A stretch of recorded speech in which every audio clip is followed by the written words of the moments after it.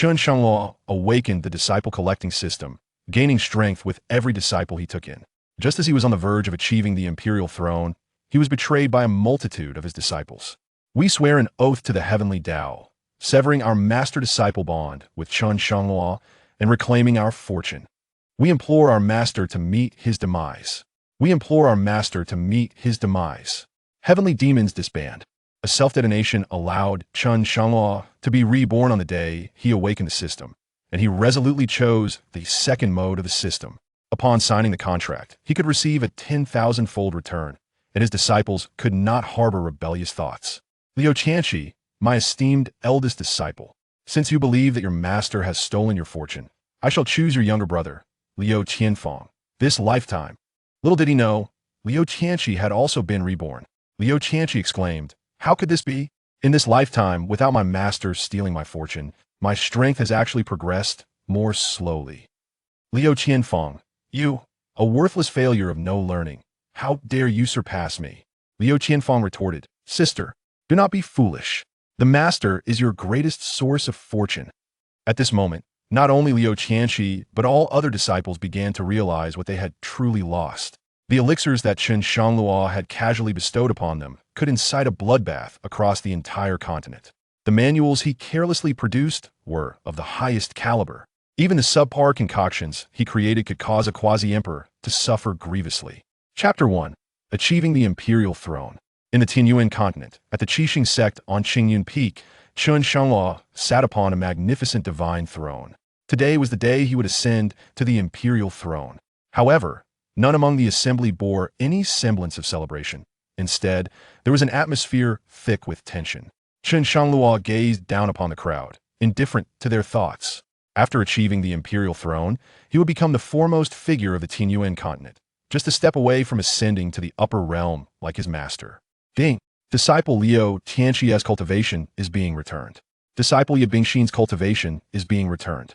Disciple Chu Qiu's cultivation is being returned. Disciple. He lifted his gaze to the sky, a bitter smile forming. Master, did you not say that you would return to see me on the day I achieved the imperial throne? In his previous life, Chen Shangluo was merely a laborer, subjected to the humiliation of his superiors. That fateful night, after work, he closed the novel he was reading, fantasizing himself as a decisive protagonist, and gradually fell into slumber. Little did he know, upon awakening, his dream had materialized, transporting him to this ruthless world of cultivation. Rescued by a beautiful master, he awakened the system. I am but a single character, look. Do you wish to take me as your master? He vividly remembered that scene. In the midst of hunger and cold, it was Luo who extended her delicate hand, offering him hope for survival. He did not disappoint her, utilizing the system to gather the world's talents as his disciples. He painstakingly assisted them in their cultivation, and with the returned cultivation, he was on the verge of achieving the imperial throne. Ding! Cultivation settlement complete. Return begins. Chen Shangluo felt the imperial throne he was coalescing was becoming increasingly solid. Once it fully materialized, he would achieve the throne. Why do you hesitate to bow? What are you waiting for? Beneath the throne, doubt flickered among the crowd. They had gathered with the intention of taking advantage of his moment of weakness while solidifying the throne to shatter his imperial dreams. Yet, none expected Chen Shangluo's breakthrough to be so effortless, not at all resembling a moment of weakness. What a joke! His spiritual power, sourced from the system's return, was the purest in existence. There was no such thing as a moment of weakness. Just as the crowd prepared to kneel, a figure in white robes appeared in the sky. Standing with arms crossed, he glared fiercely at Chen Shangluo. Chen Shangluo, you, as the esteemed leader of Qixing Zone, are engaging in demonic deeds. Today, I shall act on behalf of the heavens and cleanse the gates of Qixing Zone. Chen Shangluo's lips curled into a smirk, his eyes filled with scorn. Longhua, today, I shall still address you as senior brother. After today, if I call you senior brother again, will you dare to respond? You, Longhua was rendered speechless. Achieving the throne would make one the pinnacle existence in the realm of cultivation, recognized by heaven and earth. To respond would invite karmic backlash. It is merely a battle of words. Today, I will not allow you, a demonic figure, to achieve supreme sovereignty. Oh, with nothing pressing to do, Chen Shangluo could not help but tease. Senior brother Long, do tell. Since coming to Qixing Zone, I have hardly descended the mountain. How could I be the demonic figure you speak of? Ha ha, good. I've been waiting for this very statement. Long Ma produced a stack of records from his spatial ring. These are your daily expenditures in Qixing Zone over the years. Except for the first day you entered the sect when you took some low-grade crystal stones, you haven't touched the foundational pills or spirit pills in your daily life. Can you explain to everyone how you manage that? Since you have rarely descended the mountain in these years and have not participated in any treasure hunts in the secret realms, how could you have broken through to your current level? Cultivators of the righteous path share a common understanding. To break through to the foundational stage, one must have foundational pills to assist, and spirit pills are indispensable for daily cultivation, as the spiritual energy of heaven and earth is not only thin, but also rife with impurities. Unless, the crowd began to speculate. This is simply absurd. You mean to tell us that you have not utilized any sect resources over the years, and yet managed to forcefully break through the barrier to becoming an emperor? Without using spirit pills, even if all the spiritual energy of the continent were combined, it would not be sufficient for him to break through to the emperor level. They had guessed something, yet none dared to speak it aloud. Only Long Ma. He had come to expose Chen Shangluo, and naturally, he would not spare any face. Ha ha ha. Are you afraid now? Let me speak for you. You are using demonic methods. Only through demonic power can one absorb the spiritual energy of others for oneself. You are a true practitioner of the demonic path. With me here today, I will surely dismantle your throne through discourse. Long Ma, in his arrogance, believed that the throne must be recognized by the heavenly principles to take form. If Chen Shangluo failed in discourse, not only would the throne shatter, but he would also suffer a backlash, making future accomplishments nearly impossible. Chen Shangluo shook his head, finding it amusing. You say I am of the demonic path, so that makes it true? Absorbing the spiritual energy of others? Have you ever seen a corpse or a demonic pill on my Qingyan Peak? This, Long Ma had indeed sent people to investigate and found no such signs. You speak with a silver tongue. Perhaps your methods are so extraordinary that you have hidden these signs. Do not shift the concept. I ask, by what means have you broken through step by step? Chen Shangluo snorted coldly, unwilling to explain this matter. Would he tell everyone that he possessed a system, and that his disciples' cultivation was equivalent to his own? On Qingyan Peak, with thousands of disciples, could they all return their cultivation to him? Regardless of whether they would believe it or not, Long Ma was determined to destroy his throne. What need is there for accusations when there are no grounds? Even if he explained, Long Ma would undoubtedly have a backup plan. At that time, one problem after another would arise. How long would he have to keep explaining? Suddenly, Chen Shangluo waved his right hand, and a giant palm descended from the sky. Long Ma was taken aback, drawing his sword.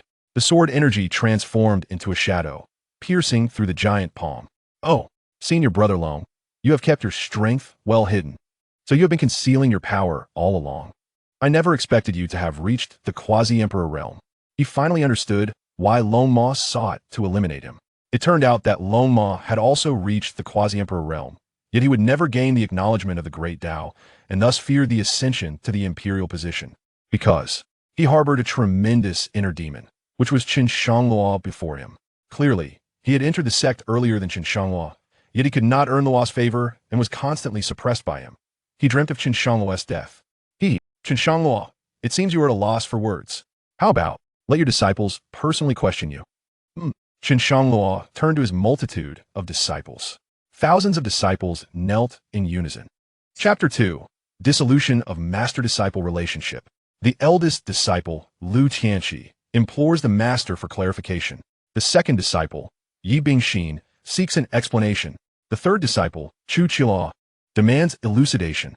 The fourth disciple, and all the disciples together call for the master's explanation. What is the meaning of this? Chen Shangluo was taken aback. The usually obedient and docile disciples had surprisingly banded together today to confront him. Ha ha ha ha. Chen Shangluo, you need not be astonished.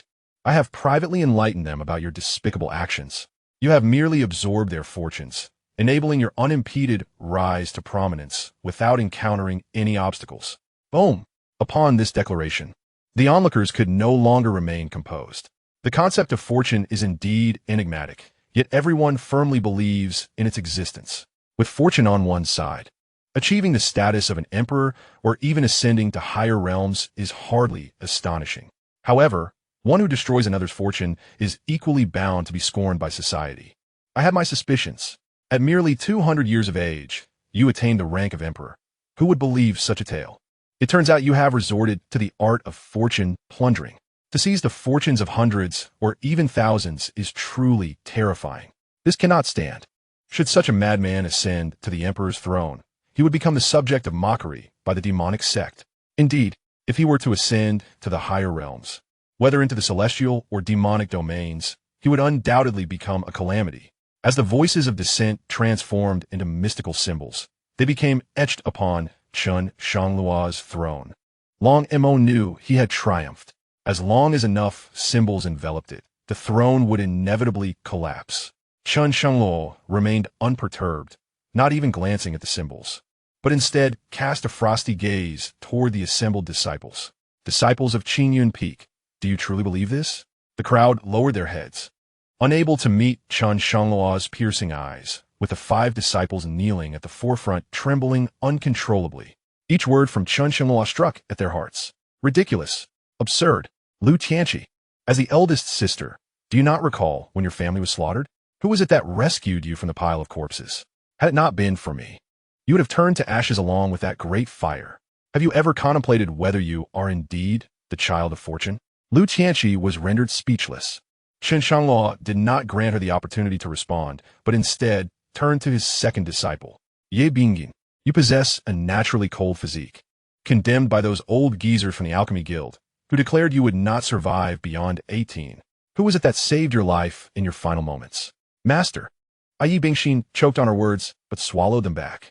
Zhugulu, you are born with the power of the laws of death.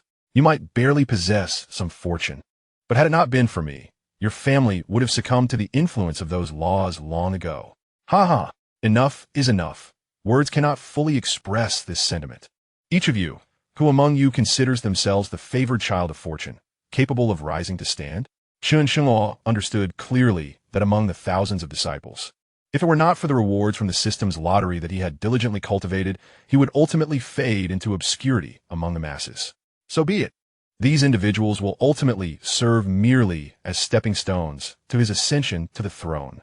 Perhaps only his master, who has long since ascended, truly harbors sincere intentions for him. Suddenly, a chill swept over his countenance. Oomph. You scheming lot, intent on usurping my throne. Today, allow me to demonstrate. My throne requires no endorsement from the heavens. With my presence, it is the rightful path. As Chen Shangluo's furious shout echoed, the runes upon the throne shattered into fragments. An abundance of spiritual energy, seemingly from nowhere, cascaded above his head. Once I ascend to the imperial realm, I shall obliterate you all here. What a jest. All my breakthroughs stemmed from the system's returns. When have I ever sought anything from the heavens? Since I have made no requests, why must I seek their approval? At this moment, Chen Shangluo was merely waiting for a singular individual, someone who occupied his thoughts day and night, a person he longed for with great intensity. Ha! Master, your disciple is truly inept, unable to await your presence for the ceremony.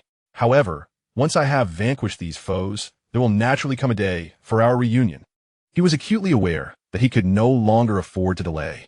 Long Mo had successfully incited rebellion. The onlookers from other sects were already envious, and he could not wait for them to gather. Moreover, Long Mo was already a quasi-emperor, truly threatening his consolidation of the throne. This is dire. Fellow Taoists, please lend me your strength. This demon, Chen Shangluo, is on the verge of successfully consolidating his throne. The crowd below began to weigh their options. If Long Mo could indeed destroy the throne, they would certainly strike while the iron was hot, siding with Long Mo. Yet, seeing that Chen Shangluo still had a chance at success, who among them dared to take that risk? Once Chen Shangluo achieved the imperial rank, would their own sect not face impending doom? Long Mo gritted his teeth, unleashing various attacks upon the throne, all of which were effortlessly thwarted by Chen Shangluo. Panic set in for Long Mo. Observing the speed at which the throne solidified, it would take but a brief moment before he would completely achieve the imperial status. After that, no one in the Tianyuan continent would stand as his rival. Liu Tianji, Ye Bingyin, Cheheu Shuliao. Why do you not swiftly sever your master-disciple ties with this demon? I refuse to believe that without your fortune, he can still ascend to the imperial realm. Yet, uncertain whether the master was truly as Long Mo claimed, the crowd remained hesitant. No more hesitation. Long Mo bellowed in fury. Just moments ago, you all pressured him. Given his character, he would dare to extract your fortunes. Once he achieves the imperial rank, you will all be of no further use to him. Can he possibly spare you then? Upon hearing this, Lu Tianqi stepped forward. She is the most gifted among her disciples, yet the most arrogant. She has always firmly believed that her strength is solely the result of her relentless effort. In fact, she feels that had it not been for Chen Shangluo extracting her fortune, she could have reached even greater heights. I, Lu Tianqi, hereby declare my vow to the Tao of Heaven. Today, I sever my master-disciple relationship with Chen Shangluo. Ding. The system detects Lu Tianqi's dissolution of the master-disciple bond. Her cultivation will now commence its formatting. Chapter 3. The Disintegration of the Immortal. What? Chen Shangluo's mind was shaken to its core. Damn. He never anticipated that Lu Tianqi would be so resolute. When he initially chose the system, there were two modes available. One allowed for unlimited disciples, but came with the drawback that the master-disciple relationship could be severed at any time. The other required a minimum favorability of 80 to recruit disciples, but the advantage was a tenfold return on cultivation, which could never be undone unless one perished. The downside was that gaining favorability was exceedingly difficult. In his naivety, Chen Shangluo, new to the world of cultivation and unaware of the treachery of human nature, had chosen the first option for convenience, believing in the power of numbers. His choice was later validated as he hardly needed to venture down the mountain. He would simply select a batch of disciples at the recruitment conference, ensuring a steady stream of cultivation. However, this decision had now become his death knell. Having lost a portion of his cultivation, a breach suddenly appeared in the blockage imposed by the Tao of Heaven. Crack! Seizing this opening, the heavens unleashed a punitive lightning strike directly upon Chen Shangluo. Upon witnessing this, Long Mo erupted into maniacal laughter. Ha ha! I told you! I told you! He has undoubtedly employed demonic means. How could you, Chen Shangluo, possibly compare to me, Long Mo, if not for siphoning the fortunes of these disciples? Lu Tianqi glared at her fellow disciples. What are you waiting for? Chen Shangluo has lost his fortune and is on the brink of losing the imperial throne. Is the outcome not evident? Everyone has now concluded that Chen Shangluo has absorbed their fortunes. I, Yi Bingxin, hereby declare my vow to the Tao of Heaven. Today, I sever my master-disciple relationship with Chen Shangluo and reclaim all my fortunes. Crack! The heavens once again unleashed a punitive lightning strike. I, Chuchulaw, hereby declare my vow to the Tao of Heaven. Today, I sever my master-disciple relationship with Chen Shangluo. I reclaim my fortune and vow to stand against the demonic path. Crack! Crack! With each severance of the master-disciple bond, punishment rained down upon Chen Shangluo. With nearly half of the disciples having declared their vows, Chen Shangluo's cultivation plummeted drastically, rendering him powerless to withstand the next bolt of heavenly tribulation. In the celestial realm, a celestial maiden clad in flowing white stood before the teleportation array. It is said that familiarity breeds fear. Even after ascending, Luo was no exception. After a series of preparations, she finally secured the opportunity to descend to the mortal realm. Shangluo, I have sensed it. You are on the verge of attaining the imperial throne. My master has been delayed by certain matters, yet I hope to arrive in time for your grand ascension ceremony. However, as long as we can meet again, none of this will matter. The thought of that mischievous disciple brings a smile to her face, leaving the guards momentarily entranced. 8th grade, lower celestial Luo, you may commence the teleportation. With a heart brimming with excitement, Luo stepped confidently into the teleportation array. Upon reappearing, she found herself hovering above Qinyan Peak. A beam of golden light enveloped her, gently descending like a celestial being untouched by the mundane world. Yet, as she beheld the scene before her, her heart plummeted to despair. Thunderbolts rained down upon Chen Shangluo, while below echoed the voices of those reveling in misfortune. One by one, the disciples swore oaths to the heavens, severing their ties of master and disciple with Chen Shangluo. The imperial throne beneath Chen Shangluo swayed precariously, threatening to collapse at any moment. Luo had no time to ponder. She dashed directly to Chen Shangluo's side. Shangluo, forgive me. I have arrived too late. In his final moments, Chen Shangluo believed he was hallucinating. Master, is it truly you? He exerted every ounce of strength to reach out, yet could not lift his hand. Luo grasped his hand and pressed it against her face, tears cascading down uncontrollably. Chen Shangluo felt the warmth of her touch, and only then did he trust that Luo had indeed returned. Huh, how wonderful to see my master one last time before departing this life. It is a solace amidst sorrow. Yet, I wonder in this death, will it be the end, or return to my former world? Luo did not comprehend his final words, but they were of little consequence. She slowly turned, a chilling malice enveloping Qingyun Peak like a tangible force. Long Mo, you possess an audacity most audacious. It was only then that Long Mo truly beheld her stunning visage. Luo, Master Ant. Please, allow me to explain. It was Chen Shangluo. After your departure, he fell into the demonic path, absorbing the fortunes of these individuals. I am merely executing heavenly justice. Oomph. Luo scoffed, her voice resonating throughout Qingyun Peak, an icy aura sending shivers down spines. Executing heavenly justice? Your vile intentions are well known to all. You need not don a false guise. Moreover, Shangluo is my disciple. Whether he walks the demonic path or not is beyond your judgment. With a swift motion, Luo embraced Chen Shangluo with one arm while her other hand formed a gesture, summoning her sword, which flew directly towards Long Mo. In a state of panic, Long Mo drew his own sword to defend himself, only to find his weapon suddenly weightless, as Luo's strike was effortlessly neutralized. Suddenly, Long Mo recalled an ancient secret text, a twisted smile spreading across his face. Ha ha ha ha, I almost forgot. When a celestial descends, they must enter the world with the cultivation level of a quasi-emperor to evade the interception of heavenly principles. If I am not mistaken, Master Luo, the strength you can currently muster is merely that of a quasi-emperor. As a fellow quasi-emperor, I am backed by numerous sects. What can you do against me? Instead, let us engage in a fleeting union as husband and wife for a day, and I shall spare Chen Shangluo's life. How does that sound? Long Mo has long coveted Luo's beauty, yet has been constrained by the hierarchy of age and status, unable to express his desires.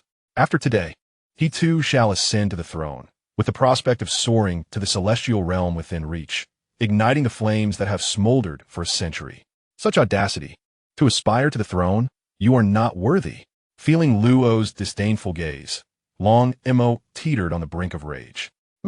Once I capture both you and your disciple, we shall see if I am worthy. Chen Shangluo tugged at Luo's sleeve. Master, my heart pulse has ceased. I cannot survive. You must return to the celestial realm and escape. Luo's heart trembled. She had not anticipated the severity of Chen Shangluo's injuries, having lost all cultivation and suffered a shattered heart pulse. She gently caressed Chen Shangluo's cheek. Shangluo, it is all right. If you depart, I shall not cling to life. I only hope that in the next life, you will no longer be my disciple, nor I your master. In the next life, I wish for you to call me Luo. Before Chen Shangluo could fully comprehend her last words, he succumbed, the hand that had clutched her sleeve falling limply. Luo positioned his body respectfully and placed her sword upon him. Then she turned, her tears long dried, her eyes filled with resolve. You have wronged my disciple gravely. Today, I shall make you pay. With her hands, she began to weave intricate and profound incantations. Célestial désintégration technique. As she unleashed her spell, fissures began to appear across her body. This is bad. She intends to self-destruct. The crowd scattered in panic. But who could contend with a celestial being resolved to die? Boom! Centered around Luo, a cataclysmic wave of energy radiated outward. Where it passed, not a blade of grass remained. The entire Qingyun Peak was laid to waste. Silence returned. It was as if no life had ever graced this place. Ding! Awakening of the Disciple Recruitment System successful. Please select a mode. Mode 1. Chapter 4. Rebirth. Pain. Excruciating pain. Chen Shangluo felt as though his entire body had come undone. Am I not dead? Is this hell, heaven, or have I returned to Blue Star? Struggling to open his eyes, everything before him felt so familiar. Isn't this my master's room? After his ascension, he had cleaned it daily, every detail etched in his memory. Ding. Congratulations, host, on awakening the Disciple Recruitment System. Please select a mode. Mode 1. Infinite mode. Unlimited disciples can be accepted without any restrictions. For each disciple taken on, a random reward will be granted, and either party can terminate the master-disciple relationship at any time. Cultivation distribution is 1-to-1.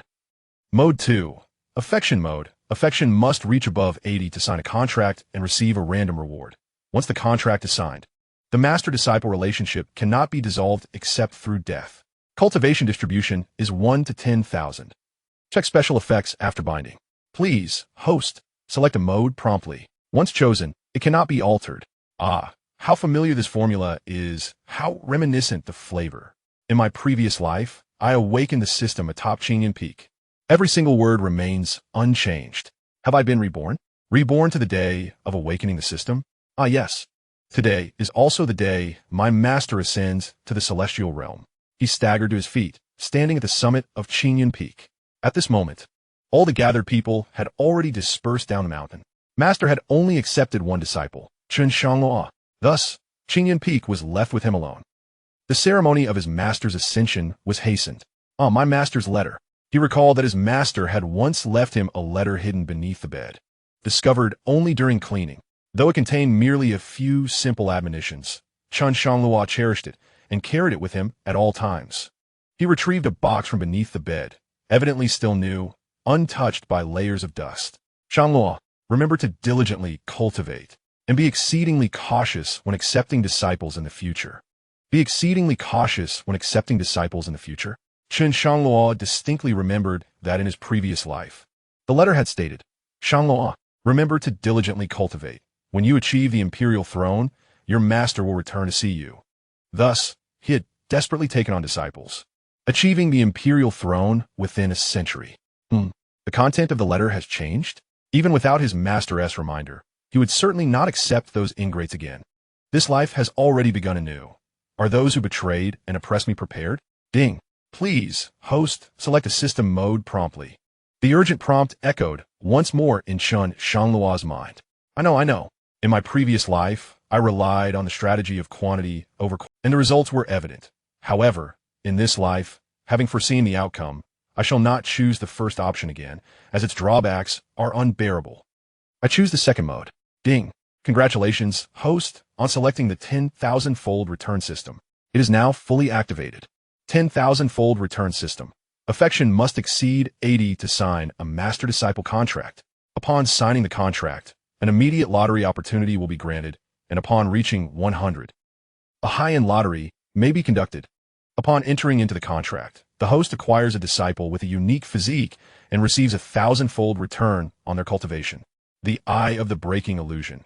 It allows one to perceive the fondness of others and the special physiques they possess. Furthermore, the disciple's death does not result in the loss of cultivation. Upon hearing the series of notifications from the system, Chen Shangluo was momentarily taken aback. With a resounding clap of his thigh, he exclaimed, "Goodness! System, you have truly ensnared me.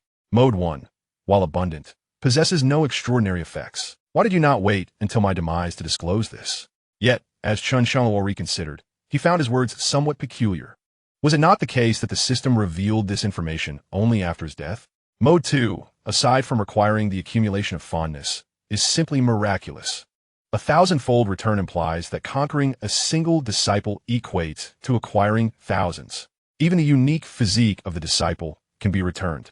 If one were to gain 10 disciples with special physiques, they would permanently possess 10 distinct abilities. Most importantly, the disciple's death will not lead to the loss of cultivation. Henceforth, there would be no concern regarding the limitation of one's strength. Additionally, this eye of the breaking illusion enables the probing of others' information, combined with the memories of his past life, allowing him to bridge the gap of information entirely. After a brief moment of elation, Chen Shangluo calmed his thoughts. His master ascended today, and in 2 days, the Lu family would meet their demise.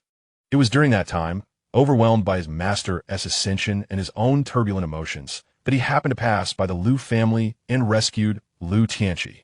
Alas, there was another child nearby, but at that moment his power was limited, allowing him to save only one. He often wondered what had become of that boy. Chen Shangluo's thoughts drifted back to his previous life. He had heard the voice of a young boy within the house. The enemies of the Lu family were conducting extensive searches for any survivors, and to avoid leaving anyone behind, Chen Shangluo resolutely chose to escape with Lu Xianxia. He later sought the boy, but found no trace of him. In such fleeting encounters, having accomplished this much, Chen Shangluo felt no guilt in his heart. "Xianxia, my beloved disciple, this time, My master will ensure you experience the despair of betrayal and the face of death. A fierce determination crossed Chen Shangluo's features. He wished to witness firsthand how this wretched disciple, responsible for his own demise and the inability to reunite with his master, struggles in agony at the brink of death. Today, I shall make my way to the Lu family, delivering hope to Lu Xianxia, only to lead her into despair. It is not that Chen Shangluo is cruel. Rather, he has invested too much of himself in this eldest disciple. This grudge must be repaid. Otherwise, his thoughts cannot find peace.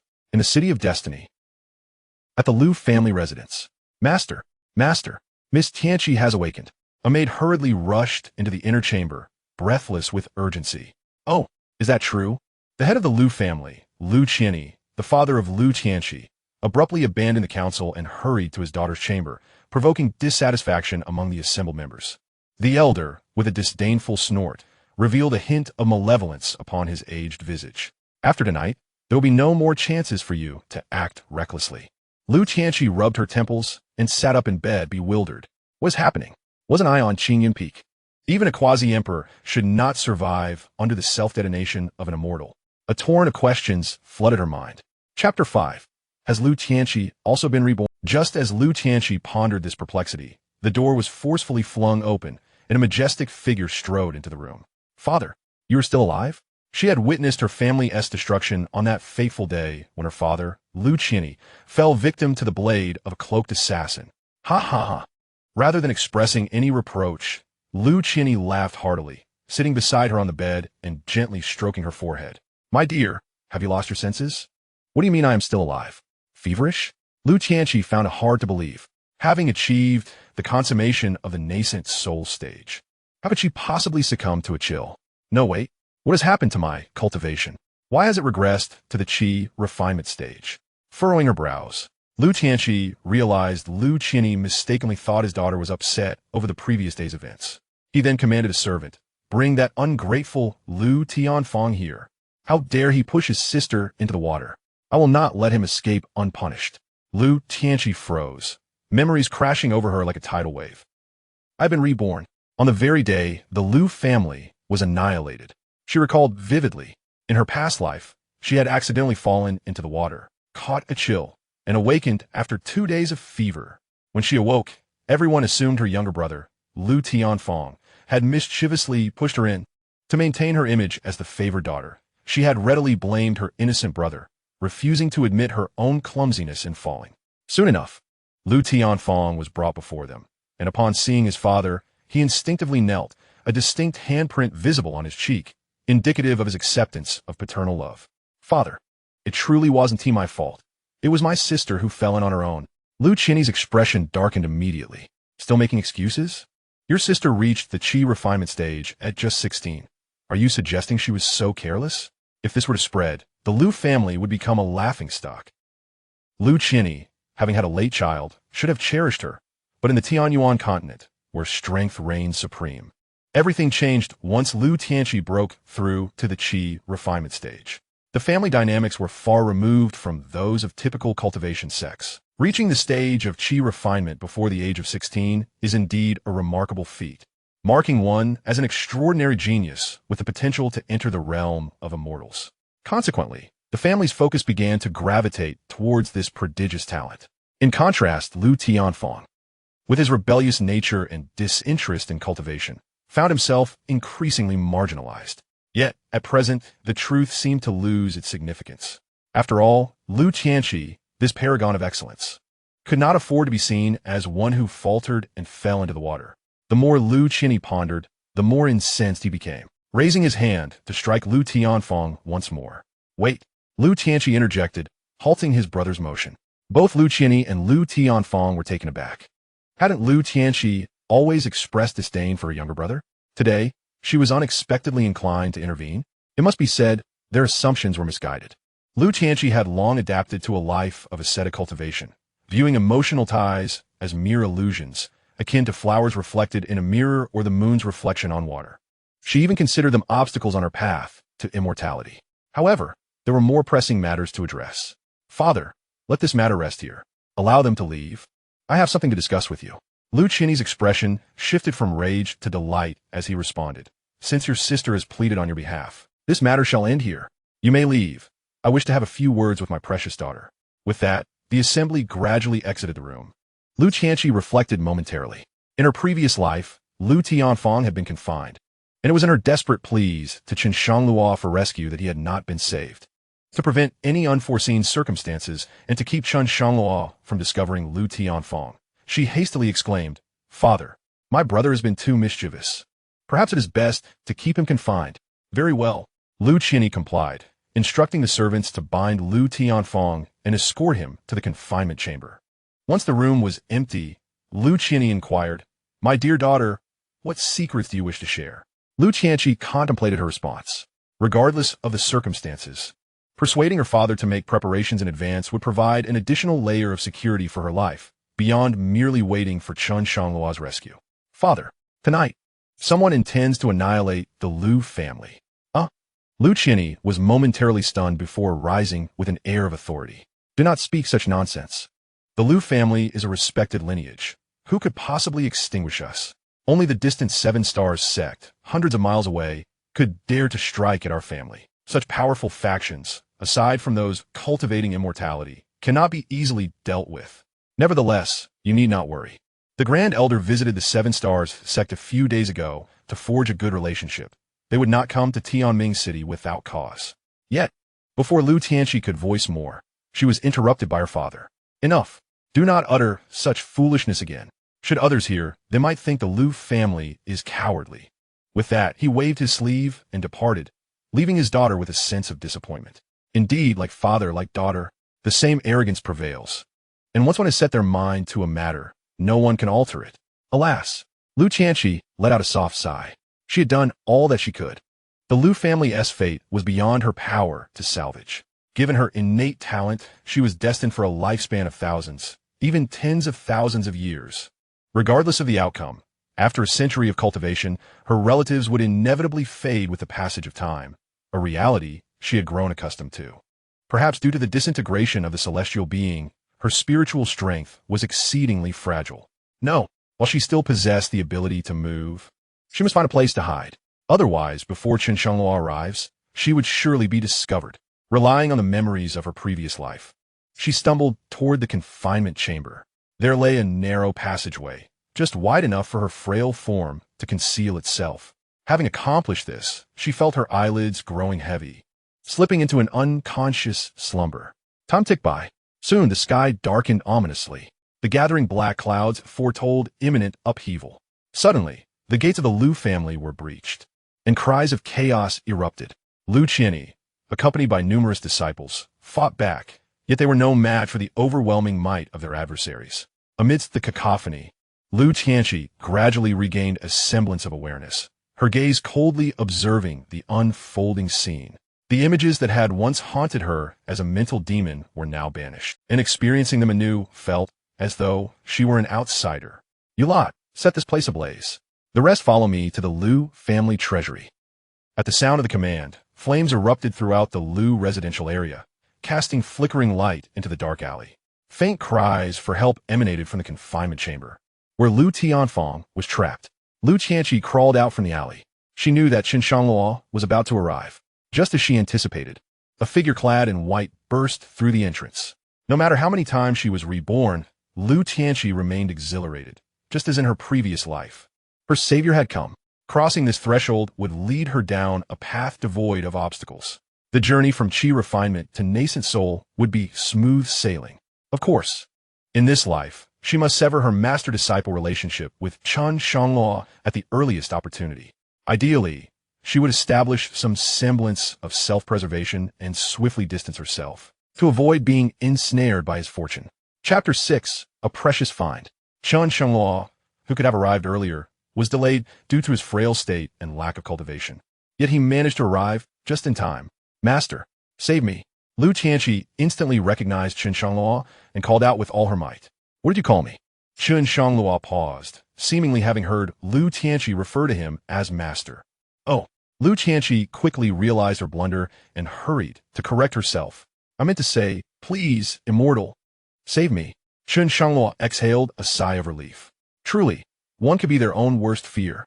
Perhaps it was the habit formed in a past life of hearing her address him as master that led to a momentary illusion. The eye of disillusionment activated.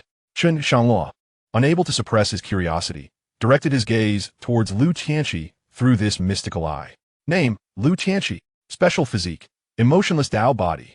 Initial cultivation speed is moderate, but following the formation of the nascent soul, she can attain enlightenment through severing emotional ties and refining her spirit, leading to an astonishingly rapid advancement until she achieves imperial status.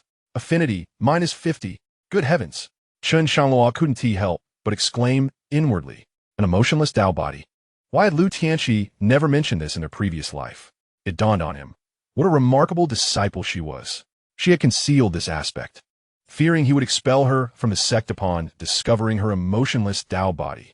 Fortunately, the disciple collecting system of Mode 1 would not automatically return special physiques. Otherwise, he would have been utterly deceived. The Tianyuan continent places immense value on lineage. It is evident that the first step to ascend is to sever ties with one's beloved. Such a person, despite possessing exceptional innate qualities and the potential to swiftly reach imperial status, would find no one daring to approach her. At last, he comprehended why she had been the first to stand forth when a heavenly oath had been sworn. As Chen Shangluo's gaze continued to descend, his heart shattered upon seeing the -50 affinity. What deeds had he committed in his past life to earn a disciple with a negative affinity? He felt that even death would not be unjust. Seeing Chen Shangluo unmoved, Lu Qianxi persistently knocked her head against the ground, to the point of drawing blood. Her face was streaked with tears. Please, immortal, save me. Bang. Please, immortal, save me. Bang. Chen Shangluo had initially contemplated ending this troublesome disciple with a single blow. But thoughts of the heavenly punishment he had endured in his previous life sent shivers down his spine. He grasped Lu Tianxi's chin between his fingers. Give me a reason to take you with me. Lu Tianxi's mind was nearly overwhelmed. How was this scenario so different from the script of his past life? Was it not supposed to be that Chen Shangluo, seeing her pitiable state, would lift her up and carry her outside, only to hear cries for help from the confinement room?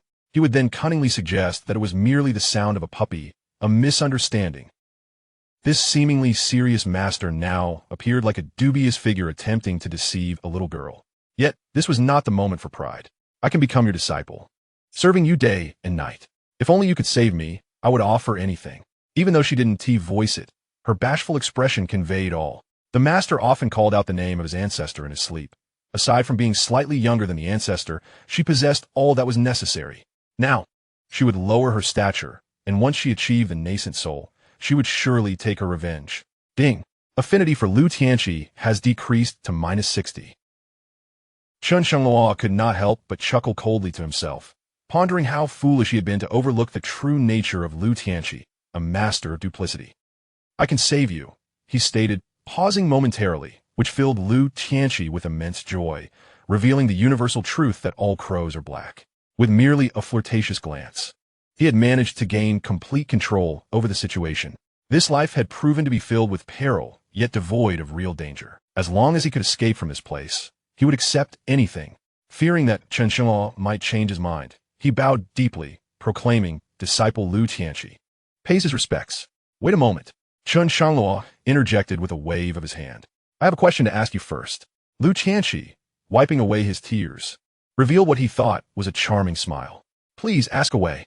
Feigning deep contemplation, Chen Shangluo inquired, when it comes to tofu pudding, do you prefer it savory or sweet? Who on earth asks such a question before taking on a disciple? Nevertheless, Lu Tianxi's will to survive was overwhelming. I like both. Whether sweet or savory. As long as master enjoys it, I shall too. Rising to his feet, Chen Shangluo sighed deeply. Alas, I must apologize. I have never been fond of tofu pudding. Thus, it seems we're not destined to be master and disciple after all. Please, wait a moment. Lu Qianxi stood there, eyes glazed over, momentarily lost in a void of thought. How could this be? Impossible. Surely there had been some mistake. Struggling to rise, a wave of weakness rendered even lifting his hand a daunting task. Chen Shangluo paid him no further heed, instead stepping into the small dark room he had previously avoided. Creak! The door swung open, revealing a young boy of about 10, curled up in a corner, bound by ropes, evidently having been punished. Indeed, there was someone inside. Only Lu Tianqi could have claimed that it was merely a barking dog. Who are you? The frightened boy stammered. As he answered the boy's question, Chen Shangluo set about untying the ropes. Do not fear. I am here to rescue you. Lu Tianfang clung to Chen Shangluo with fervor, refusing to let go. As if he had found a lifeline. The divine eye of perception awakened. Name, Lu Tianfang. Special physique, supreme sword body. Possesses extraordinary comprehension of swordsmanship. Endowed with innate sword intent from birth, which manifests as excessive physical strength due to an inability to refine it. Affinity, 50. The supreme sword body? Such a rare and exceptional physique had scarcely been seen in the Tianyuan continent, and most who possessed it were renowned figures. Why had he never heard of someone named Lu Tianfang in his previous life? To his astonishment, in rescuing the boy, he had stumbled upon a treasure. However, the affinity rating was rather touching. The debt of gratitude is only 50%. It must reach 80% before a contract can be signed. Regardless, if I can forge a contract with him, I too shall acquire the supreme sword body. First, I shall take him back. He effortlessly hoisted Lu Tianfang onto his shoulder, giving a pat to his rear. He is considerably lighter than Lu Tianqi was back then. This will save a great deal of energy. Chapter 7. The Heavenly Grudge. As soon as he stepped outside, Lu Tianfang spotted Lu Tianqi on the ground. Immortal, my sister. That is my sister. I implore you, please help save her. Chen Shangluo feigned ignorance and continued towards the courtyard gate. Lu Tianqi grasped his pant leg tightly. Take me with you, I beg of you. I shall never eat tofu pudding again. Chen Shangluo shook his head with a sigh. The streets are swarming with men in black. I can only take one of you. Lu Tianfang wished to plead for his sister, but Lu Tianqi interjected. Master, taking me with you is far better than dragging along this boy. I can serve you.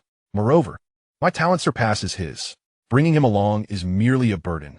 Upon hearing her words, tears of grievance streamed down Lu Tianfang's face. He fell silent, no longer speaking. Chen Shangluo shook his leg, freeing himself from Lu Tianqi's grasp. Suddenly, the sound of galloping hooves echoed from outside. This is bad. Someone is coming. Chen Shangluo swiftly lifted Lu Tianfang and dashed out. Drawing upon the experiences of his previous life, he knew precisely where to avoid the men in black, navigating effortlessly. Soon, they exited the Lu family estate. Along the way, Lu Tianfang remained silent and unmoving, like a soulless puppet, allowing Chen Shangluo to maneuver him as he pleased. Not long after they departed, another figure clad in white appeared at the Lu residence. His white robe mirrored that of Chen Shangluo's, adorned with 7 embroidered stars, representing the 7-star sect. How did the task proceed? The men in black, accompanied by the Lu family's elder, approached the young man in white and bowed respectfully. Lord Long-Mo, we have completely emptied the Lu family's treasury. There is nothing of further value. Long-Mo nodded slightly. You may all leave. I have other matters to attend to. We shall regroup later. Yes. Once everyone had departed, Long-Mo made his way to the main hall. His destination clear, the direction of the confinement room. It served as both the confinement chamber and the quarters of Lu Tianqi. Hearing footsteps approaching, Lu Tianqi felt a surge of hope, mistakenly believing it to be Chen Shangluo returning to rescue her. However, she was all too familiar with Chen Shangluo's presence. He never wielded a sword. Realizing it was not Chen Shangluo, she struggled to crawl into a pile of clutter. Yet, in her haste, the hem of her skirt betrayed her, revealing a small portion outside. Long-Mo had long since detected the situation, for he had reached the pinnacle of Foundation establishment, capable of perceiving even the slightest movements. He murmured softly, who would have thought that upon my rebirth, I would find myself on the very day of seizing the treasures of the Lu family. Chen Shangluo, you are still unaware of my return, aren't you? Your most cherished disciple is about to fall into my grasp. To usurp fate, do you think you are the only one capable of such a feat? The technique of fate transference. In my past life, I was overly arrogant, believing that I could ascend to the throne of an emperor without the aid of demonic arts. I cast it aside as if it were worthless. Reflecting on this, I could hardly restrain myself from striking my own face in frustration. Why? Why must you always overshadow me? Today, the fortune that belongs to you shall be mine. Lu Tianqi is merely the beginning. All your other disciples shall follow suit. One by one into my fold. Once I reach the status of quasi-emperor, I shall absorb their fortunes and claim my throne. Ha ha! So, it is. Long Mo has also been reborn and is aware of the methods to deprive others of their fortunes. Even having thoroughly investigated the circumstances of Chen Shangluo's disciples due to jealousy in his previous life. Among them, he discovered that Lu Tianqi was, in fact, a remnant of the Lu family. He attributed all his failures in the last life to the insufficient fortune of his disciples, and now seeks to claim all of Chen Shangluo's disciples for himself. Afterward, he adjusted his attire, attempting to leave a favorable impression on Lu Tianqi. No need to hide. I see you.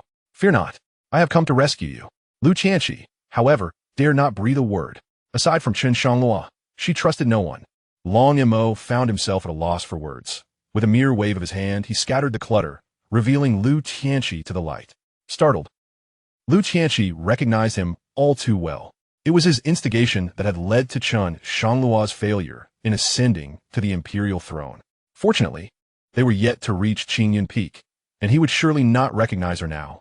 Long Mo shook his head, thinking to himself, indeed, she is a favored child of destiny, inherently more composed and cautious than others. He could not help but compare her to his own disciples, growing increasingly convinced that his inability to achieve emperor status stemmed from poor choices in disciples. Would you be willing to take me as your master? The Lu family has been annihilated. I shall take you back to Qiyun Peak for training, and when you have attained mastery, the day of your vengeance will arrive. Long Mo even contemplated framing the destruction of the Lu family upon Chen Shangluo. Plop. Without hesitation, Lu Tianqi knelt and bowed her head. Regardless of who it was, as long as they could lead her away from the Lu family without being discovered by the cloaked figures, her nightmares would finally come to an end. Truly, she was a child of fortune. Even without Chen Shangluo, others would come to her rescue. Master, I humbly bow before you. Good. Long Mo repeated the word, as if envisioning his own ascension to emperor before Chen Shangluo. To prevent Lu Tianfang from being relentlessly pursued, and given that his own strength had yet to be restored, Chen Shangluo urged their steed onward with great haste, unwilling to entertain even the slightest negligence. The two shared a single mount, with Lu Tianfang in the lead and Chen Shangluo following closely behind. Hey, Lu Tianfang, have you perhaps suffered from acute stress disorder? Are you unable to speak? Lu Tianfang did not comprehend the meaning of acute stress disorder, yet considering that the other had saved his life, he felt it inappropriate to continue displaying indifference. Thus, he shook his head and replied, no, it's just, I find it hard to understand why my sister calls me a burden. Chen Shangluo was taken aback. The lad, who appeared so naive and simple-minded, harbored such profound thoughts. There was nothing perplexing about it. Some individuals live for the sake of others, while others exist solely for themselves. Both are forms of obsession. As long as one remains true to their heart and maintains clarity of thought, there is no need to become ensnared in trivialities. As he spoke, Chen Shangluo's tone carried a hint of self-mockery. Would he not also ensnare by obsession? In his fervent desire to meet his master, he tirelessly recruited disciples, yearning for rapid ascension. Yet the outcome was far from satisfactory, and he often wondered how his master fared in the celestial realm. Lu Tianfang appeared to grasp only fragments of this, yet his mood noticeably improved. Ding! Lu Tianfang's favorability rating rose to 60. What a delightful surprise! Who would have thought that a bit of moral instruction could enhance favorability? It seemed he would need to engage Lu Tianfang in philosophical discourse more often. After traveling a distance, Lu Tianfang finally began to speak. I have made a decision. Chen Shangluo perked up, genuinely curious about what remarkable decision a mere child could possibly make. Yet, in the interest of fostering favorability, he feigned keen interest. From now on, I shall no longer be called Lu Tianfang. I will be known as Xianxia. He would forever remember the vendetta against the Lu family. As he uttered these words, Lu Tianfang, no, now he must be referred to as Xianxia, exuded a fierce sword intent that nearly overwhelmed Chen Shangluo. What do you mean? You intend to call yourself Xianxia? Chen Shangluo finally understood why. Despite possessing an unparalleled sword body, he could not recall the existence of this individual. The truth was, he had merely changed his name. Chapter 8. The Unparalleled Sword. Xianxia, known as the Ghost-Seeking Sorrows. In the martial world, no one knew his surname. At 16, he comprehended first-level sword intent. At 18, he grasped second-level sword intent. By 30, he had realized the sword heart, remaining undefeated in battle. At 50, he broke into the nascent soul stage. hinting at an imperial demeanor. After 60, he overcame 2 realms to enter the Great Ascension. Yet, due to the tenacity of his inner demons, he could never take that final step. Recalling this legend from his past life, Chen Shangluo gasped in astonishment. He had a system to aid him in breaking through to Great Ascension before reaching a century of age, but Xianxia achieved it purely through his own diligence. If only he could sever his inner demons, who could say who would ascend to become an emperor first? Chen Shangluo felt his mind blank, utterly unable to associate the specter of his past with the child before him, who was so full of life. Perhaps the demons of his former life were rooted in vengeance, or maybe it was the guilt of not saving him that left the child desolate and alone, giving rise to such torment. He gently stroked Lu Tianfeng's head, resolved within himself, "I shall ensure you find the culprit and liberate you from this anguish." Lu Tianfeng sensed the warmth radiating from above. He could feel Chen Shangluo's tenderness. He thought to himself, "I shall walk my own path, unperturbed by others. For my state of mind remains my own. I shall reject moral coercion and revel in my own life." Ding! The system detected an increase in the affinity with Xianxia to 65. One cannot help but admire the efficiency of the system. Just as Lu Tianfeng resolved to change his name, the system had already adjusted accordingly. Oh, a swift ascent to 65? Had I known it would be this easy, I would have chosen differently.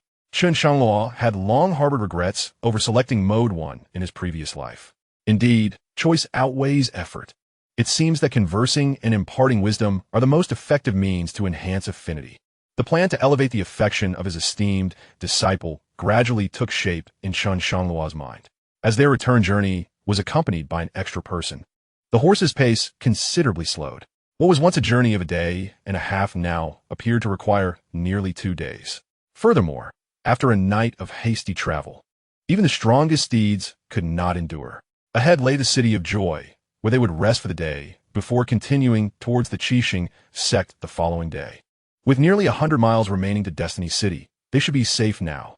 Chen Shangluo dismounted, leading the horse, and after handing a low-grade spirit stone to the guards, they entered the city smoothly.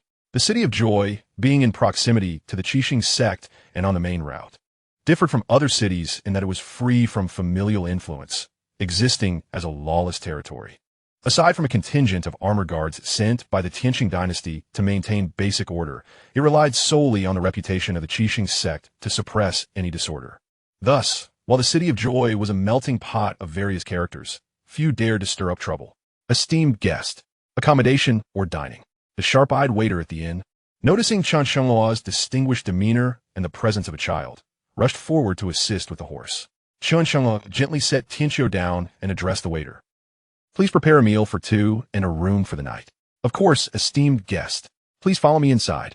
I will arrange for someone to tend to your horse." As they settled at a table, Tianxia gazed around in awe. The numerous inns in the City of Joy were far more impressive than those in Destiny City.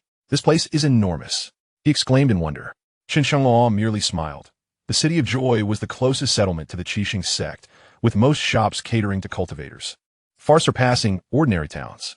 Thus, he replied, "This is not even the peak of its splendor. In a not-so-distant future, within the illustrious treasure pavilion of this city, an extraordinary sword will unexpectedly be sold, attracting treasure seekers from various sects eager to uncover hidden gems. At that moment, the City of Joy will truly reach its zenith." Chen Shangluo recollected from his previous life that the treasure pavilion had once sold an unparalleled sword as a mere processing item. Many years later, when the sword finally emerged, the pavilion realized its folly. Yet, this misfortune turned into a blessing, as people from all over the Tianyuan continent flocked to the pavilion, depleting their inventory entirely. Consequently, the treasure pavilion experienced rapid expansion, ascending to the pinnacle of trading establishments. However, that is a tale for another time, for Chen Shangluo was not present at the scene, and the identity of the fortunate individual who seized the opportunity became a closely guarded secret of the pavilion. The notion of acquiring an extraordinary divine weapon piqued Tianxia's interest. With his unparalleled sword physique, he harbored an almost fervent obsession with swords. Previously, due to the attention of his parents focused solely on him, he had to conceal his abilities to spare his sister's feelings. The sword intent within him remained unexpressed, leading to his mischievous antics. "You are truly remarkable, knowing everything," he remarked, observing Tianxia's starry-eyed admiration. which prompted him to casually inquire, "What? Do you wish to see it as well?" Xianxia eagerly nodded, his head bobbing like a pecking chick. Chen Shangluo chuckled to himself, realizing he had fallen for the boy's enthusiasm. "Ha ha ha! You, my friend, are not as innocent as you appear. All right, enough flattery for now. Let's dine first, and after our meal, I shall take you." He chuckled, aware that the boy fancied himself a destined child, dreaming of uncovering treasures. Chen Shangluo decided to give him a cautionary warning, as he himself was not affluent. "However, you must heed my lead when it comes to any treasures you desire, understand?" Tianxiu nodded once more, revealing his first smile in days. "Esteemed guest, your food and drink," announced the server, presenting a room key. "I shall not intrude upon your meal. Simply call for me should you require anything." Chen Shangluo replied, tossing 3 low-grade spirit stones onto the table. The server's eyes sparkled as he hurried to the counter with the stones. In the blink of an eye, Tianxiu devoured nearly all the dishes on the table. Chen Shangluo's face fell. He had barely tasted the food before the boy finished it all. "Can we go see the sword now?" Tianxiu blinked eagerly. With no other choice, Chen Shangluo led him toward the treasure pavilion, amused by Tianxiu's unwavering confidence. If discovering a sword were truly that simple, it would hardly have stirred such a commotion. Clop, clop, clop. The distant sound of galloping hooves approached. It was Long Mo and Lu Tianqi, who had also arrived in the City of Joy. The bumpy journey left the already frail Lu Tianqi feeling dizzy. "Master," before them lay the City of Joy, and the question arose, might we pause for a moment? "I can hardly endure this." Long Mo furrowed his brow, expressing considerable displeasure. As practitioners of the path, how could we be vanquished by such trivial hardships? Lu Tianqi felt deeply aggrieved. In her previous life at Qinyan Peak, she had never experienced any hardships at the hands of Chen Shangluo. Instead, consuming his peculiar dishes had caused her spiritual energy to flourish incessantly. Long Mo's countenance remained stern, and Lu Tianqi dared not utter another word. Approaching the city guards, Long Mo showed no sign of slowing down, casually tossing a spirit stone to the ground for the guards to retrieve, while he himself dashed into the city. The guards grumbled as they picked up the spirit stones. Observing the long robes they donned, which also marked them as disciples of the Seven-Star sect, the difference between this pair and the last was stark. They were exceedingly arrogant. "Hush!" Another guard quickly signaled for silence. "Do you wish to invite calamity?" Discussing the disciples of the Seven-Star sect could bring dire consequences. Long Mo raced through the streets, causing bystanders to scatter in fright. Suddenly, Lu Tianqi spotted 2 familiar figures entering the treasure pavilion. "Master, that silhouette resembles Lu Tianfeng." Long Mo, unaware of who Lu Tianfeng was, thought Lu Tianqi was merely trying to draw his attention, wishing to rest within the city for a night. He bellowed angrily, "Silence! Speak again, and I shall cast you aside." Chapter 9. The Sword's Name, 13. Just as Tianxiu prepared to step into the treasure pavilion, he heard the commotion outside and turned to look. Yet Long Mo and Lu Tianqi had already vanished from sight. 2 esteemed guests. No need to look further. The City of Joy frequently sees disciples from the Seven-Star sect passing through. They possess numerous disciples within the city. The innkeeper began to explain, but upon noticing the Seven-Star emblem on Chen Shangluo's robe, he promptly swallowed his words. Chen Shangluo smiled in silence, having forgotten that it was under his leadership as sect master that the decree forbidding any individual from riding through the city was enacted. At this moment, the lives of ordinary people held little value in the eyes of cultivators. To alleviate the awkwardness, Chen Shangluo deftly shifted the conversation, patting Tianxiu on the shoulder and saying, "Innkeeper, my disciple wishes to see what fine swords you have. Please show him." Seeing that Chen Shangluo did not pursue the matter further, the innkeeper felt a sense of relief. "Very well. Our treasure pavilion boasts an abundance of treasures." He began to introduce Tianxiu to sword after sword, while Chen Shangluo, bored, inspected the surroundings. He did not hold much hope that Xianxia would stumble upon an extraordinary sword. In his previous life, in pursuit of ultimate mastery, he had scarcely practiced any techniques, let alone concerning these weapons. As Chen Shangluo engaged in self-deprecating thoughts, he inadvertently overheard a conversation between Tianxiu and the innkeeper, prompting his curiosity to draw closer. "Young lad, you possess quite the discerning eye. This sword is our treasure pavilion's prized possession. If you are certain of your desire, I shall retrieve it for you to examine." Chen Shangluo followed the shopkeeper's hand to behold a long sword, resplendent with lustrous gems, displayed within a showcase. Although it remained sheathed, the jewels adorning both the hilt and the scabbard were undoubtedly of considerable worth. Yet, it was evident that this sword served merely as decoration, possessing little practical utility. Who would wish to engage in battle while risking the loss of precious gems? Surely not. Is it possible that the discerning eye of the supreme sword is so pedestrian? The crux of the matter lies in the fact that we cannot possibly afford such extravagance. Before ascending, Luo had intended to leave behind a few treasures and spirit stones for Chen Shangluo.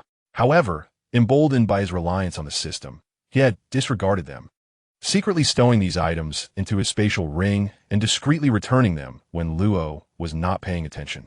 At present, the spirit stones he possessed would scarcely suffice to purchase even a scabbard.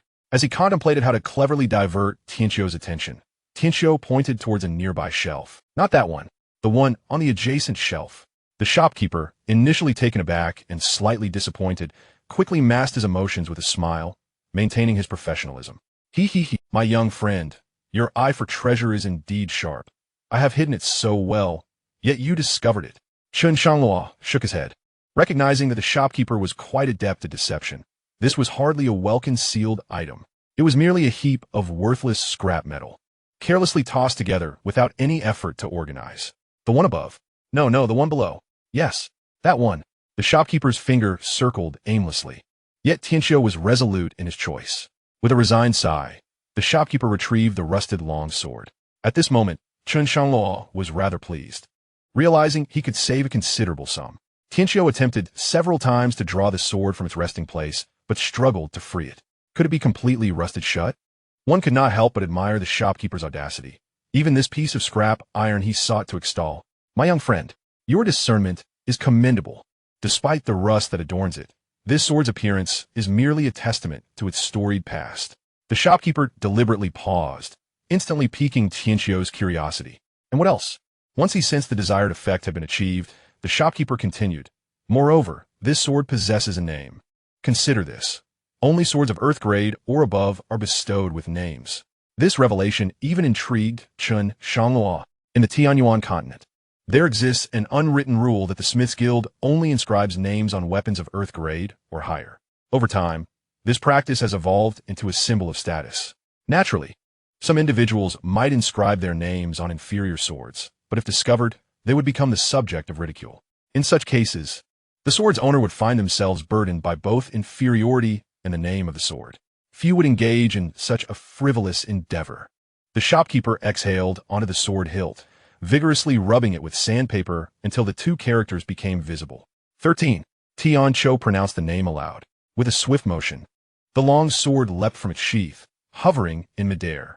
As Xianxia had surmised, the blade was entirely covered in rust, clearly indicating a combat power of 0. 13. Return. The sword promptly returned to its sheath with a creaking sound. The noise of the rusted iron was utterly embarrassing. The shopkeeper continued to boast. Once you recognize it as your own, this sword will heed only your commands. While it may not be a divine weapon, it is undoubtedly a rare treasure. Chen Shangluo could no longer bear the performance. The shopkeeper's acting was truly worthy of an Academy Award. This item could serve as a mere toy for Tianqiu. Perhaps it would even garner some favor. Thus, he interjected, "All right, enough. Just tell me, how much for this sword?" The shopkeeper extended a hand. 500 low-grade spirit stones. Fixed price. Many have inquired before. I previously sold it for 800. Chen Shangluo was left both amused and exasperated. While 500 spirit stones was not a substantial sum, the latter statement was entirely superfluous. If someone had offered 800, it would have been sold long ago. 200, not a penny more. The shopkeeper's expression darkened immediately. "Sir, are you jesting with this old man? Others may negotiate down to half, but to cut it by 200 is simply unacceptable." Chen Shangluo exchanged a knowing glance with Tianqiu and shrugged helplessly. If the shopkeeper was unwilling to sell, he would simply seek another vendor. After all, it was merely a toy for a child, and even 200 felt exorbitant. Remembering Chen Shangluo's instructions, Tianqiu reluctantly prepared to leave. 3, 2. Chen Shangluo began to count, leaving Tianqiu bewildered. 1. Wait. The shopkeeper could not resist retaining them. This maneuver was nothing short of astonishing in Xianxiao's eyes. Ding! Xianxiao's favorability increased to 68. 200 it is. This child's potential is evident. And perhaps I shall cultivate a good relationship. Chen Shangluo decisively produced 200 spirit stones, fearing the other might change their mind. Gaining 3 points of favorability was a satisfactory reward. Take care, dear customer. Do come again. The shopkeeper beamed, his face full of joy, with wrinkles that could trap a mosquito. On the way back to the tavern, Xianxia fondled 13 with delight. Ding! Xianxiao's favorability increased to 69. Ding! Xianxiao's favorability increased to 70. Suddenly, Xianxia noticed a tag peeking through a gap in the sword sheath. What is this? Chapter 10. The Eruption of Sword Intent. Chen Shangluo glanced over. The tag read 80. It is of no concern. Perhaps it is merely a serial number. In the 7 Stars sect, to facilitate disciples in claiming items, every object is assigned a number. Xianxia nodded, acknowledging that this benefactor, only slightly older than himself, truly comprehends everything. Allow me to remove it for you. However, to his surprise, upon Chen Shangluo's removal, a label was revealed beneath. 100 return. The word return within the parentheses bore an unsettling significance, and an ominous premonition arose in Chen Shangluo's heart. Following this, he encountered the 3rd and 4th labels, each inscribed with 200 return and 400 return, respectively. Chen Shangluo's countenance darkened progressively. Ultimately, he had been duped by the shopkeeper. This was by no means a serial number. It was merely a reflection of the shopkeeper's previous sales. First, the 400 inferior spiritual stones had been sold, only to be returned. Then 200 were sold, which also met the same fate. Finally, it could only be sold for 100, yet still returned, and was now down to 80. What a deceitful merchant. Xianxia, filled with curiosity, inquired, Benefactor, what troubles you? Chen Shangluo's cheeks twitched. Uncertain if admitting to being swindled would diminish his favorability, he could only swallow his grievances. Oh, it's nothing at all. Though he spoke lightly, the label crumpled in his palm, his fist clenched tightly, creaking audibly. Upon returning to the tavern and freshening up, the sky had darkened. The two then lay upon the bed, but Chen Shangluo tossed and turned, still preoccupied with the events of the day. Xianxia, perhaps too fatigued, embraced San and fell into a deep slumber. That wretched treasure pavilion. Yet, on the bright side, Xianxiao's excitement had waned, and the favorability had reached 75. Just 5 more points of favorability, and they could forge a contract to return the supreme sword body. Moreover, there was a lottery. In his previous life, Lu Qianxi's first lottery yielded a 3rd-grade cleansing pill.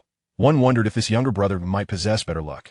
The cleansing pill could alter a cultivator's physique, permanently enhancing their innate talent. Typically, sects would only distribute a 1st-grade cleansing pill to their disciples once. A 3rd-grade cleansing pill, however, required a significant amount of sect contribution points for exchange. Those of 5th grade or higher were exceedingly rare. Even a sect leader might never have used one. Furthermore, each grade of cleansing pill exhibits optimal effects only upon first use. Subsequent consumptions yield negligible results. Lost in thought, fatigue gradually enveloped Chen Shangluo as night deepened. The moonlight streaming through the window, casting its glow upon San's scabbard. San emitted a barely audible hum, greedily absorbing the moonlight. Patches of mottled rust began to flake away. In this slumber, both individuals slept soundly until the sun's rays illuminated their faces, causing Chen Shangluo to awaken abruptly. It's time to rise. We must depart. He patted Xianxia, a thick cloud of rust-gray dust enveloping him. Cough, cough, cough. What is this? I told you children shouldn't bring toys to bed. Were they wetted? Apologies, Xianxia sheepishly scratched his head. But today, he noticed that San appeared different from yesterday.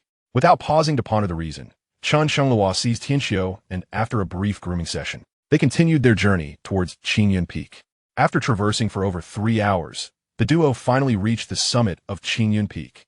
Before Xianxia could catch his breath, Chen Shangluo entered with an armful of books. Gome. The rule of Qingyun Peak dictates that to pursue academia, one must first cultivate character. He had not anticipated that the items left behind by Luo would indeed prove useful at this moment. In any case, he had already resolved in his heart that Xianxia's thirst for knowledge and philosophical insight could surely bridge the gap in the 5 points of favorability. Xianxia was taken aback. Reading had never been his passion.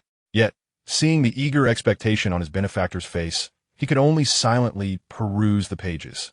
The path of the university. Thus, one diligently read while the other intensely observed.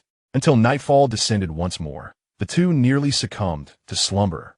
Ding! Xianxia's favorability decreased by 2. Current favorability, 73.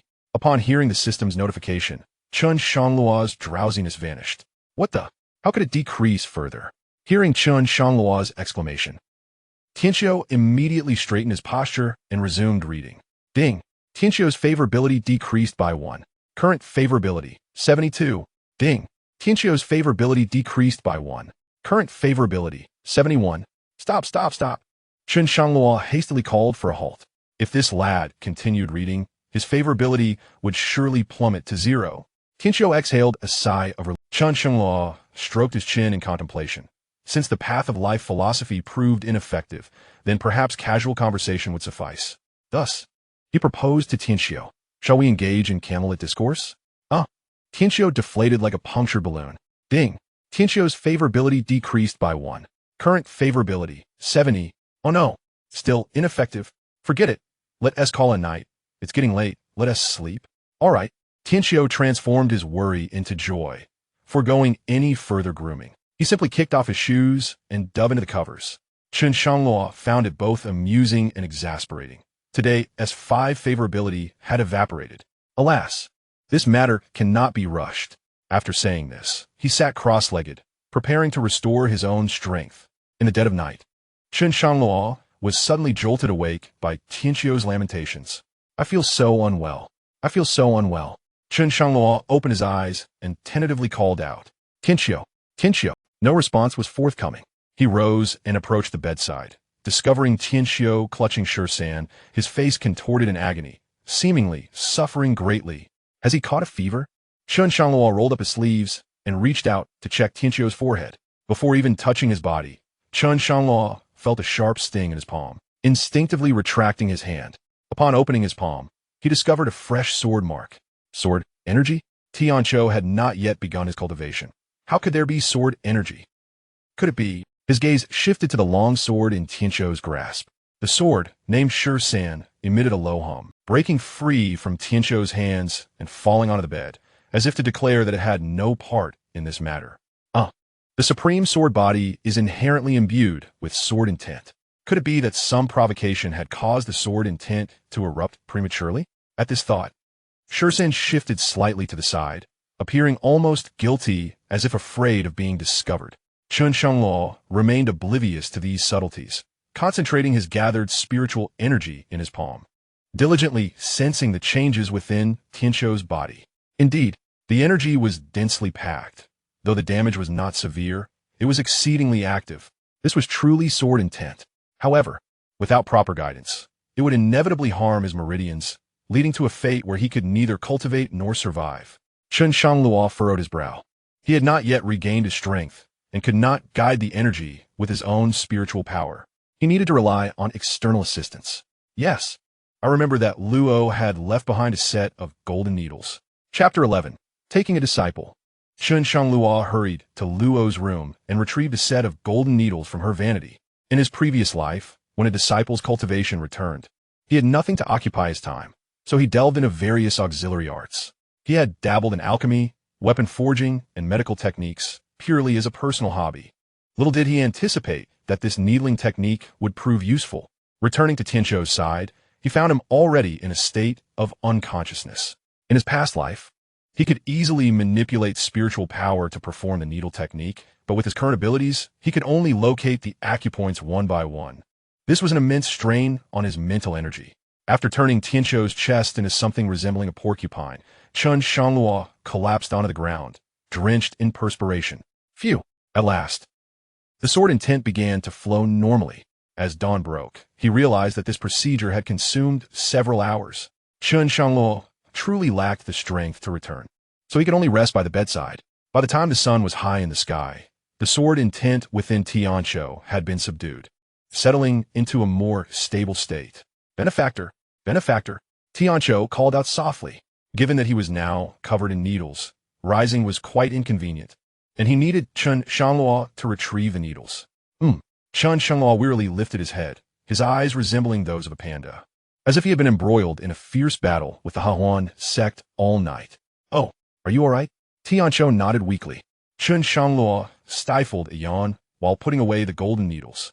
The violent outburst of Tianqiu's sword intent must have had precursors. It shouldn't have waited until the wee hours to manifest. This lad truly knows how to endure. "Tianqiu, your body appears somewhat weakened. Should such a situation arise again, do notify me in advance. Relying solely on your own strength is unwise. Do you understand? Truly, I am at a loss with you, young man." Before Chen Shangluo could finish his sentence, a sudden thud was heard from behind. Tianqiu wept like a rain-soaked pear blossom. Ever since his sister advanced to qi refining, he had not endured such admonishments. In the past, although the sword intent occasionally wreaked havoc, it was not as severe as this instance. Yet he had managed to endure alone. Had it not been for the benefactor this time, he might not have survived. During his unconsciousness, although his body lay still, he could sense everything. Chen Shangluo had toiled throughout the night. "Thank you, benefactor, for saving my life twice. The first time, there may have been some reservations, as the other party could have had ulterior motives, but after 2 consecutive rescues, he felt the sincerity within. Oh, what are you doing? A true man, born of heaven and earth, kneels only before his parents." Ding! Tianqiu's current favorability stands at 92. Does the host wish to sign a contract? Chen Shangluo was overjoyed and helped Tianqiu to his feet. Truly, the treasure sought after is often found effortlessly. To his astonishment, in an instant, Tianqiu's favorability had reached 92. "Benefactor, I." Chen Shangluo was contemplating how to articulate his thoughts, yet Tianqiu spoke first. "I wish to take you as my master." Chen Shangluo was taken aback, then stifled a laugh, adopting a facade of seriousness as he replied, "Do you understand that the path of cultivation is fraught with peril? In truth, to follow Chen Shangluo in cultivation is hardly perilous. In his previous life, thousands of disciples lounged about, free from any worries. Each one, when brought forth, was a prodigy of extraordinary talent. Moreover, this time, he aimed for a refined approach, investing even more time and resources in his disciples. Without hesitation, Tianqiu declared, "I am willing to serve on my master's side and heed your teachings." Chen Shangluo nodded. "Very well. Today, I shall accept you as my disciple. From now on, you shall be the eldest senior brother of Qingyan Peak." Having said that, he gently tapped Tianqiu's forehead, a wave of ancient and mysterious power embedding itself within. Ding! Contract activated. Successfully bound disciple Tianqiu. The host awakens the supreme sword body. Henceforth, all cultivation attained by Xianxia shall be returned to the host 100-fold. Obtain an 80 favorability lottery draw. Shall the host proceed with the lottery? Draw. It must be done now. Ding. Congratulations to the host for winning the reward. Grade 6 Cleansing Pill 1. Stored in the system warehouse. What? Chen Shangluo was astounded. What is fate? This is fate. In his previous life, upon accepting what he believed to be a peerless talent, Lu Qianxi, he only drew a grade 3 cleansing pill. Yet, upon accepting Tianqiu, he drew a grade 6 cleansing pill. Looking across the entirety of 7-star sect, this cleansing pill must be of the highest grade. With his 6th grade cleansing elixir in hand, within 2 years, Tianqiu will undoubtedly comprehend a sword intent surpassing the 5th level. Contemplating this, Chen Shangluo could not help but sigh. The essence of sword intent is intrinsically linked to one's innate talent and comprehension, rather than mere strength or cultivation level. In his previous life, the sect leader only managed to grasp the 7th level sword intent by the time of his ascension. Tianqiu, as my most esteemed disciple, I shall bestow upon you this 6th grade cleansing elixir. With a flick of his wrist, a golden elixir materialized in his palm, instantly filling the mountaintop with a fragrant aroma, causing even the spiritual energy to stir violently. Is this truly a 6th grade elixir? Having been raised in a secular family, Tianqiu possessed a certain understanding of elixirs. A 6th grade elixir can only be concocted by a 6th grade alchemist. And what status does such an alchemist hold? In any sect, they would be revered as honored guests. How many sect leaders yearn for even a single potion from them? Thud. Thank you for your generous gift, master. The more Tianqiu recognized its value, the harder it became for him to decline. Not from greed, but rather from an understanding of his master's esteem for him. Ding! Tianqiu's favorability increased to 98. Chen Shangluo was momentarily taken aback. It seemed that as the favorability rose, the increments became increasingly challenging. Fortunately, he was only 2 points shy. There was no need to rush. This heightened his anticipation for the special reward at 100 favorability. He helped Xianxia to his feet. Your diligent cultivation is the greatest repayment to your master. Yes, master. Xianxia vowed not to disappoint. Subsequently, he scratched the back of his head, feeling a bit embarrassed as he inquired, Master, may I go to the sect to retrieve a cultivation technique? In order to conceal his own talents and spare his sister from difficulty, he had refrained from practicing any techniques over the years. Chen Shangluo pondered for a moment, stroking his chin. A cultivation technique. This is my forte. In my previous life, among the countless disciples, many techniques had been won in lotteries, and I had perused them all out of mere leisure. However, the supreme sword body emphasizes strength, while the Qingyun sword art of Qingyun Peak, created by Luo, possesses more grace than vigor. It requires careful consideration. Thus, he replied to Xianxia, no need to worry. Those inferior techniques from the sect can be disregarded. First, consume the 6th grade cleansing elixir, and leave the rest to me. With that, he returned to his chamber and retrieved his writing materials. Meticulously transcribing the techniques he had noted down, Xianxia stood in astonishment, questioning whether his master was truly speaking rationally. Inferior techniques from a sect? Who does not know that the 7-star sect is the foremost sect in the Northwest, with techniques of unparalleled depth? Even the 7 stars heart refinement technique practiced by outer disciples is a coveted pinnacle of the mysterious tier. Yet unbeknownst to him, the techniques that sparked Chen Shangluo's desire to peruse were none other than the most elite celestial grade techniques. Chapter 12. The bestowal of heavenly level techniques today. Qingyun Peak is remarkably serene. After consuming the 6th grade washing marrow pill, Xianxia has wholly entered a state of meditation, transitioning from day to night and back again.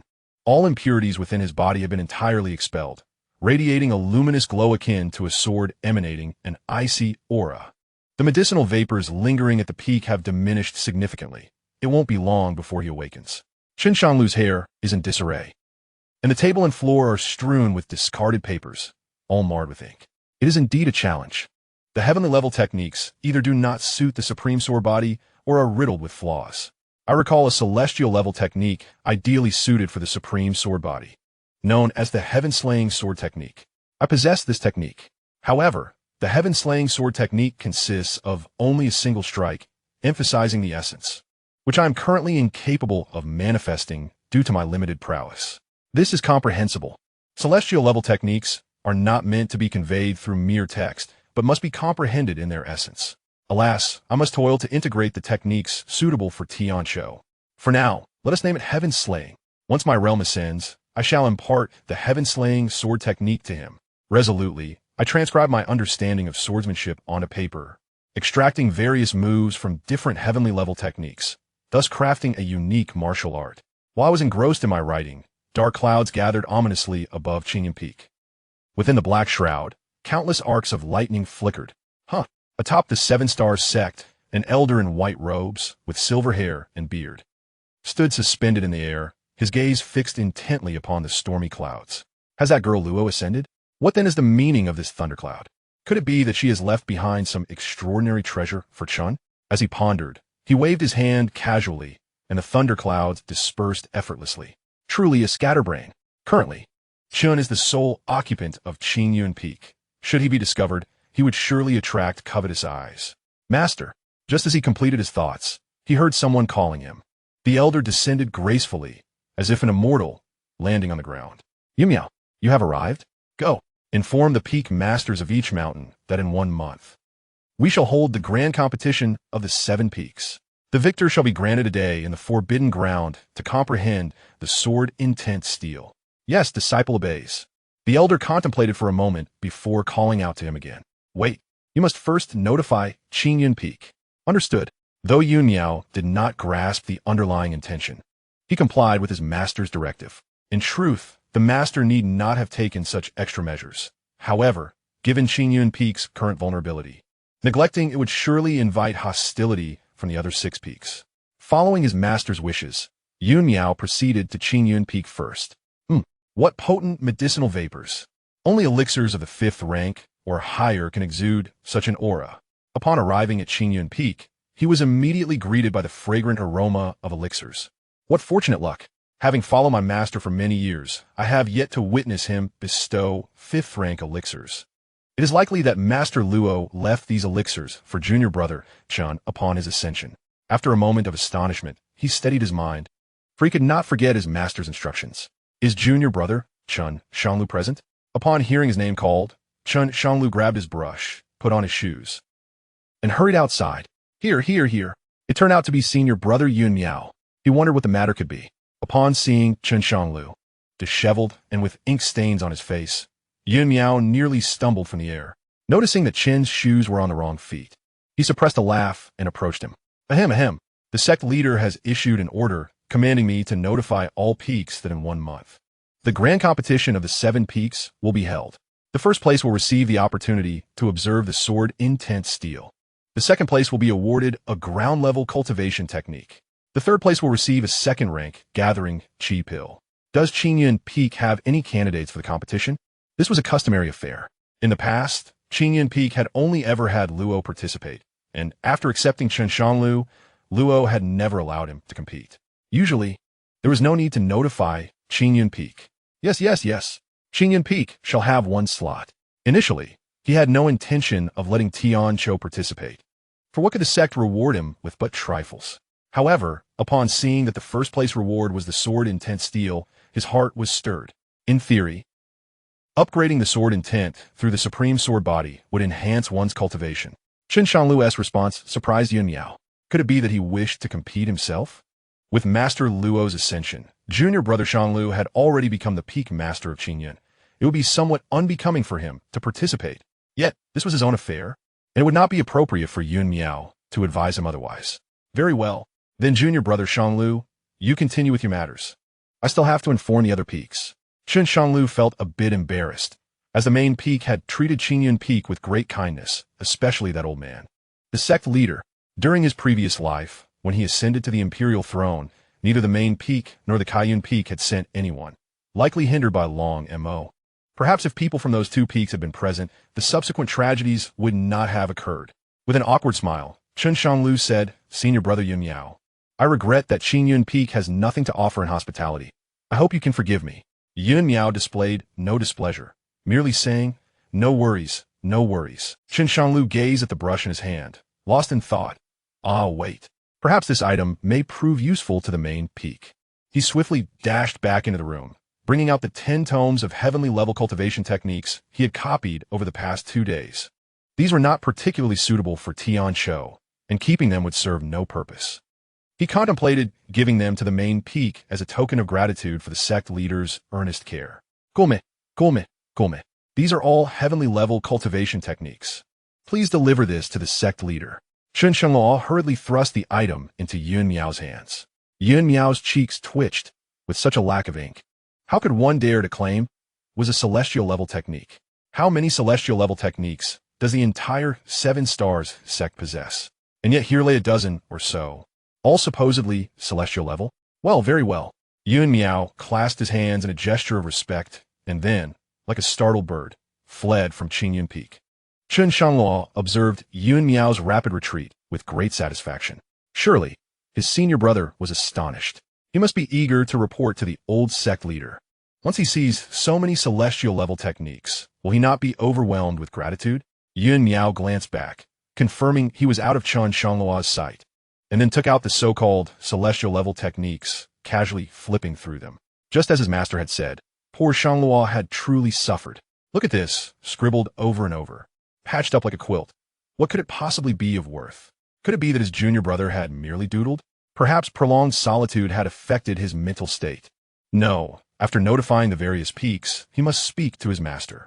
If it comes to that, he could even bring his junior brother to the main peak to reside there. A gathering of people might just remedy the situation. He carelessly tossed the books into his storage ring, considering it a testament to present when reporting to his master. He shook his head and set off towards Qiyun Peak. Chapter 13. Is the 3rd grade cleansing pill expensive? At Qiyun Peak, Long Mo held Lu Xianxia in high regard, arranging for her to have a separate courtyard. Lu Xianxia was immensely pleased. Compared to her previous life, where she followed Chen Shangluo and shared a thatched hut with 1,000 disciples. This was far superior. Over the past few days, thanks to the celestial level techniques from her previous life, her body had nearly recovered. Ha ha ha! Can my disciple Xianxia be present? Long Mo's voice echoed as he approached. Xianxia furrowed her brow, adjusted her disheveled clothes, and then bowed respectfully. Master, you have arrived. Long Mo assessed her untidy appearance, and a sly smile crept across his lips. Rise, look what I brought for you. Xianxia looked up to see Long Mo holding 3 books, proudly displaying them. Technique? Long Mo nodded with pride. Indeed, you have discernment. Qian Peak, aside from the main peak, is the foremost peak. We possess an abundance of techniques. These are all earth-level techniques that perfectly suit you. Choose one. Long Mo was confident. With 3 earth-level techniques presented, anyone would be captivated, not to mention a girl who had never encountered the world before. Xianxia accepted the techniques, mistakenly believing Long Mo was referring to imperial-level techniques, her heart leaping with joy. However, before she could peruse them for long, her expression fell. These were not the imperial techniques she had envisioned, but rather the earth-level techniques of the celestial realm. In her previous life, she reminisced about her countless senior brothers, each of whom practiced celestial-level techniques. Earth-level techniques were deemed unworthy on Qingyun Peak, scarcely worthy of consideration. Even the most rudimentary Qingyun swordsmanship was indeed a bona fide, celestial-level, foundational technique. Having spent considerable time on Qingyun Peak, she had come to believe that no one in the world would stoop to learning techniques beneath the celestial level. Upon observing Xianxia's lack of the anticipated enthusiasm, Long Mo's expression soured slightly. What? None of them suitable? The latter's thoughts raced. It was not the time to sever ties with Long Mo, as he still depended on him. Now, armed with the celestial level technique, the myriad forms sword art from his past life, he had no need for these earth-level techniques any longer. If the techniques were of no use, it would be preferable to exchange them for medicinal elixirs.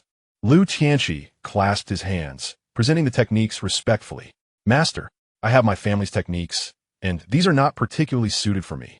Might I exchange them for elixirs? Upon hearing this, Long Mo's expression softened somewhat. It was merely a matter of unsuitability. However, he pondered for a long while. Why had he not encountered any earth-level techniques in the Lu family's treasury? Had they been consumed by the Great Fire? Yet, that was of little consequence. Oh, elixirs can directly enhance one's physique. My disciple's awareness of his own nature is indeed the foundation of cultivation, indicating he possesses a heart for the path. I am greatly pleased. Pray tell, what elixir do you seek? Xianxia reminisced about his first day at Qingyun Peak, when Chen Shangluo had bestowed upon him a 3rd-grade cleansing marrow pill. He surmised that this elixir was merely average. Given Long Mo's status, acquiring one would not pose a challenge, and would also restore some of his dignity. I desire a 3rd-grade cleansing marrow pill. Coughing violently, Long Mo nearly choked on his own saliva. What? You wish for a 3rd-grade cleansing marrow pill? Xianxia nodded earnestly, his face a picture of sincerity. It appeared that his expectations had been too low. Long Mo swallowed hard. A cleansing marrow pill, and a 3rd-grade one at that? There were only a handful of such pills within the sect, yet their value was exorbitantly high. This pill could permanently enhance one's aptitude, far surpassing that of an ordinary 4th-grade elixir, and could even rival that of a 5th-grade pill. It required a significant amount of points for redemption. Even if all the treasures within the Lu family's treasury were converted into points, it might not suffice to procure a single 3rd-grade cleansing marrow pill. Just as Long Mo teetered on the brink of a breakdown, a voice echoed from outside. Is senior brother Long Mo available?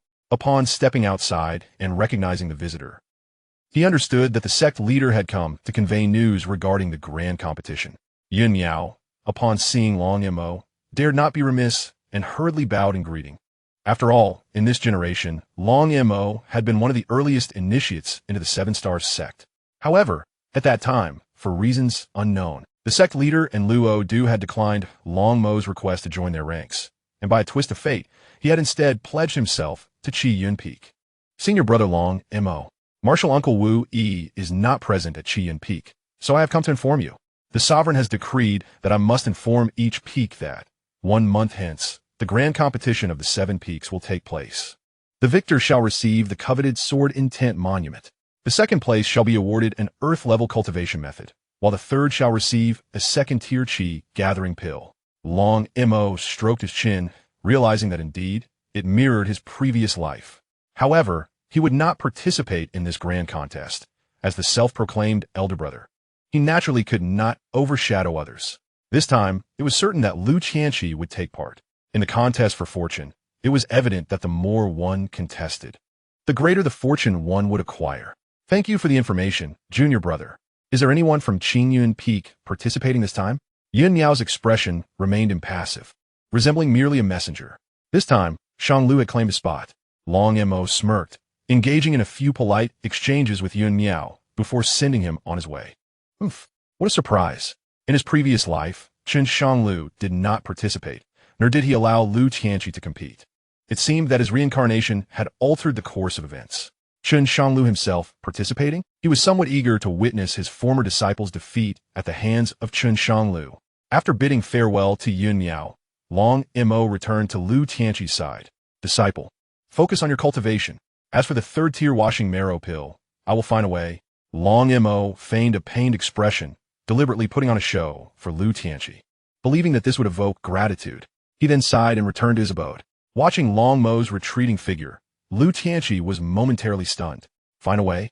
Is Qiyun Peak not the wealthiest among the 7 peaks? Is it truly so difficult to procure a third-tier washing marrow pill, which is often given as a mere greeting gift?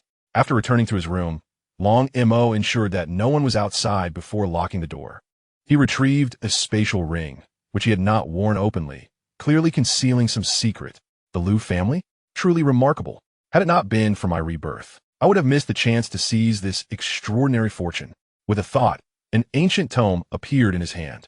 Chapter 14, Severing the Heavens. The tome lacked any ostentatious golden light, instead exuding a heavy, demonic aura.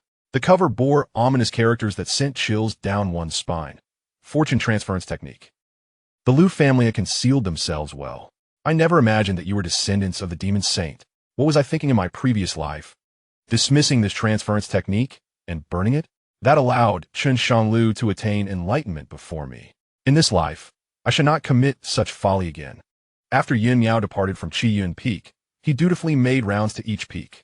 Hearing that Qiyun Peak would participate this year was indeed unexpected. After completing his tasks, Yun Miao did not linger, swiftly making his way to the main peak. He intended to inform his master of Shangluo's peculiar behavior.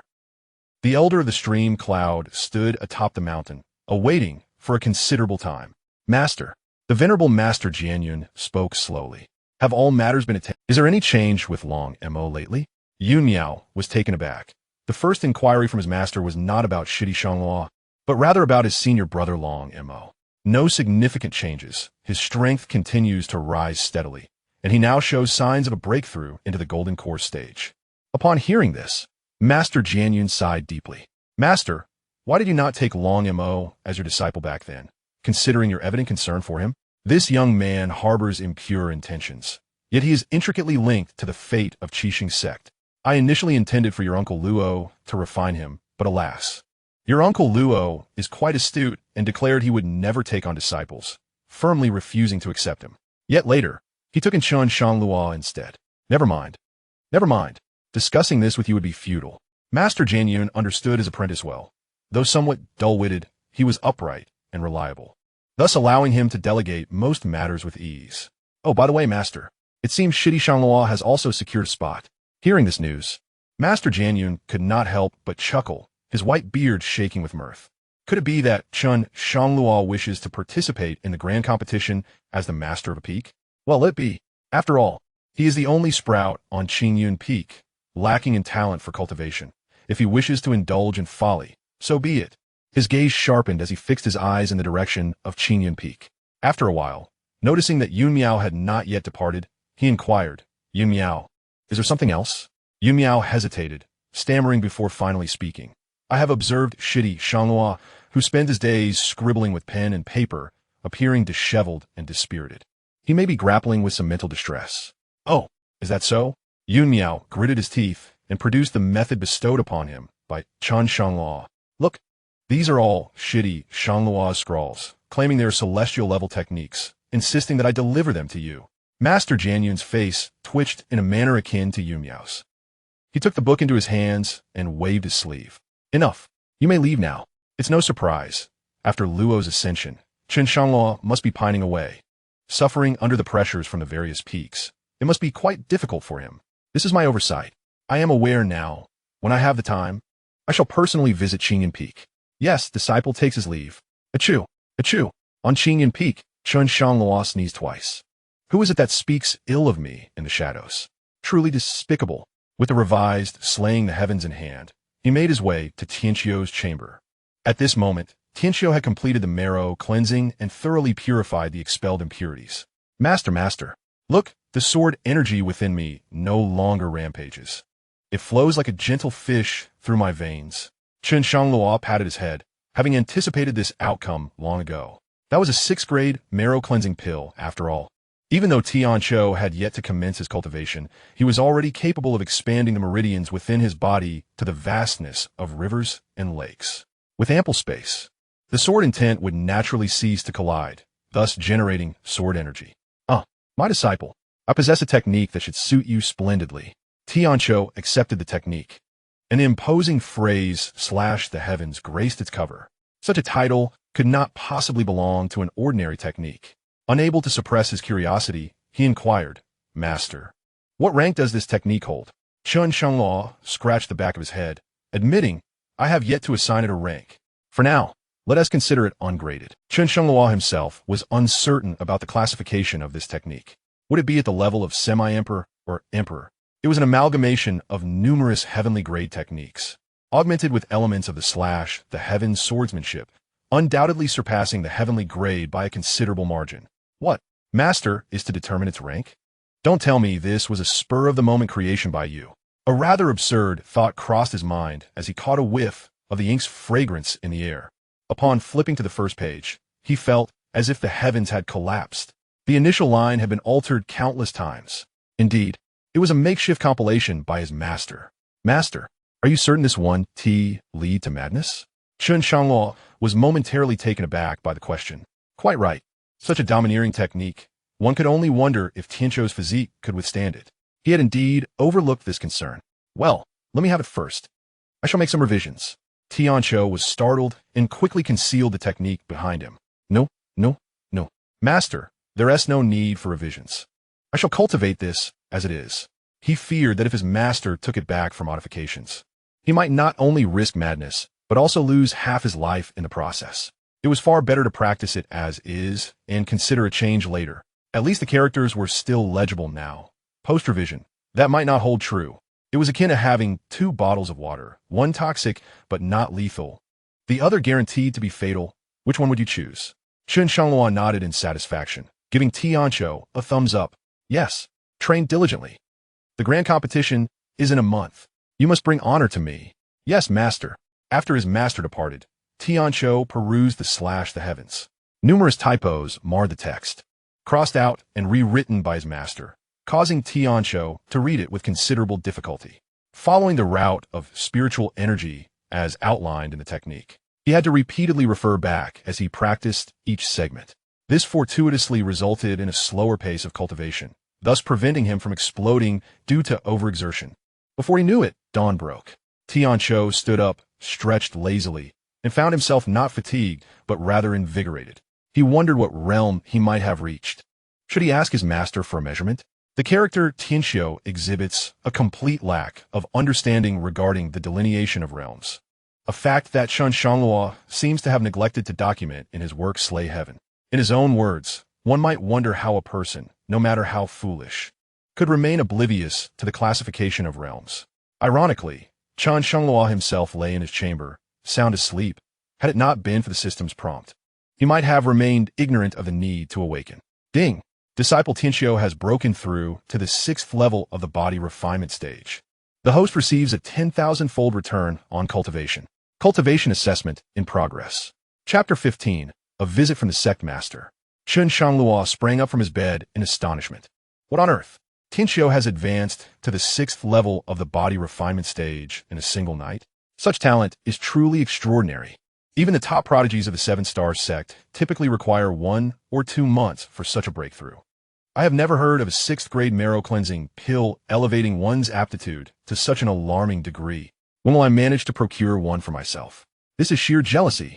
He doesn't even need to cultivate himself. With the system's return, what use is the 6th grade marrow cleansing pill?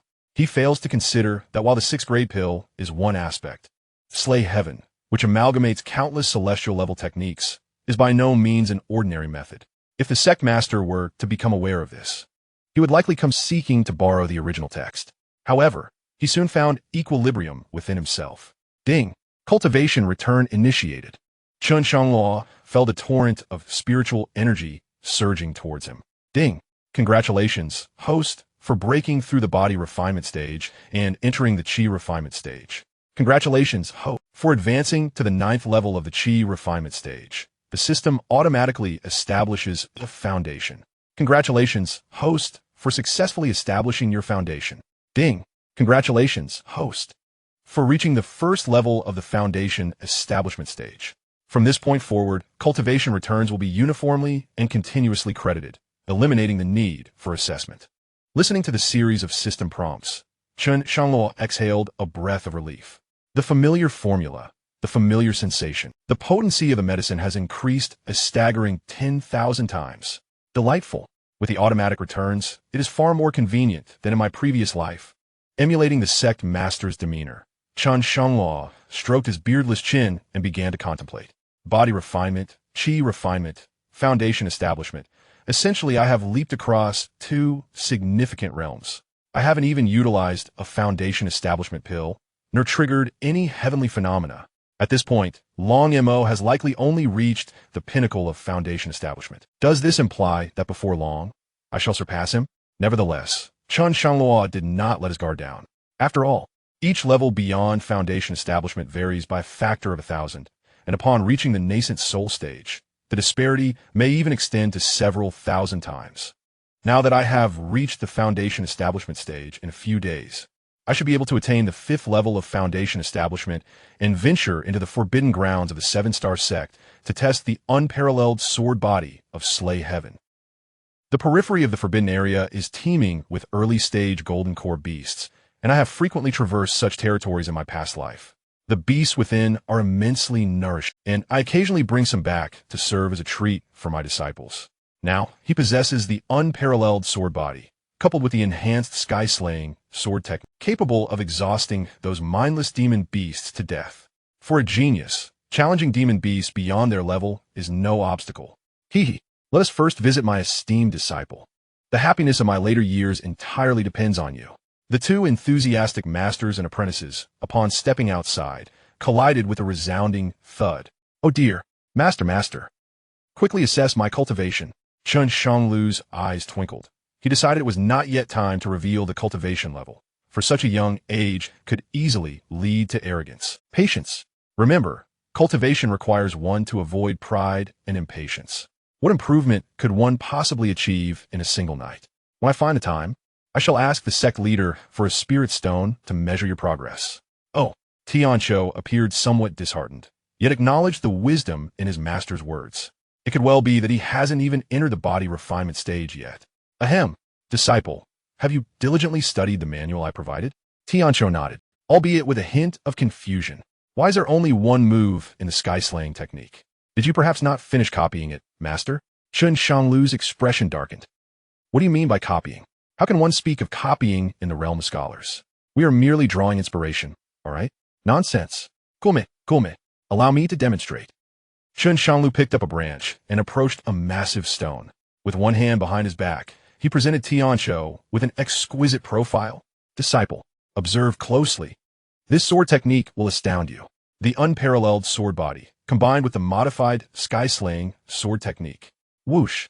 A sword aura materialized from the branch, striking the colossal stone with great force. Boom! A remarkably neat cleft appeared in the stone, sending half of it crashing to the ground, raising a cloud of dust. Incredible! Xianxia's eyes sparkled with wonder as he climbed atop the stone, twice his height. He caressed the smooth, marble-like surface of the cut. Master, this sky-slaying technique is truly formidable. Chen Shangluo furrowed his brow. This hasn't even garnered the remaining 2 points of favorability? Could it be that my charm has waned? Xianxia leapt down from the stone, exuberantly exclaiming, let me try, let me try. Chen Shangluo took 2 steps back, yielding the space to Xianxia. Xianxia mimicked Chen Shangluo's stance, placing one hand behind his back. 13. Buzz. 13 emitted a buzzing sound as it rested in Xianxia's grasp. Sky slaying. Yet upon the stone, not a single mark remained. Sky slaying. Sky slaying. Chen Shangluo casually fetched a rocking chair and tea table, settling down not far away, leisurely sipping his tea. Xianxia continued to swing, beads of sweat rolling down his forehead, yet the outcome remained unchanged. Master, what on earth am I doing wrong? Chen Shangluo stifled a chuckle, unaware of his own shortcomings. Could he honestly claim that it was solely his foundational spiritual energy that enabled him to execute that strike? Aside from the correct posture, everything else was amiss. Genius is a blend of 1% talent and 99% hard work. If one persistently wields the sword, success will inevitably follow. What I imparted to you is never truly your own. Xianxia absorbed these words, bowing respectfully and saying, thank you for your guidance, Master. Thus, Xianxia engaged in a rigorous training regimen, swinging his sword by day and meditating by night. Chen Shangluo enjoyed a leisurely existence, reclining in his chair, eagerly awaiting the system's delightful notifications. Ding! Congratulations, host, for breaking through to the 2nd level of foundational cultivation. Ding! Congratulations, host, for advancing to the 3rd level of foundational cultivation. After 3 days, Xianxia had ascended to the 9th level of body refinement, blissfully unaware. Chen Shangluo too had reached the pinnacle of the 3rd level of foundational cultivation. On the 4th day, however, Qingyan Peak remained unchanged. Xianxia continued his fervent sword practice while Chen Shangluo dozed in a rocking chair. Shizizi Shangluo, are you at Qingyan Peak? A deep voice roused Chen Shangluo from his slumber. Zongzhu, your esteemed presence requires no announcement at the mountain gate, especially since there is no one else here at Qingyan Peak. Clearly, the elder of Jianyun held Chen Shangluo in high regard. Upon landing, the elder scrutinized Xianxia for quite some time. What is this? Chapter 16, 6th Grade Foundation Pill. Chen Shangluo deliberately shifted his chair to allow the elder to sit opposite him, conveniently obstructing his view of Xianxia. He was not yet prepared to reveal Xianxia's sky-severing technique, as it could invite considerable trouble. No waities. After my master ascended, I found myself rather bored and decided to take on a disciple for amusement. His talent is mediocre, his strength unremarkable, and his appearance plain, nothing to behold. Oh, by the way, may I inquire why the Zongzhu has sought me out? Chen Shangluo suspected it was regarding the heavenly level techniques he had previously provided. Perhaps the Zongzhu was here to ask about them. He had already prepared an excuse, claiming they were left by his master. Should he require more, it would necessitate additional compensation. To his surprise, the Zongzhu did not even glance at them, tossing them onto the desk. He had no idea if the disciple had discarded them while cleaning.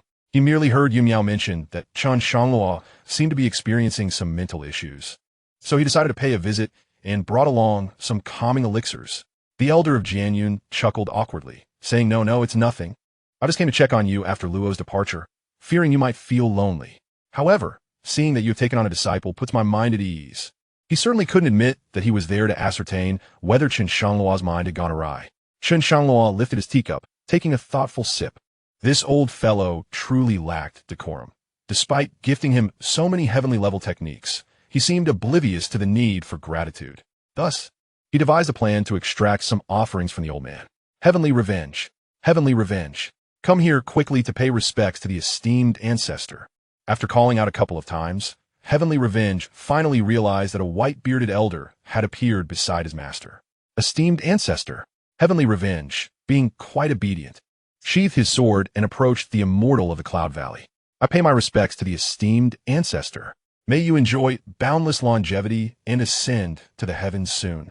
Heavenly Revenge was unsure of how to express himself, but he recalled that this was the customary way to address such figures in the tales he had read. Chen Shangluo couldn't help but give a thumbs up in his heart. This child not only possessed a natural talent for cultivation, but also excelled in flattery. The immortal of the Cloud Valley chuckled. For is it not the pursuit of cultivators to seek endless longevity and early ascension? Good. A fine child indeed. Shangluo, you have truly taken on a remarkable disciple. Seeing that the immortal of the Cloud Valley had no further actions, Chen Shangluo's expression darkened. Why was this old man not as perceptive as a child? Thus, he forced out 2 drops of tears, gently patting Heavenly Revenge's little head with a sorrowful demeanor. Heavenly Revenge, your ancestor departed early. This Qingyun Peak is left for just the 2 of us to depend on each other, with no one else to support us. I am but a useless person, and you are just a child. How are we to survive? Alas, why must we be so unfortunate? As he spoke, he became increasingly emotional. The immortal of the Cloud Valley stared blankly at Chen Shangluo, realizing that, indeed, as Yunmiao had said, Shangluo had some psychological issues. Anyone unaware would think that Luo had not ascended, but had instead passed away. Unable to help, he comforted, Luo has departed, but I am still here, am I not? As the leader of the sect, cannot I be your support? Should you need anything, do not hesitate to ask me. Upon hearing this, Chen Shangluo immediately ceased his sobbing, a look of cunning triumph on his face. Heavenly Revenge, did you hear that? Your esteemed ancestor is asking you what you need, so speak up quickly. He intends to present you with a gift. The immortal of the Cloud Valley was momentarily taken aback, realizing that this young lad was setting a trap. However, before the younger generation, he could not afford to lose face and could only brace himself to respond. Ahem. Well, Heavenly Revenge, I initially intended to inquire what you needed, but who would have thought your master would beat me to it? Just tell me what you require. Heavenly Revenge scratched the back of his head, feeling a bit shy. Is it really necessary? Your esteemed ancestor does not seem very wealthy. In his impression, wealthy individuals resembled his father. Not necessarily rotund, but at least imposing and clad in majestic garments. The immortal of the Cloud Valley, however, was thin and dressed plainly, quite unlike a wealthy person. The old man's expression darkened, genuinely provoked. Your esteemed ancestor. He had not yet finished speaking when Chen Shangluo could no longer contain himself. Fear not. Your master uncle is the leader of a sect, and no one in the entire Northwest possesses more wealth than he.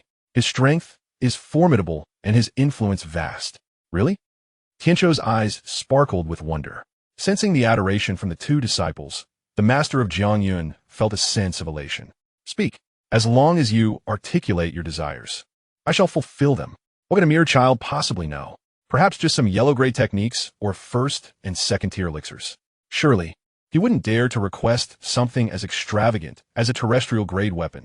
Noticing the rusted long sword in Tianqiu's hand, a flicker of compassion arose within him. Tianqiu, pouting and tilting his head, pondered for a long while. As for weapons, he already possessed 13. He had the heavenly severing technique bestowed by his master. What could he request from his great-uncle to enhance his prowess? Suddenly, an idea struck him. Elixirs. Since his master-uncle was so powerful, he must possess a considerable stock of elixirs. When his master and he were establishing their foundations, they would certainly need foundation-building elixirs. The foundation-building elixir, by its very name, is essential for a cultivator's base. The heights one can achieve in life are closely tied to this foundational step. Master Uncle, I desire 2 foundation-building elixirs.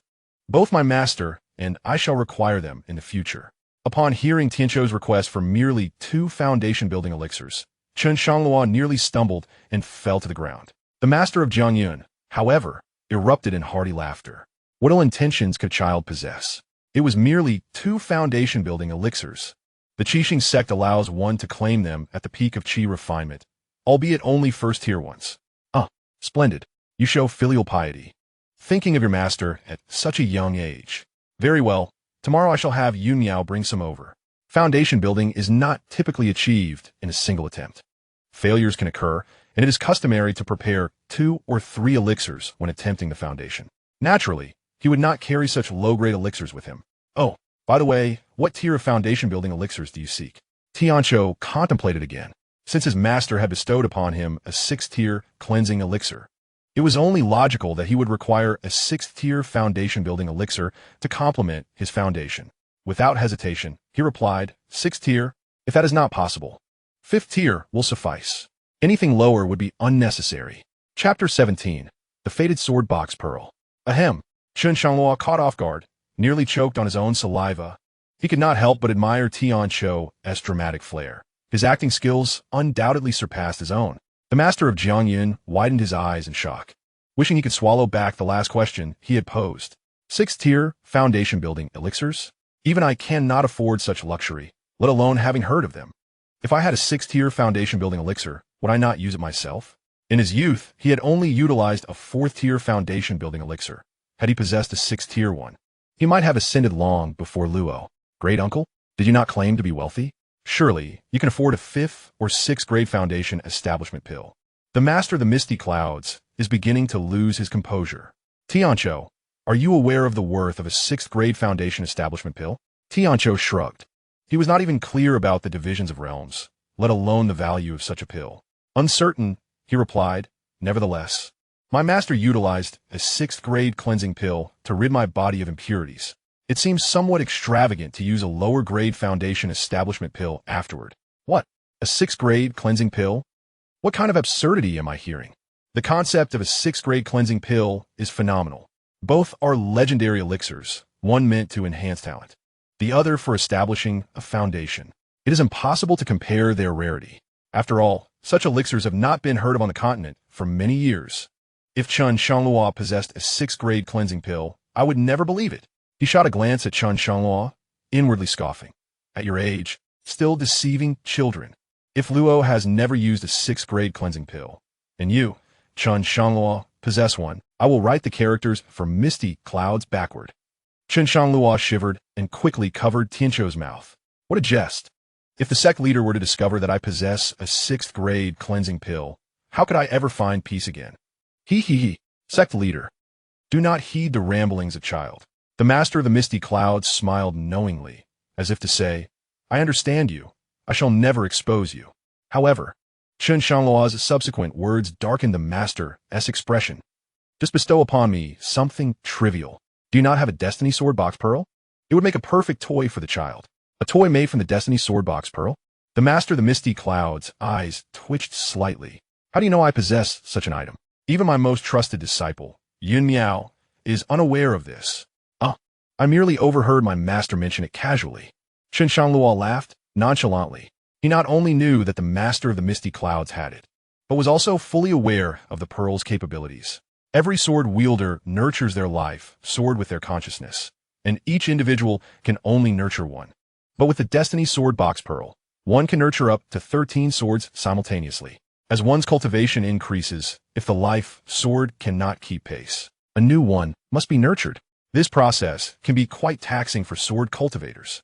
However, with the Destiny Sword Box Pearl, the previous life sword could be preserved, allowing for the addition of another sword. This item is perfectly suited for the relatively low-level Xianxia. The master of the misty clouds hesitated. Sect leader, do not waver. You are on the brink of ascension. This item holds little value for you now. The master scrutinized Chen Shangluo, realizing he was becoming increasingly perplexed by this young man. Not only is he aware of the existence of the Destiny Sword Box Pearl, but he also comprehends its usage and has even predicted that he will ascend soon. However, this item is an exceedingly precious treasure to every sword cultivator, and parting with it stirs a sense of reluctance within him. Alas, my few incompetent disciples have yet to grasp the essence of sword intent. It seems I cannot retain this Destiny Sword Box Pearl for long. I shall bestow it upon Xianxia. Yet, you must promise me that should the day arise when it is no longer of use, it must remain within the 7 Stars sect. Enough. Old man, why are you speaking to a child in such a manner? Who knows if he will even value this trinket in the future? I shall make the decision. It will undoubtedly be left to the 7 Stars sect in the future. The elder Jianyun shot him a glance, muttering that when he has a request, he calls him the sect master, yet when it suits him, he refers to him as the old man. He pointed to his brow, and a golden orb fell into his hand. With a wave of his hand, he thoroughly erased its imprint. The orb emitted a dazzling radiance, instantly transforming into a sword box. Inside the box lay 13 long swords, each radiating a chilling light, representing Jianyun's various life stages and his beloved swords. A fine collection. Jianyun, brimming with pride, first lifted the central sword. This sword, named Xianxia, is my most esteemed creation, and through my nurturing, it has now attained the status of a divine weapon of the Emperor level. And this one, just as he prepared to introduce the weapon he wielded before attaining the Emperor rank, Chen Shangluo abruptly rushed forward, closing the sword box and tossing it to Xianxia. Enough. Old man, just take your own treasured weapon and be done with it. Do not be ungrateful. Jianyun's anger flared, his aura fully unleashed. You. Witnessing Jian Yun's genuine wrath, Chen Shangluo hurriedly stepped forward to pacify him. Old man, do not be angry. It would not bode well for your health. Consider this. My master has already ascended. Upon your ascension, you will undoubtedly face many obstacles in the celestial realm. If you were to inform her that you have entrusted your most precious possession to her disciples, with her character, how could she ever owe you a favor? Furthermore, you cannot take this with you. Giving it to Xianxia is not akin to giving it to someone else. Jian Yun's anger subsided as he pondered this rationale. He would inevitably seek refuge with Luo. Chen Shangluo, with hands clasped behind his back, cast a knowing glance at Xianxia. Go. Practice your swordsmanship. The sword box pearl can recognize its master later tonight. Yes, master. Subsequently, Chen Shangluo guided Jian Yun to the tea table, preparing a cup of tea for him. Esteemed sect master, have you had the chance to see the heavenly level techniques I asked Yu Miao to bring you? It would have been better not to mention this. Upon hearing it, Jian Yun's blood pressure soared. You dare to bring up this matter? I say, young lad, have I not treated you well? Must you insist on this matter to the point of exasperation? Before he could finish his sentence, a thunderous crash erupted. Boom! Chen Shangluo witnessed a colossal boulder split in two, and unable to contain himself, he inadvertently sprayed tea all over the face of the elder of Jian Yun. How utterly infuriating! Chapter 18. Do not fight. The elder of Jian Yun, hearing the commotion, prepared to turn his head. Chen Shangluo hastily cupped his face, feigning to wipe away the tea stains. It's nothing at all. Just a child being mischievous. The elder of Jian Yun swatted his hand away. Young lad, cease your nonsense. What kind of child causes such a ruckus? He turned to observe the motionless Xianxia, who remained in a stance poised for drawing his sword. The massive boulder before him had already been cleaved in two, with a cut as smooth as jade. What kind of sword technique is this? Moreover, what is that energy swirling around Xianxia? No, it is not mere sword energy. It is sword intent, a prodigy, a remarkable talent. The elder of Jian Yun discerned that Xianxia was entirely still, having entered a state of enlightenment. Astonishingly, he was comprehending sword intent. A 10-year-old child grasping sword intent. Preposterous. Compared to Xianxia, my own disciples are utterly inept.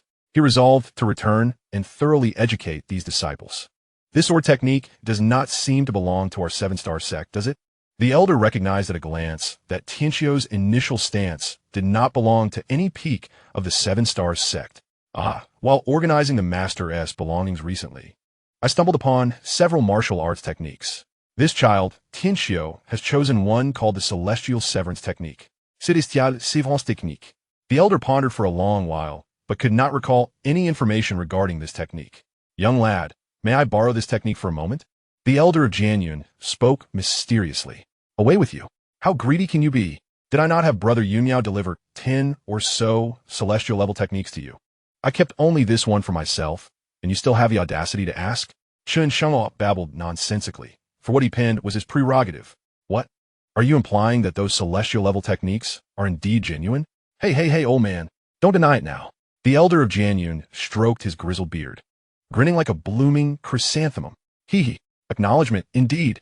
It seems this sword box was not a waste after all. Although the 7-star sect holds the esteemed title of the foremost sect in the Northwest, the celestial level techniques are quite scarce, amounting to only a few. Moreover, the categories are not comprehensive. Many disciples struggle without techniques that align with their attributes. Now, with the addition of 10 or so more, those disciples will be truly fortunate. Upon reflecting on his disciples, the wise master Jian Yun abruptly regained his composure. Alas, when departing, Yu Miao had inquired about the handling of those so-called techniques. At that moment, he had carelessly responded with a flippant suggestion to burn them. Now it was all over. Finished. Oh, dear Chen Shangluo, you may carry on. I still have a pot simmering with vegetables. I shall not accompany you any longer. Without awaiting a reply from Chen Shangluo, Master Jian Yun transformed into a streak of light, swiftly vanishing from Qingyun Peak. Chen Shangluo shielded his forehead with his hand, gazing into the distance.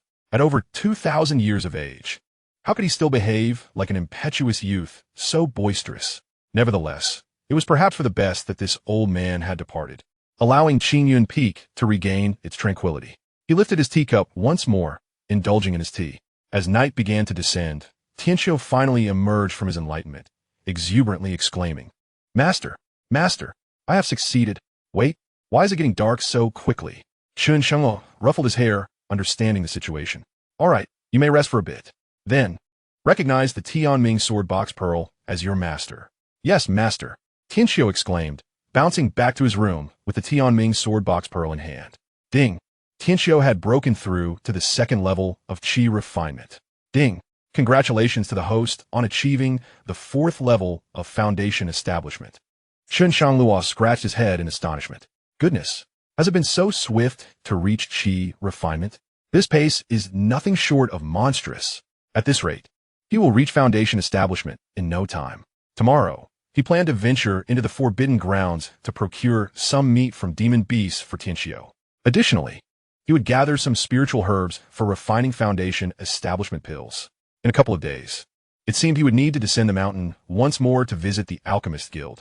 In his previous life, Chen Shangluo had a passion for tinkering with such matters. Whether it was the formulas or the techniques of alchemy, they were all firmly etched in his mind. He held little regard for the foundation establishment pills from the Seven Stars sect. With his current prowess, personally crafting fourth-grade foundation establishment pills should pose no challenge. However, to refine pills of fourth grade or higher, he would require additional resources. Among these, both exotic flames and superior alchemical furnaces were indispensable. Though Chen Shangluo wished to concoct even better foundation establishment pills, the stringent conditions proved exceedingly demanding. In his previous life, even refining sixth-grade pills was no trouble. Yet producing top-tier pills, aside from the cleansing marrow pill and foundation establishment pill, was quite arduous. Huh? The system's voice emerged once more. Was it not yet finished? Ding! Qianxia comprehended the rudimentary sword intent, receiving a 10,000-fold return. Congratulations to the host on grasping the second level of sword intent. Suddenly, an inexplicable clarity blossomed in Chen Shangluo's consciousness. He sensed that any object in his hands could transform into a weapon of destruction. What? His pupils widened in shock. This sword intent was also part of the cultivation rewards. When selecting the first mode, there was no return of sword intent at all. Among the thousands of disciples, many grasped sword intent, yet Chen Shangluo had never received any return. It seems this is related to the supreme sword body, since special physiques can yield returns. Sword intent must also be included. If I were to take in a disciple with a Dandao sacred body in the future, wouldn't that mean I would have no worries about alchemy? I could refine elixirs myself and have my disciples consume them, leading to an exponential return in their cultivation. Chen Shangluo felt as though he had stumbled upon a loophole. Alas, one troublesome relationship with Qianxia remains unresolved. Adding another would be quite exasperating. However, this second-tier sword intent is rather surprising, far surpassing the initial tier by myriad times. It appears that entering the Forbidden Zone tomorrow will be devoid of pressure. The initial sword intent is already quite challenging, with some unable to cross this threshold in their entire lifetime. Does Master Jinyu lack resources? His disciples have yet to comprehend sword intent, and Master Jinyu himself possesses only fourth-tier sword intent, illustrating the immense difficulty. Just as Chen Shangluo prepared to return to his quarters for rest, a cacophony of clashing metal reverberated from Qianxia's room. Qianxia, wearing a sorrowful expression, shouted, "Stop hitting! Stop hitting!" Chapter 19. The 13 Imperial Weapons. Chen Shangluo assumed Qianxia was facing yet another physical issue and rushed to the room. The scene before him left him utterly astounded. Qianxia clutched the sword box, now devoid of contents. A total of 13 swords danced wildly in the air, vying for dominance. Waves of sword energy wreaked havoc upon the furniture, scattering debris throughout the room. Apart from the bed where Qianxia resided, the space was in utter disarray. Qianxia, what on earth is happening? Qianxia, with a quivering lip and a voice laced with sobs, replied, "Master, I just recognized the sword box as my own and intended to place the 13 swords inside. But unexpectedly, all the other swords soared into the sky. 13 also disobeyed and flew up with them, engaging in battle. Chen Shangluo gazed at the spectacle above, observing 12 swords alternately assaulting the 13th. Remarkably, the 13 swords still possessed the strength to resist, creating a barrier of sword energy to safeguard Qianxia. He pondered, stroking his chin in contemplation. Is the 13th sword truly that formidable? This scene resembles a rebellion of heroes. Wait, Qianxia, where did you place the 13th sword? Qianxia pointed to the center of the sword box. It was this empty spot. Naturally, I placed the 13th sword here. Chen Shangluo's expression fell as he finally discerned the root of the issue. My dear disciple, that is the primary position of the sword box.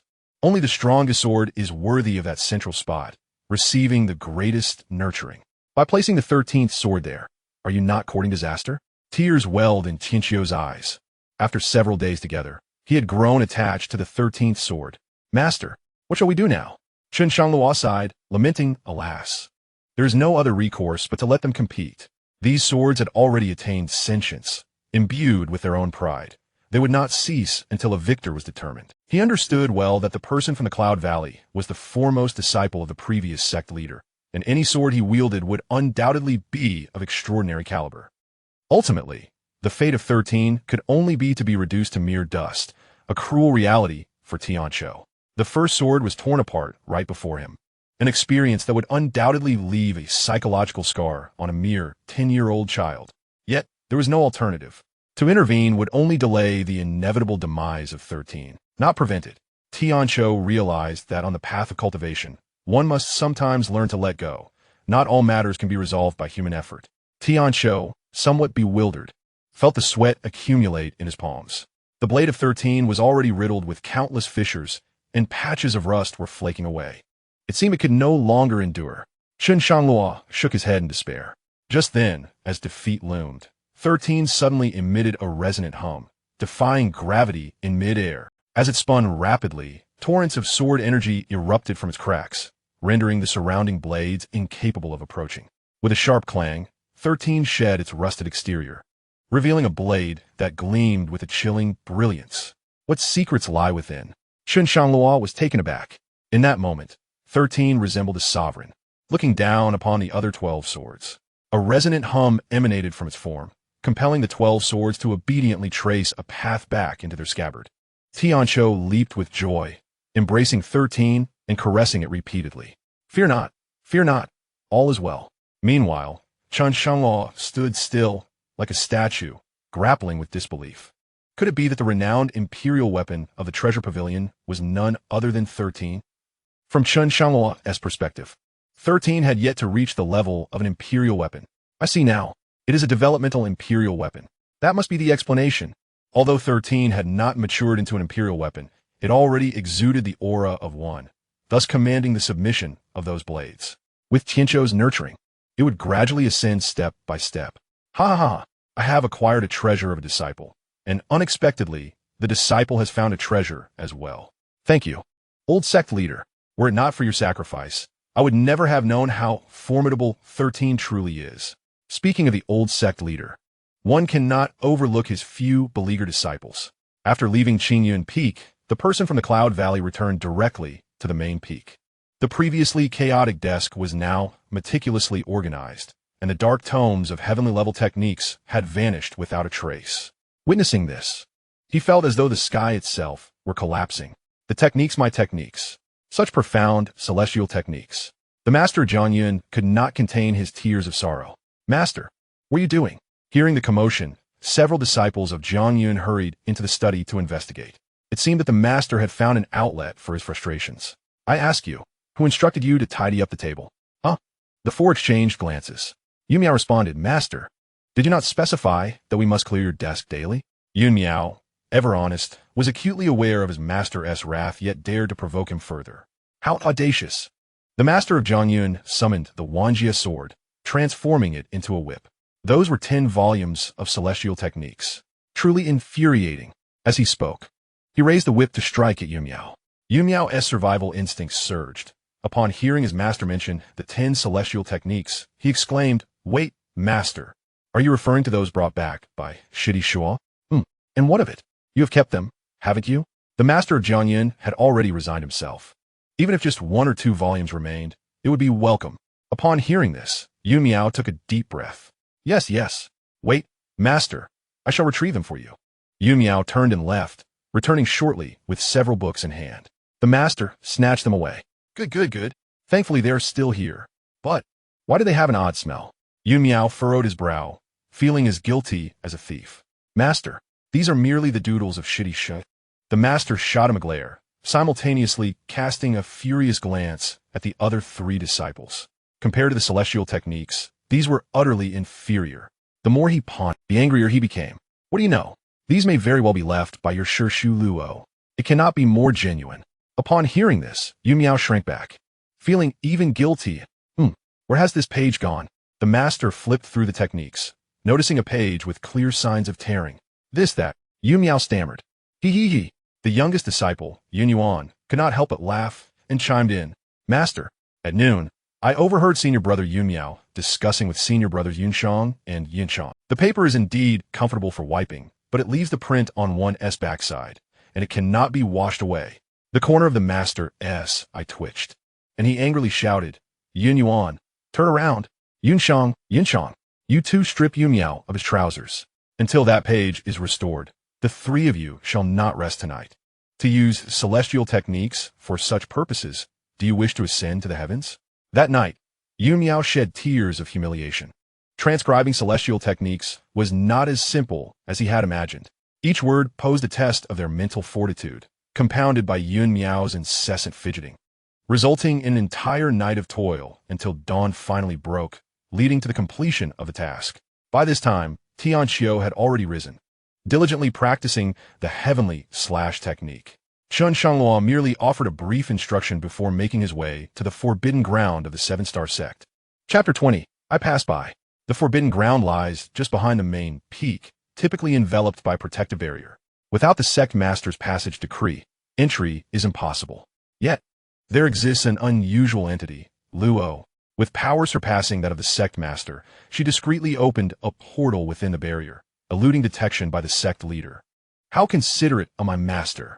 This portal, utilized from a previous life to this one, remains undiscovered. Before Luo ascended, Chen Shangluo was captivated by her grilling skills, which she had brought from Blue Star, often leading him into the forbidden ground to hunt and grill demonic beast meat. After Luo's ascension, Chen Shangluo inherited her legacy. Prior to attaining the status of emperor, he had nearly eradicated the demonic beasts within the secret realm, save for the core area, which Luo had sternly warned against entering even after becoming emperor. Chen Shangluo formed a hand seal, and the barrier instantly opened a small hole. Entering through the opening, he found himself in an entirely different world. The air was thick with miasma, shrouding the realm in eternal darkness, teeming with hordes of demonic beasts. Directly in front of Chen Shangluo lay a lake.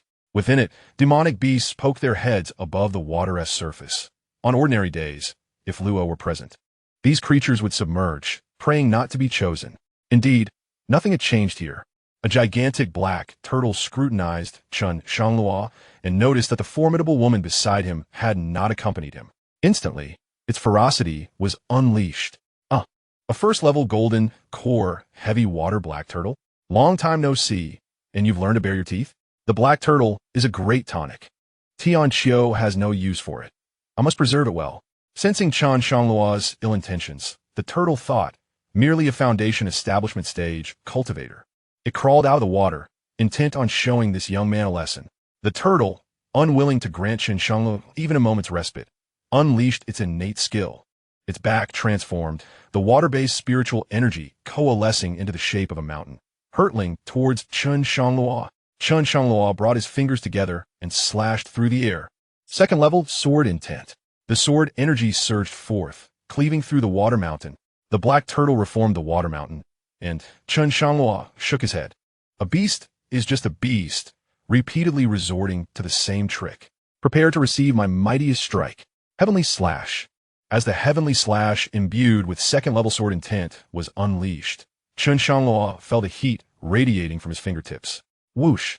A blade of energy sliced through the air, and before the heavy water black turtle could react, it was cleaved in two from head to tail, shell and all.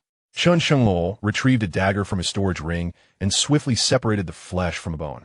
The essence of the mystical tortoise's head, the demon core of a golden elixir, and its shell are all invaluable for alchemy. This heavy water mystical tortoise is a treasure trove.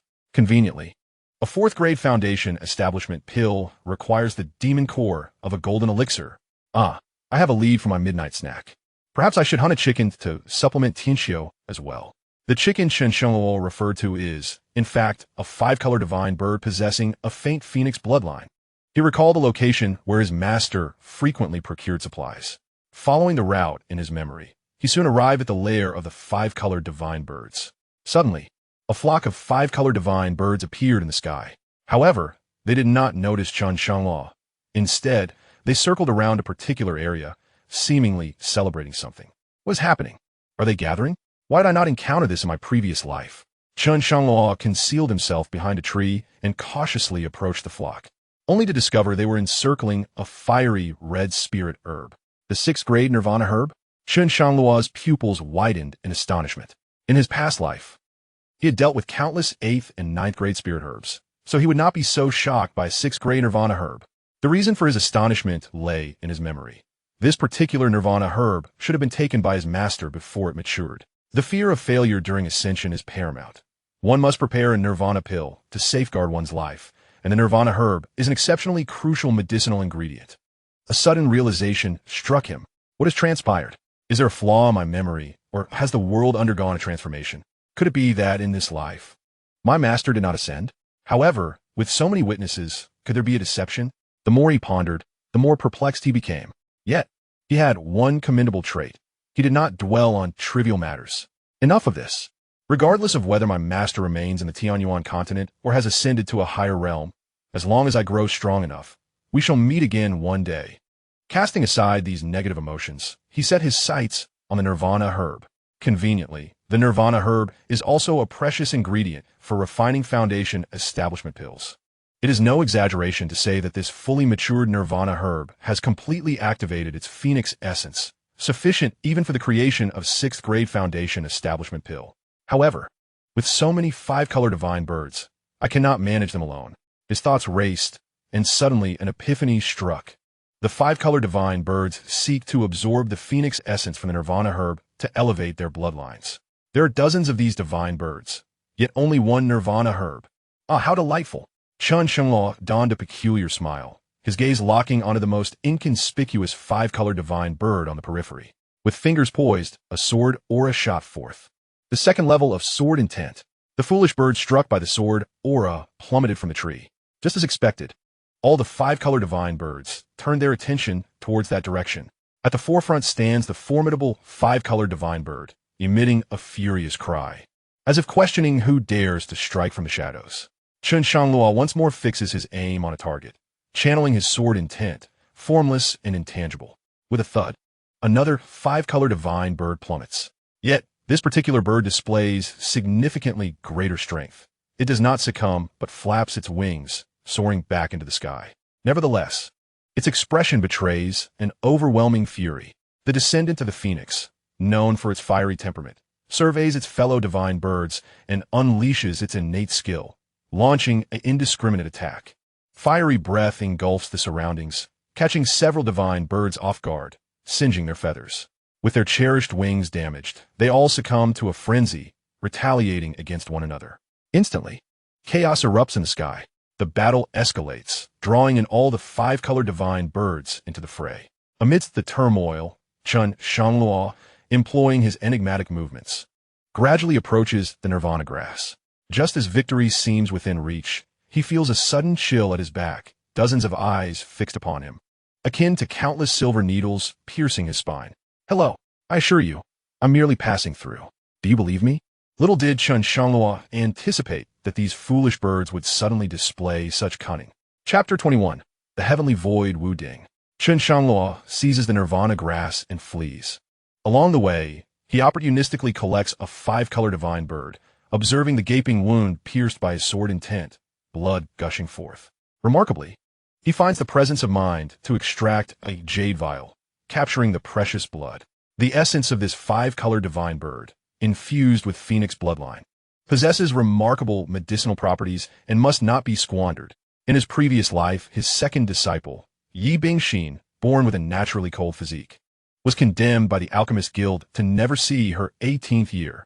The principal cause of this fate was the necessity of crafting the flame pill, which required the blood of a beast containing the phoenix bloodline to alleviate her affliction. Such beasts are exceedingly rare in the outside world, and given Yi Bingxin's family circumstances, they could never amass enough wealth to offer a proper bounty. Most critically, there was no way to sever the root of the problem. In such dire circumstances, one could only await death. Grandpa shall not play with you any longer. Chen Shangluo swiftly escapes to the exit, casting hand seals, leaving the five-color divine birds helplessly watching his retreat. Caw, caw, caw. Dozens of five-color divine birds congregate at the exit, lamenting in sorrow. The spirit grass they have guarded for countless ages has been stolen. Shortly after Chen Shangluo's departure, the wandering figure of the Jianyun elder appears amidst the flock of five-color divine birds.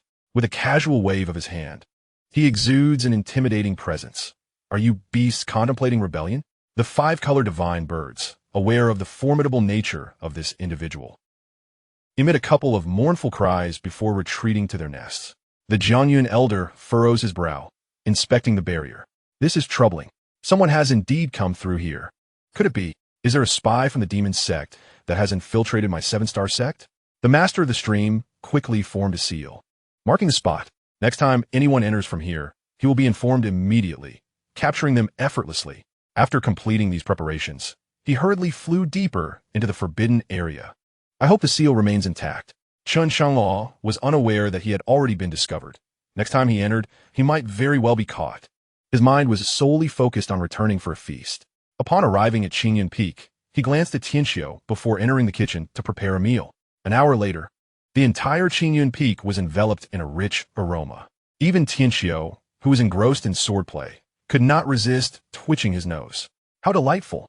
Xianxia, come and eat. Master has prepared a delicious meal for you.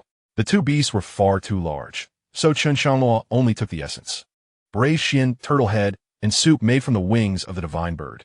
He then used the spiritual herbs he had gathered along the way as supplementary ingredients. Chen Shangluo served Xianxia a bowl of soup, which left him utterly enchanted by the fragrance. Is it delicious? Xianxia nodded vigorously, mumbling incoherently. Chen Shangluo merely smiled, feeling that this atmosphere was what a true master-disciple relationship should embody. In his previous life, he had pursued quantity at the expense of quality time with his disciple. Remember, even if it's delicious, moderation is key. However, Xianxia was too absorbed to heed this advice. He felt a warm current coursing through his meridians.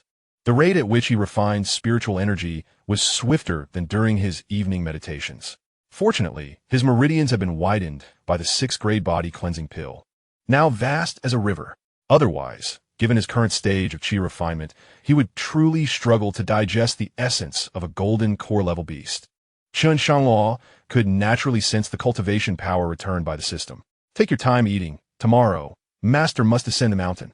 Xianxia slowed his pace and inquired, why must you descend the mountain? Chen Shangluo pondered for a moment. Now that he had the nirvana grass and the golden core beast core, he only needed a few more spiritual herbs to concoct the 4th-grade foundation establishment pill. This matter should not be delayed. Who knows how long it will take for this prodigy to establish their foundation. Calculating the days, he recalled that in his previous life, he had descended the mountain 2 days earlier. This was because Lu Tianqi did not possess high talent and needed to descend for some gathering pills. It was during that time at the Alchemist Guild that he fortuitously encountered Yi Bingxin's parents. He had effortlessly helped them. Little did he know that out of gratitude, they were resolutely determined to take him as their master and serve him. For Chen Shangluo at that time, it mattered little whom he accepted. He reluctantly agreed. He still remembered that Yi Bingxin's lottery reward was a quasi-emperor level technique, the Ice Heart Sword Art. It precisely resolved her cold physique issues. Coupled with the effects of the blazing flame pill, she would hardly suffer a relapse. This time down the mountain, he must not rescue this calamity. Chen Shangluo suppressed his emotions and smiled at Xianxia, saying, do not worry. Master will return shortly. In just 2 or 3 days at most. I am heading to the Alchemist Guild to see if there are any high-grade foundation establishment pills suitable for you. Xianxia was taken aback. The last time the sect master willingly offered the Destiny Sword box, he could not produce a 5th-grade foundation establishment pill, which had already made him aware of the pill's immense worth. He set down his utensils and stepped back 2 paces. Suddenly, he knelt down, bowing his head. Thank you, Master. I am unable to repay your great kindness. Just as Chen Shangluo prepared to assist him up, the system's voice rang out. Ding! Disciple Tianxia's favorability has reached 100. Reward: 1 special lottery draw. Would you like to begin the draw? Wow! Indeed, to capture a man's heart, one must first seize his stomach. The final 2 points were unexpectedly achieved at the dining table. He said to Xianxia, "Please eat first. Master needs to visit the restroom." Xianxia felt perplexed. How could one go to the restroom before finishing their meal? After Chen Shangluo left Tianxia's line of sight, he swiftly turned and concealed himself in a corner. Rubbing his hands together, he felt a rush of anticipation. In 3 lifetimes, this was the first time encountering such a special lottery. As the name suggests, it cannot possibly be worse than a regular lottery. Commence the draw. Ding. Lottery begins. Congratulations, host, you have acquired the Tianxia Wooding. Tianxia Wooding, unknown grade. Attributes, alchemy furnace. Legend has it that this was the alchemy furnace used by the Supreme Star Lord before attaining enlightenment. It can withstand the burning of all foreign fires. Due to special circumstances, it has remained in the mortal realm. After the system's introduction concluded, a colossal cauldron, enveloped in purple aura, materialized before Chen Shangluo. As the divine cauldron appeared, dark clouds gathered in the sky, and thunder surged ominously. The cauldron, with 3 legs and 6 ears, seemed capable of lifting the heavens. The recently emerged Jianyun Elder, having just completed a patrol of the forbidden area, saw the thunder tribulation reappear on Qingyun Peak. How many treasures did Luo leave for Chen Shangluo? Why was the thunder tribulation beginning anew? With a casual wave, he assumed this thunder tribulation would dissipate quickly, just like the last one. However, this time, it seemed the thunder clouds sensed the provocation, swiftly spreading toward the main peak. What on earth? Ascension thunder tribulation? The heavenly Tao's thunder tribulation? The old man had not yet attained ascension. Did they intend to escalate matters to such an extent? The Jianyun Elder's expression darkened. My life is forfeit. Chapter 22, Colluding in Misfortune. The Jianyun Elder did not wish to ascend. But the arrival of this thunder strike was rather bizarre. Others first became emperors, claiming the throne of the emperor. And only after thorough preparation did they welcome the thunder tribulation. Why was it that for me, the old man, the thunder tribulation simply descended outright? The ominous clouds were so terrifying that the person from the mountain stream thought they were directed at him. Fortunately, Chen Shangluo, in a daze, regained his composure and first stowed away the heavenly void Wuding. The items bestowed by the system automatically recognized their master. Had it not been so, Chen Shangluo would have truly worried about how to claim this divine cauldron. As the divine cauldron vanished atop Qingyun Peak, the thunderclouds, unable to find a target, dissipated into the ether. The man from the mountain stream collapsed onto the ground, wiping the sweat from his brow. You nearly scare me to death. Heavenly Tao, must you play such tricks? He straightened his robes, restoring his ethereal demeanor, and made his way to his dwelling. Yet this time, his steps were noticeably more frantic than usual, his white robe soaked with perspiration. I need to find an alchemist of at least the 6th rank to help me concoct the elixir for ascension. Who knows when another incident like this will occur? I might not survive it. Chen Shangluo remained hidden in a corner, eyes closed as he surveyed the heavenly void Wu Ding in his sea of consciousness. Unknown rank? It must pertain to the special lottery's unknown tier. It likely transcended the imperial level. The ability to withstand all foreign flames confirms this. Taishang Xingjuan. Such a title belongs only to the ancient times, does it not? The title of Star Lord is a mark of respect, denoting those with ascension capabilities who dominate their realms yet remain in the lower world as formidable beings. The remnants they leave behind are certainly not mundane. Indeed, the higher the difficulty, the more bountiful the rewards.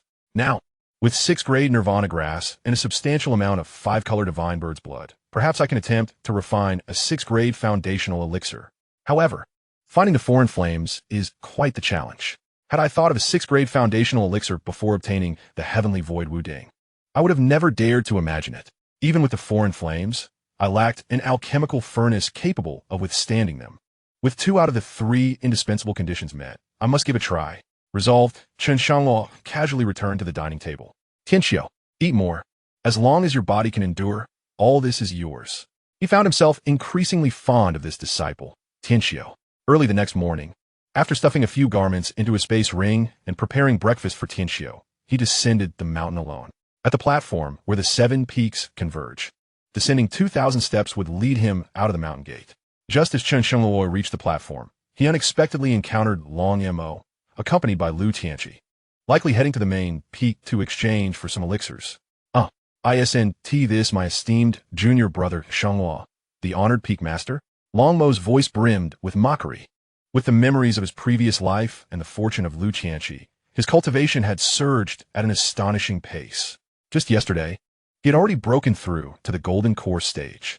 Now, he was more inflated than ever, more arrogant than in his past life. Chen Shangluo merely glanced up and continued on his way down the steps, indifferent to the taunts. Long Mo continued to provoke, stepping before Chen Shangluo and extending his hand to obstruct him. He boasted about Xianxia, exclaiming, "Shangluo, my dear disciple, yet another solitary soul, I see. Just look at my apprentice. Not only is she a vision of beauty, but she also possesses extraordinary strength. At the tender age of 16, she has already reached the stage of qi refinement." Chen Shangluo merely replied with a dismissive, "Get lost." In his eyes, Long Mo had become as irrelevant as the deceased. With an unparalleled sword physique and dual sword intent, once he breaks through to the golden core stage, it would mark the day of Long Mo's demise. "You dare to insult me?" Long Mo exclaimed, laughter ringing in the air.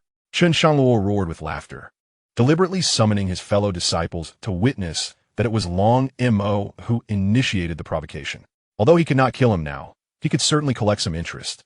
A master who could not change his gluttonous ways, coupled with a disciple who fancied herself the destined daughter. I am merely stating a fact. How could my senior brother accuse me of slander? Many in the sect were aware of Long Mo's character, but they refrained from speaking out due to his formidable power. Now, hearing Chen Shangluo's harsh words, the crowd could not help but murmur amongst themselves. I believe Shangluo is right. Long Mo is clearly enamored with her beauty. Who could argue otherwise? One can only speculate what unsavory deeds may be occurring behind the scenes. Long Mo felt his pride wounded, his expression dark enough to draw water. Xianxia cast a resentful glance at Chen Shangluo. While others might merely speculate, she alone understood the truth.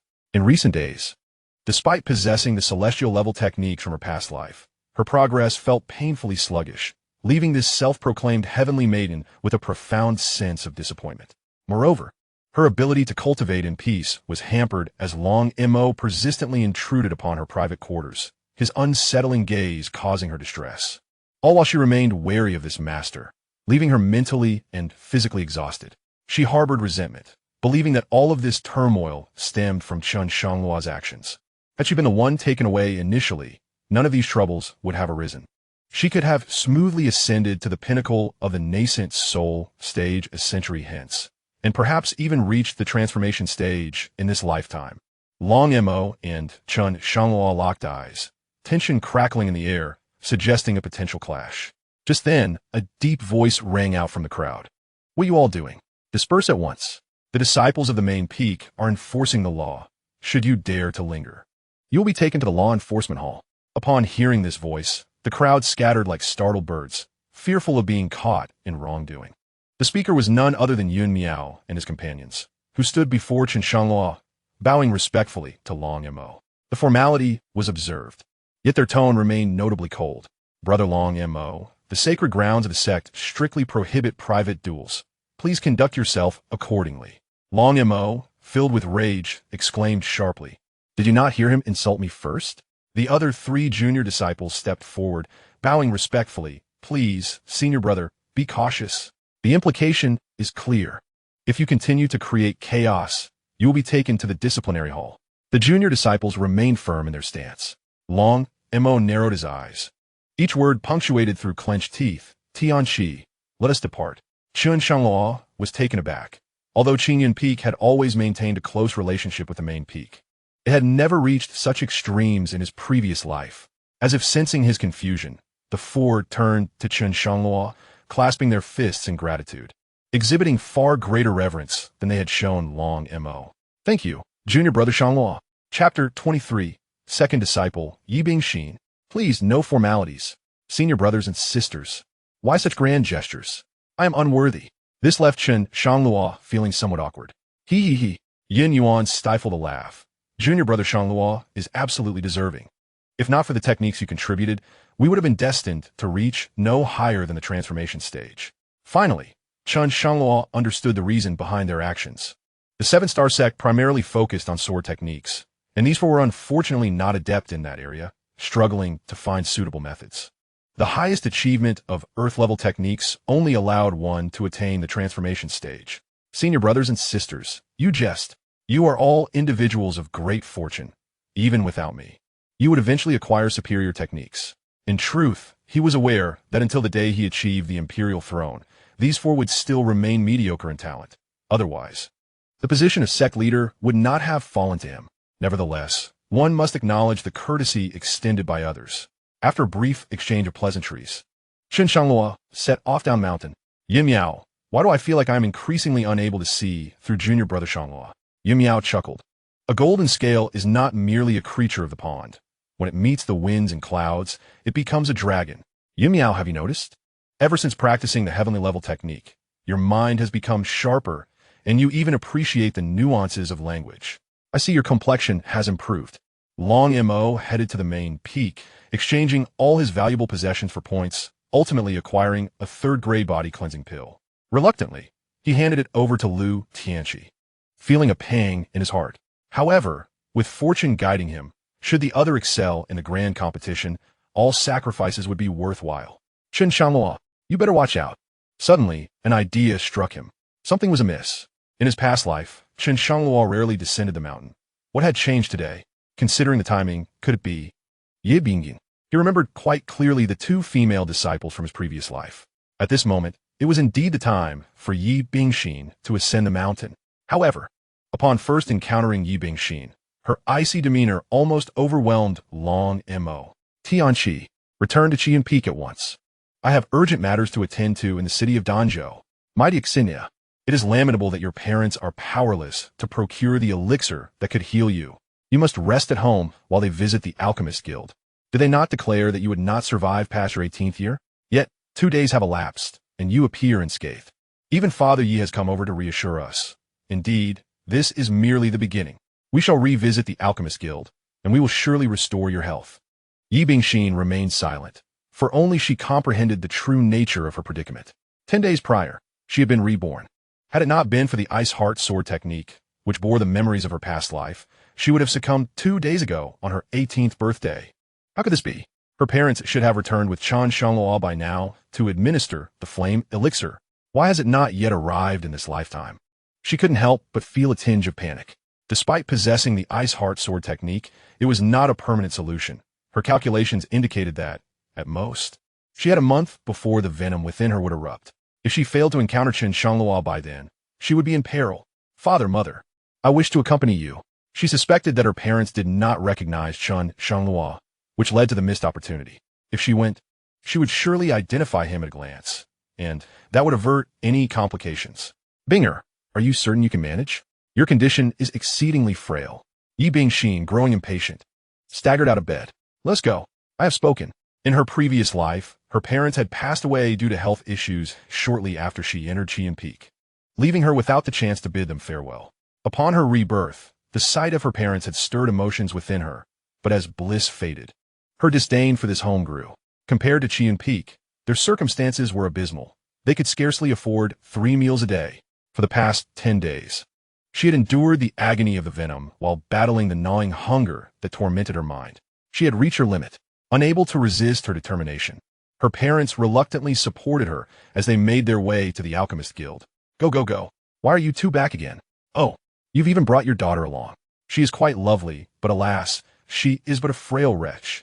Before they could enter, the guards at the entrance halted them. Her parents began to plead fervently, while Yi Bingxin glared at the guard, her pride as the chief disciple of Qian Peak deeply ingrained in her being. How dare you glare at me? Do you believe I won't have you apprehended, subjected to torment for 2 days, and then sold into servitude?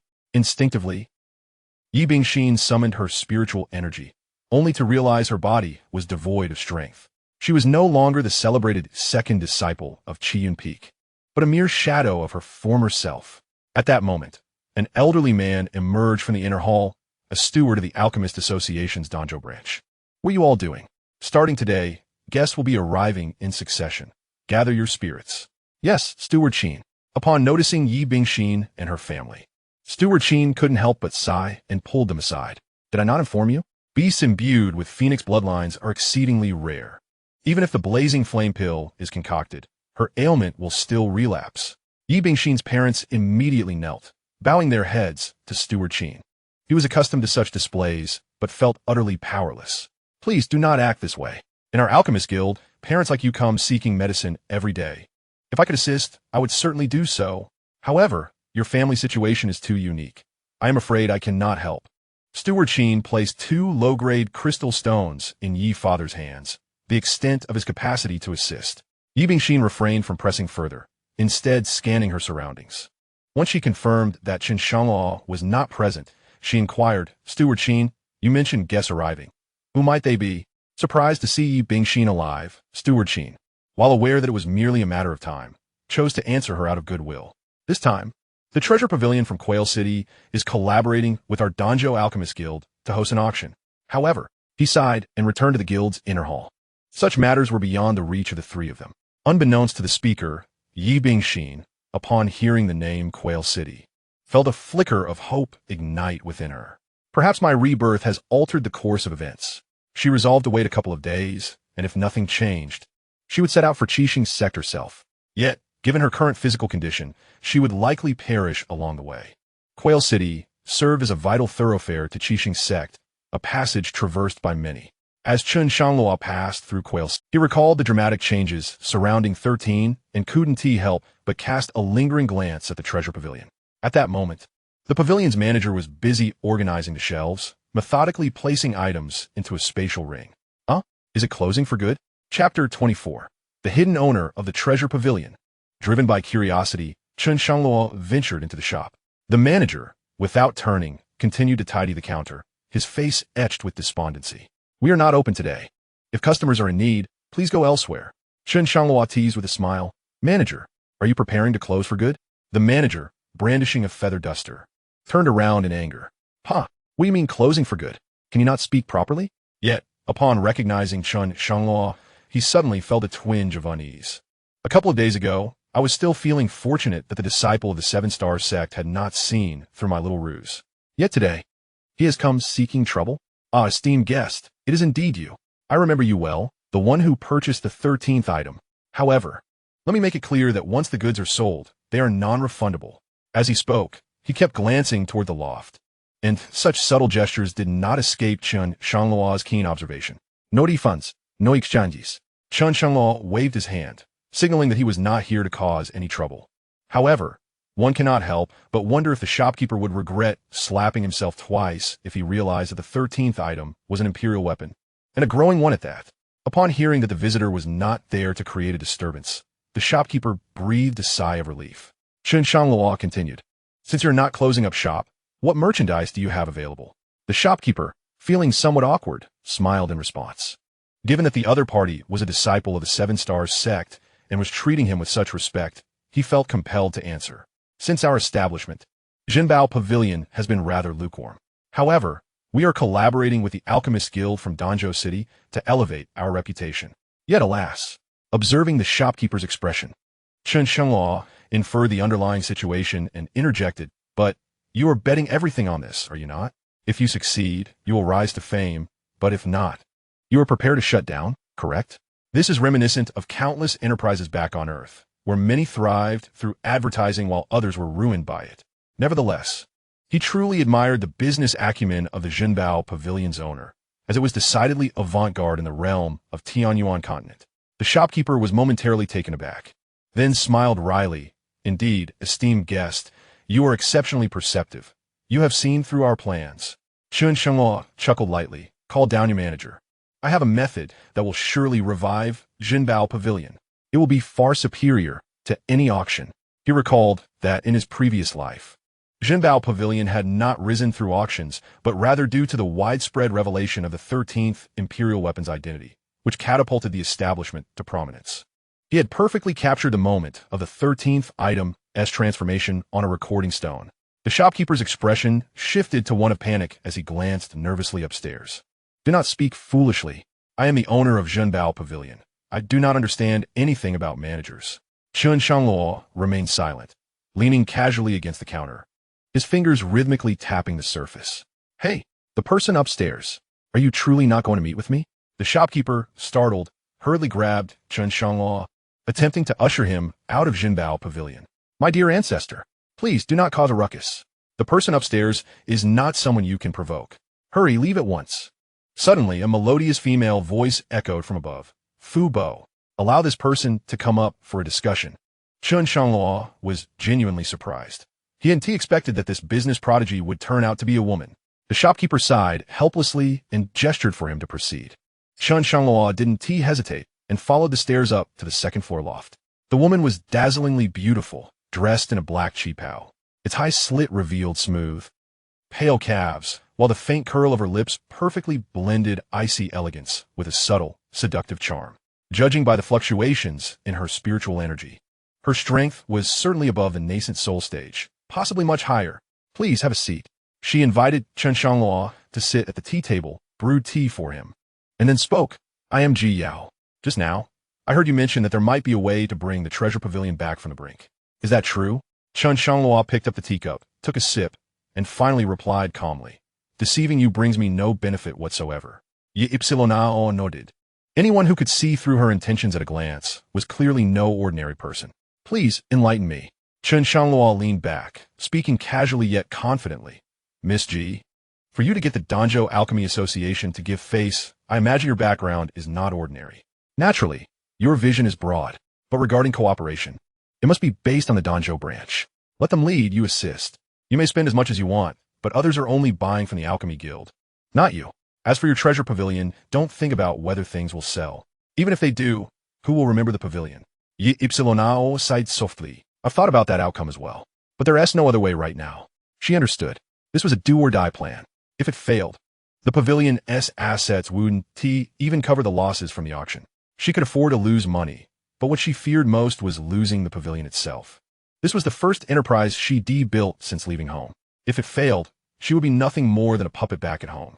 Chen Shangluo flicked his fingers, already guessing that Ji Yao came from a powerful family, full of ambition, venturing out on her own. No, now that I'm here, you not only have another plan, you have one that will definitely work.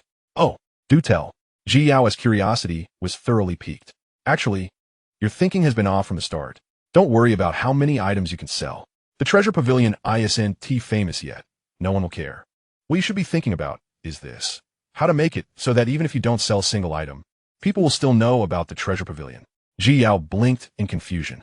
Not sell a single thing, and people still notice the pavilion? That's absurd. Chen Shangluo organized his thoughts, preparing to explain the marketing method from Blue Star to gain her trust. Once he had her trust, everything else would fall into place. As the saying goes, the most expensive things are the free ones. Just think about it. If you were to inform the Alchemist Guild that you would arrange the auction venue, providing all the packaging boxes for the auction items, and even offering some complimentary gifts for customers to take home, would the Alchemist Guild agree? Ji Yao's eyes twitched slightly, unable to suppress her exasperation. This would incur a considerable expense. Of course, the Alchemist Guild would agree. Not only would they acquiesce, but they might also consider me a fool. Young master, have you gone through all this trouble just to mock me? Chapter 25, The Bet Agreement. Ji Yao's tone was rather unfriendly, feeling that Chen Shangluo was merely a braggart. Oh, Miss Ji, please do not be in such a rush. Allow me to finish my thoughts. Ji Yao suppressed her anger, allowing Chen Shangluo to continue. Naturally, I do not expect you to undertake these tasks purely out of goodwill. When you arrange the auction venue, you can prominently display the sign of your treasure pavilion. In the welcoming area, you may erect an introduction to your treasure pavilion. The packaging must utilize jade boxes, inscribed with your treasure pavilion's emblem. These jade boxes can be reused, and when they're used to store other potions or elixirs, the first thing people will see is your treasure pavilion's brand. As for the gifts, that depends on your capabilities. You may offer some inexpensive herbs or elixirs.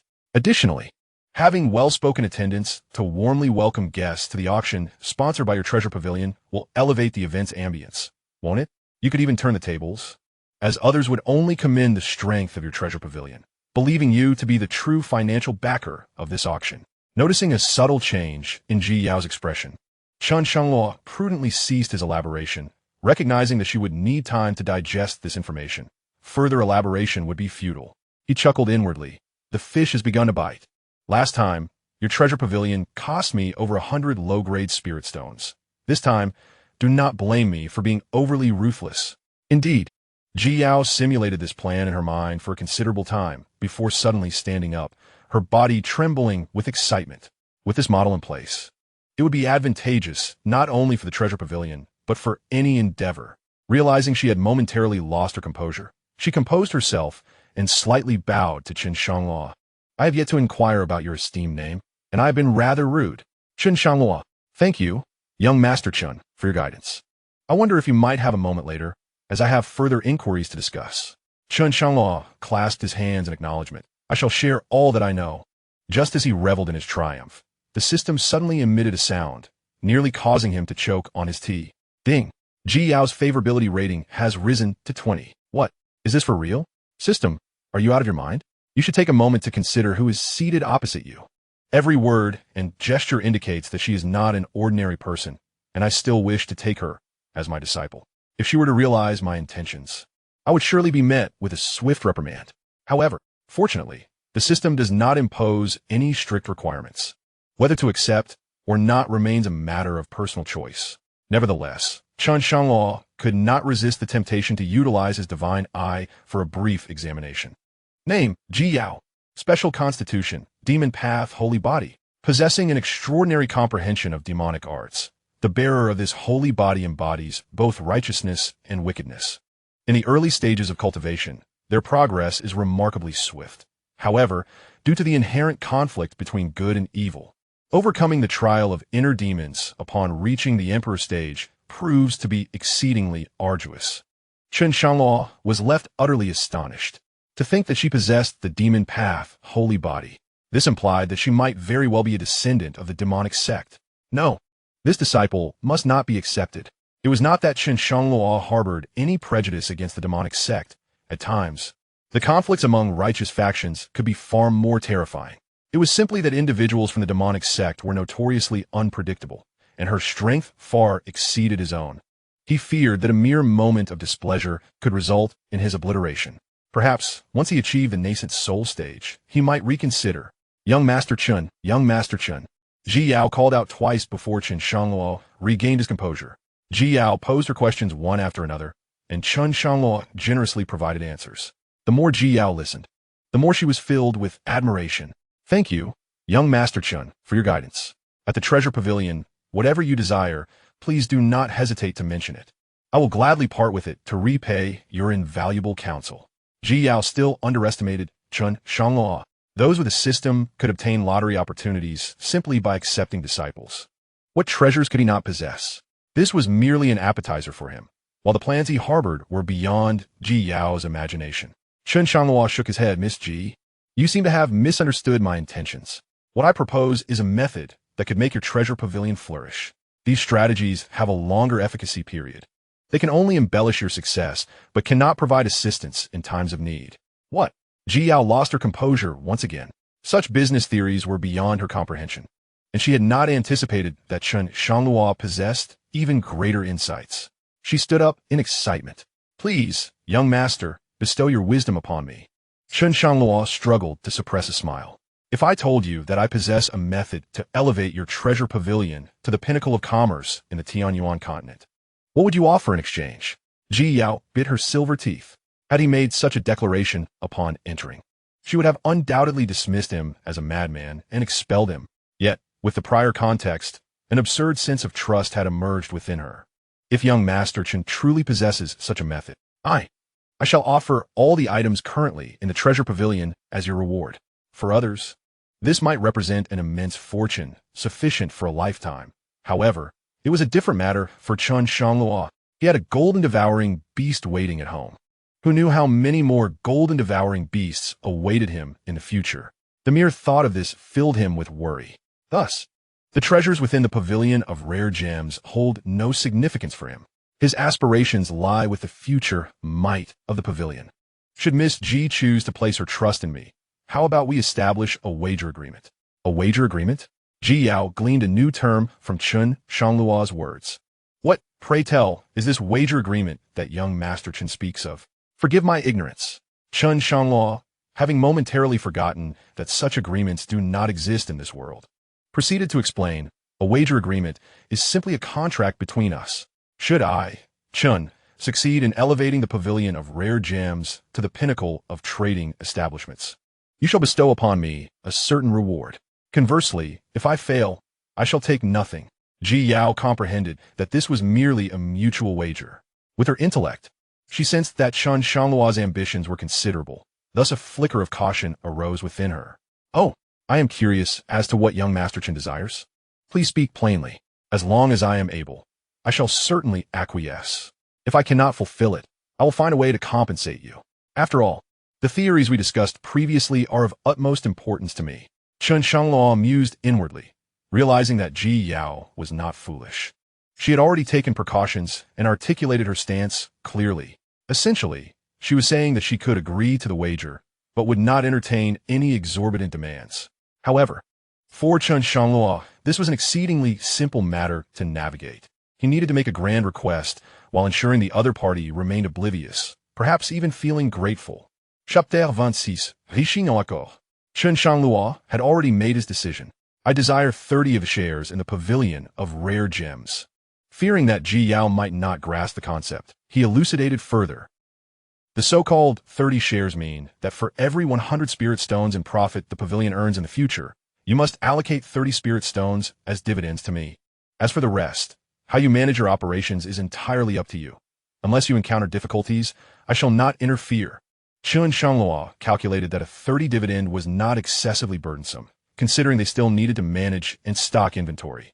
Yet, based on the previous life of the pavilion of rare gems, these profits were indeed substantial. The Tianyuan continent is estimated to be several 100,000 times larger than the Blue Star before my transmigration, resulting in a staggering volume of transactions. Ji Yao was momentarily taken aback. She began to weigh the implications in her mind. She had anticipated that Chen Shangluo would make exorbitant demands for imperial weapons or divine elixirs, which would be challenging to accommodate. However, if he only sought dividends, it was not entirely unacceptable. Presently, the annual profit of the pavilion stands around 1 million low-grade spirit stones. Even if it expanded 100-fold, that would amount to 100 million low-grade spirit stones, yielding 30 million for Chen Shangluo, while she would still retain 70 million. This was certainly a far cry from merely guarding an annual profit of 1 million. Are you certain this is all you require? Ji Yao even found it hard to believe. A single heavenly grade weapon easily holds a value exceeding 30 million. Chen Shangluo nodded calmly, harboring his own ulterior motives. With the support of the treasure pavilion, procuring spiritual herbs and exotic flames would become considerably more convenient. A 30 share remained reasonable at any time. Anything higher could lead to discord, which would be detrimental to both parties' development, and he had no time for disputes. All right, Fu Bo, bring me paper and ink. Ji Yao could hardly believe such fortune existed in the world. Chen Shangluo's actions were tantamount to a gift, with no risk on her part. Would a minor profit matter if successful? Soon, Fu Bo presented the 4 treasures of the study.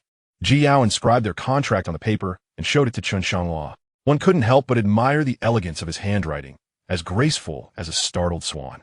Rest assured, this paper and ink are of the finest quality, ensuring they will not decay for millennia.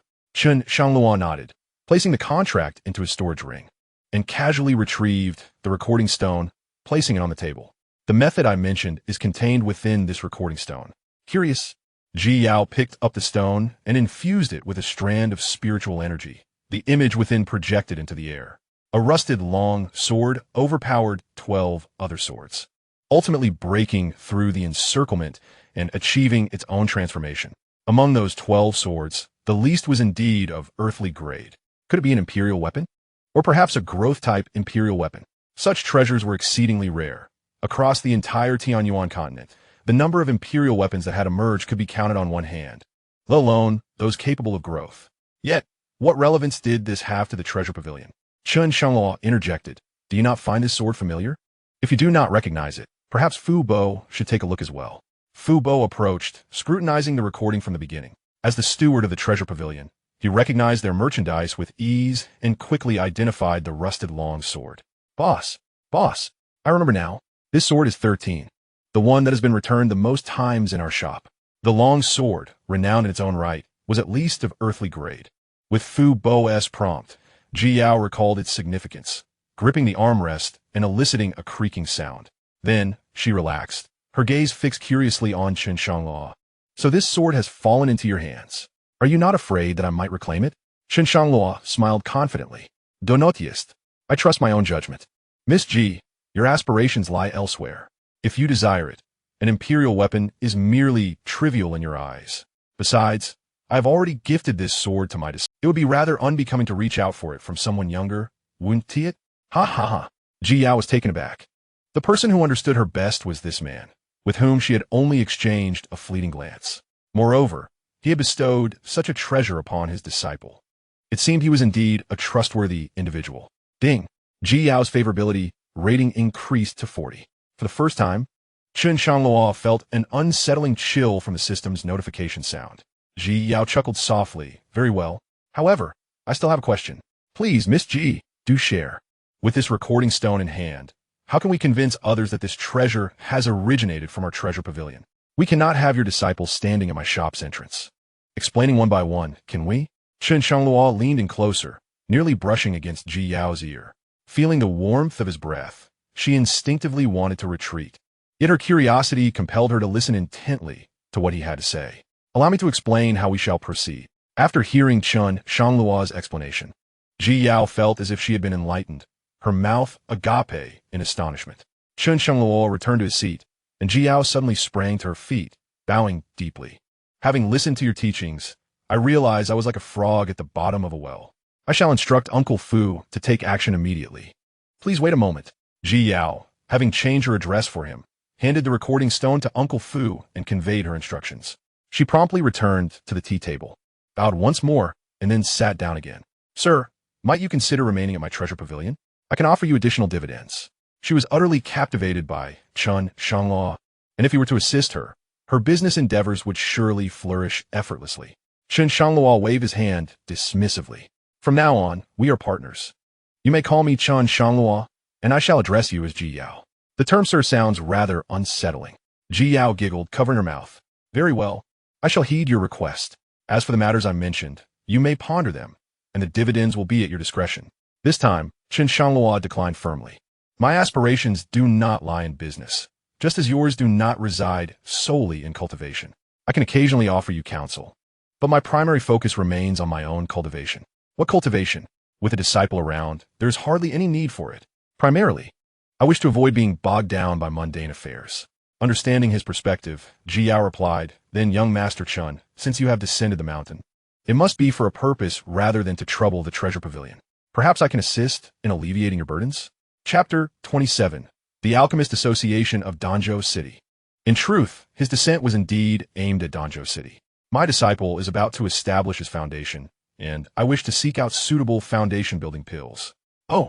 Ji Yao recalled that the treasure pavilion should still possess a 4th-grade foundation-building pill. Might I inquire if the 4th-grade foundation-building pill is available? My treasure pavilion has one. After a moment of contemplation, Chen Shangluo finally responded. I shall take a glance first. If I cannot find anything better, then I will seek your assistance later. Ji Yao understood, well, that foundational elixirs of the 5th rank and above were as elusive as a fracture in the earth. To find one in the city of Danzhou was akin to reaching for the heavens. However, it presented a perfect opportunity to invite Chen Shangluo to accompany her. Shall we have young Master Chen join us? I have prepared the carriage and am ready to depart at once. I appreciate your help. Chen Shangluo did not decline. Soon, Uncle Fu hurried over to inform them that the carriage was ready. As Ji Yao descended the stairs, she was greeted by the sight of ordinary steeds. Chen Shangluo said nothing further, though he wore a look of curiosity. Upon reaching the outskirts of the forest, Ji Yao dismounted and said to Chen Shangluo, Young Master Chen, let us tether the horses here for now. Someone will come to collect them later. Chen Shangluo grew even more intrigued. What kind of carriage required to stop outside the city, shrouded in such mystery? After walking a few paces, he began to sense something amiss. It seemed as though the cries of demonic beasts echoed ahead, likely of avian origin. Caw, caw, caw. As he drew closer, he was taken aback. What he beheld was no carriage at all. Rather, it was a small pavilion constructed upon the backs of 4 demonic beasts. Judging by their size, all 4 were large demonic birds in the early stages of a nascent soul realm. He had considered Ji Yao to be wealthy, but never had he imagined her to be this affluent. Young Master Chen, please, do not be astonished. Although these demonic birds possess nascent soul cultivation, their combat prowess is exceedingly weak and cost little to maintain. Chen Shangluo followed the 2 into the pavilion, reflecting on his previous life. where he nearly attained the imperial throne, yet had been far too sheltered. The interior of the pavilion was resplendent, rivaling the second floor of the treasure pavilion. The 4 demonic beasts flapped their wings, yet the pavilion experienced not the slightest tremor. Ji Yao inquired of Uncle Fu, "How goes the matter with the recording stone?" Uncle Fu replied with utmost respect, "I've already arranged for someone to handle it." Subsequently, Ji Yao incessantly sought Chen Shangluo's insights on various topics. With his commercial acumen stemming from his past life on Blue Star, Chen Shangluo provided exceedingly profound explanations. Throughout their discourse, Ji Yao's understanding of commerce was entirely transformed. While they conversed, a rumor targeting the treasure pavilion was quietly brewing. "Hey, brother, have you heard the explosive news?" "What news so shrouded in mystery? Has the leader of the 7-star sect ascended to become an emperor?" No. It is even more explosive. Have you heard of the growing imperial weapon? It has just appeared in our Happy City's treasure pavilion. Moreover, it was picked up by someone for merely 200 low-grade crystal stones. Brother, you must be exaggerating. If you don't believe me, I have a recording, but fair warning. I can show it to you, but today's meal is on you. All right, I shall treat. Rumors have grown increasingly outrageous, and now even the elderly are engaging in discussions. Allow me to share a secret. My grandfather was once acquainted with the proprietor of the treasure pavilion. It is said that the imperial weapons consist of an entire set, totaling 13 pieces, with 12 still residing in the treasure pavilion. Surely, your grandfather must be mistaken. How could there possibly be 13 imperial weapons? If you doubt it, go and inspect the recorded images. Does the hilt not bear the number 13? That denotes its serial number. Initially, the majority were skeptical of this claim, but as more individuals spoke of it, it became akin to brainwashing. Gradually, a fervor swept through the Happy City, with a frenzy for scavenging. Everyone began searching for rusted weapons, dismissing those that were not rusted. Just to illustrate the extent of this craze, currently, within Happy City and the surrounding towns, it is exceedingly difficult to procure even a single rusted sword. Even the rusted hammers and shears, anything resembling a weapon that bears rust, have been snatched up. Many who returned empty-handed simply squatted at the entrance of the treasure pavilion, awaiting its opening. Meanwhile, the 3 remained oblivious to the subtle changes at the treasure pavilion. They have now arrived at Danzhou City. Ji Yao opted to halt the carriage outside the city and chose to enter on foot. Danzhou City is arguably the wealthiest city in the northwest, primarily due to the presence of alchemists, making it the city with the highest trading volume.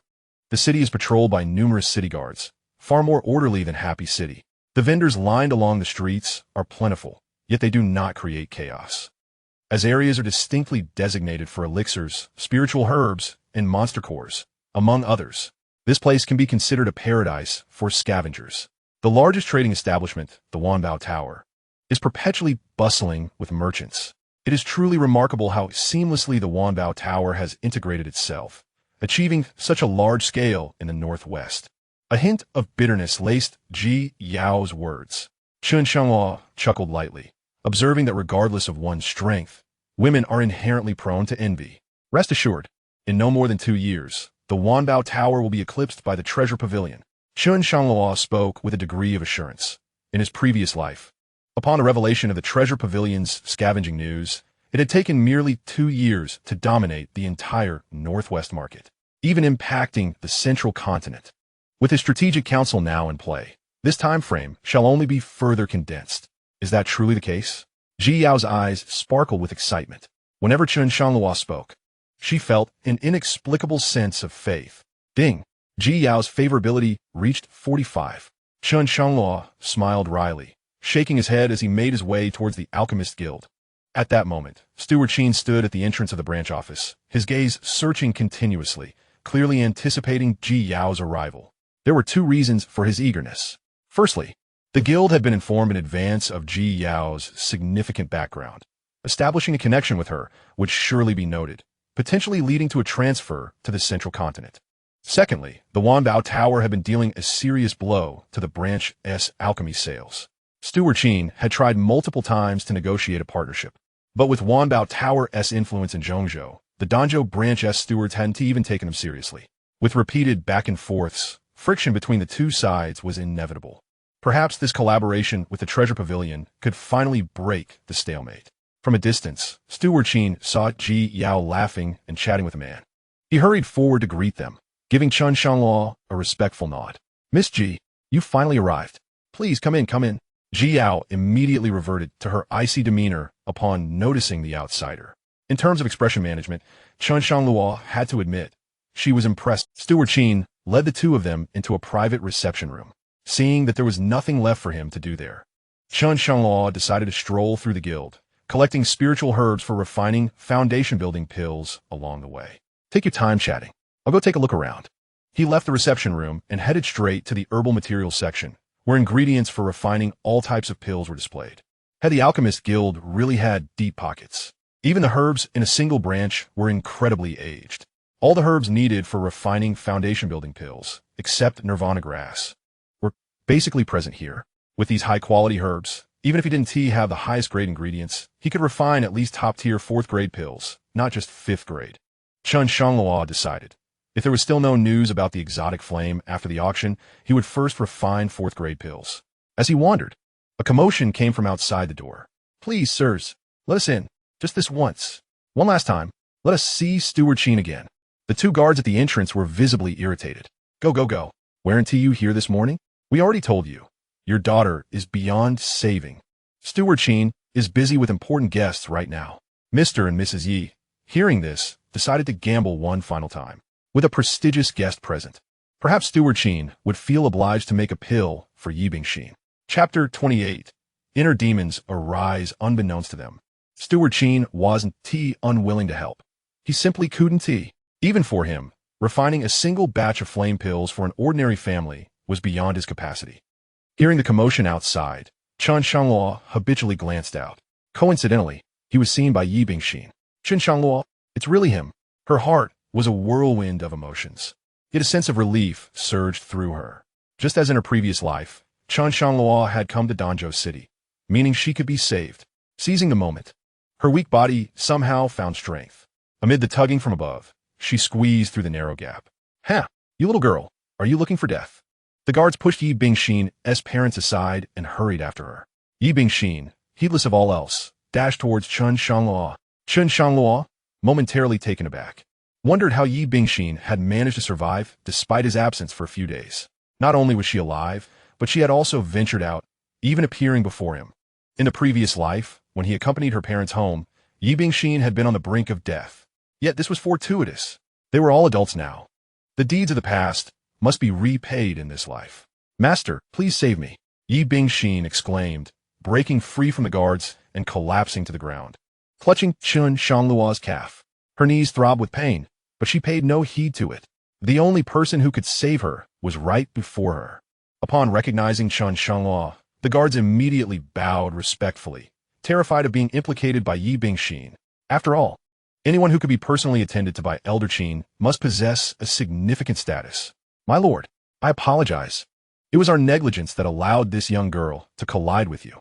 Rest assured, we shall take her into our custody and ensure she is duly punished."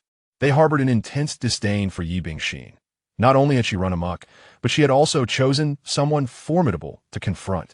Chen Shangluo waved his sleeve, indicating that there was no need for concern. He then extended his left hand, gently grasping Yi Bingxin's chin. His warm smile was like a gentle spring breeze. "Speak. How may I assist you?" Yi Bingxin sighed in relief. It seemed that things were unfolding as they had in her previous life. Chen Shangluo would likely proceed to procure the essence of the divine bird to concoct the flame pill. Given the ever-present threat of her affliction's return, he would take her to Qingyan Peak. However, in this life, she had already acquired the Ice Heart Sword control technique in advance. Consuming the flame pill would eradicate her affliction completely. At that moment, she planned to escape midway and find a concealed refuge, without him siphoning her fortune. Perhaps in this life, she could strive for the hope of becoming an emperor. Chen Shangluo, just wait for my retribution. In her previous life, the grudge of stolen fortune eclipsed everything. Chen Shangluo thought he had imagined it. He had glimpsed a flicker of murderous intent in Yi Bingxin's eyes. Yet, it vanished almost instantly, quickly masked by her demeanor. "My lord, I beseech you to spare my life. I shall repay your life-saving grace with my utmost servitude." Chen Shangluo chuckled inwardly. Had she not uttered similar words in the past? But what was the outcome? My dear disciple, I am curious to know how you have survived thus far. He then clasped his hands together and addressed the two guards. I kindly request that you prepare a quiet room for me to examine her condition. The guards, taken aback by the request, promptly returned the gesture. As a guest of Elder Qin, a quiet room requires no prior booking. Please follow me. After escorting the two into the quiet room, the guards respectfully withdrew to stand guard at the door. Extend your hand. Let me examine your body. Chen Shangluo gestured for Yi Bingxin to take a seat opposite him. Extend your hand. Yi Bingxin was taken aback, a chilling aura emanating from her. She wondered what level of cultivation Chen Shangluo had attained and whether he could discern her mastery of the Ice Heart sword technique. Reluctant. Yi Bingxin's body trembled. It seemed that if she dared to refuse, Chen Shangluo would never allow her to leave the quiet chamber. Gritting her teeth and steeling her resolve, she extended her hand. Chen Shangluo's fingers converged and rested on her icy wrist. The atmosphere was as frigid as frost, yet relatively stable. Is your heart pulse erratic? Are you feeling anxious? Chen Shangluo inquired. Yi Bingxin held her breath and shook her head, striving to conceal her spiritual energy deep within the malevolent depths. As time ticked by, she could almost hear the rhythm of her own heartbeat. Chen Shangluo scrutinized her with curiosity, simultaneously activating his divine sight. The information revealed by his divine sight was no different from that of his previous life. Where exactly lay the discrepancy? Yi Bingxin was overthinking. In his past life, Chen Shangluo had thousands of disciples. He had drawn lots 1,000 times, encountering countless celestial-grade techniques. And since he had never practiced the Ice Heart sword technique, how could he possibly detect it? Enough. If she could survive less than a month, let her fend for herself. The struggle before death was the most despairing. Thus, he retracted his hand, his voice chillingly cold. I cannot treat your condition. What? Yi Bingxin could hardly believe her ears. How could this be? Impossible.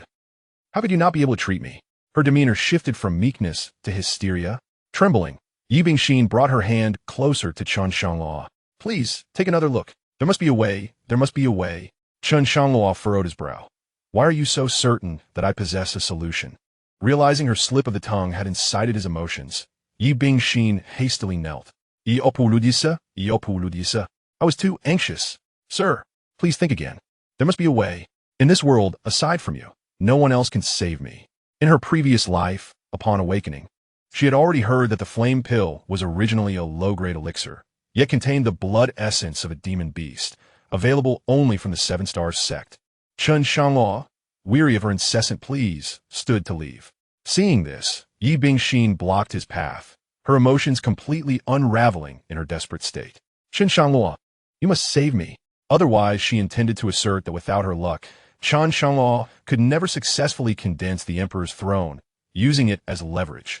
However, Chen Shangluo had no desire to hear her words. He unleashed a finger gesture, causing the air around Yi Bingxin to solidify, suffocating her breath. Fortunately, Chen Shangluo retained a flicker of rationality, realizing that this was the Alchemist Guild. Otherwise, Yi Bingxin would have met her demise. Ye Binging, do you believe in the intertwining of past and present lives? As her mind teetered on the brink of collapse, the words ignited a tempest of inner demons. Voices surged within her consciousness, whispering malevolently like demons. Past life? Present life? Yi Bingxin, he mocks you. He derides your foolishness in your previous existence. No, this is all the doing of Chen Shangluo. It was he who siphoned away my fortune. Not eliminating him will never assuage the hatred that festers in my heart. Chapter 29. The Peculiar Auction Item. Chen Shangluo emerged from the quiet chamber and addressed the guards. I kindly request that you dispose of her. Her condition is beyond my capacity to remedy. Understood, the guards replied, stepping into the room. Upon witnessing Yi Bingxin alternating between laughter and tears, they could not help but shake their heads in pity. Alas, another soul driven to madness by unbearable tribulations. They had witnessed such tragedies far too often. Countless individuals entered the Alchemist Guild clinging to the hope of survival, only to emerge in despair. Not everyone is fortunate enough to receive healing. The two guards, one on each side, lifted her and brought her to the guild's entrance, discarding her like a tattered garment. Yi Bingxin's parents, upon witnessing this scene, understood that their last glimmer of hope had been extinguished. The three collapsed onto the ground, embracing each other in tears. Yi Bingxin regained a semblance of her senses and forcefully pushed her parents away, her voice hoarse with fury. It is all your fault. Both of you. If you could not provide me with a good life, why did you bring me into this world? In these 18 years, have you ever allowed me to eat my fill or sleep peacefully? Each day has been nothing but torment. She could not help but reminisce about her days on Qingyun Peak. No one pressured her to cultivate, nor was she tormented by illness, among thousands of senior brothers. She was a formidable presence in the Northwest. Yet now, everything had reverted to square one. She would have to endure another month of insidious suffering. Just then, a figure approached her. Without needing to look up, she recognized the standard long boots of the Seven Stars sect by their silhouette. Every disciple of the Seven Stars sect possessed a pair. Yi Bingxin's heart surged with joy. I knew you could not abandon me. She crawled forward, clutching the boot as if it were her last lifeline. Regretful tears streamed down her cheeks. Master, I'm sorry. I knew you would come to my rescue. I promise, I will never betray you again. Long Mo's cheeks twitched, pondering. Was Yi Bingxin in a similar state when Chen Shangluo took her in? Would he truly bring a madwoman back with him? Yet, recalling Yi Bingxin's unparalleled beauty in her past life, his expression shifted dramatically. Ye Bingin, would you be willing to take me as your disciple? I shall lead you back to the Seven Stars sect for cultivation. Yi Bingxin was momentarily taken aback. This was clearly not the voice of Chen Shangluo. Upon seeing the newcomer, a flicker of hope ignited within her heart. As long as it was the Seven Stars sect, there would be the essence of divine birds. What difference does it make whom one chooses as a master? Can you find the blazing flame pill to assist me in curing this insidious poison? Long Mo's expression darkened. Lu Qianxi was like this, and now Yi Bingxin too. Even before it began, they were already seeking to exploit his family's wealth. Chen Shangluo, in my previous life, you truly deserved your fate. You gathered such disciples. If not you, then who should face demise? Yet I must express my gratitude. Your downfall serves as a constant reminder to me. I must never follow in your footsteps. Fortunately, the blazing flame pill is not overly precious within the sect. Indeed, should you become my disciple, I will certainly devise a way to save you. With a resolute heart, Yi Bingxin cast aside her earlier solemn declarations without hesitation. Master above, please allow your disciple to bow before you. Long Mo felt that everything was unfolding too effortlessly. It was as if the heavens themselves were aiding him, destined to ascend to imperial status before Chen Shangluo. Splendid. Gulme, I shall escort you back to the Seven Stars sect. You have a senior sister as well, a peerless talent. You shall undoubtedly find much in common. Yi Bingxin glanced back at her parents, yet chose silence, resolutely following Long Mo. A sense of triumph swelled within Long Mo. Chen Shangluo, I have seen you enter the treasure pavilion. Little did you expect I would arrive before you. Ha! Do you comprehend what you have missed? No, you do not.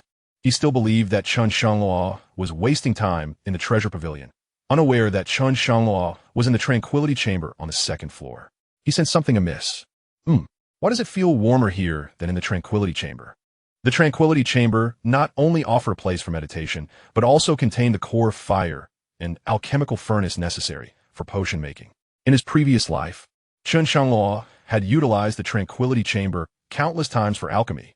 He was profoundly acquainted with the temperature of the core fire. This room, sealed with numerous seals, seemed to harbor something that emitted a heat stronger than the core fire. At that moment, Steward Qin and Ji Yao emerged from the reception room. The two were engaged in light-hearted conversation, particularly Steward Qin, whose smile bloomed like a chrysanthemum. He had never anticipated that Ji Yao would be more agreeable than he imagined. She even volunteered to take charge of the venue's arrangements and various packaging. This would certainly save a significant amount for the Danzhou City Guild.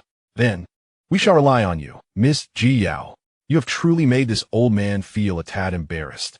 Ji Yao also sighed in relief. Indeed, as Chen Shangluo had stated, the Alchemist Guild not only accepted the terms, but felt they had gained a considerable advantage. The two individuals, failing to locate Chen Shangluo, ascended to the second floor under the guidance of the guard in search of him. They chanced upon Chen Shangluo, who was lost in thought before the secret chamber. Chen, my friend, so this is where you've been. We search high and low for you. Upon regaining his senses, Chen Shangluo inquired, Qin's steward just in time. May I ask, what is this room? In high spirits, particularly upon learning that the proposal originated from Chen Shangluo himself, Qin's steward found him increasingly agreeable. Ha! This chamber is precisely where the auction items are stored. Have you sensed something? Some individuals possess an innate affinity for certain treasures. Such are the fated ones in the realm of cultivation. He presumed that Chen Shangluo had sensed something, and if it were not exceedingly valuable, he might even consider gifting it to him, especially since a single proposal had saved the guild over 1,000,000 spirit stones. Chen Shangluo candidly expressed, "I feel there's a treasure within, its temperature unusually high." He suspected it might be a strange fire, but given the branch's capabilities, the emergence of such a phenomenon seemed improbable, leaving him in a state of profound bewilderment. "Ha ha!" Chen Steward was momentarily taken aback before bursting into laughter. "You truly are an intriguing character, my young friend. As cultivators, we are often oblivious to subtle temperature variations, yet your sensitivity is remarkable. However, I cannot disclose what it is until the auction commences. The guild has regulations. Yet, I assure you, you will undoubtedly appreciate it. No, it is fair to say that all men will find it irresistible." Chen Steward teased enigmatically. Chen Shangluo glanced at Ji Yao, who shrugged in resignation, indicating her ignorance. "Don't look at me. I am equally in the dark.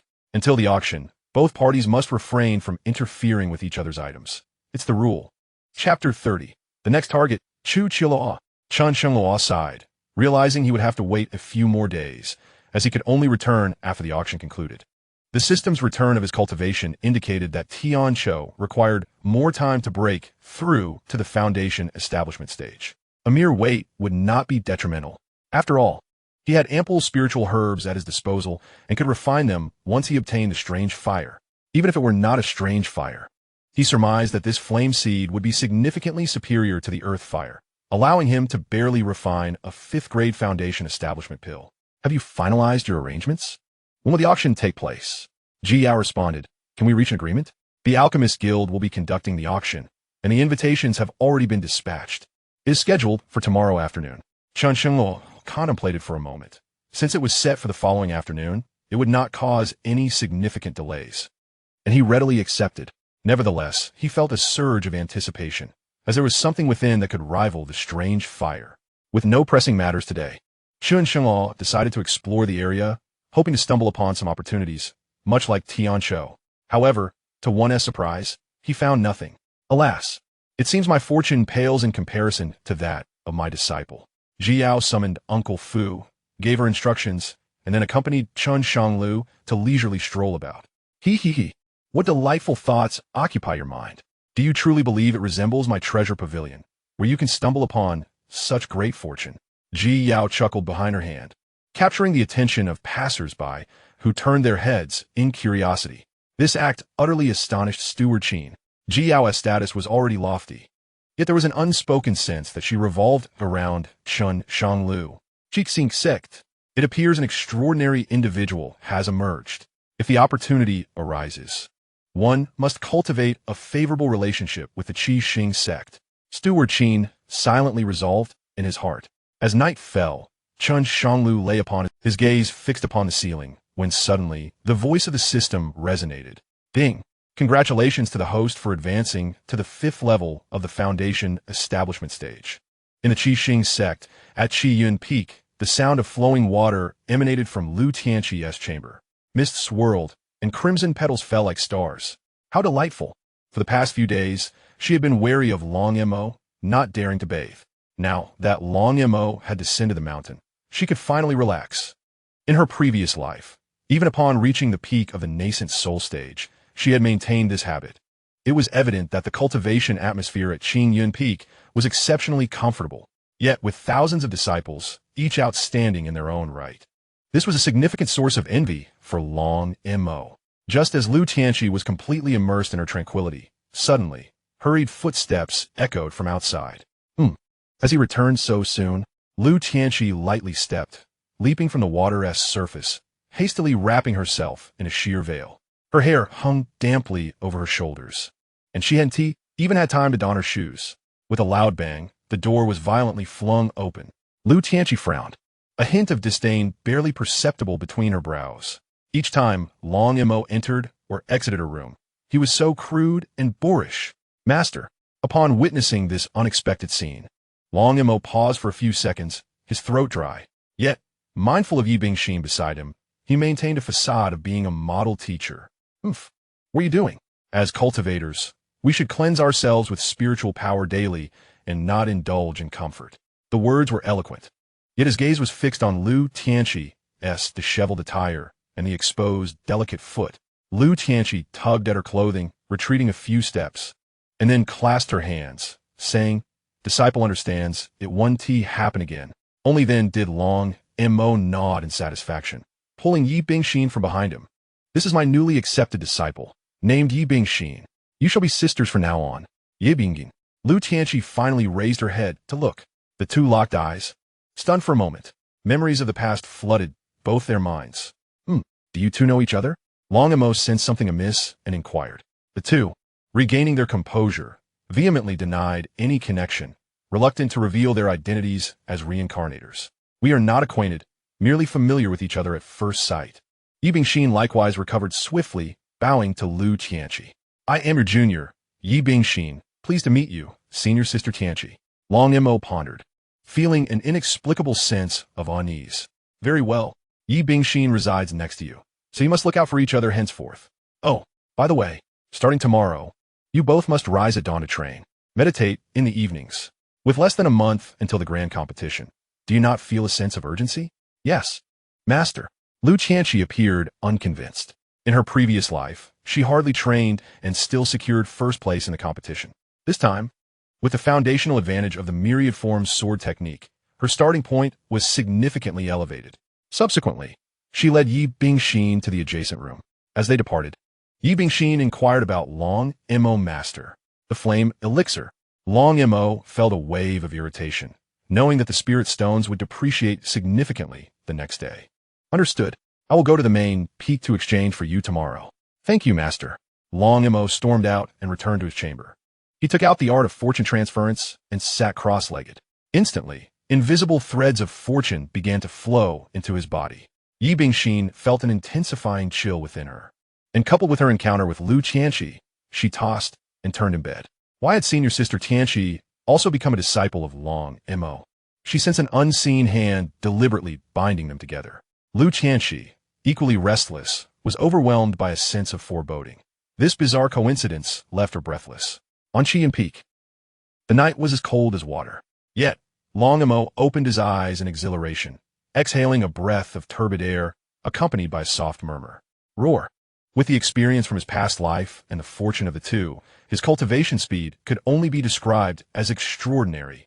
Despite the recent hustle, Long Mo had transitioned from breaking through to the Golden Core stage to the second level of Golden Core within merely 3 days.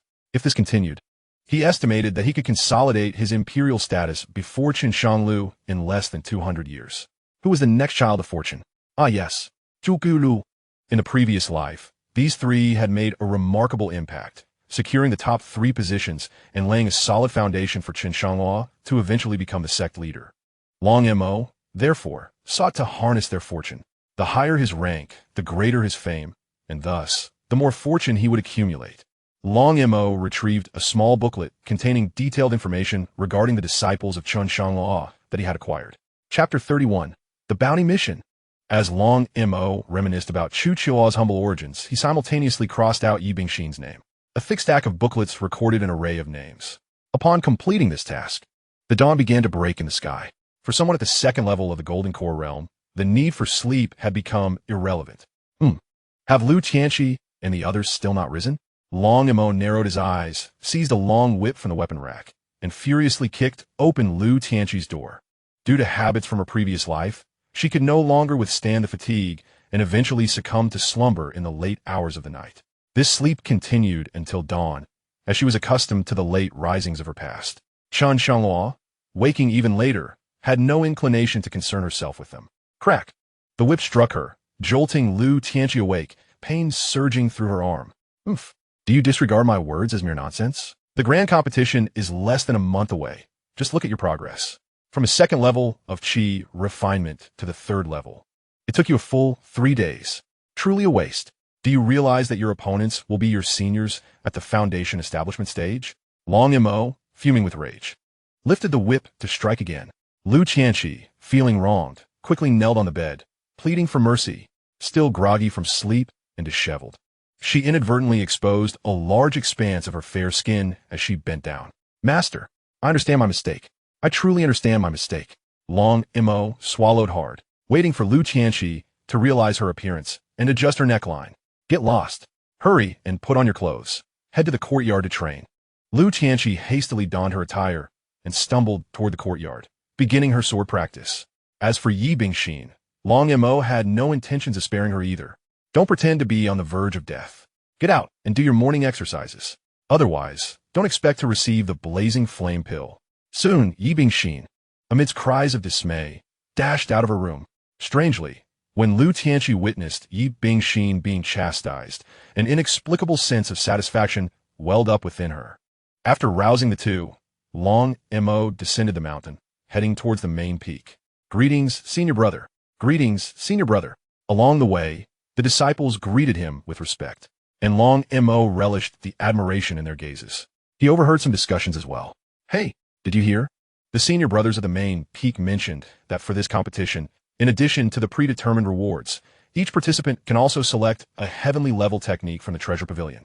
However, it seems they can only borrow it for 2 hours, and whether they can learn it depends entirely on luck. Wow, is that true? But there are only a few heavenly level techniques in the treasure pavilion, and it appears the categories are not comprehensive. Even the 4 disciples of the esteemed master are presently practicing earth-level techniques, aren't they? Huh, you must be quite uninformed. Brothers Yun Miao and his companions have all upgraded their skills. Don't believe me? Go to the training grounds. I dare say you'll find them showcasing their prowess on the arena. The tone of this individual carries a hint of envy. Yet, one cannot entirely blame Yun Miao and the others. As the favored disciples of the master, their cultivation had stagnated for too long. Now that they have access to the heavenly level techniques provided by Chen Shangluo, they are eager to demonstrate their prowess daily, basking in the envious glances of others. Goodness, has the esteemed master unearthed the tomb of some ancient ancestor? Has he suddenly struck it rich? Where did he procure such an abundance of heavenly level techniques? The more Long Mo listened, the more exhilarated he became. He was certain he would secure a spot among the top 3. The master's sudden rewards seemed tailor-made for him.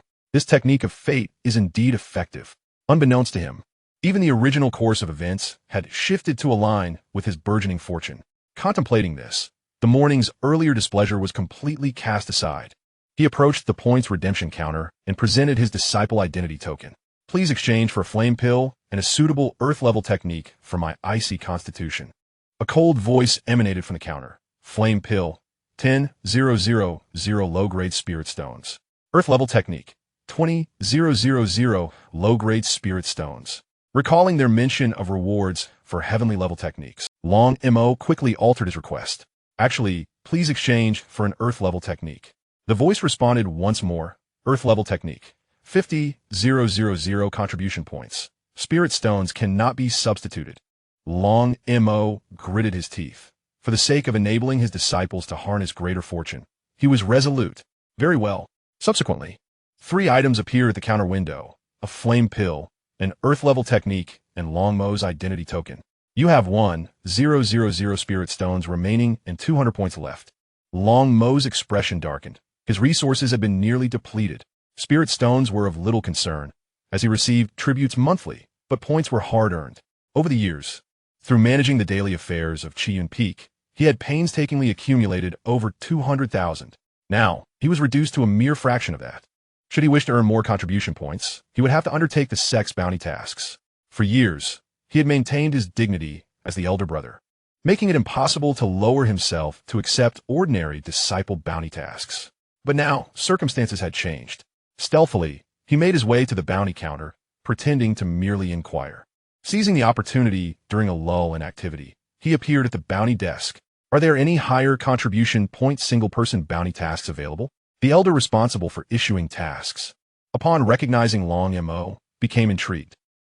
It is Long Mo. It is indeed a rare occasion. After all these years, this is the first time I have seen you come to accept the task. His commanding voice immediately drew countless gazes. Long Mo felt as if he were on the verge of social embarrassment, prickling all over with discomfort. Enough with the nonsense. Quickly help me find a task. The task elder was somewhat displeased with Long Mo's demeanor. Yet as an outer sect errand elder, his status paled in comparison to Longmo's.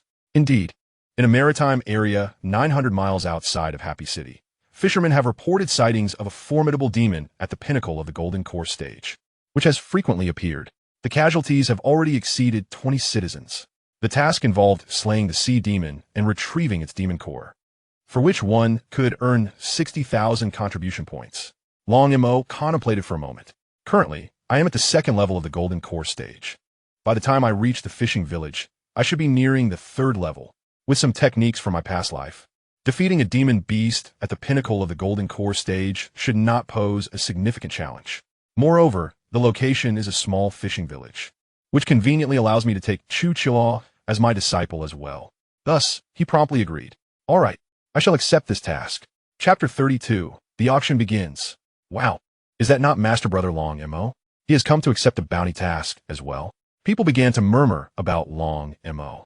Initially, he felt a touch of embarrassment, but the direction of the discussions soon exceeded his expectations. How can your task compare to Master Brother Longmo's? Look, he is undertaking the slaying of a demon beast at the pinnacle of the Golden Core stage. Does he lack contribution points? He seeks to rid this small fishing village of its scourge.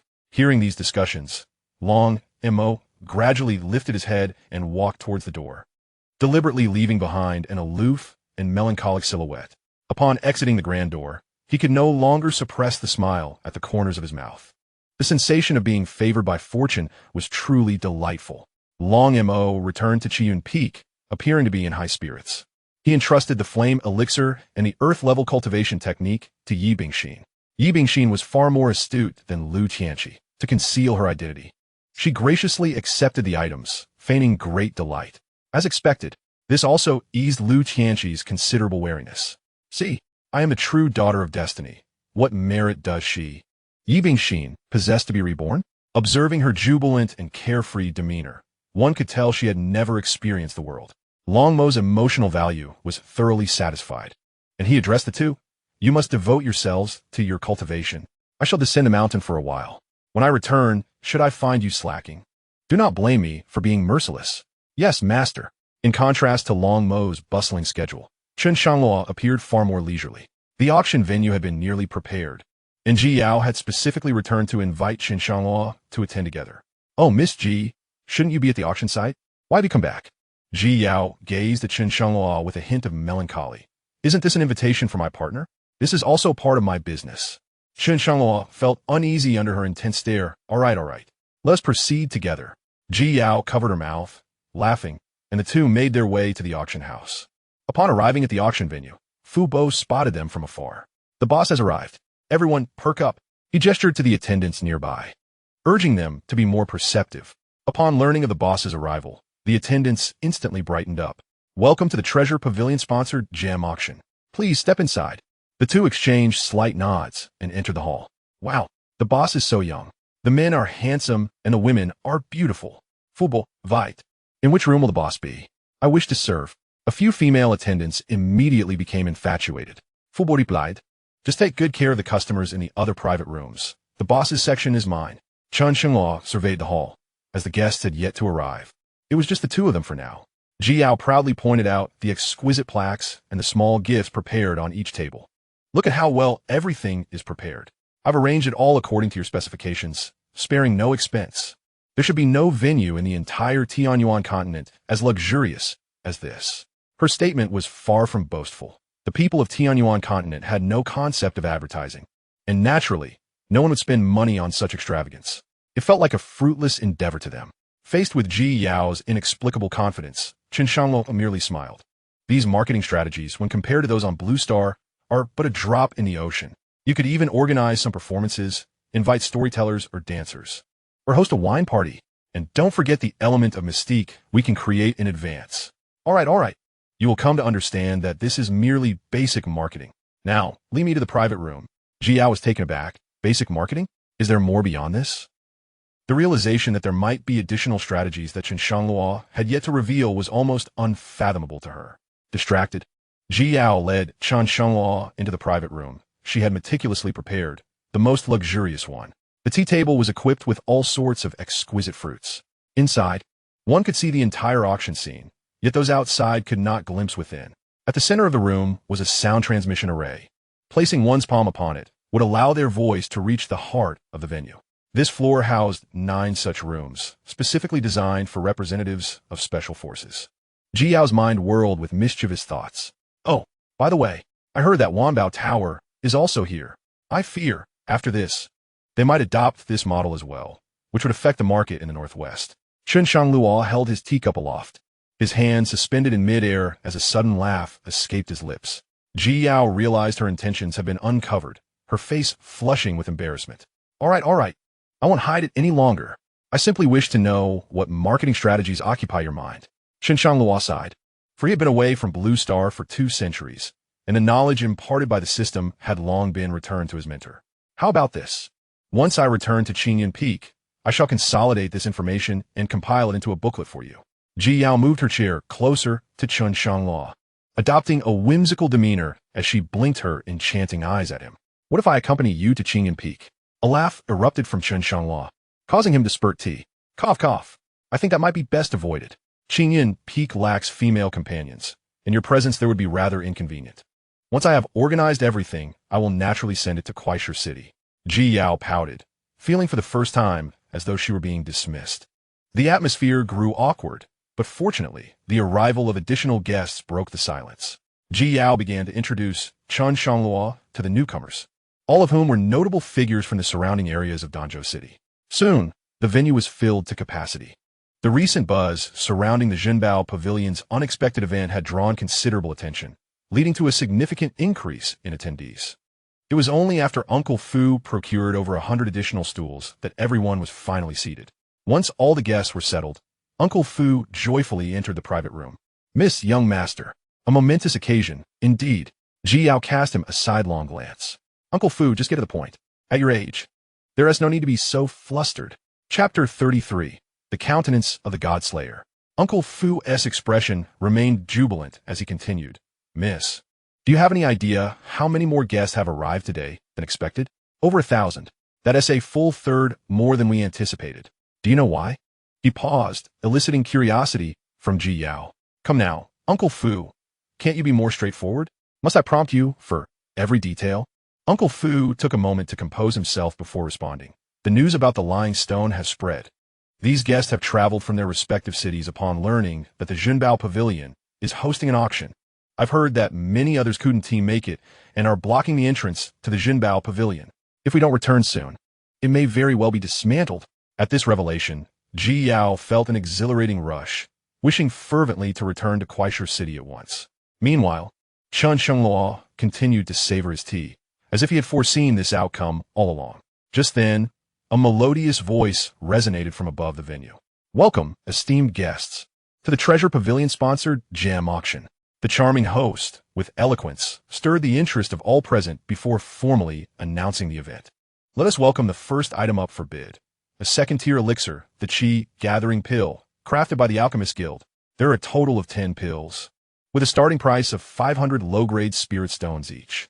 Chen Shangluo shook his head, noting that the Qi Gathering Pill could be purchased at Wanbao Tower for merely 600 spirit stones. With a starting bid of 500 spirit stones, it appeared that the Alchemist Guild lacked sufficient auction experience. Unless something unexpected occurred, it was likely that the item would be unsold. Indeed, no bids were forthcoming, and the host had no choice but to withdraw the item. Ji Yao felt a jolt of surprise. Her pricing was only slightly lower than market value, and most of her offerings were rather difficult to sell weapons. She called upon Uncle Fu, saying, Uncle Fu, please go backstage and inform them that we at the Treasure Pavilion will reduce our auction prices by an additional 10. Hurry. Certainly, miss. Uncle Fu was about to depart when Chen Shangluo called out to him. No need to go. There may yet be a surprise. He seemed confident, though Ji Yao was unsure of the source of his self-assurance. The items were auctioned in alternating turns, and soon, the next item from the Treasure Pavilion was presented. Now presenting the second item, a yellow-grade weapon with a starting price of 200 low-grade spirit stones. The audience began to murmur among themselves, hesitating to place any bids. Ji Yao's expression darkened, suspecting the price was too high. While not selling would be minor, an unsold item would indeed be rather embarrassing. Patience. Chen Shangluo remained unfazed. The host, however, was flushed with embarrassment, having faced 2 unsold items in a row, an undeniable setback in her career. Is there anyone willing to place a bid? Before she could finish, someone stood up, raising their paddle and declaring, I bid 300. Soon, a chorus of bids began to emerge. I bid 350. I bid 400. Goodness. They say that the more unremarkable the items from the treasure pavilion appear, the easier it is to find a bargain. I bid 500. It turned out that the whispers among the crowd were not of defeat, but rather inquiries about how many spirit stones remained in their pockets. Both Uncle Fu and Ji Yao were agape. A yellow-grade weapon was fetching 500 spirit stones, a remarkable precedent, just as they thought it was over. A chilling voice from the nearby private room rang out. I bid 800 spirit stones. The atmosphere erupted. A yellow-grade weapon selling for 800 spirit stones. Who could be so extravagant? Some recognized the voice of the bidder. Shu, are you out of your mind? I hear that the one in room 8 is the eldest son of the Jiang family, Jiang Tianqi. What is 800 spirit stones, damn? It is likely insufficient to cover even a single meal. Ji Yao instructed Uncle Fu, please investigate who occupies room 8. Uncle Fu perused the registry and replied, is the eldest son of the Jiang family, Jiang Tianqi. Ji Yao pondered for a while, but could not recall any connection with this individual. Nor could she fathom why he would assist in driving up the price. Unbeknownst to her, Jiang Tianqi was equally unfamiliar with Ji Yao. He was proudly boasting to a nearby maid, I have heard that the treasure pavilion conceals 12 unparalleled divine weapons. Today, I shall not let a single one slip through my fingers. However, scarcely had he uttered these words when he was swiftly contradicted. A sharp male voice emerged from room 3. I bid 1,000 spirit stones. Ji Yao, exhilarated, clutched Chen Shangluo's arm tightly. Uncle Fu, please find out who is in room 3. Uncle Fu continued to leaf through the registry. Uncle Fu swallowed the rest of the name, uncertain if he could reveal it, and instead placed the registry before Ji Yao. Upon glancing at it, Ji Yao was instantly filled with fury. Yivomink? What is that scoundrel doing here? Uncle Fu, go and send him back. She suddenly realized that forcibly expelling him could tarnish the reputation of the treasure pavilion. So she remarked, never mind. After the auction concludes, I shall confront him myself. Having someone assist in raising the price may not be such a bad thing after all. Just as she anticipated, once Ji Wuming called out 1,000 spirit stones, Jiang Tianqi felt his pride wounded and immediately countered with a lofty bid of 1,200. At this point, no one else dared to raise the stakes. The host's face flushed. A single item had increased sixfold in value, ensuring that today's profits would be substantial. Subsequently, the situation remained relatively unchanged. The Alchemist Guild became the unwitting victim, incurring considerable expenses yet selling few items. Conversely, items from the treasure pavilion were snatched away at multiples of their original worth. Even Chen Shangluo was taken aback by how swiftly news had spread. Reaching the vicinity of Danzhou City, he leisurely sipped his tea, responding to Ji Yao's inquiries with only half-hearted attention, scarcely lifting his gaze. For his singular aim remained clear. The Alchemist Guild and that object radiating intense heat. He found all else rather beneath his notice. As the auction neared its conclusion, another item from the Alchemist Guild stimulated his interest. Below was a rare treasure provided by the Alchemist Guild, 6 metallic masks. The material of these masks was unknown, appearing somewhat flawed, yet when worn, they could conceal one's aura. Bidding would commence at 100,000 spirit stones. Chen Shangluo was taken aback, his pupils momentarily unfocused. Is this the visage of the God-Slayer? In Chen Shangluo's heart, Ji Yao has always been composed. But witnessing him in such an uncharacteristic state for the first time prompted her to inquire, Young Master Chen, do you recognize this item? Rather than responding directly, Chen Shangluo asked, might I borrow some spirit stones? Ji Yao readily acquiesced. Young Master Chen, you jest. You are entitled to 30% of the auction's proceeds. Of course, I can advance the funds for you. Chapter 34. The Misfortunes of Ji Wuming. Upon hearing that the Alchemist Guild had set the price of a mask at 100,000, the crowd below began to murmur with disbelief. What kind of mask is that? Is it crafted from fallen star? How dare they sell it for 100,000? Indeed, while it may conceal one's aura, how much does the technique to mask one's presence cost? Why would I pay for a mask? Anyone who wishes to be a fool can do so on their own. As it happened, all the weapons from the treasure pavilion had been claimed by the 8th private room, leaving the crowd with no outlet for their frustration. Chen the steward, overhearing the murmurs backstage, was drenched in cold sweat. This auction had spiraled into chaos. With only 2 items remaining, the sell-through rate was below 50%. How could he possibly report this to the council? At that moment, Chen Shangluo's voice rang out like a celestial melody to him. I bid 120,000 spirit stones. The venue erupted once more into a cacophony. There truly is a fool. Hush, that's the first private room. Those within are either wealthy or of noble birth. Did you not notice their silence? Could it be that this mask is indeed some extraordinary treasure that we have failed to recognize? No sooner had Chen Shangluo's words settled than a voice from the third private room chimed in. I bid 150,000. Chen Shangluo raised the stakes. 200,000. I bid 250,000. The price skyrocketed, and aside from these 2 rooms, all others were relegated to mere spectators. A smile finally broke across Qin, the steward's face. Young Master Chen is truly benevolent. If he secures the item, I must offer him a discount. Ji Yao's expression darkened further. Her ire was not directed at Chen Shangluo for his high bid, but rather at the audacity of the individuals in the third private room who dared to oppose her. Young Master Chen, please hold on. With that, Ji Yao dashed out of the room, momentarily disregarding any concern for her reputation. She could not tolerate Ji Wuming's insolence. This was the first time Chen Shangluo had seen Ji Yao so enraged, and he turned to glance at Mr. Fu, who merely shrugged in resignation. The host was flustered.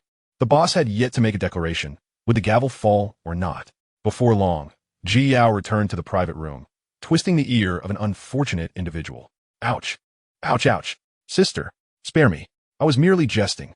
Ji Yao cast Ji Wuming onto a chair, her voice laced with fury. Speak. What shall we do now? Ji Wuming disregarded her, instead curiously leaning towards Chen Shangluo. I mean, sister, why haven't you returned yet? You're tending to the little white one. Before he could finish, a sharp slap from Ji Yao sent him sprawling. Chen Shangluo's eyes twitched slightly. Was this what one referred to as bloodline suppression? Yi Wuming, despite his formidable cultivation, dared not retaliate. The host, under immense pressure, began the countdown. 250,000 for the first time. 250,000 for the second. Ji Yao shouted into the ether again, 260,000. Then, pointing at Ji Wuming's nose, she forbade him from speaking. The host, elated, quickly struck the gavel. 260,000 sold. The purchaser is room 1. Ji Wuming cradled his swollen cheek. Sister, was that really necessary? Are you trying to beat me to death to hoard the family fortune? Ji Yao, in her rage, chose to ignore him. Uncle Fu averted his gaze, pretending not to witness the scene, as though he had grown accustomed to such occurrences. Knock! Knock, knock! Steward Qin, carrying the auction item, approached room 1 and rapped on the door. Young Master Chen, I have brought your item. To express my gratitude, I shall offer you a 10 discount. The total comes to 234,000 low-grade spirit stones. Since Chen Shangluo had informed him beforehand, Ji Yao handed her crystal card to Steward Qin. Charge 10,000 low-grade spirit stones to it. Did he not just mention 250,000? The remainder would be his responsibility. He gestured towards Ji Wuming, leaving Steward Qin momentarily dumbfounded, unsure of how to proceed. Unexpectedly, Ji Wuming, seemingly recovering from his earlier stupor, adjusted his attire. Presenting himself as a dashing young man, though the bright red mark on his face rendered the scene somewhat comical, he produced the crystal card and declared here, "It is only right for a brother to pay for his sister." The onlookers bore witness to what it truly meant to utter the most cowardly words with the strongest conviction. After accepting the spirit stones, Steward Qin placed the tray down and turned to leave, unable to bear the oddity of the scenario. Hey, big brother, do tell me, what is the origin of that mask? The moment I laid eyes on it, my curiosity was piqued. Were it not for my sister's intervention, I would have insisted on competing with you for it. Yi Wuming petted Chen Shangluo's shoulder, adoptu a familiar demeanor. Chen Shangluo, somewhat speechless, mused how the world of the wealthy differed vastly. Over 200,000, simply to satiate a curiosity. Yet, out of respect for Ji Yao, he partially explained, this set of masks is known as the countenance of the God Slayer. Currently, it is but a fragment. If it can be restored, it would rival imperial-grade armor. It can even withstand the onslaught of heavenly thunder. Moreover, when worn, it conceals one's presence so effectively that even celestial beings would be unable to detect any trace of energy. In truth, Chen Shangluo harbors further secrets. In his previous life, the emergence of this mask was not to occur until over a century later. 50 years hence, Wanbao Tower succumbed to the pressures from Treasure Pavilion, leading to a complete collapse of operations across the Tianyuan continent. And this mask, known as the Godslayer's visage, was fortuitously discovered by someone, a person said to belong to the demon sect. After nearly a century of restoration, it became a widely recognized artifact. Legend has it that the restored Godslayer's visage can repel the tribulations of heaven and earth. Of course, no one currently knows how to effect such restoration. However, Chen Shangluo, having been reborn from his previous life, is acutely aware of the materials and methods required for the restoration. This bears no difference than having spent over 200,000 to procure 6 pieces of imperial-grade armor. Upon hearing Chen Shangluo's words, the siblings fell into a contemplative silence. Imperial grade, capable of withstanding heavenly thunder, untraceable by celestial beings.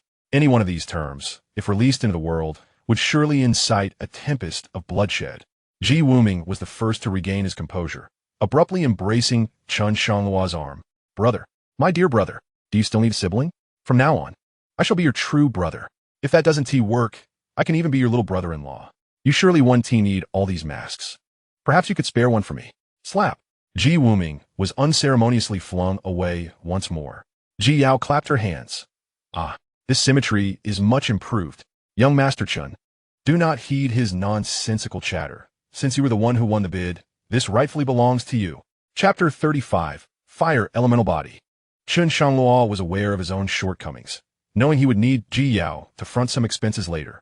After a moment of contemplation, he surmised that he would certainly have no use for all 6 masks in this lifetime, and given the extraordinary rapport he had garnered, he was uncertain if he could gather 6 disciples. Moreover, there were indeed lotteries and special draws to consider, not to mention that Tianxi Wooding, its grade undoubtedly surpassing that of the Godslayer. Here's the deal. If you cannot restore it, it would be in vain. Once I have completed the restoration, I can relinquish one. Ji Wuming could hardly believe his ears. He rubbed his flushed cheeks, fervently rubbing against Chen Shangluo's sleeve. Brother, from this day forth, you shall be my true brother. Ji Yao wore a serious expression, recognizing that should the day come, the debt of gratitude would be considerable.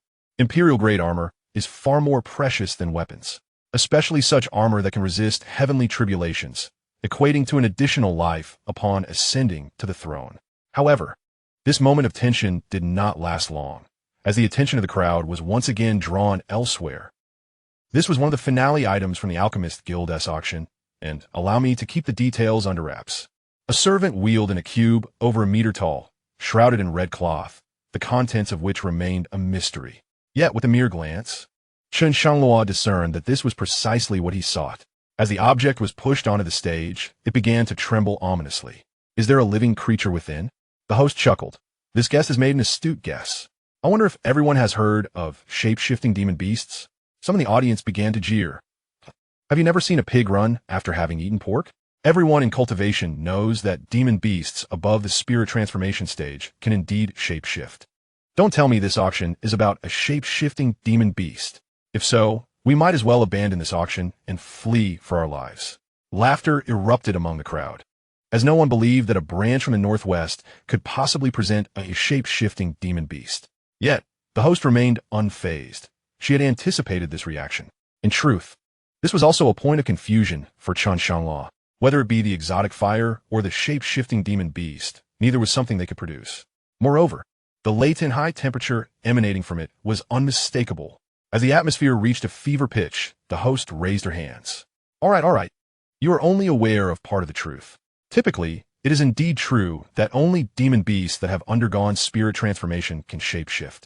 However, there exists another category, those with the ancient celestial fox bloodline. Even those who awakened the slightest trace of this bloodline possess the ability to shapeshift. And this one, no less, bears the rare fire fox bloodline. Upon her revelation, the attendant unveiled the red cloth. A girl, strikingly reminiscent of a human, curled in the corner of the cage, her eyes devoid of light, seemingly resigned to her fate. Clad in only a few simple garments that covered her vital areas, she revealed her ears and tail, confirming her identity as a demon beast. Despite her disheveled appearance, Her beauty and fair skin could not be concealed. Many in the audience felt a pang of desire. Their instincts ignited. Yet the host continued to delay announcing the price, her words flowing like an unceasing river. The primordial essence of this fire fox bloodline is immensely beneficial for fire attribute cultivators. It undoubtedly offers a profound opportunity for marrow cleansing. She radiates intense heat. And as for the specifics of her application, that remains for you all to explore. Let the auction commence with a starting bid of 500,000 low-grade spirit stones. Each increment must not be less than 10,000. Upon hearing this price, the guests who had just been filled with fervor suddenly felt as though cold water had been poured over them. One remarked, somewhat sourly, "I find it perplexing. This Firefox bloodline must be so diluted that it is nearly invisible. How could the Alchemist Guild dare set such a high price?" In the first private room, Yvuming scoffed derisively. Who in their right mind would purchase a half-demon, half-human creature of no use? I have heard that firefoxes can naturally control flames, with temperatures surpassing that of the Earth's core fire. The Alchemist Guild would be better off keeping her for their own use. At least I can assist in alchemy. Jiao noticed that Chen Shangluo was unable to tear his gaze away, so she explained, "This bloodline of the firefox indeed possesses the ability to control flames. But being of a different lineage, her heart must differ as well. If she were to play tricks or her state of mind wavered, it could result in the waste of an entire furnace of elixirs. Who would take such a risk merely to raise the temperature?" Yet, Chen Shangluo felt that it was not that simple. If it were merely so, his perception would not be so intense. With his divine eye activated. Name none. Special race, Fire Fox bloodline. Special physique, Fire Element Spirit Body. The Fire Element Spirit Body itself is akin to possessing a unique flame and has an innate affinity for exotic fires, enabling the continuous enhancement of one's power through the fusion of such flames. Chen Shangluo's eyes widened in astonishment. This is the Fire Element Spirit Body, an ancient physique long believed to be extinct. If I were to take her as my disciple, it would mean that I too could possess the Fire Element Spirit Body. It is equivalent to being born with an extraordinary flame. What more could one desire? No, I must acquire her. Miss G, please lend a hand. This firefox is something I am determined to obtain. Ji Yao furrowed her brow, taken aback by Chen Shangluo's ambitions. He must be seeking some thrill. Ding. Ye ypsilonois favorability decreased touchtigitset. Chen Shangluo was momentarily stunned, realizing that Ji Yao had misunderstood him, yet he had no intention of clarifying. Instead, he felt a sense of relief. He certainly couldn't actually take Ji Yao as his disciple with that persistently high favorability. Brother, my sister is unwilling. Let me handle this. It seems my brother prefers this type, but that makes sense. With my sister's lifeless demeanor, she is hardly charming. Ji Wuming pushed Ji Yao aside and placed his hand on the communication device. I bid 600,000. Chen Shangluo chuckled, realizing that Ji Wuming was not as extravagant as he had imagined. In fact, he exhibited some cunning. But how could he possibly deceive Chen Shangluo? By doing so, Chen Shangluo would owe him and his sister a favor, which would have to be repaid once the mask was repaired. There was no escaping that familial bond. Just as Ji Wuming called out his bid, the neighboring Xianxia began. I bid 800,000. For him, that 800,000 was no small sum, but it was a fox demon after all. The mere thought was exhilarating. He was not alone in this sentiment. The wealthy scions all shared the same thought. The other quiet private rooms, which had been silent for so long, also joined in the bidding. It seemed a fierce battle was imminent. Chapter 36. The exorbitantly priced fox demon. I bid 1,000,000. I bid 100,000. I bid 200,000. The crowd gasped in awe. It truly was a fortuitous encounter. In the elegantly appointed private room on the second floor, the affluent patrons were not inclined to bid in increments of merely 10,000. Rather, the minimum increase was a staggering 100,000. Chen Shangluo could only muster a wry smile, observing that there seemed to be no shortage of individuals with a penchant for mischief. Gradually, the bidding escalated swiftly to an astonishing 8 million. Amid the fervent competition, some participants began to falter, causing the pace of bidding to decelerate. 85 million. 88 million. 2 million. This sum was truly remarkable. Even Steward Qin himself had not anticipated such a price. This was primarily due to the rumors circulating about the treasure pavilion's unexpected finds, which had attracted numerous wealthy interests. Under normal circumstances, these individuals would be reluctant to participate in the auction in Danzhou City, for the quality of items from Zhongzhou was undeniably superior. The bidding in the 8th private room had reached 3 million, and there had been a significant lull in the increments. Just when everyone thought the outcome was settled, Chen Shangluo suddenly declared, "4 million." Not only did the onlookers stare in disbelief, but even Ji Yao and her brother were taken aback. "Brother, my dear brother, you are truly something," Ji Wuming exclaimed, raising a thumb in admiration. "You are a man who would risk everything for a beautiful woman. My dear brother, that is a lavish expenditure to aid a friend." His tone was light-hearted, yet his heart was brimming with joy. Indeed, as soon as Chen Shangluo announced his bid, the entire room fell into silence. The host seized the opportunity and commenced a rapid countdown. 4 million once, 4 million twice, 4 million thrice. Sold.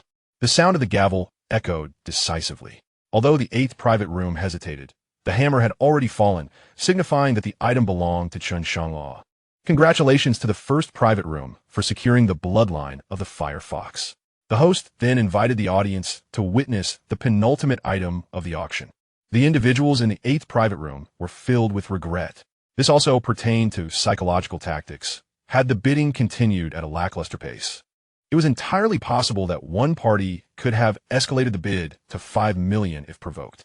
By boldly declaring 4 million, Chen Shangluo not only intimidated his competitors, compelling them to regain their composure, but also created an illusion of significant disparity in the bid, leading others to feel that further increases were unwarranted.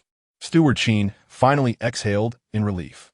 He personally ascended the stage, unlocked the cage, and placed the handcuffs and shackles on the item, delivering it into Chen Shangluo's hands. Thus, both of the highest-priced items from the Alchemist Guild auction were now in the possession of Chen Shangluo. "Young Master Chen, your item has arrived. The total is 4 million spirit stones. Would you like a discount?"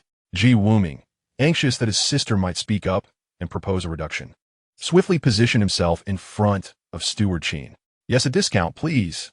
Steward Qin offered an awkward smile before responding, "I can give you a 10 discount," bringing the total to 6 million spirit stones. Ji Wuming retrieved several crystal cards, finally gathering a total of 6 million. Steward Qin beamed with delight, saying, "Well then, take your time to converse. After the auction concludes, I shall treat everyone to a meal." With that, he graciously departed.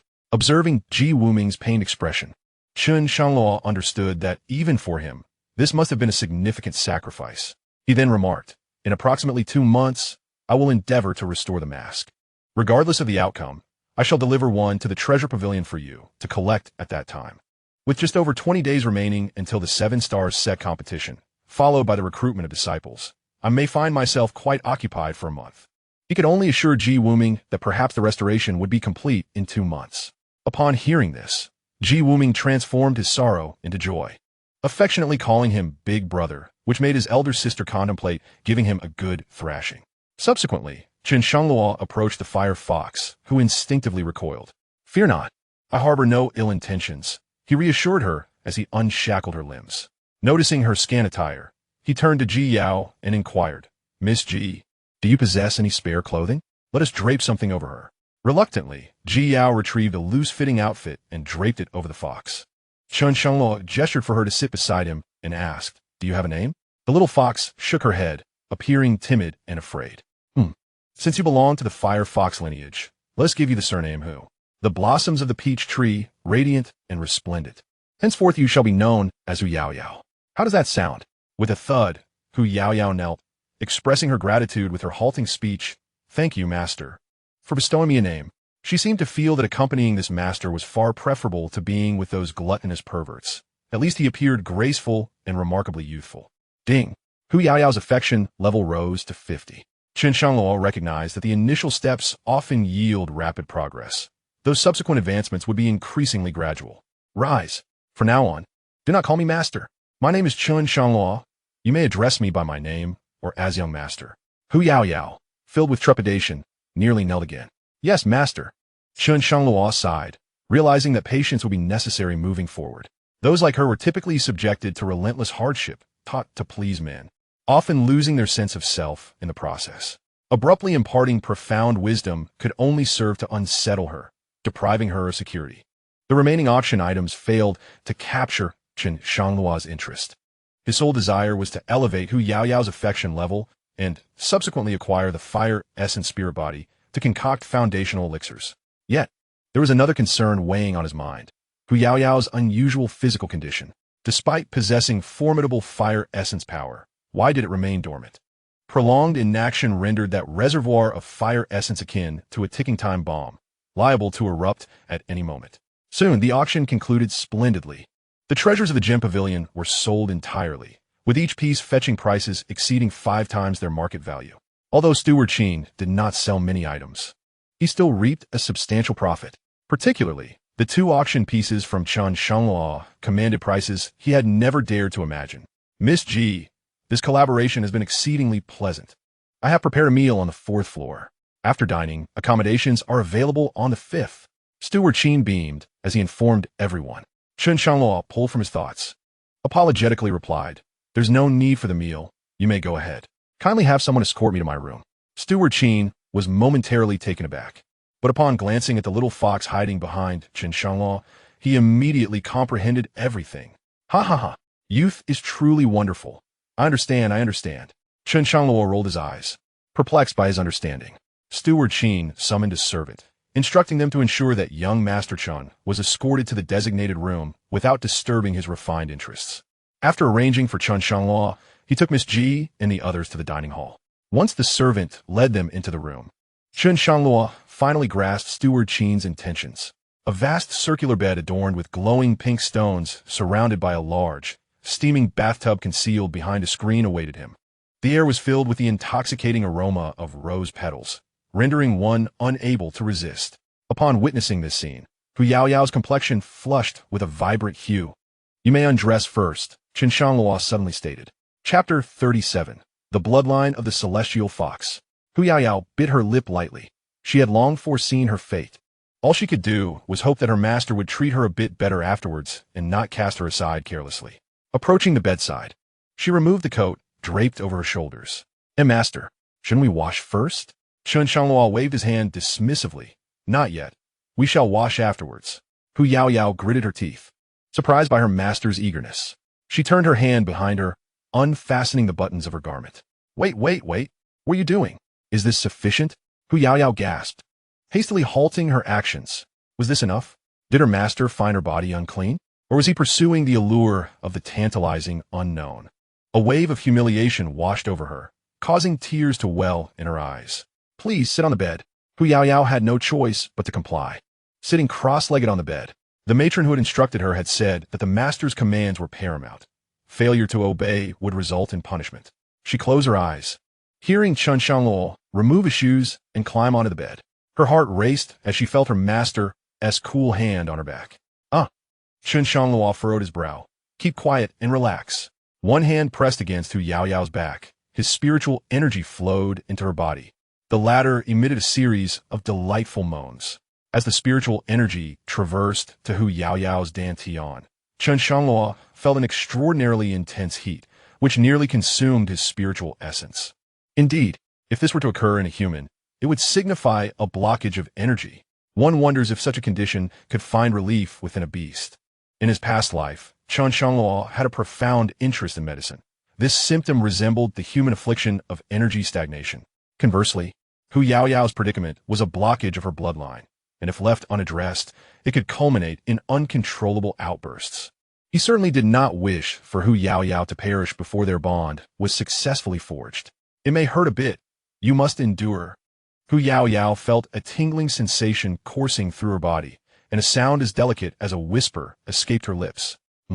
Chen Shangluo retrieved silver needles from his spatial ring, inserting them one by one into Hu Yaoyao's back.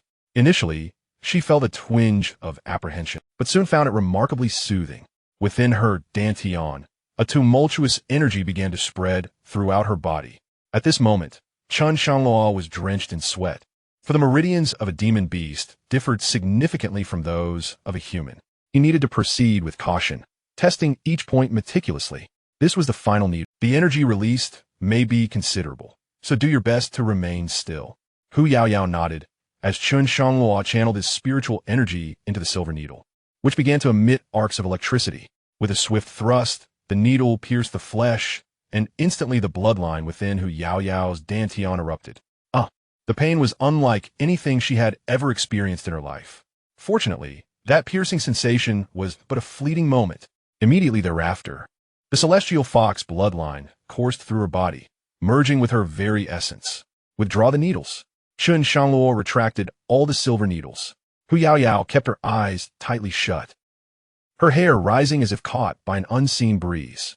Behind her, a colossal illusion of a celestial fox began to materialize. The fiery red fox, with 9 tails swaying behind, howled towards the heavens, exuding an aura of regality. A celestial fox manifestation. Such a phenomenon occurs only when the bloodline is profoundly potent. This evoked a legendary tale in Chen Shangluo's mind. It was said that in ancient times there existed a forbidden land known as Xianxia, specifically for imprisoning the 9-tailed celestial foxes. However, due to the continent's upheaval, both Xianxia and the 9-tailed clan vanished entirely. Some speculate that the celestial foxes ascended to the higher realms, taking their kin with them. Others claim that a powerful human obliterated Xianxia with a mere gesture. Regardless of the version of the story, they all illustrate the formidable nature of the celestial fox clan. After approximately the duration of an incense stick, the manifestation returned to Hu Yaoyao's form. She opened her eyes, and 2 fiery glimmers flickered and vanished. At that moment, her hair had transformed into a vibrant crimson, akin to the fur of the celestial fox manifestation. Thud! Feeling the transformation within her, Hu Yaoyao knelt once more. Thank you, Master, for helping Yaoyao awaken her bloodline. The kindness of my master is beyond repay. Chen Shangluo was rendered speechless. Even with the awakening of the celestial fox bloodline, could there not be a semblance of dignity? It was not inconceivable that he might ascend before me. I can only hope that when you reflect upon this dark chapter in your past, you do not seek to silence me. Ding! Hu Yaoyao's favorability rating has risen to 75. Chen Shangluo was momentarily taken aback. This increase in favorability was far swifter than that of Tianxiu. Perhaps it was due to Hu Yaoyao's untainted innocence, untouched by the tribulations of the mortal world.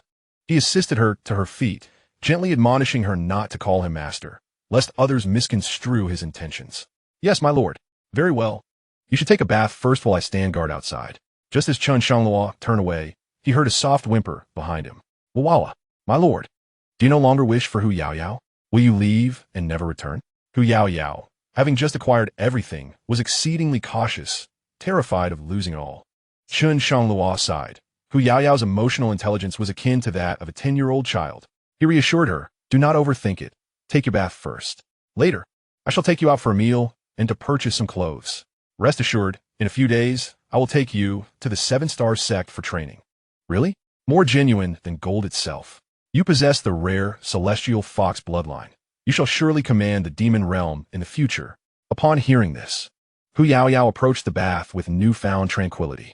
As Chen Shangluo opened the door, he unexpectedly encountered 3 eavesdroppers, Ji Wuming, Elder Qin, and Fu Bo. Thanks to the room's excellent soundproofing, they had only caught Hu Yaoyao's heart-wrenching cries. Brother, my dear brother, truly impressive. I had only calculated for about an hour. Chen Shangluo's expression darkened as he sought to explain, but Jiao happened to pass by at that moment. Humph, shameless scoundrel. What are you all still staring at? Return to your quarters and rest. We have the venue to prepare for tomorrow. Do you think you have an excess of energy? Ding. Favorability rating for Ji Yao detected. Now at 35. Ji Wuming darted to his room like a mouse fleeing a cat. Hu Yaoyao sank into the bath, placing flower petals upon her face. Since her birth, she had never felt such relaxation. My lord is truly kind. Not only did he purchase me, but he also bestowed upon me a name. He even said I would one day unify the demon realm. Unify the demon realm? How could that compare to being by my lord's side? He. Perhaps lulled by relaxation, or perhaps due to the fatigue from her bloodline awakening, she fell into a deep slumber, a rare smile gracing her face. Chapter 38. What is an imperial-level cultivation method? With Hu Yaoyao asleep, it seemed that Chen Shangluo was now in a predicament. He stood outside the door, waiting foolishly. Ding! Hu Yaoyao's affinity reached 83.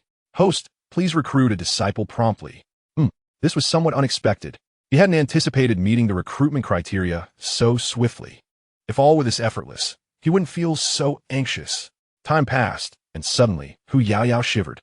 The water had turned cold, indicating that a considerable amount of time had elapsed. Oh no, how did I fall asleep? Will the young master be angry? She quickly rose, donned her clothes anew, and opened the door with a heart full of trepidation. She feared both that Chen Shangluo would leave and that he might be displeased. Everything felt so surreal. Creak. The door swung open, and Hu Yaoyao peeked out, discovering the figure that brought her a sense of security. The weight in her heart finally lifted. However, it seemed that Chen Shangluo had already drifted into slumber. Hu Yaoyao leaned closer to him, scrutinizing his features like a cat observing its owner. A gentle breeze wafted by, and the fragrant air alerted Chen Shangluo to something amiss. He opened his eyes, locking gazes with Hu Yaoyao. Ah, young master, you are awake? Please return indoors. It's rather chilly outside. Chen Shangluo nodded. It was already midnight. Although cultivators could withstand the cold with their spiritual energy, he, accustomed to a mundane life, still felt somewhat uncomfortable. Once back inside, Hu Yaoyao poured him a cup of tea and stood by, cautious, scarcely daring to breathe loudly. The life she had painstakingly obtained made her fearful that any misstep might cause it to vanish. Don't just stand there, you should sit as well. Hu Yaoyao felt a pang of anxiety, but complied and took a seat at her master's behest. Yaoyao, would you be willing to return to Xianxia with me for training? Naturally, Hu Yaoyao wished to cultivate. For Chen Shangluo's declaration of uniting the demon realm was an alluring prospect for anyone. Yet, she was merely a purchased slave. What right did she have to aspire for such things? Her body trembled as she instinctively knelt. Young master, Yaoyao only wishes to serve you faithfully and should not harbor such thoughts. Chen Shangluo's expression clouded with concern as he helped Hu Yaoyao to her feet. How could this child be so oblivious? When Tianqiu heard this, he immediately bowed and performed a ritual to acknowledge his master. Noticing Chen Shangluo's displeasure, Hu Yaoyao lowered her head, her voice barely a whisper that only she could hear. If the young master desires Yaoyao to cultivate, she is willing. One day, when my strength grows, I will be able to protect you. Chen Shangluo sighed. This child's insecurities were deeply ingrained. When they reached Qingyun Peak, she would need considerable nurturing. Now, relying on her fire elemental spirit body for alchemy, if they delayed any further, it would be too late. He straightforwardly posed the question, Yaoyao, would you be willing to take me as your master? Upon hearing this, Hu Yaoyao felt a surge of excitement mingled with a tinge of disappointment. The excitement stemmed from the fact that the young master held her in such high regard. However, her upbringing taught her to use her beauty to please men. The fact that the young master was not captivated by her allure made her question her own worth. Could she truly deserve such an opportunity? She felt a lingering doubt. From a moment she was captured as a little fox, her life had seemed predetermined. Unexpectedly, fortune smiled upon her, granting her the chance to meet a man of such noble character. Not only did he not disdain her status as a slave, but he also wished to take her as a disciple. Anyone would be momentarily taken aback.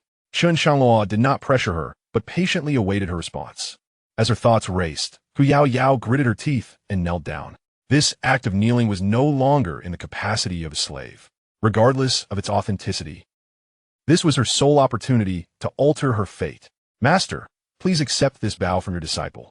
Excellent. Chen Shangluo rejoiced. Since Hu Yaoyao had come to terms with her decision, there was no need for further persuasion. He brought his fingers together and gently tapped her brow. Instantly, an invisible bond was forged between them. Ding! Congratulations to the host for accepting Hu Yaoyao as a disciple. The host has acquired the fire elemental spirit body. A regular lottery chance has been issued, which the host may utilize at any time. Chen Shangluo helped Hu Yaoyao to a chair, and after the initial joy, the formalities of apprenticeship became a concern. Previously, when Tianqiu sought his tutelage, he could rely on his memory to devise a set of techniques for him. However, Hu Yaoyao was a demon. During the acupuncture session earlier, he had discerned that the meridians of demons differed significantly from those of humans. Techniques are the foundation of cultivation. Where could he procure suitable methods for her?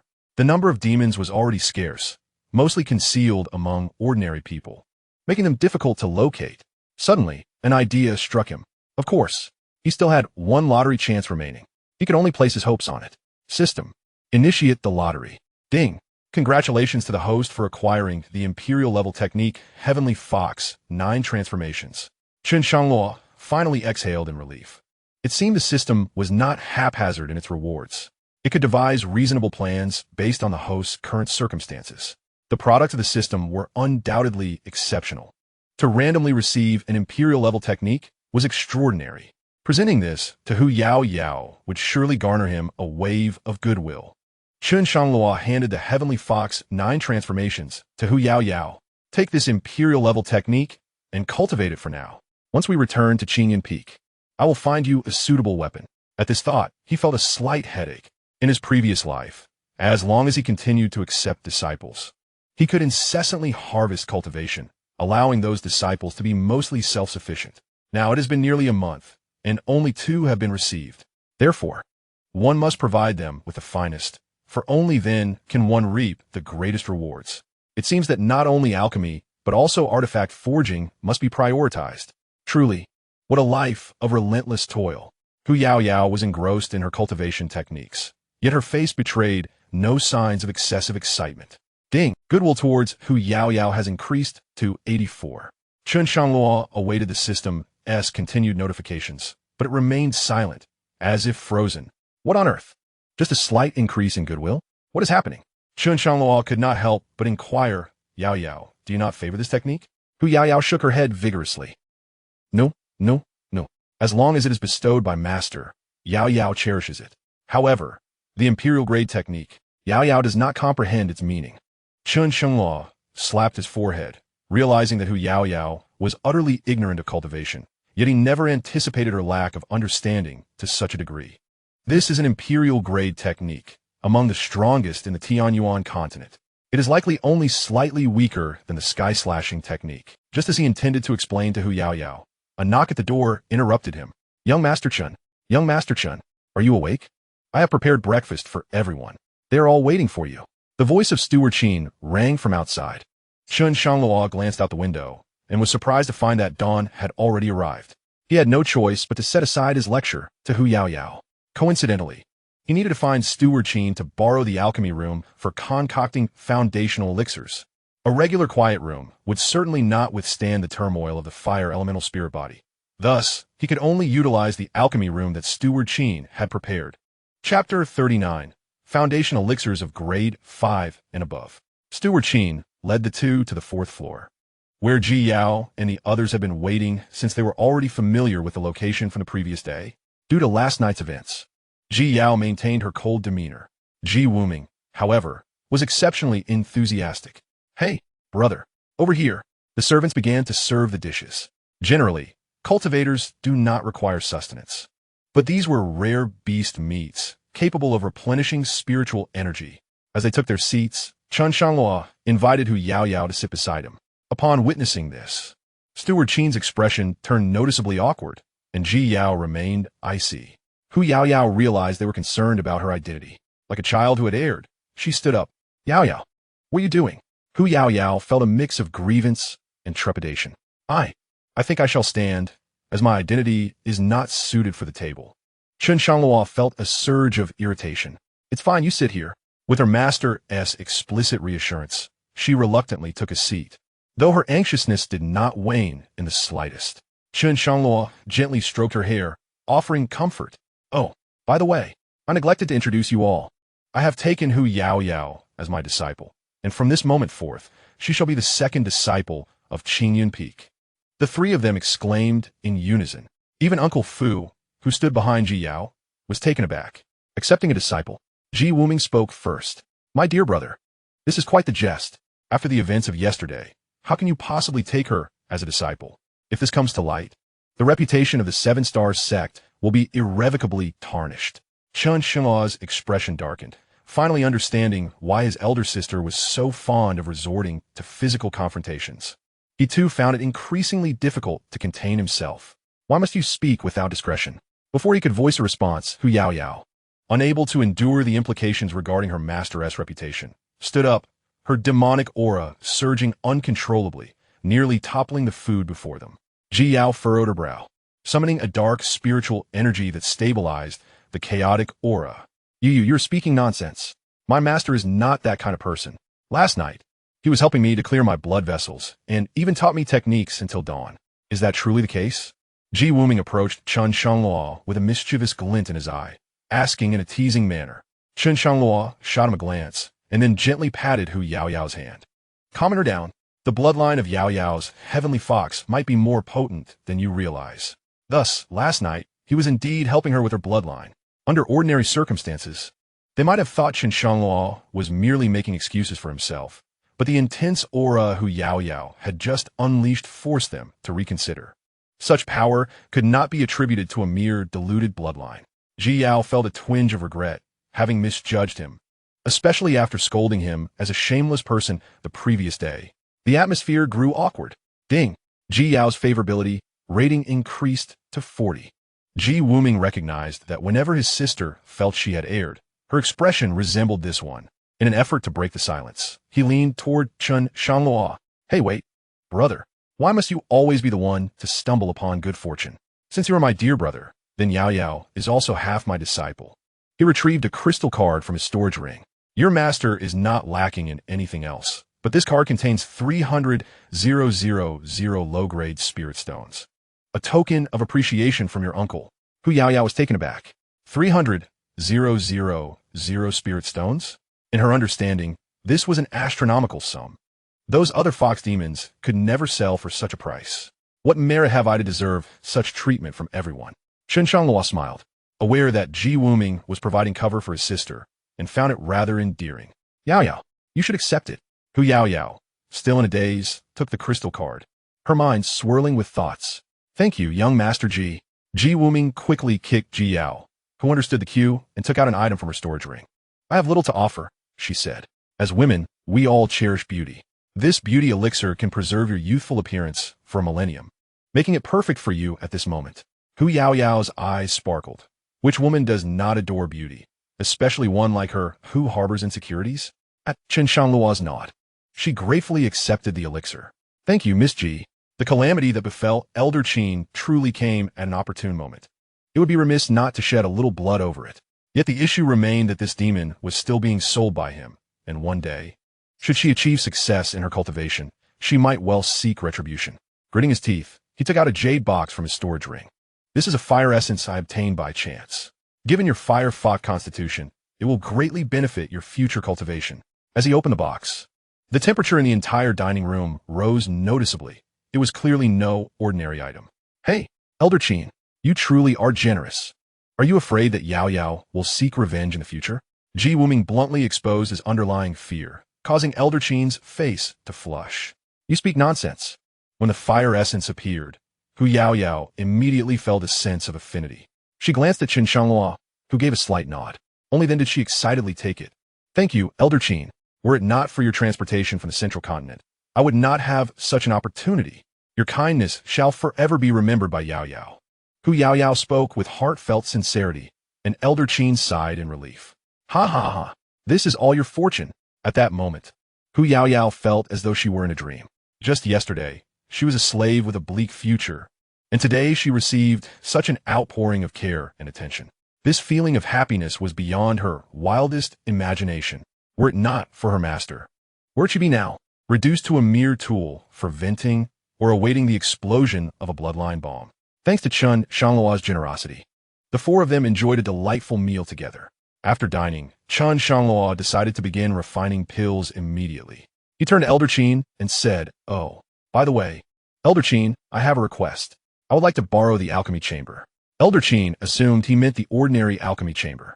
Young Master Chen, you truly are a polymath. I had no idea you could also refine pills. No problem. I will inform the staff below. You may choose any quiet room. Ha ha. Chen Shangluo shook his head. I am not referring to the quiet rooms.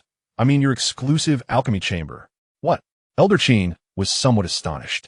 Everyone in the guild knew that the facilities in that chamber were of the highest quality. Only those refining pills of the 4th grade or higher could have, even he had hardly used it more than a few times. May I inquire, young Master Chen, what grade of elixir do you intend to concoct? Chen Shangluo believed that this matter would inevitably come to light upon the completion of the elixir. I plan to refine a foundation establishment pill of the 5th grade or above.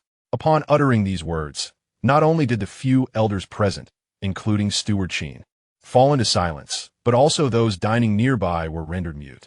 The entire restaurant seemed to be enveloped by a virus of shock. As more and more eyes turned towards this direction, in Chapter 40, the pure spirit liquid, the other patrons, had he merely expressed a desire to attempt crafting a fourth-grade elixir, they would likely have exchanged sly smiles and whispers behind his back. However, the young man proclaimed his intent to concoct an elixir of the 5th grade or higher, specifically the most challenging foundation establishment pill. The crowd found themselves unable to mock him any longer. Particularly, seated beside the youth was the foremost alchemist of the Northwest, the sole 4th-grade alchemist, Steward Chen. Even he would not dare to claim he had hopes of breaking through to become a 5th-grade alchemist. The atmosphere was decidedly surreal. Thus, the air hung heavy for what felt like an eternity. Gradually, the onlookers began to voice their thoughts in hushed tones. How old could this young man be? Surely not even 50. Did he truly aspire to concoct a 5th-grade foundation establishment pill? Perhaps he had awoken abruptly that morning, still dazed from slumber. Hush! Do not speak so recklessly. Do you think the individuals whom Steward Chen is eager to befriend are merely gossip-mongers? Steward Chen has quite the temper. The fact that he has yet to express his ire suggests that our commentary might be premature. Let us observe. Perhaps a twist awaits. Steward Chen swallowed hard, for he discerned no flicker of uncertainty in Chen Shangluo's gaze, indicating that the young man's claims were likely genuine. Yet if true, how utterly absurd that would be. Young Master Chen, do you comprehend the extraordinary difficulty involved in crafting a 5th-grade foundation establishment pill? Its complexity rivals that of a common 6th-grade elixir. Moreover, there are certain rare spiritual herbs that even my alchemist guild cannot procure. Are you certain? It cannot be said that Ji Wuming's emotional intelligence is any less than his sister's. He began to entertain a bold notion regarding Chen Shangluo's choice to take Tao Yaoyao as his apprentice. This notion revolved around the high temperatures required for the refinement of a 5th-grade foundation establishment pill. Hey, Steward Chen, my own brother has already spoken. Why are you still hesitating? If you refuse to lend assistance, I shall take him to our home myself. Do not speak of merely crafting a 5th-grade elixir. Even if he wishes to refine an 8th-grade divine pill, I am capable of providing him with the alchemical chamber. Steward Chen was perplexed as to why Ji Wuming consistently opposed him. I did not say I would not lend it. He presented his steward's token to Chen Shangluo. With this token, he could freely access the alchemical chamber. When does young Master Chen plan to commence the refinement? Chen Shangluo accepted the token, and to him, the sooner, the better. Uncertain whether the techniques from a past life have grown rusty, I must prepare to refine 2 furnaces. Having nearly finished my meal, I shall proceed now. Witnessing his hurried retreat, Steward Chen could not help but shake his head. Alas, it appears that young Master Chen is merely driven by curiosity. Even I, when concocting 4th-grade elixirs, require several hours to adjust my state of mind. How could one be so hasty? Siblings Ji Yao exchanged glances, differing in their opinion. Throughout their journey, Chen Shangluo had never engaged in ventures without assurance. Such impulsiveness was unlikely. Ji Yao beckoned to Uncle Fu and whispered in his ear, "Uncle Fu, today, I entrust you with the arrangements for the venue. I shall remain here to observe whether young Master Chen truly possesses the ability to refine elixirs." Indeed, miss, if Chen Shangluo can indeed refine elixirs, even if he is merely a 3rd or 4th-grade alchemist, it would be akin to discovering a treasure for her. A trading company that can closely associate with an alchemist is a rare gem. The implications for future influence are immeasurable. At the very least, it guarantees a steady supply of elixirs. Most of the others in the restaurant are alchemists as well, and whenever the alchemy chamber opens, they invariably gather to observe. This time, there is heightened curiosity as a young man boldly claims he will concoct a 5th-grade foundation-building elixir, and astonishingly, President Chen has agreed. Chen Shangluo specifically brought Hu Yaoyao into the alchemy chamber and then firmly closed the door. Those wishing to observe were left outside. No one was angry, generally, unless it's a direct disciple. Alchemical techniques are not shared. Furthermore, the guild, to prevent explosions that could harm bystanders, does not permit proximity unless in very secure circumstances. However, within the chamber, monitoring stones would relay real-time data on the furnace's temperature, elixir essence index, and spiritual energy concentration, displaying it on the guild's panel. Thus, capable alchemists could glean insights from the fluctuations in these readings. Once the chamber was left with only the master and apprentice, Chen Shangluo inspected the surrounding facilities. Just as in the previous life, the furnace was barely capable of refining 5th-grade elixirs. The core fire would likely not be needed. Its strength lay in the walls crafted from meteorite iron, able to withstand the spiritual energy impacts of 4th-grade elixirs and above. Upon confirming the facilities were in order, Chen Shangluo wasted no time in retrieving all the spiritual herbs required for the foundation-building elixir and sat cross-legged. The Tianshu Wooding emerged. The fire essence ignited. As the fire essence manifested, the entire chamber was suffused with an intense heat, the air warping from the high temperature. Outside the chamber, the onlookers fixated on the monitoring stone, which began to change color immediately. Red, orange, yellow, green, blue, indigo. Violet the yellow indicated that the temperature had reached the apex of the core fire. Yet the monitoring stone transformed directly to green. How could he, at such a young age, accomplish this? Before the discussions among the crowd could subside, the testing stone underwent yet another transformation. It turned green, then blue. No, now it's purple. Could it be that he possesses rare fire? Before anyone could comprehend the situation, the spiritual power testing stone began to change colors in rapid succession. This indicated the concentration of spiritual energy in the room. A higher concentration signified a greater purity of the spiritual liquid derived from the spiritual herbs. Look, the spiritual power stone has turned blue. The crowd's attention was irresistibly drawn. Outside the door, Steward Chen felt a bitter pang in his throat. Good heavens! How did I not realize the formidable strength of this firefox beforehand? Had I known sooner, I wouldn't have sold it for $1 million. In his understanding, such high temperatures could only be attributed to Hu Yaoyao. That exorbitant price of $4 million suddenly felt inadequate.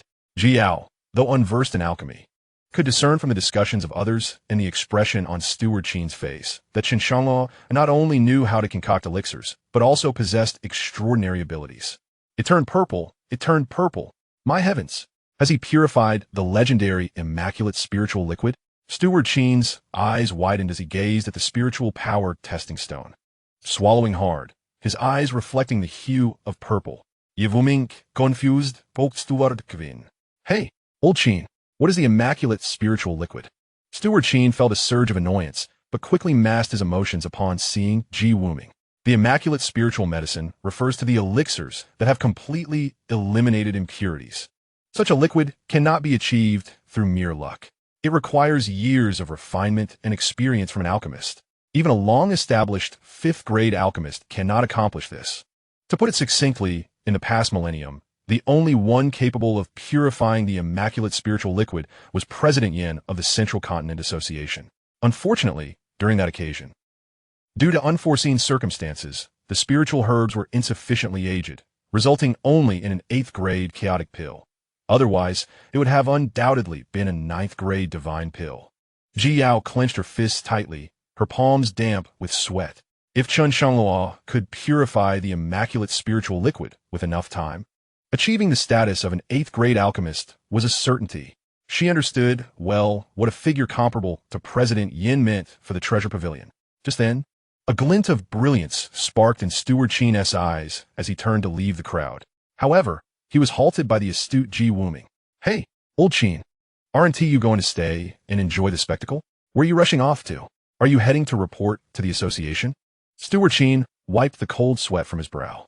Chapter 41. Have we failed? This and that. Old Chen's little schemes were once again unraveled by Ji Wuming. At the moment Chen Shangluo refined the immaculate spiritual liquid, whether he succeeded in making pills or the grade of those pills had already become inconsequential. He must report to the association before the pills were completed. Subsequently, a series of procrastination plans were devised, with the aim of ensuring that Chen Shangluo remained within the Alchemist Guild, no matter what. The ability to refine the pure spirit liquid is akin to establishing an unparalleled foundation for an alchemist. Ascending to the rank of a divine alchemist is merely a matter of time. Hey, old man, let me make myself clear. That is my biological brother, and he is also affiliated with the Treasure Pavilion. If you dare to cast your greedy eyes upon him, I shall pluck your beard. Elder Chen awkwardly chuckled. Misunderstanding. A misunderstanding. I merely had an urgent need. Ji Wuming was not swayed by his flimsy excuses. He firmly grasped Elder Chen's wrist, rendering him immobile. In stark contrast to the tense atmosphere outside, Chen Shangluo remained completely unperturbed within. The purification of spirit herbs came effortlessly to him, and he was entirely oblivious to the significance of the pure spirit liquid. In his previous life, the art of alchemy was merely a hobby. The elixirs he crafted were primarily consumed by disciples and had never been appraised for their worth. He could hardly recall from which disciple he had acquired the formulas and techniques through a lottery. To him, spirit liquid was simply meant to be this way. As he purified the spirit liquid, the temperature of the Tianshu wooding began to rise.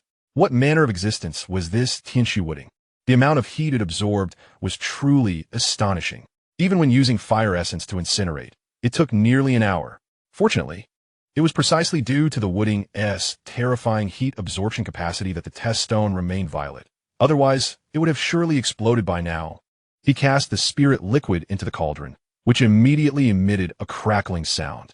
The spirit liquid gradually solidified, beginning to take the shape of elixirs. It was time to add the nirvana grass. Fully matured nirvana grass requires no purification, and its medicinal properties determine the final quality of the elixir.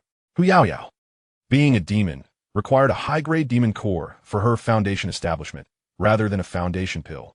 10 elixirs per furnace would be more than sufficient. The nirvana grass was of little use for the time being, so he decided to utilize it all. Ultimately, the quality of the elixirs was left to fate. However, with the high temperature of fire essence, it should at least yield a 5th-grade elixir. With this thought in mind, he unceremoniously tossed the entire nirvana grass into the cauldron. If Elder Chen were to witness this scene, he would likely lament with a fierce slap to his thigh. What a waste! What a prodigal! That was nirvana grass. And fully matured at that. The entire Tianyun continent could scarcely produce 10 such specimens.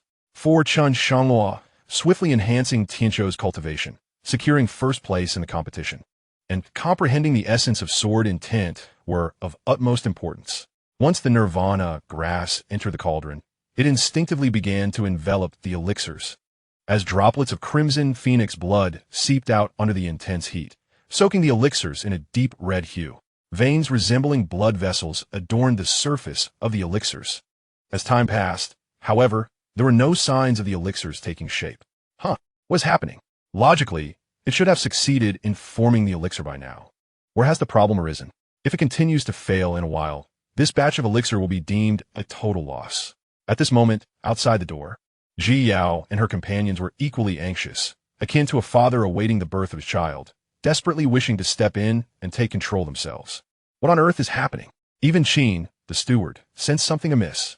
Ordinarily, when refining a 4th-grade elixir, the Danqi stone should turn green, signaling that the elixir is ready to be formed. Even for a 5th-grade elixir, a pale purple hue should suffice. But now, the Danqi stone has already reached the pinnacle of purple, maintaining this state for nearly 3/4 of an hour. He muttered to himself, suddenly changing countenance. Oh no! Could he be attempting to refine a 6th-grade elixir? This is madness. What kind of temperature could condense a 6th-grade elixir? Unless 2 types of extraordinary flames were combined. Upon hearing this, both Ji Yao and Ji Wuming grew solemn. Miss Ji, if the alchemy chamber explodes, we must rush in immediately to rescue young Master Chen. Half an hour had passed, and success in this alchemy endeavor seemed bleak. Ji Yao nodded. Regardless of the outcome, even if the elixir fails, she could not allow Chen Shangluo, this prodigy, to fall. Meanwhile, within the alchemy chamber, Chen Shangluo had also realized the temperature issue. He let out a bitter laugh. I've been too greedy. This is merely the primary fire element. I have yet to cultivate it. The current temperature is insufficient to extract the phoenix bloodline from the nirvana herb. Accidentally, he noticed Hu Yaoyao yawning beside him. Of course, there is still Hu Yaoyao. With double the fire element, I shall not be deterred. Others may doubt the fox demon's involvement in alchemy, risking their lives by permitting her participation, but not him. He and Hu Yaoyao shared a master-disciple bond. Not only could they achieve unity of thought, but there would also be no rebellious intentions. Yaoyao, come here. Place your fire element beneath the cauldron. Upon hearing there was work to be done, Hu Yaoyao was filled with excitement. She obediently followed her master's command, expelling her fire element from her dantian, merging it with Chen Shangluo's beneath the cauldron. Instantly, a hissing sound erupted from the cauldron. Bang! A muffled sound resonated, shattering the temperature stones inside and outside the alchemy chamber. Onlookers stepped back in shock. Ji Wuming, on the verge of rushing in to save someone, was stopped by Steward Qin. Wait, it's not the chamber that exploded. The temperature stone shattered. Yet this was enough to leave everyone astounded. What kind of monster is this young man to have caused the temperature stones to exceed their limits? Does he truly possess extraordinary fire?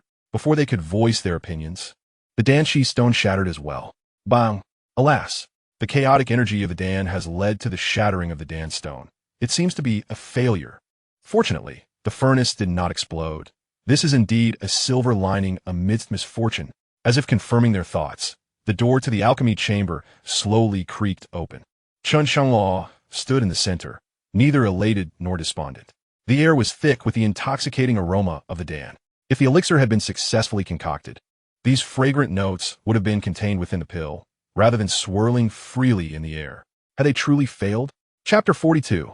The Fury of Yanhui. Brother. Dear brother, it's all right. A failure means nothing. I shall procure another batch of foundational herbs for you. Our family may lack many things, but we are not short on wealth. What alchemist hasn't faced countless failures? Moreover, this is your first attempt at alchemy. Ji Wuming, with an air of a dandy, tried to dispel the gloom of the failed endeavor. Elder Qin also wished to offer words of encouragement, but he inadvertently noticed that the furnace bore no signs of having been used. Even the core fire showed no signs of diminishing. Something is amiss. It seems that young Master Chen harbors many secrets. A sudden insight struck him. Instead of hastily advising, he shouted to the people outside, "Leave. Go about your business." What? Have you never witnessed a failed alchemy? You lot, if you haven't departed within 3 counts, shall be responsible for cleaning the quiet chamber for a month. Indeed, Elder Qin held considerable prestige in the branch. The crowd immediately dispersed like startled birds. After closing the door, he approached young Master Chen. Young Master Chen, was the outcome? Chen Shangluo offered a wry smile. Given the caliber of individuals he had encountered on this descent from the mountain, it seemed unnecessary to keep anything hidden. He extended his hand, revealing 10 oddly shaped yet charming pills. He, brother, I never anticipated you would possess such talent. You succeeded on your first attempt at alchemy. There is no reason to be disheartened. They may be a bit unsightly, but I reckon Elder Qin, at your age, would have found it remarkable to have even produced a pill. Remarkably, Elder Qin refrained from being obstinate. Instead, he carefully picked up the pills, examining them closely. Foolish. You are truly foolish. He pointed an accusatory finger at Ji Wuming, trembling with indignation. Such a perfect elixir is a rarity in a lifetime. How dare you call it ugly? It infuriates me. Elder Qin's fervor left Ji Wuming momentarily speechless. Look at this vibrant red body, and these intricate patterns. They breathe life into the elixir. Yvuming kmaterd ha. Old man, you flatter more than I do. Little did he know that Elder Qin's next words would render him utterly speechless. A 6th grade foundational pill is undoubtedly a 6th grade foundational pill. Young Master Chen, am I mistaken in my assertion? He had never encountered a 6th grade foundation establishment pill, only hearing of the intricate patterns that signify its superiority. Beyond that, his understanding was limited. Chen Shangluo's lips curled into a slight smile as he chuckled nonchalantly. Well, I suppose that's not entirely inaccurate. In truth, this foundation establishment pill had already transcended the 6th grade, reaching the esteemed 7th grade. He merely wished to avoid stirring too much commotion. Upon hearing it was a 6th grade foundation establishment pill, Ji Yao and Ji Wuming's gazes remained fixated on the elixir, nearly drooling with anticipation. The alchemical chamber was so silent that their dry swallowing could be distinctly heard. With a resigned sigh, Chen Shangluo produced 2 pills, placing one in each of their hands. Consider these a gift. The siblings' mouths gaped wide enough to fit a chicken egg. Brother, is this truly for me? Young Master Chen, this is far too precious. We cannot accept it. Although they had long surpassed the foundation establishment stage, the high-quality elixirs could still enhance their foundational strength. Akin to a rebirth of their cultivation path, an immensely significant gesture. It underscored the rarity of a 6th grade foundation establishment pill, which would still offer benefits even at the transformation stage. Chen Shangluo shrugged, stating, just take them. Having too many serves no purpose. They can't be eaten like candy. He playfully patted Ji Wuming on the shoulder, jesting, you call me brother every day. Consider this a fee for the title. Ji Wuming forced a smile, replying, thank you. Ji Yao, though silent, displayed a more profound emotional response than Ji Wuming. Ding! Ji Yao's affection level has increased to 45. Ding. Ji Yao's affection level has increased to 50. Ding. Ji Yao's affection level has increased to 60. Chen Shangluo. He turned and retrieved the last pill. Qin Steward. Consider this pill as compensation for the spirit herbs I took and for the use of the alchemical chamber. Your efforts have not gone unnoticed. To his surprise, the typically frugal Qin Steward pushed the pill back and took 2 steps back, then suddenly knelt. My aspirations do not lie in cultivation, but in the path of alchemy. This foundation establishment pill would serve me little purpose. I humbly request that young Master Chen accept me as a disciple, to serve you faithfully. Chen Shangluo shifted to the side, a frown upon his face. This sounded strangely familiar. The steward was nearly old enough to be his great-grandfather. How could he possibly accept such a disciple?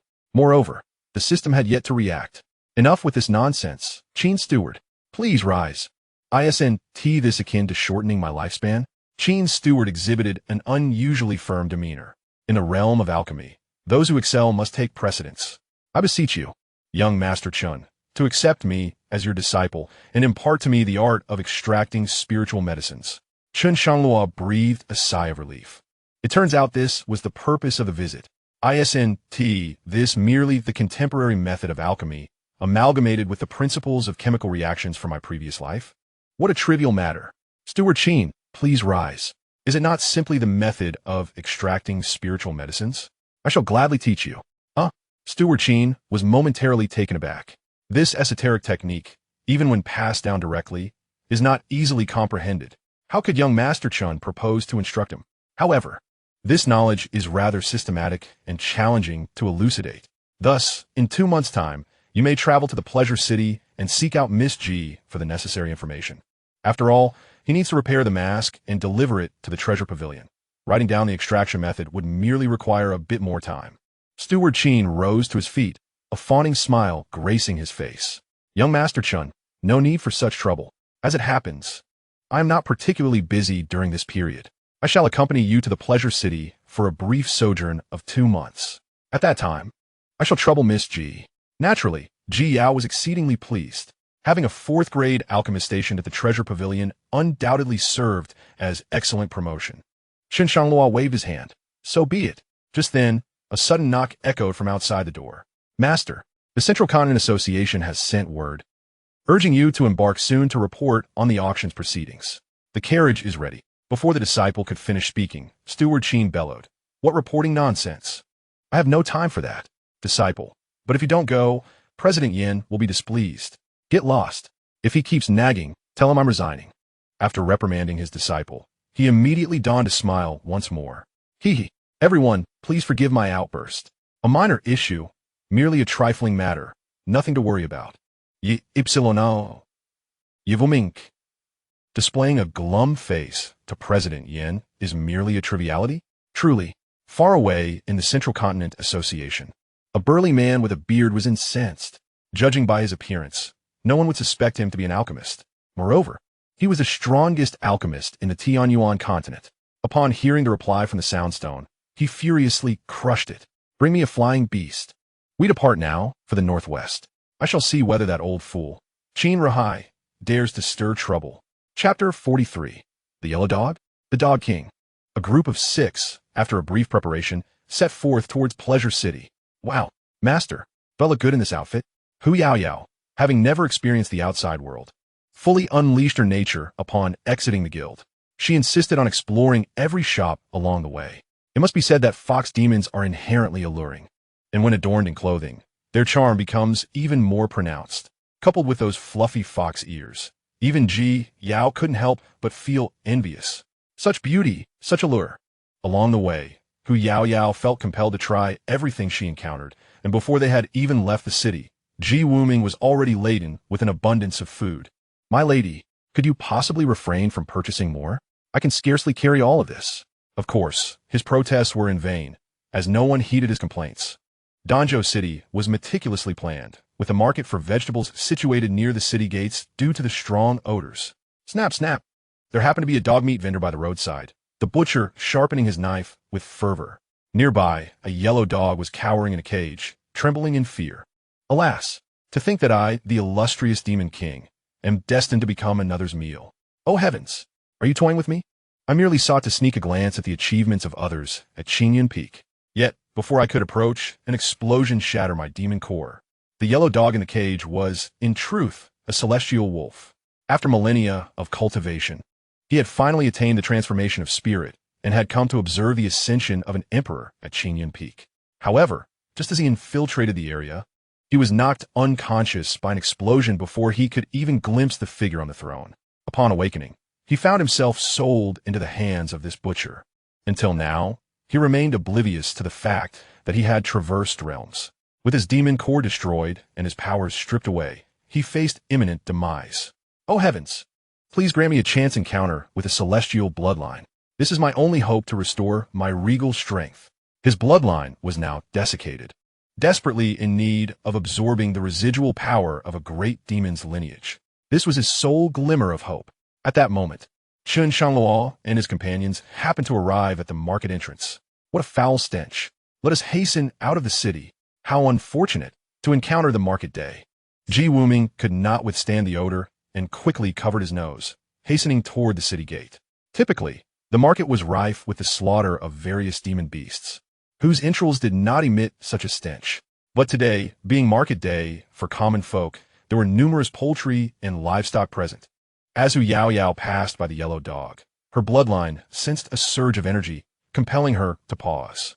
The yellow dog, struck as if by lightning, trembled in response. Could it be? At such a moment, I sensed the presence of a celestial bloodline. The yellow dog felt tears welling up within, as the butcher's sharp knife hovered ominously over his neck. Ji Wuming could no longer tolerate the noxious scent and urged Xianxia onward. Xianxia, what are you dawdling for? We must leave the city at once. Oh, right. Xianxia absent-mindedly took a step forward. The yellow dog, sensing impending doom, barked frantically at Xianxia. Woof, woof, woof. As Xianxia took a step forward, she hesitated, her gaze fixated on the yellow dog.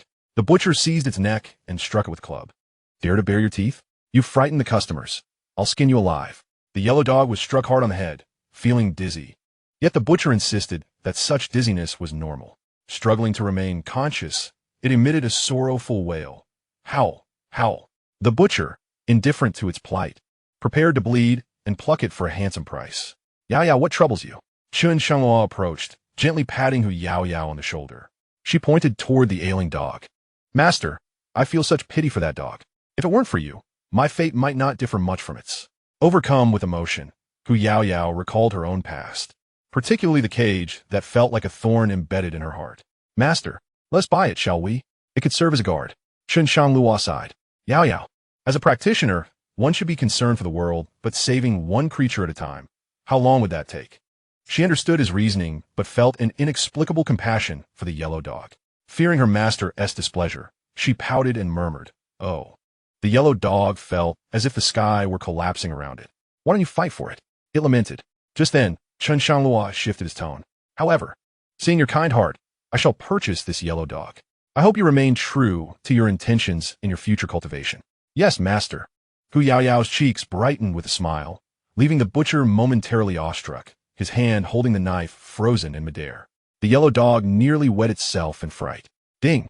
Xiaoyao's affinity increased to 88. Saving a dog garnered her more favor than even offering an imperial-level technique. Master, we shall take this yellow dog. Chen Shangluo produced a low-grade spirit stone. Normally, a dog would cost 500 silver coins. One spirit stone could purchase 20 dogs. However, he had no common currency at hand and could only offer the spirit stone. The butcher's eyes gleamed as he embedded the knife in the chopping board and wiped his greasy hands on his apron before accepting the spirit stone with both hands. Wait, master, I had already reserved this yellow dog. How can you sell it to someone else? At that moment, a dashing scholar squeezed in. As the saying goes, a person cannot stand without trust. Wealth can be regained, but trust once lost is hard to recover. The butcher hesitated. This money could sustain him for a year. Yet losing his credibility would make it difficult to survive in the market. Reluctantly, he returned the spirit stone, expressing regret. My friends, I sincerely apologize. But this yellow dog has already been reserved by someone else. Why not choose something else? I am utterly fed up with this canine demon king. If it weren't for my current weakness, I would have certainly taken a bite out of that scholar. You, dead scholar, remember this well. Do not ever fall into the hands of this demon king.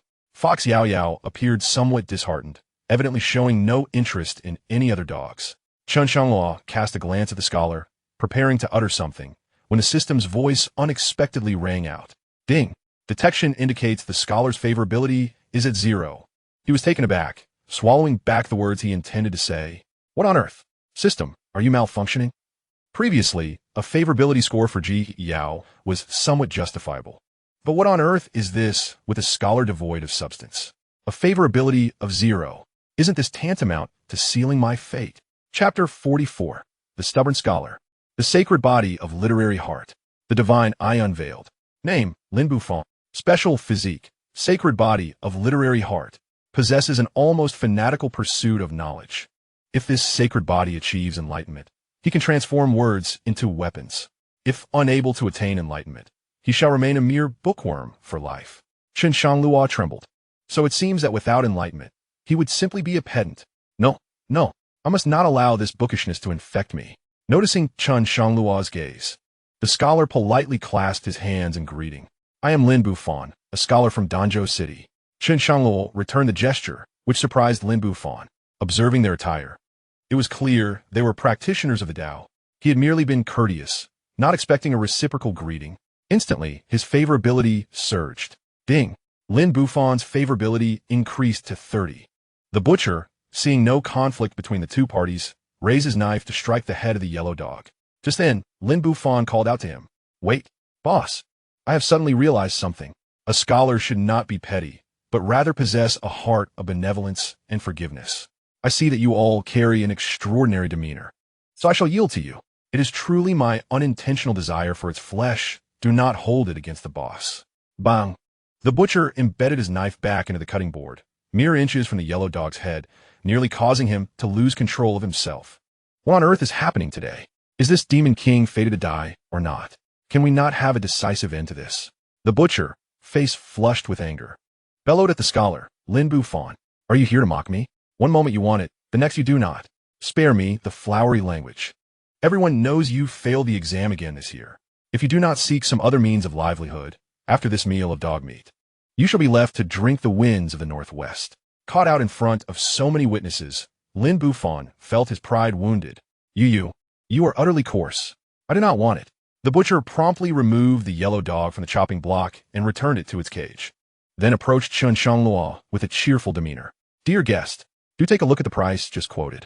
Chen Shangluo said little in response, directly handing him a piece of spiritual stone and tossing the cage to Ji Wuming. He then stepped before Lin Buffon, offering him a piece of spiritual stone as well. We share a unique bond, and I am grateful for your yielding this yellow dog. Please do not find this spiritual stone unworthy. Oh no. As scholars, we cannot accept rewards without merit. Lin Buffon protested verbally, yet his hands clutched the spiritual stone with unwavering sincerity. Chen Shangluo merely smiled, refraining from further comment. With such a low affinity, he harbored no expectations of future encounters. Watching the retreating figures, Lin Buffon felt a pang of envy. Despite his fervent ambitions, repeated failures in examinations threatened to lead him to starvation. With the addition of a spiritual stone, at least he could stave off hunger for the year ahead. Suddenly, it seemed he had resolved to take action, placing the spiritual stone upon the chopping block. Boss, I would like 2 yellow dogs. Find the finest master to prepare them as jerky. I intend to journey to the largest sect in the Northwest, forsaking literature for martial prowess, and carve out my own destiny. The butcher shook his head, but, as a merchant, could not refuse a paying customer. Accepting the payment, he began to process the dog meat. Alas, Lin the scholar, allow me to offer you a piece of advice. The 7-star sect will hold a grand competition in half a month, and following that, they will accept disciples. This is common knowledge. However, they will also assess innate talent, and as a frail scholar, your efforts would be in vain. It would be wiser to use this spiritual stone to engage in commerce within Danzhou City. When you are inevitably sent back, you will have consumed the jerky and spent all your money. Yet, as a person of the sacred body of literary spirit, Lin Buffon possessed an inherent stubbornness. Once he set his mind to something, no counsel could sway him. Naturally, Chen Shangluo had no inkling that their paths would cross again in the future. Upon exiting the city, Hu Yaoyao released the yellow dog from its cage. Little yellow dog, you are free now. She initially intended to let the dog wander off, but it seemed reluctant, persistently trailing behind her. With no other option, after obtaining her master's consent, she resolved to bring it back to Qingyan Peak. Very well. You shall accompany us. From now on, I shall call you Little Yellow. Remember, once we return, do not upset Master, or I shall stew you. Little Yellow snorted, secretly contemplating what a jest. After finally finding a bloodline of celestial demon, how could I allow you to slip from my sight? Once I regain some strength, I shall extract your bloodline power to restore my demon king prowess. However, rest assured, your life is not in jeopardy, at most. Once I ascend to the throne of the demon emperor, I shall adequately compensate you. As for your master, Xiao Huang suddenly felt an uncanny resemblance in their silhouette, reminiscent of a certain young man who achieved imperial status. He quickly shook his head, attributing it to the haze of recent days. After all, that was the self-detonation of an immortal. How could that young man possibly survive such devastation? 800 miles east of the lively city lies a quaint village, aptly named Little Fishing Village, where generations have thrived on the bounty of the sea. Chu Chuo sat cross-legged on his bed, diligently practicing the Huang Quan soul summoning technique taught by Chen Shangluo in his past life. As he channeled the technique, tendrils of black, deathly energy flowed into his being. He pressed down with his palms, expelling a breath of foul air. What a delightful sensation it is to wield control over one's own destiny. Now, reborn and armed with the memories of my former life, I can restore my primordial infant cultivation within a century, and perhaps in another 100 years. I may even contend for the imperial throne. What is fate if not this? I am truly the child of destiny in the Tianyuan continent. Chen Shangluo, I shall show you how profoundly ignorant you are to suggest that my fortune is merely modest. He dismissed Chen Shangluo's claims that the deathly laws would doom his parents, considering it a mere ruse to persuade him to take him on as an apprentice. In truth, the power of these laws serves as the finest nourishment for the Huang Quan technique. Just as he reveled in his thoughts, the door was violently thrust open from the outside. Chu Qiluo's expression shifted, clearly displeased. Xiaozi, come to the seaside. Your parents went fishing this morning and encountered a maritime disaster. Chu Qiluo felt as though struck by lightning, cold sweat beading on his forehead. How could this happen? Today, the skies were clear and bright. How could there be a maritime catastrophe? Could it be that what Chen Shangluo said was true? Chapter 45. A naturally demonic body. Ha. After 3 centuries of silence in the Northwest Sea, today I, the soul-devouring demon lord, have finally regained my divine transformation. Qixing sect. Once I rescue the demon saint, it shall be the end of your sect. With the emergence of the demon lord, the once tranquil sea roiled with tumult. All fishing vessels, as if seeing a ghost, hastily retreated to the shore. Just then, a fishing boat found itself at the heart of the undercurrent, its hull shattering with a thunderous crash. Bodies were hurled to the beach. The demon lord floated in the air, observing the congregated villagers on the shore. With a mere cold snort, he prepared to depart. Wait, what a potent aura of death. Could it be that someone possesses a naturally demonic body? He steadied himself and gazed down at the sandy beach. Led by the villagers, Chu Qiluo arrived at the scene where his parents' bodies lay. Gazing upon the 2 lifeless bodies, a wave of chill surged through Chu Qiluo's mind. The words spoken years ago had proven true. He slumped helplessly onto the beach, a flicker of regret blossoming within him. Why? Did none of you notice their fall into the water? Why did you not rescue them? Was it because of our family's poverty? I know you look down upon us. One day, I shall compel you to reconsider your views, to appease the spirits of my parents in the afterlife. Humanity possesses this tendency. When the weight of one's mistakes becomes unbearable, the blame is often shifted onto others. Xiaozi, you have misunderstood. The village chief had attempted to elucidate the situation on the surface of the sea, asserting that the anomaly was beyond the capabilities of ordinary folk to contend with. Yet, at that moment, a figure appeared abruptly among the crowd. The villagers raised their makeshift weapons, their faces etched with caution. Who are you? This individual bore an unsettling countenance, exuding a dark aura, and donned attire that was exceedingly peculiar, unmistakably marking him as a nefarious presence. Chu Qiluo's pupils dilated. With his experience in the 7-Star sect, he instantly recognized this figure as a member of the demonic sect, a formidable demon indeed. The soul-eating demon, Lord paid no heed to anyone else, directly approaching Chu Qiluo. Indeed, a natural demonic body. The purity of this death aura is unparalleled in my lifetime. Young man, I am the leader of a Northwest demon sect, the soul-eating demon lord. Do you wish to join my sect?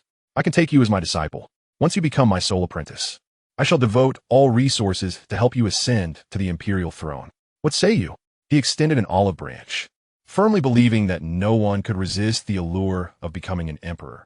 Chu Chuo refrained from hastily agreeing, instead weighing his options internally. In his previous life, under Chen Shangluo's tutelage, although he did not have to worry about cultivation, the resources were distributed equally among his fellow disciples. Even for 4th grade foundation establishment pills and 4th grade meridian opening pills, resources were allocated uniformly. As the 3rd disciple, he received not a shred of preferential treatment. Furthermore, he was subjected to the siphoning of fortune by Chen Shangluo, which was truly infuriating. Perhaps joining the demon sect was indeed the best choice. Since he had already promised to devote all resources to assist in achieving imperial status, why not give it a try? Becoming the sole disciple of the demon lord would render him a figure of unparalleled authority within the Northwest demon sect. With this thought in mind, Chu Chuo immediately knelt down. Disciple Chu Chuo pays respects to master. The soul-eating demon lord rejoiced, patting Chu Chuo's shoulder. Excellent, excellent. Though he uttered words of approval, his heart had already devised a ruthless plan. What a splendid, natural, demonic body. Just what I need to mend my severely damaged demonic form. Once I absorb the death aura within you. The demon lord, in high spirits, set off towards the demon sect upon the mere mention of Chu Chuo. At the moment he turned, a plume of demonic flames erupted from his hand, cast into the throng below. Instantly, the air was filled with wails of despair. Chu Chuo did not glance back, his expression devoid of emotion, as if he had not witnessed the chaos. Those who stood idly by as others perished deserve their fate. The demon lord mused, admiring the innate ferocity of those born with a demonic physique. By the time Long Mo arrived at the small fishing village, it lay in ruins, consumed by flames. What could have transpired? Was it possible that a peak golden core sea demon had come ashore? His encounter with Chen Shangluo's 4th disciple, Gu Mubai, had delayed him. Mubai, wait here. I shall delve into the depths of the sea. Yes, master. Long Mo plunged into the water, following coordinates to the lair of the sea demon. At that moment, the sea demon lay utterly still, its vitality drained. This was the work of the demon sect. Could a powerful entity from the sect be present? Fortunately, the demon core remained intact. As long as it existed, he could complete his task. Long Mo swiftly retrieved the core, surfacing and addressing Gumubai. Let us return to the 7 Stars sect. The presence of a formidable demon sect master here is uncertain, but they are undoubtedly above the nascent soul stage. Chu Chuo's fate is unknown, yet we cannot linger. Nevertheless, Gu Mubai's fortune, as Chen Shangluo's 4th disciple, could not be underestimated. But when it came to fortune versus life, the latter took precedence.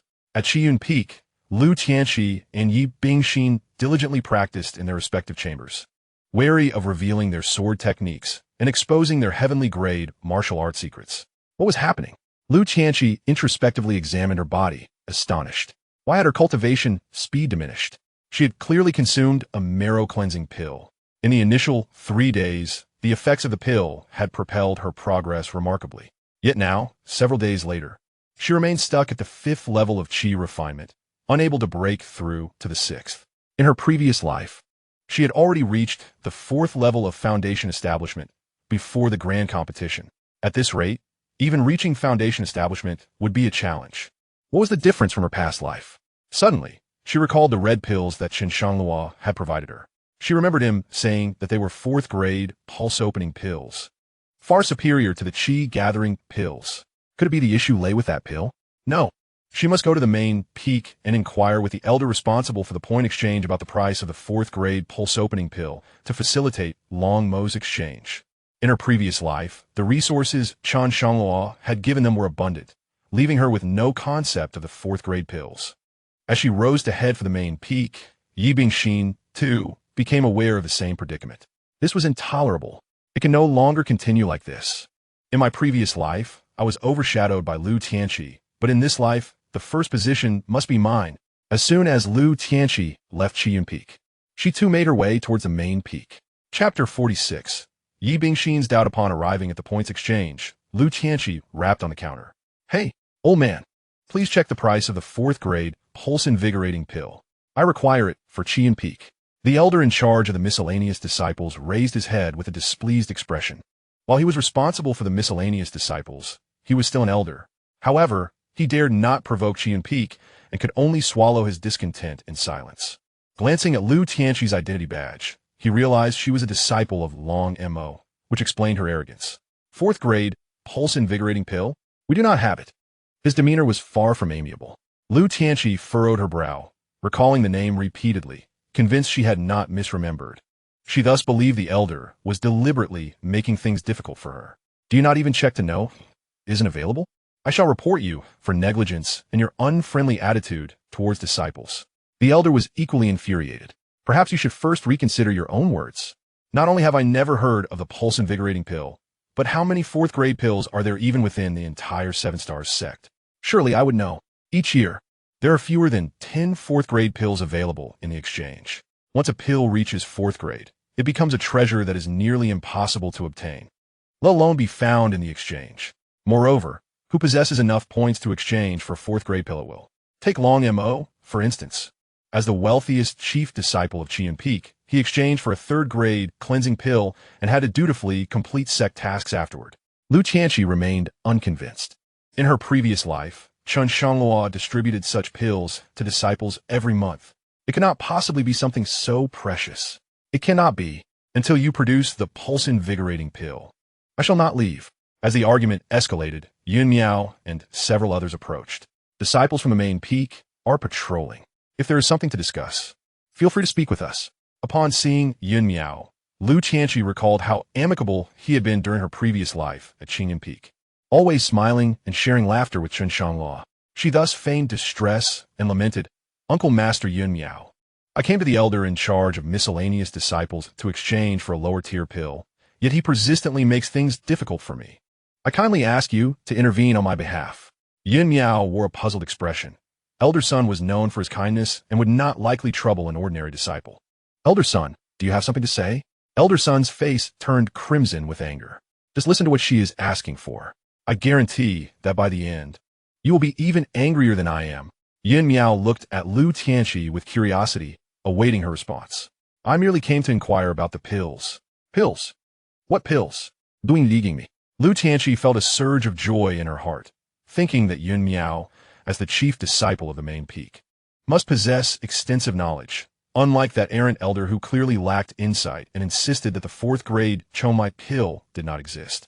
Uncle Master Yun, I wish to acquire some 4th grade Chomai pills to assist in my cultivation. Upon hearing this, Yun Miao's expression darkened significantly. He glanced at his fellow disciples, all of whom shook their heads in disapproval. Ah, dear Tianqi, you must be mistaken. We have never even heard of such a Chomai pill. Furthermore, using 4th grade elixirs for cultivation is unheard of in Qingyun's sect, and no such formidable power exists across the entire Tianyuan continent. Elder Son seized the opportunity to mock her, his words dripping with disdain. What a fanciful notion. Even the Zhongzhou Tianqing dynasty would not permit its disciples to utilize 4th grade auxiliary elixirs. Do you think 4th grade pills grow on trees, ready for harvest, every year? The ordinary disciples began to point and whisper about Lu Tianqi. Look at how Master Longmo has taken in such a fool. Perhaps her cultivation has muddled her mind. It was hardly her fault when Master Longmo brought her back. She was already at the initial stage of Qi refinement, and with the competition approaching, remaining at the 5th level of Qi refinement was likely to cause her mental collapse. Lu Tianqi had not anticipated that merely seeking 4th grade Chomai pills would turn her into a laughingstock. Let us depart. Yun Miao, seeing no conflict among them, intended to lead Yun Yuan and the others away. Wait. Lu Tianqi called out to Yun Miao, stepping forward to grasp his sleeve. Uncle Master Yun, you must know the whereabouts of the Chomai pills, do you not? If it is not too much trouble, could you please inquire with the sect master? I am truly anxious. Yun Miao's expression soured further, while Yun Yuan and the others stifled their laughter, relishing in her predicament. Who was unaware that, aside from a few junior disciples, anyone daring to approach him would undoubtedly face a harsh beating? Get lost. Yun Miao waved his sleeve, sending Lu Tianqi crashing to the ground. Considering you are my junior, I shall spare you this time. Inquire with the sect master? The sect master is exceedingly busy and does not have time to address your queries. Do you think the sect master is idle? Should there be a next time? Prepare to enter the law enforcement hall. Lu Qianxi was utterly astonished. How could the usually gentle Uncle Master Yun be so irascible? Little did she know that in a past life, Yin Miao had shown great care for Qingyun Peak due to Chen Shangluo's influence. Lu Tianqi rose, her expression momentarily darkening before she skillfully concealed it. Young one, focus on diligent cultivation and refrain from seeking shortcuts. If one could use fourth-grade pills to aid their training, even a pig could become a genius. Elder son could not help but sneer, while the others stifled their laughter. Very well. I shall prove to you that fourth-grade Chomai pills indeed exist, and when I do, you must apologize to me. Elder son shrugged nonchalantly. Lu Qianxi had just departed from the exchange center when Yi Bingxin approached Elder Sunday Elder. Might I inquire if you possess any fourth-rank pulsation pills? Elder son was perplexed. Was there a concerted effort today to vex him? Upon noticing her identity token, he realized she too was a disciple of Long Mo. Did Long Mo exclusively recruit such thoughtless fools? His dwindling patience was on the verge of being overwhelmed. Begone. Do not create further disturbance. I have already stated that we do not have any. Lu Qianxi from Qiyun Peak has inquired before you. Why do you return? Yi Bingxin maintained a far greater composure than Lu Qianxi. Since Elder Sun was unaware of the pills, it confirmed that the seven-star sect indeed lacked them. Yet, why was Lu Qianxi aware of the pulsation pill's existence? Could it be that she too had been reborn? That seemed too absurd. Impossible. Perhaps it was merely coincidence. Yes, it must be coincidence. Perhaps these pulsation pills were not rare at all, but merely looked down upon by the seven-star sect, hence their absence. Sensing the ridicule around her, she clasped her hands in a gesture of respect and exited the exchange center. Finally some peace, Elder Sun murmured. Alas, the youth of today are truly restless. Qiyun Peak is surely at its end. Long Mo's arrogance and the mediocrity of his two disciples, aside from their looks, are utterly lacking, unlike Qiyun Peak, which never bothers the main peak. Speaking of Qiyun Peak, Chen Shangluo had now returned to the summit. In a lively city, he had parted ways with Ji Yao and the others, agreeing to meet again in 2 months, bringing only Hu Yao Yao and Huang with him. Why is it so bustling here? Upon his return, before even crossing the threshold, he found the courtyard filled with people, all the peak masters present. They were intently focused on the interior, oblivious to Chen Shangluo's presence behind them, murmuring amongst themselves. Chapter 47, Undermining. Old Chen, do you think that child could be the sect master's illegitimate son? Indeed, there is a slight resemblance. The sect master has never sought a partner. Perhaps he has a secret progeny. You are all mistaken. That child must be his grandson. Have you not heard of the affection that spans generations? If he were the son, he would not be so indulgent. Shangluo's nephew enjoys tranquility. The sect master has cleverly concealed his offspring within Qiyun Peak. Chen Shangluo curious. Leaning closer. Esteemed peak masters, what is so captivating? The peak masters, oblivious to his return, did not even turn their heads. Captivating? Indeed it is. This must be the first piece of gossip our seven-star sect has had in millennia. Suddenly, they realized something was amiss and turned to face him. Upon seeing Chen Shangluo, they immediately composed themselves, straightening their postures. Ahem, ahem. It turns out to be the disciple of Master Shangluo. You return without a word of notice.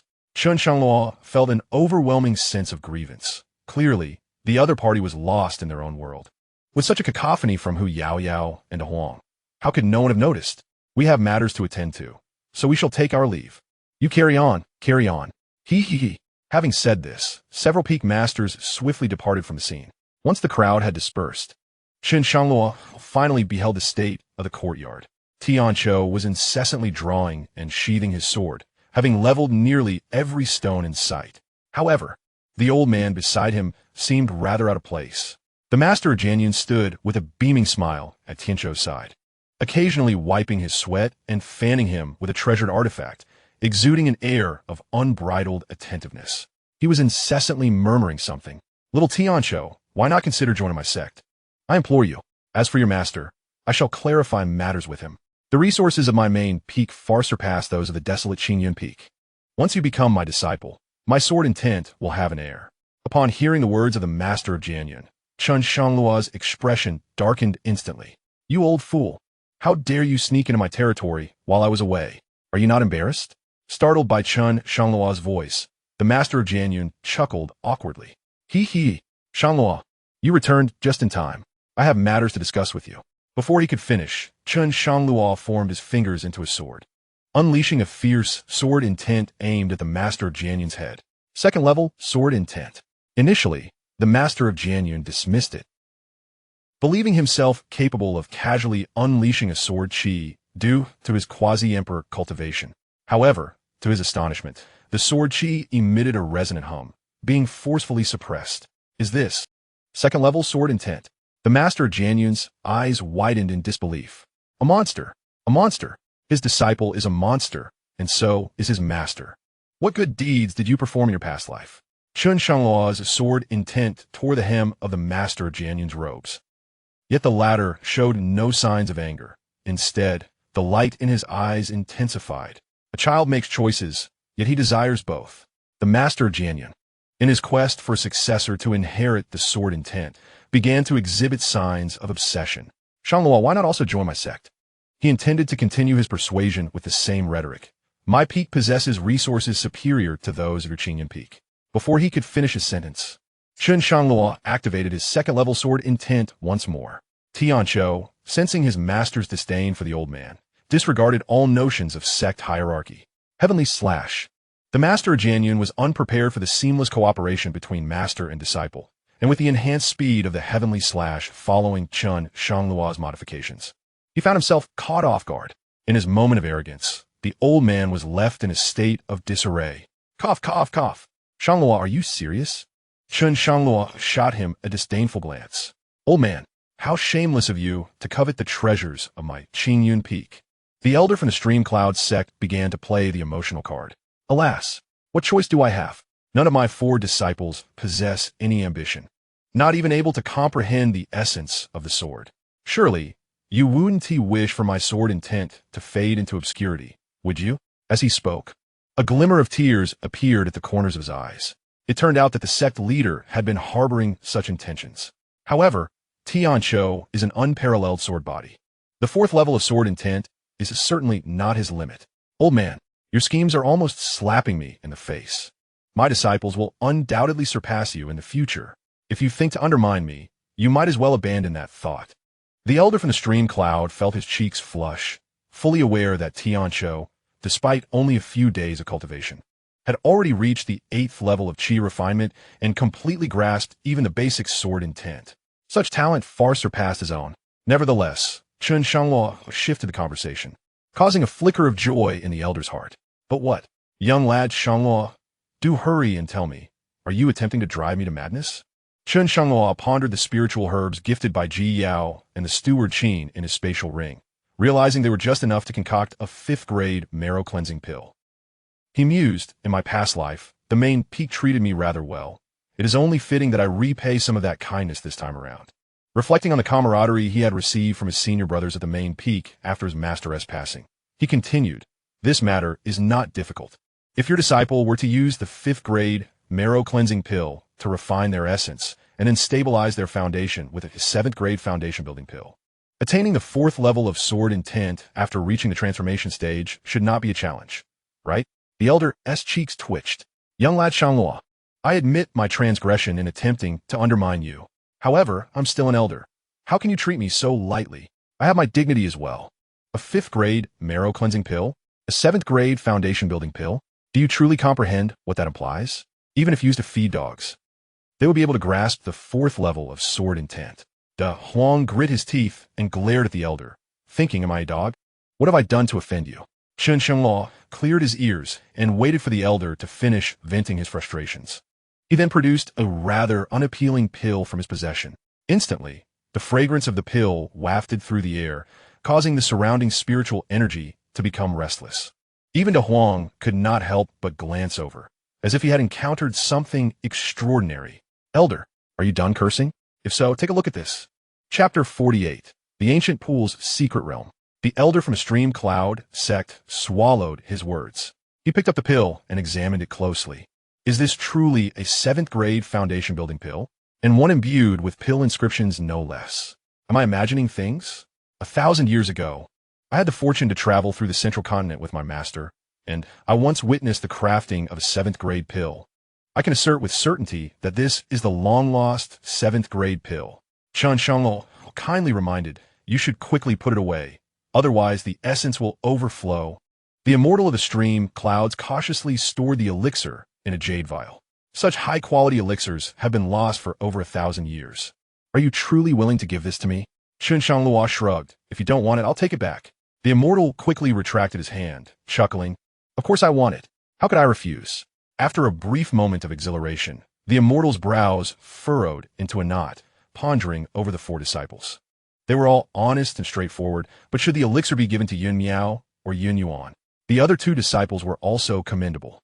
As the saying goes, it is not the scarcity that troubles one, but the inequality. Regardless of whom it is given to, it seems a difficult decision. Chen Shangluo rubbed his temples, feeling a headache coming on. He calculated quietly. 1 furnace yields 10 elixirs, with Ji Yao and his sibling each receiving 1, leaving him with 8. Forget it, forget it. Since I've chosen to be a good person, let us see it through to the end. Heaven knows when this old man might again covet his disciple. He took out 3 foundation-building elixirs once more and said, Old man, stop putting on an act. Each of your 4 disciples shall receive 1. No need to worry about uneven distribution. The immortal of the stream clouds felt his face flush with embarrassment. He had intended to probe for more treasures from Chen Shangluo, only to discover that this young man could produce 4 at once. Those were 7th grade foundation-building elixirs. Unlike the ancient times when great masters were abundant and quasi-emperors roamed freely. Now, even the emperors must vie for the throne. 7th grade foundation-building elixirs were akin to divine elixirs. Were it not for his own established foundation as a quasi-emperor, he would have yearned to consume one to reforge his own essence. 4 7th grade foundation-building elixirs could indeed shake the very foundations of a sect. He. Rest assured, I will clarify to your senior brothers and sisters that these are your gifts to them. Perhaps, when I ascend with their support, the position of sect leader will undoubtedly be yours. Chen Shangluo waved his hand dismissively. Sect leader? I've grown weary of that role in my past life. This time, my focus is on nurturing disciples, leaving me with even less time. Goodness. Sect leader, old man, I have opened my heart to you. Do not betray me.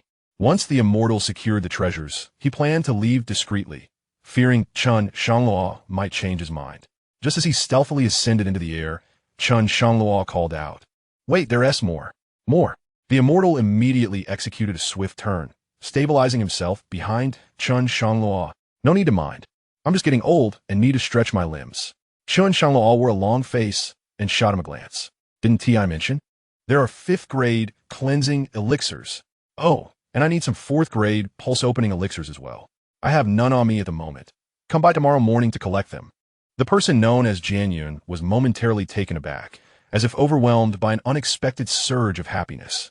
He was entirely unaware that he had never even heard of the Chongmai pill.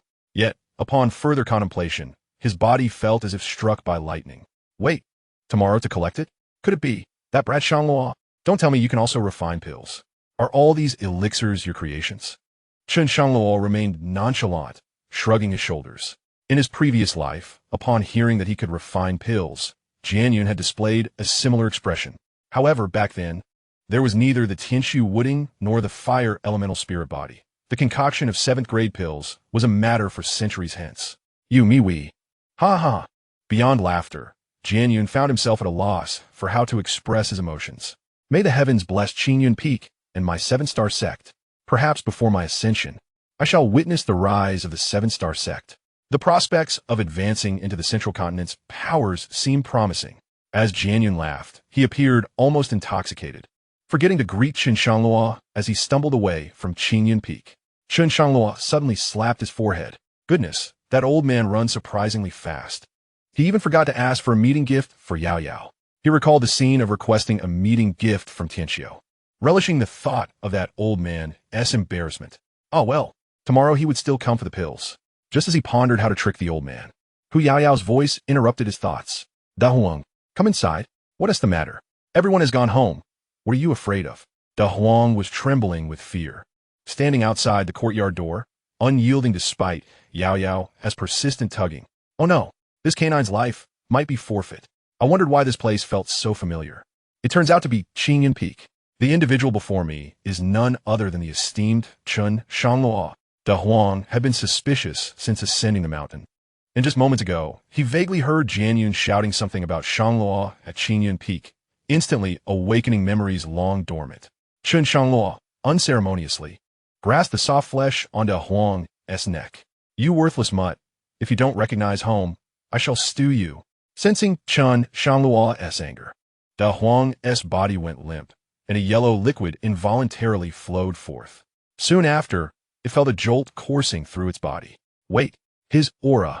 Why is he only at the Foundation establishment stage? Recalling the scene of the Celestial S self-detonation, logically, Qingyun Peak should have been reduced to rubble. Could it be? I have traversed back to an earlier time at Qingyun Peak? Yes, it must be so. I truly am a fated dog. This is simply the tale of a fortunate canine protagonist. Ha ha. Once I recover in a few days, not only will I absorb Hu Yaoyao as celestial bloodline, but I shall also extract the shortcuts to becoming an emperor. Chen Shangluo, are you prepared to endure my relentless pursuit? Chen Shangluo, oblivious to the fantasies surrounding him, cast aside the bundle of straw in the corner and ventured into the forbidden grounds, intent on procuring some beast meat for dinner. Atop the main peak, the miscellaneous disciples and elders beheld an exceedingly bizarre scene. A drunken man staggered towards the summit, and most peculiarly, the four main disciples not only refrained from hindering him, but also assisted him in his unsteady ascent. Truly, strange occurrences abound each year. Yet this year seems particularly rife with them. Upon returning to his chamber, the esteemed Jian Yun, under the astonished gazes of his disciples, gradually regained a semblance of clarity. Reflecting on his previous disheveled state, he was instantly awakened. Ahem. Today's events must not be spoken of outside these walls. It would be best if you all forgot them. Yes, master. He contemplated retrieving a 7th grade foundation building pill, but ultimately decided against it. Instead, he would first utilize a 5th grade marrow cleansing pill, followed by the 7th grade foundation building pill to solidify his Dao foundation. This was undoubtedly the superior choice.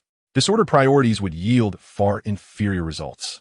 If he himself struggled against temptation, how could he expect his disciples to be any different?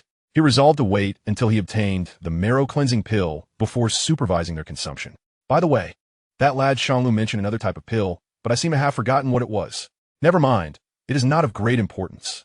Jiang Yun steadied his mind and glanced at his 4 disciples, unable to suppress his envy for their fortunate circumstances. While I have been away from the main peak, have any significant events transpired? Yin Miao shook his head. Nothing major, but there is one rather peculiar matter. The 2 disciples taken in by junior brother Long Mo from Qiyun Peak have been acting oddly, insisting that the qi gathering pills provided by the main peak are subpar, inquiring instead about the pulse opening pills. As a result, they even clashed with elder son. Preposterous. Jiang Yun slammed the table in frustration. What on earth is Long Mo doing? The disciples of Shangluo do not behave in such a manner. To complain about the efficacy of the qi gathering pills? Ordinary disciples hardly utilize them once a month. Compared to Long Mo, Chen Shangluo has not only contributed over 10 volumes of celestial level techniques, but has also personally gifted 4 7th grade foundation building pills. The disciple Tian Cho, aside from diligent cultivation, has never asked the sect for anything. Perfect. With the ancient pawn's secret realm soon to open, it is time to let these disciples seize their own opportunities before the grand competition. Without having experienced life and death trials, do they truly believe that resources are so easily obtained? You shall notify them by tomorrow morning. The audacity of it all. Yes, master. Oh, and after the notifications, do not conduct any further patrols. Return early and restore your physical conditions to their peak. Tomorrow, I shall bestow upon you all a rare opportunity. Although the disciples were somewhat perplexed, they nodded in agreement. Once all matters were addressed, the disciples departed, leaving Jiang Yun alone in his chamber. After calming his anger, the phrase pulse-opening pill echoed repeatedly in his mind. Why did that name sound so familiar? Ah, but is not that lad Shangluo adept at alchemy? Tomorrow shall be the perfect occasion to inquire with him. Chapter 49, Secrets of the Forbidden Land. Chen Shangluo skillfully opened the entrance to the forbidden area, and within the span of a mere incense stick, he emerged. At this moment, he held in his hands 2 cores from pinnacle demon beasts. The cultivation of the 9 transformations of the celestial fox primarily relies on the consumption of demon cores, one for Yao Yao's training and the other for refining a marrow-cleansing pill, which is just perfect. As for the corpses of the demon beasts, he had already placed them into his spatial ring, serving as provisions for the days to come. Upon returning to Qingyun Peak, Hu Yaoyao had tidied up the room, and Xianxia had ceased his cultivation. Xianxia, come over here. Xianxia obediently approached. Master. Chen Shangluo grasped his wrist and examined his cultivation level. 8th level of Qi refinement, nearly reaching the 9th level. If I had delayed my return for a few more days, I fear I would have fallen behind in his foundational cultivation. No wonder that old fellow had discovered him. With a flick of his hand, a mask and a pill appeared in his palm. Xianxia, this mask, known as the Godslayer's Countenance, will assist you in concealing your aura. Your rapid cultivation speed may invite envy from others. This pill is a foundation establishment pill. You are on the verge of a breakthrough. If inspiration strikes, consume this pill. Thank you, Master. Over the past few days, the old sect leader had incessantly echoed in his ears, and Xianxia had thus acquired some knowledge, realizing that he was close to establishing his foundation. As for the foundation establishment pill, judging by the sect leader's reaction when Chen Shangluo presented it today, its value was certainly considerable. Curiously, Xianxia donned the mask, and immediately his aura retracted inwardly, rendering his cultivation undetectable even to those of the imperial realm. Chen Shangluo furrowed his brow. He had previously maintained a higher cultivation level than Xianxia, but now, with Xianxia at the 8th level of Qi refinement and himself at the 7th level of foundation establishment, it seemed that the higher the realm, the exponentially greater the required cultivation. Alas, it appears I am destined for a life of toil. After the grand competition concludes and disciples are recruited, I shall see if there are any with suitable special physiques. With a divine eye, discovering unique physiques will undoubtedly provide an edge over others. He then called for Hu Yaoyao and handed her the demon core. Yaoyao, during this time, you must also strive diligently in your cultivation to achieve foundation establishment before the grand competition. As for the large demon cores you require, I will consider a solution. For some inexplicable reason, the visage of the old sect leader surfaced in his mind. Hu Yaoyao accepted the pill, her eyes sparkling. She possessed a unique sensitivity to demon cores, instantly recognizing this as a pinnacle demon core. It was entirely sufficient for her to reach the foundation establishment stage. Ding! Hu Yaoyao's affinity increased to 90. After conveying his instructions, Chen Shangluo proceeded to the kitchen, ready to engage in his culinary arts. With the Tianshu wooding and fire essence, everything became significantly simpler. Before long, platters of demon beast meat adorned the dining table. Observing this scene, De Huang nearly drooled. Even during his reign as a demon king, he had not feasted on pinnacle demon beasts at every meal. De Huang, here, I bestow upon you this bone. De Huang leapt 3 yards high, seizing the bone in his mouth, completely forgetting his original purpose, savoring the delight of the feast. Howl! While gnawing on the bone, he cast glances at the meat in the bowl, emitting a pleasing whimper. Hu Yaoyao meticulously removed the beast meat from the bone and served it into the bowls of her master and senior brother. She had dreamed of such days countless times, never imagining they would come to fruition. This feeling is what one would call happiness. Consequently, her favorability rating soared. Ding! Hu Yaoyao's favorability increased to 91. Ding! Hu Yaoyao's favorability increased to 92. Ding! It continued to rise until it reached 96, at which point the system's notification ceased. After the meal, the three returned to their respective rooms. Hu Yaoyao took out the demon core and began absorbing its demonic energy. The pinnacle golden core demon core, combined with the assistance of the beast meat, allowed Hu Yaoyao's cultivation speed to far exceed Chen Shangluo's expectations.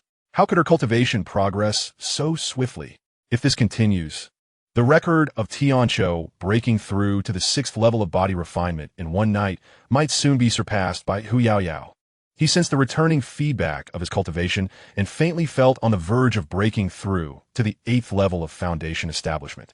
After stabilizing his emotions, Chen Shangluo cast aside his thoughts and focused on the Tianshu wooding. Now, he was ready to begin refining the 5th grade Shisui Dan. At the main peak, for the first time in a millennium, Jianyun Shangren felt a disturbance in his state of mind. It seems his mental state needs improvement. He sighed, blaming that kid Shangluo. It was one thing to submit 10 heavenly level cultivation techniques, but now he had even produced a 7th grade foundation establishment Dan. And it didn't end there. He insisted on refining a 5th grade Shisui Dan himself. That was a feat only alchemists of the 6th grade or above could achieve. Luo shimmy. It is no wonder your discerning eye is so sharp. After so many years of cultivation, I have not seen you take a disciple. It seems all your fortune has been spent on that brat Shangluo. The more he thought about it, the more sour his heart became. Unable to calm his mind, he had no choice but to enter the forbidden area for a patrol. It was just right. The last time there was a breach in the barrier. He can now take a look. If it is indeed people from the demonic sect infiltrating, then I shall have no qualms about being ruthless.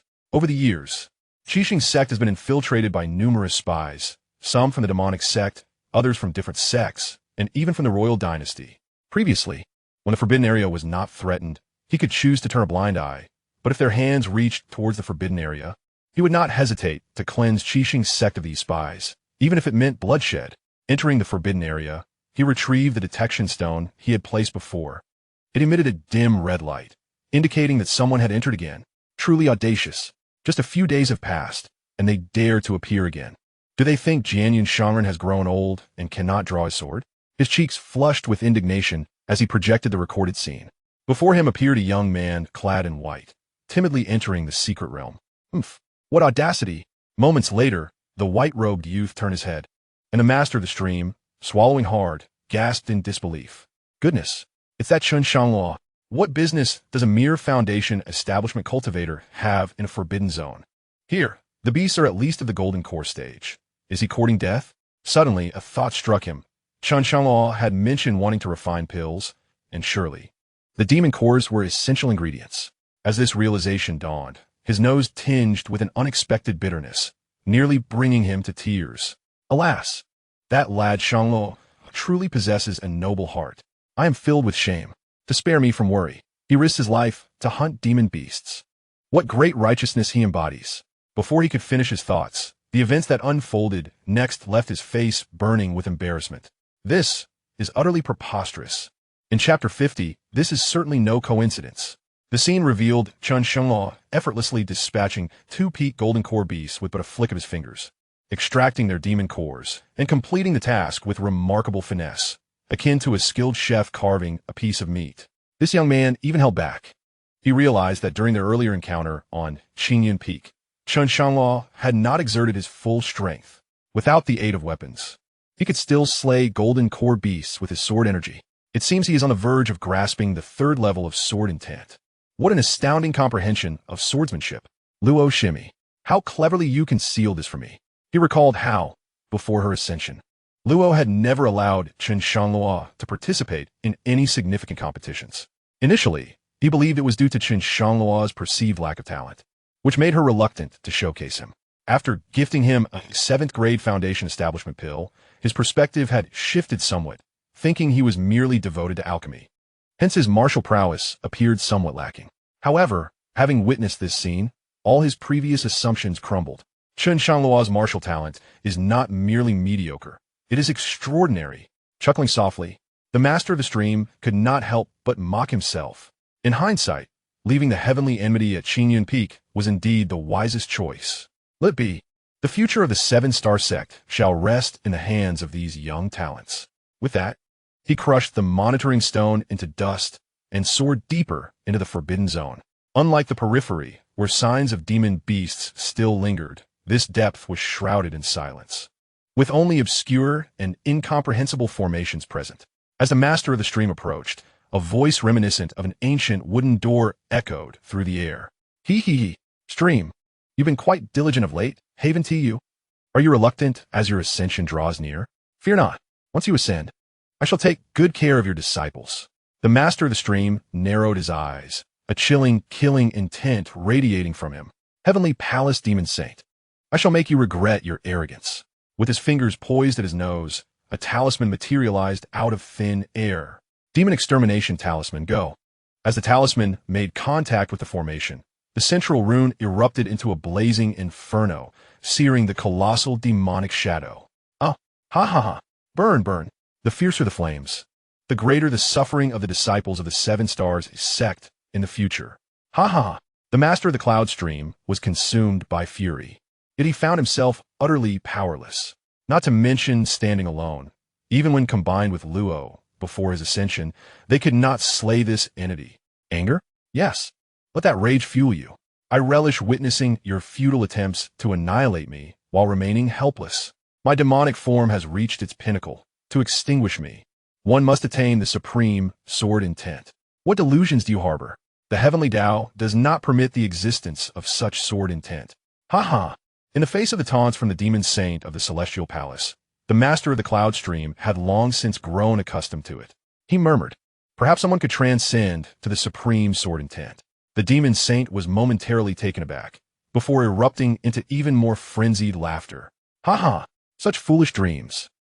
You are utterly deluded. The master of the cloud stream chose not to respond further, and in the blink of an eye, he vanished. Once he departed, the demon saint began to panic. Based on his understanding of the master of the cloud stream, the latter would never speak without reason. Whether his words held truth or not, it would be prudent to escape swiftly. The demon saint sensed that the secret techniques had already been cultivated by the disciples of the Seven Stars sect. Yet why was their progress so sluggish? Could it be that the fated child they sought was utterly worthless? No, I must find a way to send word back to the demon sect. I need to prepare for contingencies to find peace of mind. At Chiyun Peak, as the night descended, Long Mo, adorned with the stars, finally returned Gu Mubai to the peak. Liu Tianji, Yibinging, come forth quickly. His tone was rather unkind, for he had only brought back Gu Mubai, while the whereabouts of Chu Chuo remained unknown. Upon hearing these names, Gu Mubai was struck with confusion. The senior sister and second senior sister, could I have misheard? How could they be at Chiyun Peak? Lu Qianxi and Yi Bingxin felt a twinge of displeasure. Yet this time, they did not burst through the door. They still needed to rely on Long Mo to remain within the Seven-Star sect, and had no choice but to heed his commands. As they stepped outside, upon seeing Gu Mubai, their minds went blank. Fourth junior brother. Due to the darkness, Long Mo did not notice their astonished expressions and continued with his introductions. This is Gu Mubai, who shall henceforth be your junior brother. This is your senior sister Lu, and this is your senior sister Yi. The three feigned nonchalance and exchanged greetings. Greetings, senior sisters. Gu Mubai emphasized the title senior sisters with particular weight. After arranging a place for Gu Mubai to stay, Long Mo returned to his chamber and resumed his cultivation of the fortuitous relocation technique. What on earth is happening? Having absorbed the fortunes of three individuals, his cultivation speed should not be like this. He recalled that in his previous life, before Chen Shangluo took disciples, he was nothing but a complete waste. Even his physical training progressed at a sluggish pace. It was only when he began to accept his first disciple that his cultivation sped up like a shooting star, allowing him to achieve the status of an emperor before him. He began with physical training, while I commenced with the golden core. Yet now, at merely the second level of golden core, I distinctly feel a sense of stagnation. Baffled, he tirelessly perused the manuals, hoping to uncover a clue. Fortune flows like rivers. If not contended for, it will dry up. The power resembles mountains. Only through competition can one reach greatness. I understand now. Fortune is akin to rivers and mountains. Without the pursuit, it will wither. Only through the struggle can it coalesce into majestic peaks. It all hinges on the concept of competition. No wonder resources must be fought for, and the throne must be contended. He exhaled deeply, believing he had comprehended the essence of fortune. It must be so. Calculating the days, the ancient pool's secret realm should soon be opening, just in time to let them enter. In his previous life, the three of them had acquired numerous treasures. From that moment on, their strength had soared. This must be what is referred to as fortune. The secret realm and the grand competition, a dual battle for fortune, truly a boon from the heavens. Having realized this, Long Mo extinguished the lights in the room. The pressure and turmoil of recent times had left him feeling somewhat fatigued. He needed to conserve his energy. As the night deepened, he completely shut off his six senses. Suddenly, a sound erupted from their courtyard, resembling a wolf's howl, yet distinctly different. Lu Tianxi and Yi Bingxin almost simultaneously rose to their feet. It was the bone flute of their fourth junior disciple. They were well acquainted with this sound. Back at Chiyun Peak, they relied on it for communication, often sneaking down the mountain in pairs when their master was distracted. In truth, neither of them had truly fallen asleep.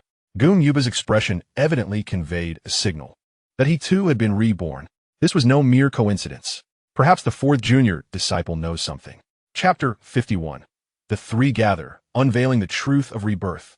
The two walked out of the courtyard, heading deeper into the dense forest. All the while, they pondered a single question. Long Mo had descended the mountain 3 times, each time returning with one of their trio. All 3 were disciples of Chen Shangluo, and aside from the absent Chu Chuo, the order was unchanged. To claim this was a coincidence would be to insult one's intelligence. Just as they continued to contemplate, Gumyuba leaped out from behind a tree. "Sisters, how have you been?" Gumyuba felt neither fondness nor disdain for these 2 elder sisters. It was the perfect time to utilize them. So he naturally had to appear a bit more enthusiastic. Lu Xianxia, however, wasted no time and swiftly asserted her seniority. "Gumu Bai, your tricks have lured us out. Surely, your intentions are not merely to reminisce." Gumu Bai shook his head, sighing, "Ah, senior sister, you remain as tempestuous as ever. I need not elaborate.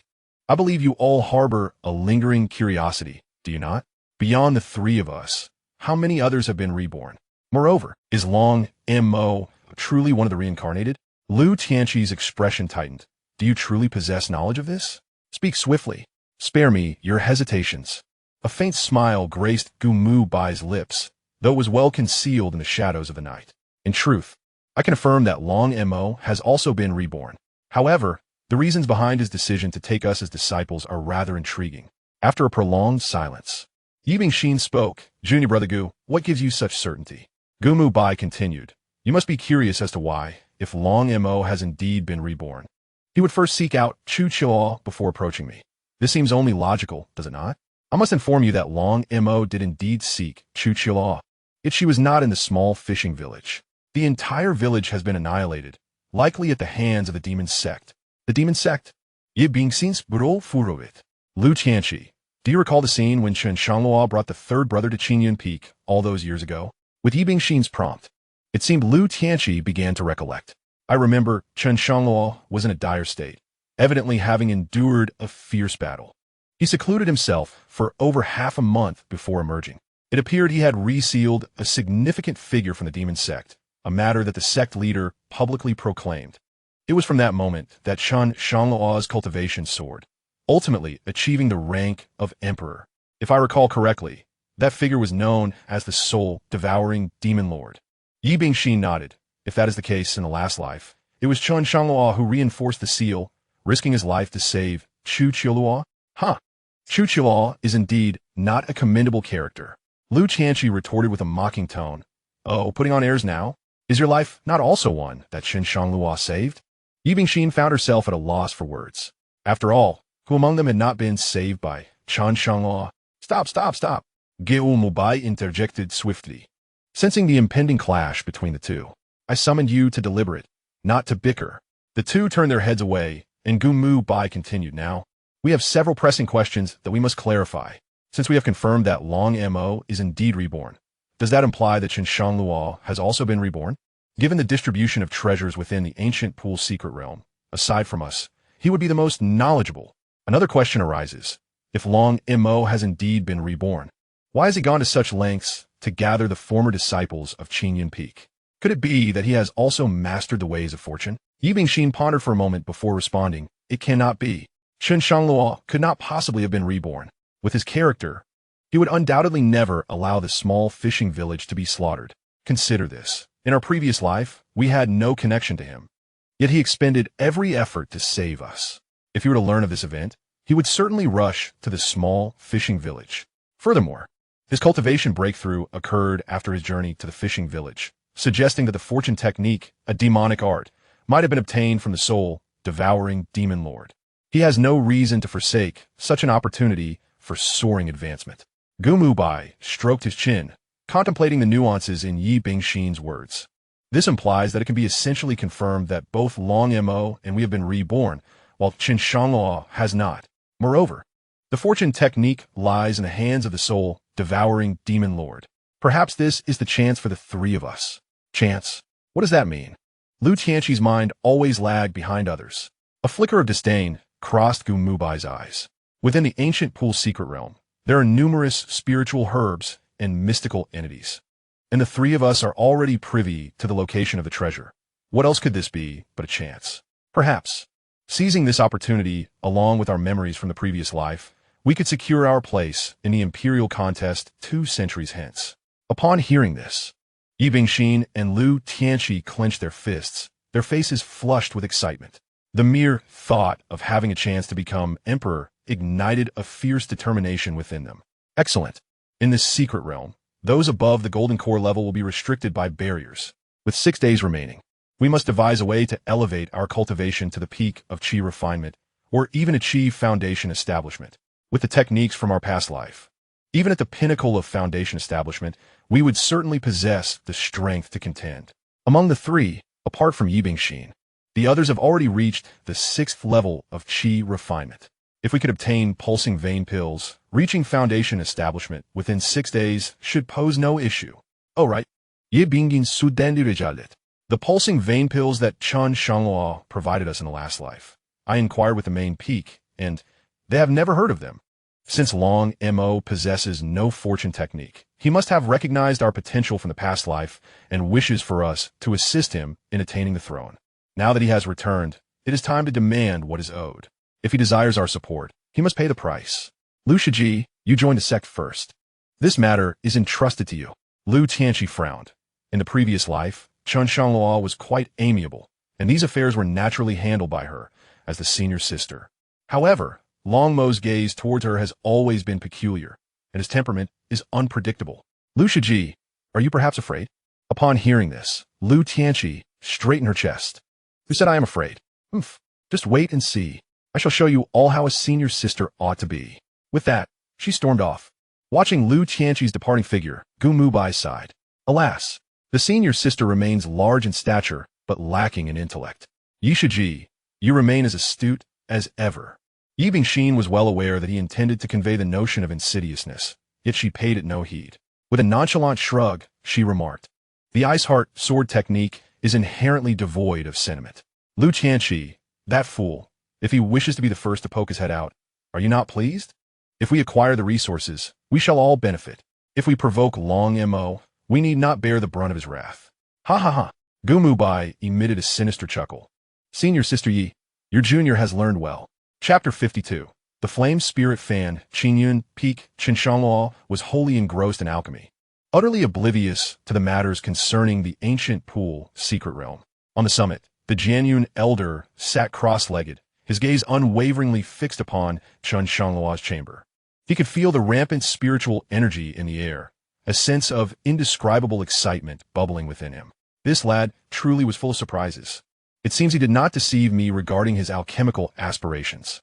However, this fluctuation of spiritual energy does not resemble that required for concocting a 5th-grade cleansing pill. The energy required for such a potion is immensely vast. Although the Jianyun elder had never refined a pill himself, he had been fortunate enough to witness the process. Such gentle waves of spiritual energy could only yield a 3rd-grade pill at best. Nevertheless, it was entirely contrary to his expectations. Inside Chen Shangluo's room, the spiritual energy surged tumultuously. Were it not for the locking effect of the Tianqi Wu Ding, the roof might well have been blown off. As for why there were no apparent changes in the surrounding spiritual energy, one must attribute that to the characteristics of the Tianqi Wu Ding. As an ancient artifact, it possessed a certain elegance of its own. This ding drew upon the ethereal essence of the 9 nether realms, disdainful of the numerous impurities present in ordinary spiritual energy. Instead, it directly absorbed the quintessence of the underground spiritual force. The pill was successfully formed. With a furious roar from Chen Shangluo, 10 blood-red pills soared from the cauldron into his hands. Instantly, the entire Qingyun Peak was enveloped in the rich aroma of the pills. One intense fragrance. The Jianyun elder, situated atop the mountain, was left astounded. How peculiar. The 4th-grade foundation establishment pill, acquired by mere chance, could not possibly exude such a magnificent aroma. The demon King De Huang was also drawn in by the fragrance, his nostrils twitching. What unparalleled pills are these? Could this be the secret behind Chen Shangluo's ascension to emperor? Ha ha ha ha ha. The divine pills beckon me. The demon king approaches. He stealthily held his breath, inching closer to Chen Shangluo's chamber step by step. As he passed Tian Cho's room, he suddenly overheard a murmuring sound. Listening closely, De Huang let out a sigh of relief. How terrifying. It was merely sleep talk. Just as he prepared to continue his stealthy advance, A powerful wave of sword energy burst through the door, the sharp sensation against his skin causing his pupils to dilate. Bang! No, it can't be. De Huang was thrust several dozen meters away, his body marked with sword wounds. Goodness, had it not been for my formidable demonic physique, this strike would have surely led this demon king to encounter the Buddha. He lay there, barely clinging to life, nestled within the thicket, afraid to move lest he be discovered by the heavenly adversary. Awakened by the noise, the celestial foe yawned upon seeing the shattered wooden door, then shifted his position and resumed his slumber. Judging by his calm demeanor, it was evident that this dream of wielding a sword was not a novel experience for him. Alas, tomorrow, once again, the door must be repaired. At this moment, the sky began to brighten slightly. After concocting the marrow-cleansing elixir, Chen Shangluo proceeded to refine the 4th-grade pulse-consolidating pill. Such an elixir of this grade was, for him, a mere trifle. In a short while, he had stored the finished pills in a jade vial and stepped outside. Exhaling a breath of stale air, Chen Shangluo stretched languidly. The unceasingly vigilant Jianyun appeared before him with a swift turn. Startled, Chen Shangluo nearly wrenched his waist. "Hey, old man, you could at least offer a greeting. Do you not know that scaring someone can be perilous?" Jianyun chuckled sheepishly, his face betraying a sycophantic demeanor. "Hee, I'll be more mindful next time, I promise." As for that elixir, it was no wonder he was anxious. The entire Northwest was tightly controlled by the Alchemist Guild. Even though Chen Shangluo was merely a 4th-grade alchemist, it held significant importance for the 7-star sect. Chen Shangluo shot him a disdainful glance. In his previous life, upon discovering his alchemical talents, Jianyun had wept and clamored for him to assume the position of sect leader. In this life, he was resolute in rejecting that thankless role.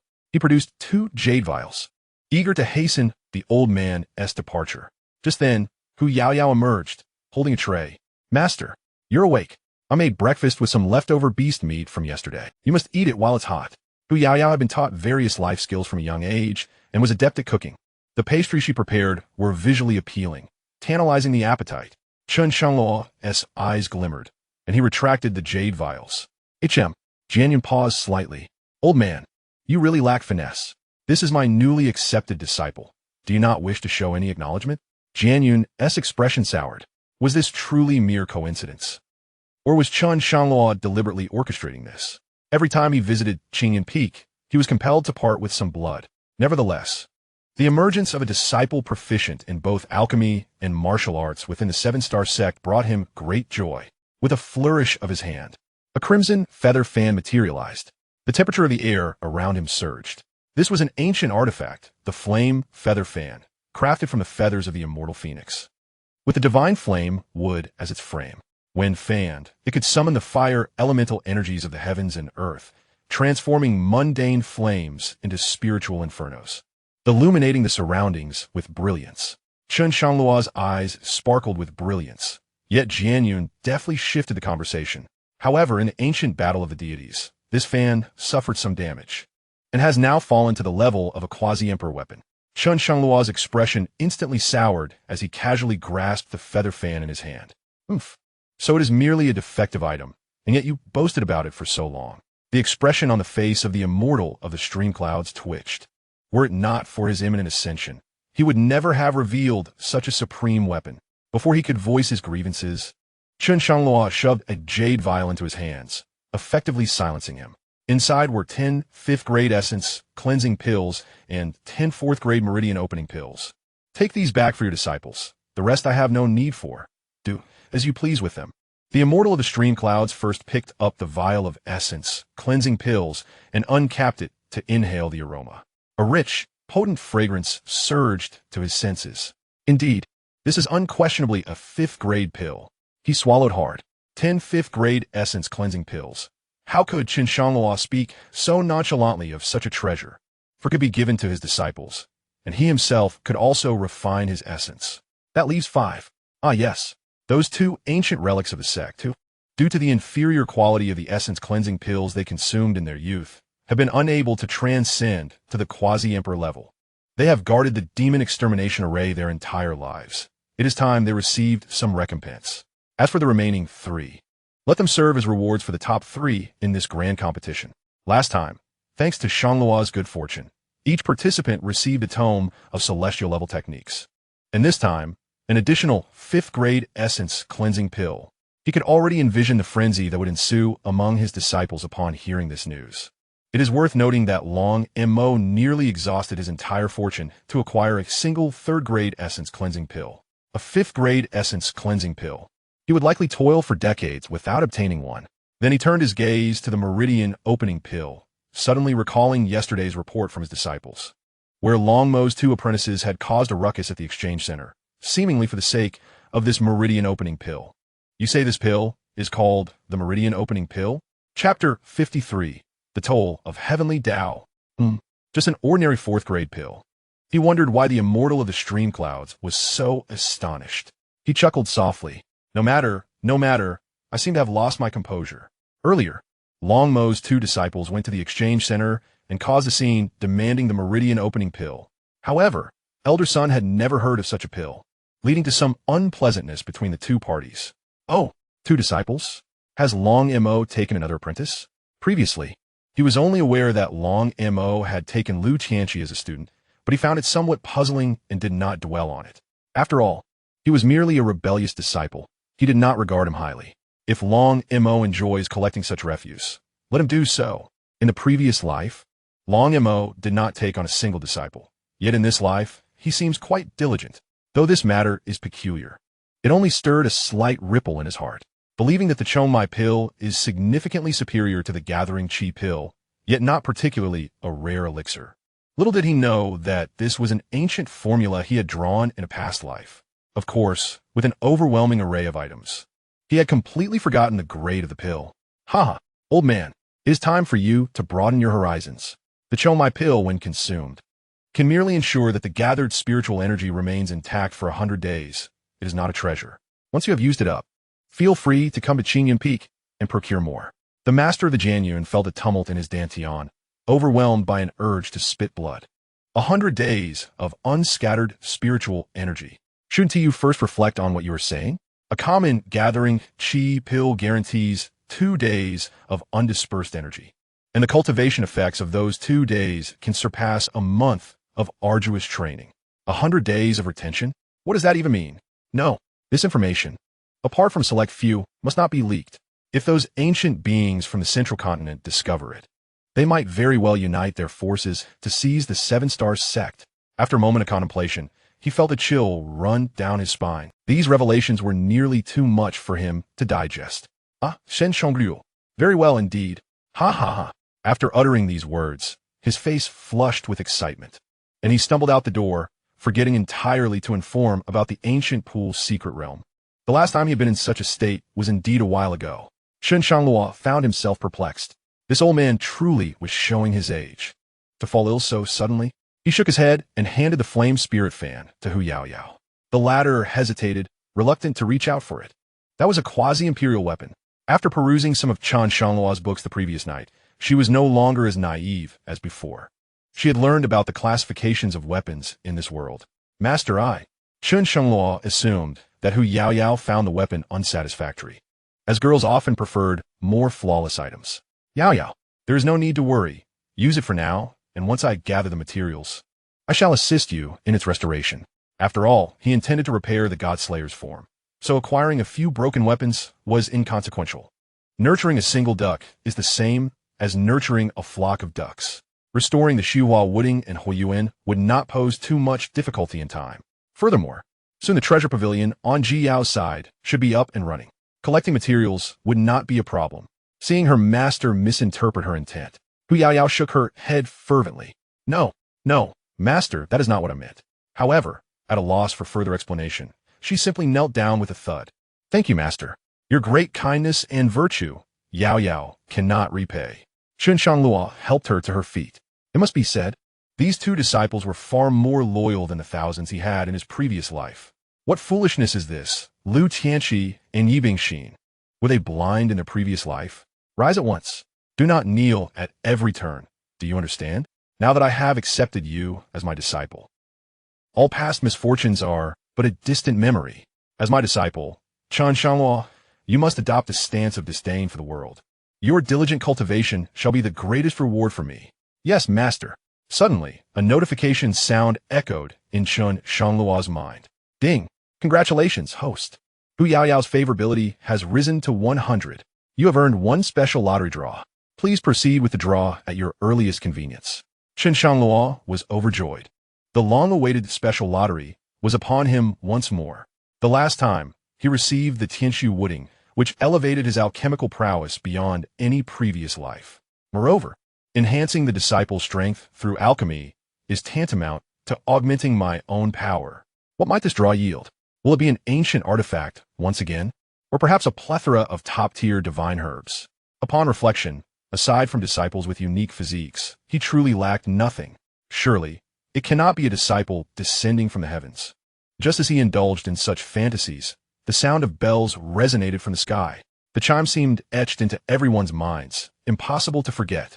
Across the Jiuzhou of the Tianyuan continent, many gazed upward. Zong, zong, zong. After the ninth toll, it abruptly ceased. The sound of the heavenly Tao bell. Since the inexplicable wars of ancient times, the realms of mortals and immortals have been eternally severed. Only by gaining the recognition of the heavenly Tao can one ascend to the throne and achieve transcendence. All secret realms in the mortal world have been sealed. Every 200 years, the heavenly Tao tolls its bell. It heralds the impending opening of a secret realm. Chen Shangluo cast a sidelong glance at the sky. Lost in the memories of his past life, the sound of the heavenly Tao bell rang out. The ancient pond secret realm would open in 5 days. Within it lies an abundance of heavenly materials and earthly treasures, fiercely contested by the Jiuzhou. However, entry is restricted to those below the Golden Core realm. It is the perfect opportunity for Xianxia and Yaoyao to enter and undergo some training. With the presence of the God-slaying protector, there should be no unforeseen circumstances. Furthermore, I have yet to reach the Golden Core. I can enter the secret realm as well. The essence of that strange fire.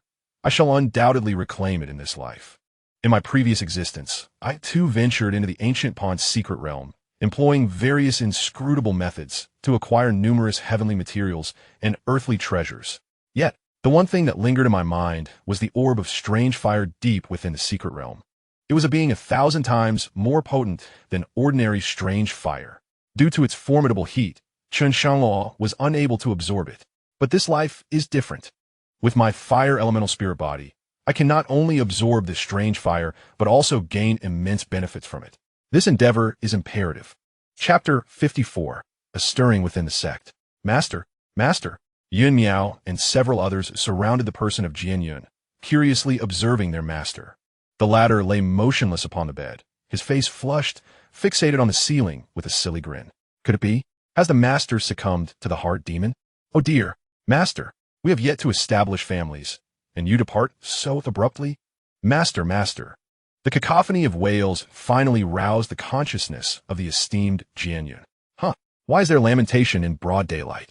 He abruptly sat up, straining to recollect how he had returned. A resurrection? Are you the heart demon or my master? Yin Yuan trembled, and the four retreated a couple of steps in unison. Resurrection? Heart demon? Jian Yun's countenance darkened ominously. Nonsense. I am not dead yet. For half the day, it has been you all wailing. The four breathed a collective sigh of relief, while Yun Miao wore a dejected expression. Master, you cannot blame us, since your return. You have only called out in vain, grinning foolishly, no different from being possessed by a heart demon. Jian Yun glared at the four, compared to that lazy disciple Shangluo. Why are my 4 disciples so unambitious? Alas, enough of this. Come here, all 4 of you. As mentioned yesterday, I shall grant you an opportunity. He produced medicinal pills, distributing them to the 4, who were left utterly dumbfounded upon receiving them. Grade 5 cleansing pills, Grade 7 foundational pills, a pulse-clearing pill with a potency 100-fold that of the gathering energy pill. Now they understood why their master had been in such a daze. At this moment, they too felt a wave of dizziness wash over them. Just as mortals experience a fainting reaction, so too do cultivators react to pills. Jian Yun had anticipated his disciples' responses. These pills originated from your fellow, disciple Shangluo. Do not let this news escape your lips. The 4 disciples wore solemn expressions. Is this truly that idler, Shangluo? Many had mocked that after Uncle Luo's ascension, Qingyun Peak would be forever bereft of talent. They understood that should such a talent be discovered by others, envy would surely arise. Master, rest assured, from this day forth, anyone who dares to harm Shangluo, we four shall not rest until we are avenged. Indeed, to harm Shangluo, they must tread over our corpses. What Shangluo has bestowed upon them cannot merely be described as an opportunity. It is a benevolent grace beyond measure. The four were acutely aware of their own limitations, their talents not particularly high. Yet with this grade 5 cleansing pill and grade 7 foundational pill, even a mere pig could reach the great transcendence. And with further opportunities, even achieving emperorship was not beyond hope. Gratefulness and no ulterior motives. You four have not been misjudged by me. Jianyun was thoroughly pleased with their attitudes. Oh, by the way, in the present day, the demon sect casts a covetous gaze upon our 7 stars sect, necessitating the cultivation of a new generation. I intend to bestow 3 remaining essence cleansing pills as rewards for the top 3 contenders in the grand competition. You four relay this message to each peak. Yes, master. They have already foreseen the tumult that this announcement will unleash within the 7 stars sect. Aside from the Qingyun peak, the other 6 peaks have just received the sect leader's decree regarding the opening of the ancient pool's secret realm. Little did they know, not long after, disciples from a main peak returned bearing the sect leader's order. The sect leader has decreed, in this grand competition, the top 3 will each receive a 5th grade essence cleansing pill. This is a formal announcement to all peaks. What? Upon receiving this news, the peaks erupted in chaos. A 5th grade essence cleansing pill? Surely, the main peak's brother must have misspoken. How could there possibly be 5th grade essence cleansing pills, and 3 of them at that? Many disciples began to inquire, while Yun Miao and the others could scarcely be bothered to respond.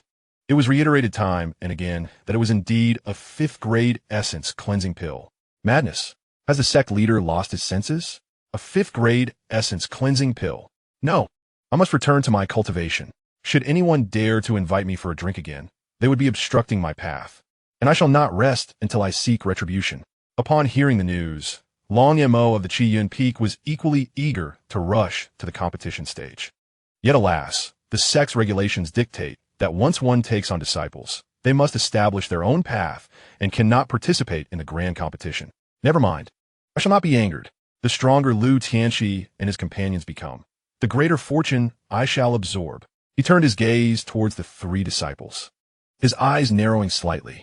The 3 of them silently resolved to secure the top 3 positions with a 5th grade essence cleansing pill. Any other celestial grade techniques or elixirs would pale in comparison. You 3, from this day forth, you shall devote yourselves to relentless cultivation. Understood?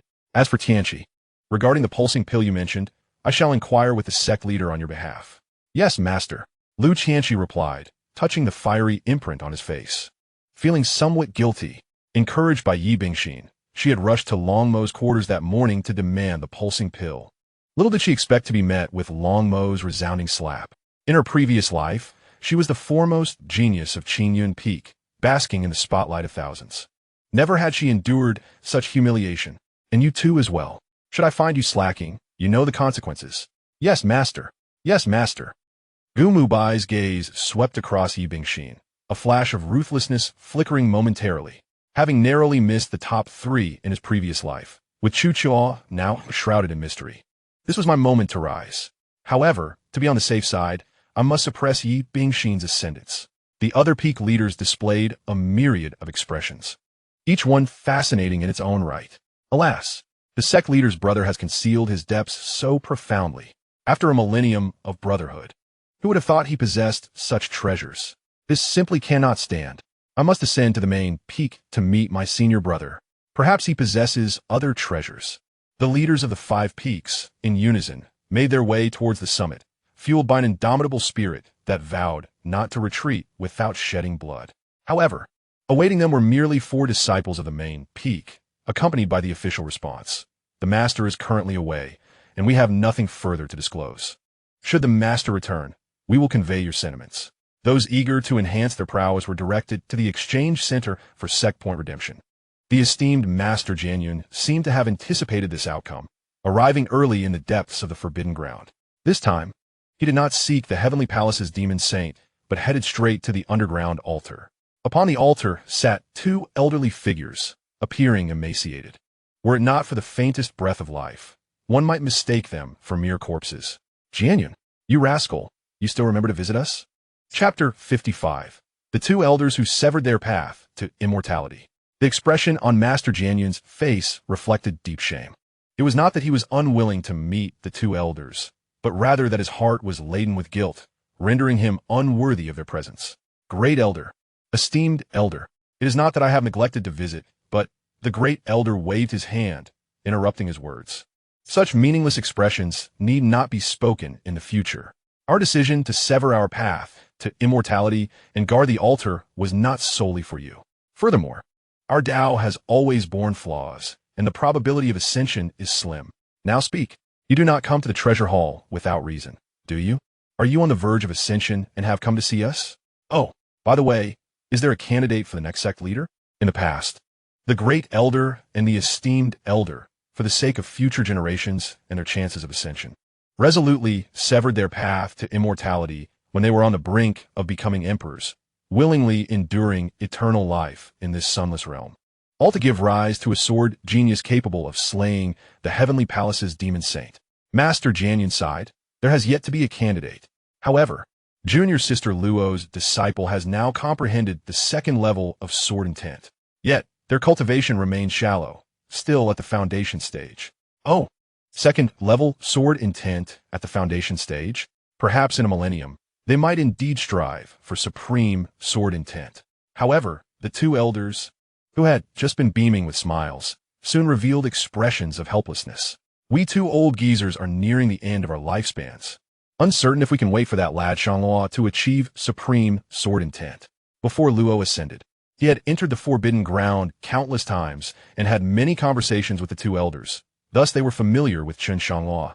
The corner of Master Jianyan's mouth curled up ever so slightly, a fleeting moment that did not escape the keen eyes of the two elders. Oof, Jianyan, what is that smile for?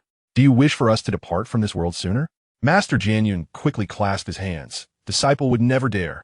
The two elders of the seven-star sect have devoted themselves wholeheartedly, naturally wishing for the longevity of the two esteemed individuals. However, one wonders if the discovery of a cleansing elixir could enable the elders to rejuvenate their essence and extend their lives.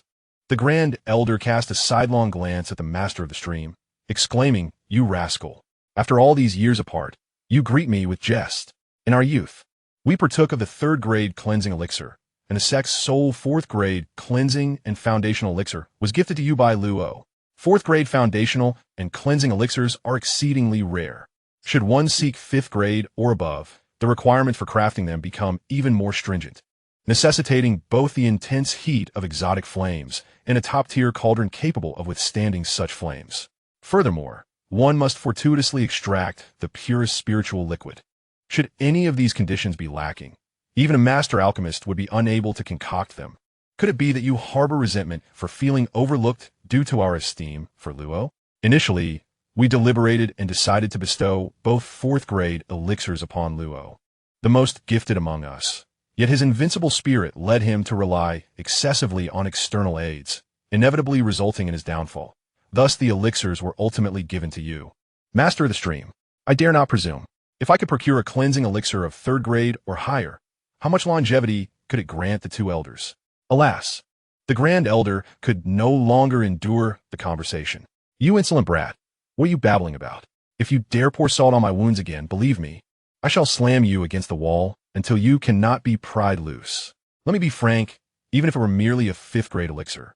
If we could obtain a fourth-grade cleansing elixir, the two of us could extend our lives for another 1,000 years. However, let me be clear, in our time, we mustered the entire sect's strength over many years to find two fourth-grade elixirs with a 100 efficacy. If you manage to find one, I shall write my surname, Jiang, backward. Since the ancient war, after the celestial path was sealed, the naturally occurring exotic flames have vanished, and the divine cauldrons have not reappeared. I have not heard of anyone crafting cleansing or foundational elixirs of fourth grade or above since. Even some eighth-grade master alchemists fear to speak of them. The requirements are simply too stringent. The vast majority of fourth-grade special elixirs have been passed down from ancient times, some preserved as the last bastion of various sects, while others are hidden within secret realms. The downside to this is that regardless of how well you preserve them, their potency diminishes over time. Some even possess less than 10% of their original efficacy. Observing the rising anger in the elders, the master of the stream realized he could no longer keep them in suspense. Otherwise, he would be deemed a sinner of the seven-star sect should their hearts give way. He produced a jade vial and placed it between the two elders. The Grand Elder, half believing, uncorked the vial. Instantly, a rich fragrance of elixir wafted towards him, like a drunkard savoring the aroma of fine wine. Unwilling to let the fragrance dissipate, he hastily recorked the vial. After a moment of contemplation, he could not resist pulling the cork again. Inhaling deeply twice before sealing it once more, his face alight with delight, the Grand Elder Xianxia found himself tormented by the expression on his face. "Hey, Master, what is it? Stop with the vacants. Speak plainly." The Supreme Elder cast a disapproving glance at him, remarking, "At your age, you still act so impulsively. Here, take a look for yourself." The Supreme Elder spoke lightly, but his withered hands trembled significantly. Xianxia accepted the jade vial, and upon inhaling the fragrant aroma within, he mirrored the Supreme Elder's expression. After savoring it several times, he finally closed the vial, placing it upon the high platform under the Elder's warning gaze. Indeed, it must be the scent of a 4th-grade cleansing elixir, or perhaps a 5th grade. Moreover, its potency has undoubtedly reached 100. Truly, heaven has favored our Qixing sect.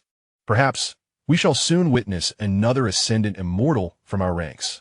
Both were hesitant to confirm whether it was indeed a 5th-grade cleansing elixir. Jianyun, preserve such a well-kept cleansing elixir for the disciples. A fine candidate like Chen Shangluo, that disciple of Luo, would be an excellent choice. I hope that one day he can grow strong enough to vanquish the demon saint. Although Jianyun was in high spirits, he could not help but feel moved by the elder's words. With his lifespan drawing to a close, his thoughts remained fixated on the future of the Qixing sect. Alas, his initial intention was merely to astonish the two elders, but he could not contain his shock, resulting in an embarrassing display. If he could see the two elders flustered, it would ease his own heart, but instead, he now felt a deep sense of shame. Elders, these two 5th-grade elixirs are specifically reserved for you, and it is not merely because of their preservation that their potency remains intact. They have only recently been refined. What? The elders felt their minds blank momentarily. The freshly concocted 5th-grade cleansing elixir. After a considerable pause, clarity returned to their murky eyes. "You reckless lad, we recognize your filial piety. However, as the sect leader, you are woefully inadequate. Given that it is indeed a 5th-grade cleansing elixir, it has no place here. Quickly take it away. One shall remain at the main peak, awaiting a promising disciple. The other shall be bestowed upon Chen Shangluo of Qingyun Peak. This is my command as the Supreme Elder, and there is no room for negotiation." Now it was Jianyun's turn to feel awkward.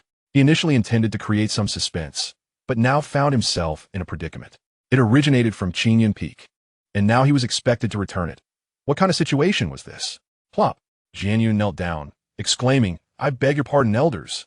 I cannot possibly execute this command. I should not keep you in suspense. For the 5th-grade washing marrow pill is indeed concocted by Chen Shangluo." He closed his eyes and nearly shouted in a fit of rage, bracing himself for the impending wrath of the two elders. However, after a prolonged silence, he heard no response. He raised his head and found the two staring at him in a daze, their hearts racing, causing the formation to flicker sporadically. Fortunately, they reacted swiftly, suppressing their emotions. Otherwise, the formation might have collapsed, leading to a grave mistake. "You mean to say that the lad Shangluo not only comprehended the 2nd-level sword intent, but also mastered alchemy, even managing to produce the 5th-grade washing marrow pill?" The ascetic Jianyun nodded. How peculiar, how peculiar. Could that young man be a reincarnated celestial? Even if he had begun cultivating alchemy in the womb, it would be inconceivable for him to reach such heights. It is beyond comprehension. Alas, it is ultimately a fortuitous event. The Grand Elder Xianxia pointed to the jade vial. "Master, in that case, to decline these elixirs would only make us appear as if we are exploiting our age. With these pills, we both could extend our lives by over 2,000 years. After speaking, he removed the space ring from his hand and tossed it to Jianyun. The lad Shangluo must have expended considerable energy to refine the 5th-grade washing marrow pill. This is my lifelong collection. Please pass it on to him." Seeing this, Jiang also took off his space ring and threw it to him, his intentions becoming exceedingly clear. Jianyun's expression turned slightly unnatural. These two old geezers are notoriously frugal. When I succeeded them as the sect leader, they merely handed me 2 heavenly weapons. I never expected their lifelong treasures would end up benefiting that young man. The Grand Elder seemed to see through him and specially cautioned, "Remember, if you dare to embezzle any of the items, I shall break your legs. Yes, I shall strictly adhere to the Grand Elder's decree." Chen Shangluo had no inkling that a wave of fortune was approaching him. At this moment, he was hiding in his room, preparing to utilize a special lottery draw. System. Lottery. Ding. Congratulations, host. You have obtained the Sea of Suffering. Chen Shangluo recalled a classic line and felt a shiver run down his spine. The Sea of Suffering is boundless. Turning back is the shore. Is the system preparing me to enlighten the world, or what? He then focused on the description of the Sea of Suffering. In ancient times, the saints battled fiercely, cleaving the primal chaos and thus forming the Sea of Suffering. This sea is boundless, neither water nor void. Only the remnants of ancient calamity floating among the shattered pieces of 3,000 worlds. Its waters can irrigate spiritual fields, using the power of karma as a thread to catch all things. Placing it anywhere would transform it into the Sea of Suffering. Chen Shangluo breathed a sigh of relief. Thankfully, it was not the Sea of Suffering spoken of on Blue Star, yet another relic from ancient times. What was the true purpose of that ancient battle? Or have those formidable beings comparable to immortals gone? Never mind. If it is beyond comprehension, I shall not dwell on it for now. He reached out and grasped the small droplet suspended in midair. How wondrous! It felt as though it weighed 1,000 pounds. Yet he could lift it effortlessly. Stepping outside, he found an empty patch of ground and placed the droplet upon it. And instantly, a pristine pond materialized before his eyes. Could it be? The so-called Sea of Suffering is merely a small fish pond? Chen Shangluo soared into the air above the pond and immediately sensed its vastness. No wonder it is named the Sea of Suffering. From the shore, it seemed close, but once immersed, one realizes its boundless depths. It appeared empty, yet encompassed myriad wonders. According to the description, the water of this Sea of Suffering is imbued with inexhaustible vitality, capable of irrigating spiritual fields. If one were to fish within the Sea of Suffering using the thread of causality, it might yield any item imaginable. Alas, mastery over the power of causality requires one to attain a higher level of cultivation. It is imperative to accelerate the training of Xiaoyao and the others. After the grand competition, it shall be time to recruit more disciples. As this thought crossed his mind, the images of Ji Yao and the scholar surfaced in his mind, causing him to shudder involuntarily. Boom, boom, boom. The chimes of the heavenly Tao rang out again, pulling Chen Shangluo's thoughts back to the present. In the past few days, the sound of the heavenly Tao bell would resonate at any moment, with its location constantly shifting. The final toll of the bell would mark the entrance to the ultimate secret realm. According to memories from his previous life, there are 9 entrances scattered across Zhongzhou and the other 8 directions. The entrance in the northwest is not far from the 7-Star sect, nestled within a dense forest south of Happy City. In recent days, various factions have been on high alert, preparing for battle, while Qingyun Peak remained as indifferent as ever. Xianxia continued to repetitively draw and sheath his sword. Hu Yaoyao remained seated in her chamber, absorbing the power of the demon core. Meanwhile, Chen Shangluo had a new endeavor, to cultivate spiritual fields irrigated with the waters of the Sea of Suffering. Just as he busied himself, the system's return of cultivation surprised him. Oh no, if I continue to receive this, I shall soon break through to the golden core stage. System, cease the return. Ding. The return of cultivation has been halted. Any excess will be stored within the system and can be accessed at any time. Chen Shangluo glanced towards the room where Hu Yaoyao was, a look of satisfaction gracing his features, truly deserving of her celestial demon bloodline. Her cultivation growth is astonishing even without relying on the fire elemental spirit body, discounting Xianxia's comprehension of sword intent in terms of cultivation speed. He cannot keep pace with Hu Yaoyao. The demon race seems to possess a cheat in the realm of cultivation. Time swiftly passed, and before long, the day for the opening of the ancient pool secret realm had arrived. Other peaks had already set forth, and Chen Shangluo, accompanied by 2 disciples, was the last to descend the mountain. Meanwhile, in the woods south of Happy City, a beleaguered scholar, tattered and worn, found himself lost in the depths of the forest. With a once bulging burden on his back, only 2 days' worth of rations remain. Great responsibilities are bestowed upon individuals only after they have endured hardship, starved their bodies, and experienced deprivation. Chapter 57. The Opening of the Secret Realm. When Chen Shangluo arrived at the ancient pond ruins, the master of the stream cloud, accompanied by his disciples, had been waiting at the entrance for quite some time. Chen Shidi, you from Qingyun Peak have finally arrived. He had presumed that Qingyun Peak might not come. Considering the extraordinary dangers within, not to mention the need to guard against the demonic sects and monstrous tribes, Chen Shangluo, being capable of alchemy on his own, had no pressing need to take such risks.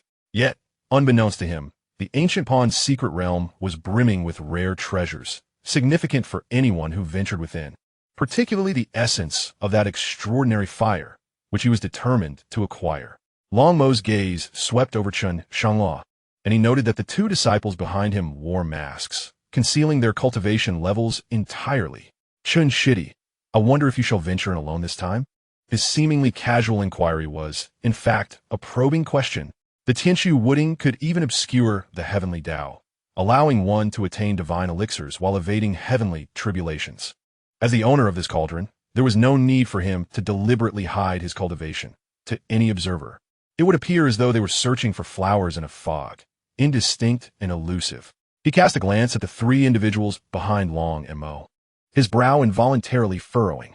Lu Tianqi, Ye Bingying, Gu Mubai, disciples from his previous life, had unexpectedly become Long Mo's disciples. Was it possible that he was not the only one to have been reborn? Indeed, Long Mo believed that in his past life, he ascended to the throne through the fortunes of his disciples, and in this life, he aimed to replicate that by gathering these former disciples together, thinking he could seize the throne before him. Such naivety! Only he knew that the talents of these disciples were not particularly remarkable. Were it not for the system's lottery, most would struggle to even enter the 7-star sect. Suddenly, he recalled the note left for him by Luo. It was entirely different from the previous life, serving as a warning to be cautious of these rebellious disciples. A thought flashed through his mind, sending shivers down his spine. If Long Mo had been reborn, did that mean Lu Tianqi and the others had as well? What about Luo? This thought intensified his desire to enter the secret realm. If Lu Tianqi and the others knew the exact locations of the treasures within the secret realm, it would imply they too had been reborn. It was highly likely that Luo had also been reborn. But then, who was the one who ascended in public? Chen Shangluo's thoughts were in disarray. Yet he understood that this was not the moment to reveal himself. Once they emerged from the ruins, it would be his opportunity for vengeance. Thus, he feigned nonchalance in his response to Long Mo. Of course I shall go. The treasures inside must be quite tempting for you, Brother Long Mo, as well. Alas, it's a pity that you cannot enter. Isn't that frustrating? With this, he struck a chord deep within Long Mo's heart. Nevertheless, he felt reassured that Chen Shangluo had not yet reached the golden core stage. He had hoped that with the memories of his past life, his strength would surge exponentially. It appears, however, that he has indeed not been reborn. In this lifetime, I shall bear no blame. I shall not only seize the fortune that rightfully belongs to you, but also ensure that you remain trapped within this ancient secret realm. A smirk crept across his lips as a glimmer of malice flickered in his eyes. He spoke softly to Lu Tianqi and the others. Make sure to safeguard the golden elixir talismans prepared for you. Should you encounter Chen Shangluo, ensure that he does not gain any opportunity. If anyone can eliminate him, I shall grant them all the resources of the Qiyun Peak. Yes, master. The 3 responded in unison. Regardless of whether Chen Shangluo had been reborn, they could not afford to gamble on it. He must be extinguished in his infancy to secure their peace of mind, with the talisman sealing the peak of the golden elixir stage and unleashing its full power. Chen Shangluo's demise was all but guaranteed. Chen Shangluo paid no heed to Long Mo's petty schemes. Although, under Long Mo's misguided attempts to hasten their cultivation, the 3 had nearly reached the foundation establishment realm. To him, they had all already been inscribed in his book of life and death. Had it not been for my guidance in my previous life, could the 3 of you, with your mere initial foundation establishment cultivation, truly survive among a throng of pinnacle foundation establishment cultivators? Do you genuinely believe yourselves to be the chosen ones? Just as Chen Shangluo reflected on the events that transpired in the secret realm of his past life, the sound of the heavenly Tao bell resonated once more. Zong. This time, the bell tolled only once, yet its sound was deafening. The entrance to the secret realm had officially opened. Seeing the opportunity, the master of Jianyun urged, "The entrance to the secret realm is now open. Everyone hurry and enter. When entering or exiting the realm, you'll be randomly teleported to any location. Should you encounter fellow disciples, you must band together for warmth and must not harm one another for petty gains." Yes, yes. The various peaks began to enter the entrance in an orderly fashion, with Qingyun Peak leisurely being the last to enter. Tianqiu Yao Yao, I have sketched a map of the secret realm for you. Once inside, the primary focus will be on honing your skills, even if you do not obtain rare treasures. Your safety is of utmost importance. Yes, master. At present, Tianqiu had reached the pinnacle of qi refinement, while Hu Yao Yao was at the 5th level of qi refinement. With the protection of the Godslayer's visage, their safety was not a significant concern. After imparting his instructions, the three stepped through the entrance. Dozens of meters away, a scholar, unsteady and swaying, suddenly spotted a familiar figure ahead. Rubbing his eyes to confirm that it was indeed the cultivator who had once given him spirit stones. An inexplicable surge of energy propelled him forward. "Hey, immortal, wait for me. I have finally found you." Just as Chen Shangluo entered the portal, he followed closely behind. The vast light barrier transported him to an unfamiliar location. The master of Jianyun stood in stunned silence, for he had seemingly witnessed a mortal enter the secret realm. Alas, was there a scholar in white who just entered? The several peak masters nodded in bewilderment. Jianyun sighed, pondering who this individual might be, exhibiting such remarkable courage to venture into the secret realm with a mere mortal body. Upon entering the secret realm, Lu Qianxi opened her eyes. Indeed, she was once again transported to this forest, just as in her previous life. She retrieved a map, a creation of memories gathered by the trio from their past life, along with snippets of information they had overheard, illustrating the secret realm's layout. Numerous treasure locations were meticulously marked upon it, including several coordinates added by long MOS map. Over a dozen sites were annotated, among which one particularly conspicuous red heart marked a location. In this lifetime, it was perplexing that her cultivation had yet to break through to the foundation establishment stage. Now, she needed to procure a medicinal item from this location to achieve that breakthrough and continue her journey. Unlike Tianqiu and Yao Yao, despite their unhealed forms as slayers, could survive critical moments. They must first reach the foundation establishment stage to compete against the disciples of the demon sect and the beast clan. This marked spot not only indicated a concealed cave, but also contained 3 ancient 4th-grade foundation establishment pills, perfectly suited for their advancement. With this thought in mind, she hastened her pace towards the coordinates. At that moment, Chen Shangluo was teleported to the summit of a mountain. Beneath him lay the mysterious cave. A smirk curled at the corner of his mouth. Lu Tianqi, how utterly foolish. In this life, you have yet to reach the foundation establishment stage. Are you planning to come here for medicinal pills? Do you not realize that the opportunity you seized here in your last life was merely beneath my notice? There is also a peak foundation establishment beast within. Without my prior assistance in eliminating the beasts, how would you handle this situation? Chapter 58, The Saber-Toothed Tiger. Chen Shangluo dashed down. In the span of a tea's brewing time, he arrived at the cave's entrance. With his hands behind his back, he swaggered inside. Roar, roar, roar. In the dim light, a ferocious tiger beast, its back adorned with serrated bones and its tail sharp as a blade, emerged. The peak foundation establishment saber-toothed tiger. Sensing an intruder in its territory, it let out a furious roar. Beast, cease your howling. If I could slay you once, I can certainly do so again. In his previous life, Chen Shangluo had also entered the secret realm at the peak foundation establishment, but the saber-toothed tiger's defense was formidable. It took him considerable effort, even at the cost of his own injury, to bring it down. Yet this time, armed with second-level sword intent, he could effortlessly breach its defenses without needing a weapon. The saber-toothed tiger seemed oblivious to Chen Shangluo's warning, glaring at him with ferocity, ready to strike a lethal blow. Chen Shangluo shook his head, pointing his finger like a sword, casually drawing a line on the rocky wall. Second-level sword intent. The sword energy carved a precise gash into the mountain wall, its sharpness evident. Upon witnessing this, the saber-toothed tiger retreated 2 steps, lying flat on the ground, its tail swaying rhythmically, emitting a low, mournful whine. A woo.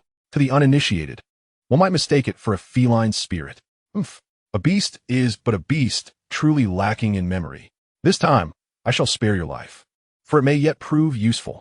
The saber-toothed tiger let out a cry of despair, utterly bewildered. Good heavens! Would you kindly inform me of what I am supposed to remember? Chen Shangluo navigated around the massive form of the saber-toothed tiger and reached a stone pedestal behind it. There lay a withered skeleton, its finger bones adorned with a conspicuous storage ring. He removed the ring and glanced inside. 3 4th-grade foundation establishment pills and 10 seeds of 6th-grade spiritual herbs. Just perfect for planting in a newly cultivated spiritual field. After extracting the items, he placed the storage ring back into the skeletal hand. Oh, judging by the strength of the bones, this skeleton must have belonged to a chi refinement stage cultivator. The ancient practitioners were truly formidable. Even the chi refinement stage, they possessed such treasures. In his previous life, after dealing with the saber-toothed tiger, Chen Shangluo had not approached the skeleton, but upon closer inspection this time, he felt a chill run down his spine. According to current market values, an ancient chi refinement cultivator could wield 4th-grade foundation establishment pills and still have surplus. This implies that, in the same realm, ancient cultivators were thousands of times stronger than present-day practitioners. What on earth transpired to cause the once immortal ancient powers to fall en masse? The more he pondered, the more perplexed he became, ultimately resigning himself to a bitter smile. Never mind. My current strength is merely at the pinnacle of foundation establishment. It is premature to dwell on such thoughts. He patted the saber-toothed tiger. This is entrusted to you. If anyone dares to enter, you may unleash your wrath upon them. Awoo! The saber-toothed tiger howled, nodding in a half-comprehending manner. Once Chen Shangluo departed, it gazed warily at the sword marks on the rock face. After the passage of half an incense stick's time, several voices approached the cave entrance. The saber-toothed tiger shrank its neck, retreating into a corner. It now harbored a shadow of fear towards humans. Xianxia and his companions gathered at the cave entrance. This is the place. Hee. 4th-grade foundation establishment pills and spiritual herb seeds. Even the current Chen Shangluo could not possibly produce such treasures. Once we successfully establish our foundations and then secure the 5th-grade marrow cleansing pills from the grand competition, a century from now, the 7-star sect shall be ours. That pathetic Chen Shangluo and that long M.O. shall be trampled beneath our feet. Ha ha! Xianxia, yet to acquire the treasure, began to indulge in fantasies. Gumubai, still harboring some concerns, specifically inquired. Sister Lu, treasures of heaven and earth are generally guarded by formidable beasts. Are you certain there is no danger within? Xianxia cast a sharp glare at him. You talk too much. Could it be that my memories from my past life are flawed? Gumubai hurriedly bent down and clenched his fist, though a fleeting look of disgust crossed his eyes. I apologize, senior sister. It was my indiscretion. Xianxia disdainfully glanced at him before turning and stepping into the cave. Gumubai and Yi Bingxin deliberately widened the distance between themselves and Xianxia. If there truly were beasts inside, it would be advantageous to use Xianxia as bait. The trio traversed the narrow passage, and the space beyond opened up unexpectedly. Xianxia immediately spotted the skeletal remains on the platform, as well as the spatial ring in her hand. However, she paid no heed to the sword mark on the stone wall, her mind consumed by the exhilaration of soon acquiring a 4th-grade foundation establishment pill. I told you, there is no danger here. Yi Bingxin and the others also breathed a sigh of relief. Although the cave's visibility was limited, their bold entrance would have drawn any lurking beast to attack them long before now. Just as Xianxia prepared to ascend the high platform, the shadowy figure of a saber-toothed tiger suddenly opened its eyes. These 3 humans, clearly novices who had yet to reach the foundation establishment stage, dared to dismiss its presence. With pent-up anger boiling inside, it let out a ferocious roar that left Xianxia momentarily frozen in place. In her pupils, the saber-toothed tiger charged towards her. If she took this blow head-on, she would undoubtedly be torn to shreds by its serrated teeth. Fortunately, her combat instinct from her previous life remained intact. For Symbol's sword technique, the sword at her waist emitted a resonant hum as it shot toward the saber-toothed tiger. Bang! The sound of metal clashing echoed as the long sword shattered upon impact. Against the formidable defense of the beast, such an attack was merely a drop in the ocean, only serving to slow its advance. This was dire. The level of the Xianxia longsword was still too low. Long Mo had exhausted all points to assist them in enhancing their cultivation, leaving just enough for them to exchange for Xianxia weapons. You two, why are you still dawdling? Come help. In truth, the moment the saber-toothed tiger appeared, both of them had felt a desire to retreat. I'm telling you, without my assistance, the path ahead will surely be much more challenging. They exchanged glances, recognizing the truth in her words. Having been in the secret realm for some time now, competitors lurked everywhere. An ally would provide greater assurance. Ice Heart sword technique. Breaking void stab. Gumubai rarely showcased the heavenly level techniques from his past life. A long sword and a dagger emitted a sound that pierced the air. The saber-toothed tiger, blinded by rage, did not halt its advance, charging forward with the singular intent to eliminate the woman before it. Chapter 59. The Void of the Spatial Ring. Roar. As the saber-toothed tiger drew near, Xianxia had no choice but to unveil her final trump card. Originally intended for Chen Shangluo, it has now become unnecessary. I must now account for it here. The golden elixir talisman arise. The yellow talisman is unleashed, soaring towards the saber-toothed tiger. Boom! With a resounding explosion, the entire cavern begins to tremble. Dust and debris fill the air. Due to the backlash from the explosion, Xianxia is hurled backwards, landing before Yi Bingxin and her companion. With a cough, blood spurts forth. Yi Bingxin furrows her brow, retrieves a healing pill, and places it in Xianxia's mouth. Only then does she begin to feel a semblance of relief. As the dust gradually settles, the saber-toothed tiger lies motionless, drenched in blood, clearly on the verge of demise. Seizing the moment while the others are still in shock, Gumubai boldly strides towards the skeletal remains. At that instant, the saber-toothed tiger emits a low grunt from its nostrils, unsteadily rising to its feet. Roar! The creature's formidable defenses are indeed astonishing. Coupled with Xianxia's momentary panic, she fails to unleash the full potency of the talisman. Although the saber-toothed tiger is now at death's door, it remains a formidable foe not easily faced by mere Foundation establishment practitioners. Its crimson eyes blaze with resentment as it lumbers closer to the trio. Thud, thud, thud. Each step reverberates like a mighty bell, striking at the hearts of the three. Yi Bingxin gently sets Xianxia down, prepared to abandon her at any moment. No, no. Xianxia cries out in a near-begging tone. You cannot leave me behind. Hurry, hurry. Wasn't there a golden elixir talisman for each of us? Use it now. Confounded, she cannot comprehend why, in this lifetime, a saber-toothed tiger has suddenly appeared, when there were none in her previous life. At this moment, her mind teeters on the brink of collapse. She even regrets her rebirth, enduring such suffering. Yi Bingxin and Gumubai pay no heed to her pleas, cautiously retreating step by step, fearful that any sudden movement might attract the saber-toothed tiger's attention.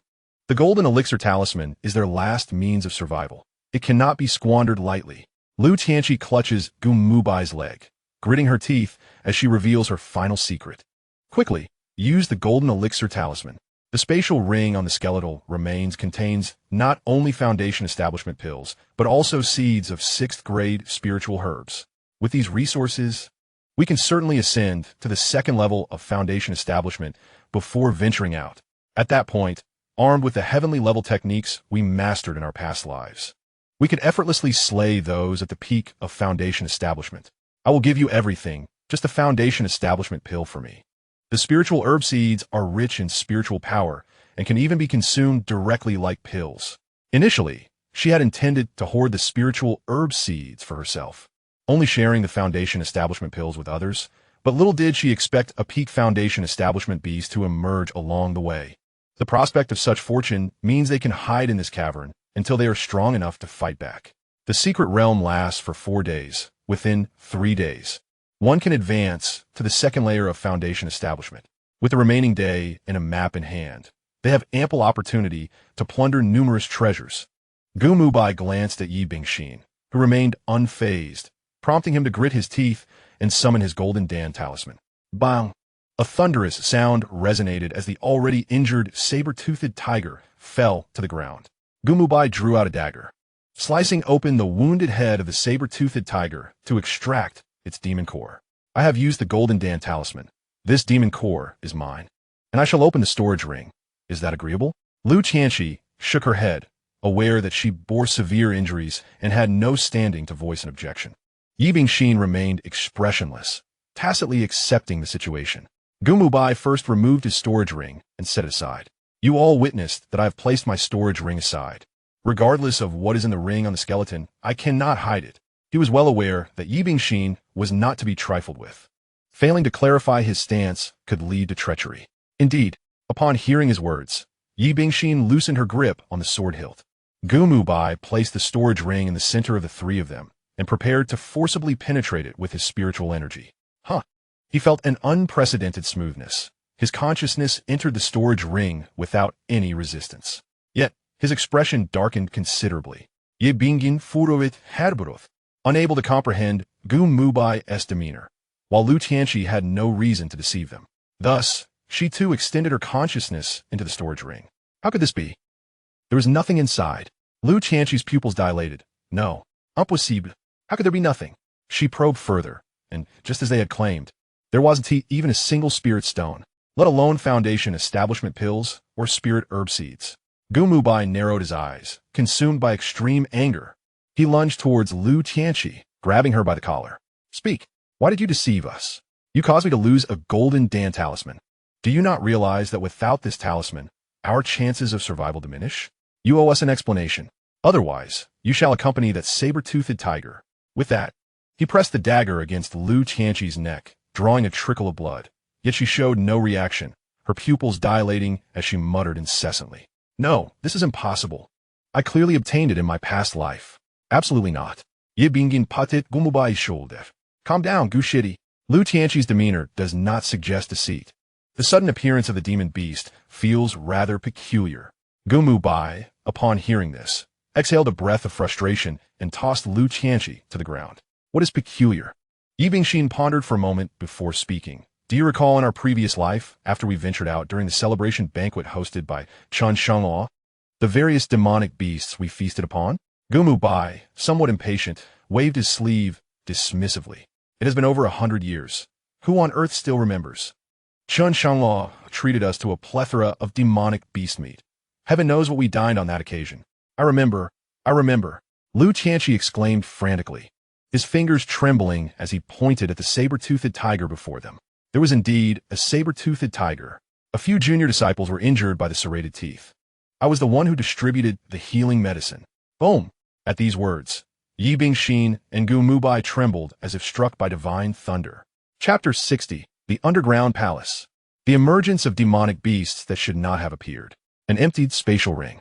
The saber-toothed tiger taken back by Chen Shangluo. Each of these incidents unmistakably indicated one truth. Chen Shangluo had been here. He was the one who left behind this demonic beast. He also removed the items from the spatial ring. No, Lu Tianqi suddenly broke down in tears. Master, I was wrong. It turns out all of this was provided by you. I foolishly believed myself to be the child of destiny. Ye Bingin Vitre Hertots. Incessantly deceiving herself in pursuit of solace. Perhaps this is merely a coincidence.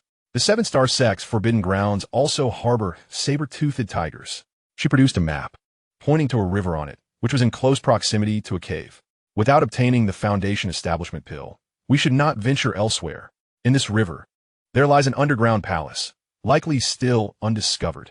Within, there exists Heart of the Earth Essence. While not as effective as a fourth-grade Foundation Establishment Pill, it can aid us in successfully establishing our foundations. In my previous life, there were no demonic beasts inside when I entered. If there are still demonic beasts guarding it this time, it would confirm Chen Shangluo's involvement. She only spoke half of her thoughts, the latter part difficult to acknowledge. Even uttering it felt burdensome. No, I refuse to go to any underground palace. I wish to return to Qingyan Peak. Master will surely forgive me. Absolutely. Once we return to Qingyan Peak, there will be Foundation Establishment Pills, Cleansing Marrow Pills, and Pulse-Opening Pills aplenty. The stark contrast between the two lives had begun to shatter Lu Tianqi's resolve. Yi Bingxin's brows furrowed as she crouched down and suddenly slapped her hard across the face. Lu Tianqi, snap out of it. Stop daydreaming. The moment we severed our master-disciple bond, causing Chen Shangluo to lose his throne, everything was already destined. Regardless of whether he has been reborn or not, we cannot return to the past. If you wish to perish, stay here and do not drag us down with you. With that slap, Lu Tianxi's murky eyes finally regained a glimmer of clarity. She forced a bitter smile. Yes, we can never go back. We can never go back. Her voice, initially a mere whisper, grew resolute, culminating in a near roar. In this life, we are indeed the children of destiny. She stumbled to her feet and made her way towards the cave's entrance. In stark contrast to the tense atmosphere here, Xianxia and Hu Yaoyao appeared to be meandering as if on a leisurely stroll. Particularly Hu Yaoyao, captured at a tender age. She had been sold off repeatedly until her appearance at the auction. This was her first descent from Qingyun Peak, accompanied by Chen Shangluo, and everything felt remarkably novel to her. Xianxia remained silent, allowing his significantly older junior sister to indulge in her whims. Junior brother, quick, look at that fluffy plant. How peculiar. Is it the spiritual plant master mentioned? Xianxia's expression darkened as he replied, that is dogtail grass, named for its resemblance to a golden retriever's tail. And what about this one? Such a beautiful mushroom. It must surely be a spiritual plant. Ah, that is indeed a mushroom. But have you heard the saying, red umbrella, white stalk, eat it and you'll lie flat? Despite the series of misconceptions, Hu Yaoyao's curiosity remained undeterred. With a resigned sigh, Xianxia unfurled the map bestowed upon him by their master, which marked a dungeon beneath a river. Within lay the heart of the earth for Hu Yaoyao. Being of a demonic constitution, found little use in marrow-cleansing pills and foundation-building elixirs. Instead, these treasures born of heaven and earth held extraordinary benefits for her. As for other locations, they merely contained various pills, spiritual plants, as well as celestial-grade techniques and weapons, which were of lesser significance to them. Casting a glance at their current position and then at the exuberant Hu Yaoyao, he couldn't help but let out a sigh. Alas, at this pace, who knows when we will reach the dungeon? Well, Master did intend for us to venture out and broaden our horizons, so I shall accompany Yaoyao. At that moment, a group of young men clad in azure robes soared overhead, catching sight of Xianxia and his companion, and began to converse animatedly. Ha ha ha. Indeed, the Northwest is a desolate land. Just look at the caliber of individuals they've sent. A little girl and a child barely past infancy. Both wearing masks. Do they think of playing house? Indeed, I just spotted a down-and-out scholar. Judging by his attire, he must also hail from the Northwest. Strange occurrences abound every year, but this year seems particularly rife. Xianxia narrowed his eyes and gazed skyward. 13. With a swift motion, 13 materialized in his grasp. He gently nudged the sword from its sheath, yet remained unblemished, its edge undrawn. He unleashed the Sword of Heaven technique.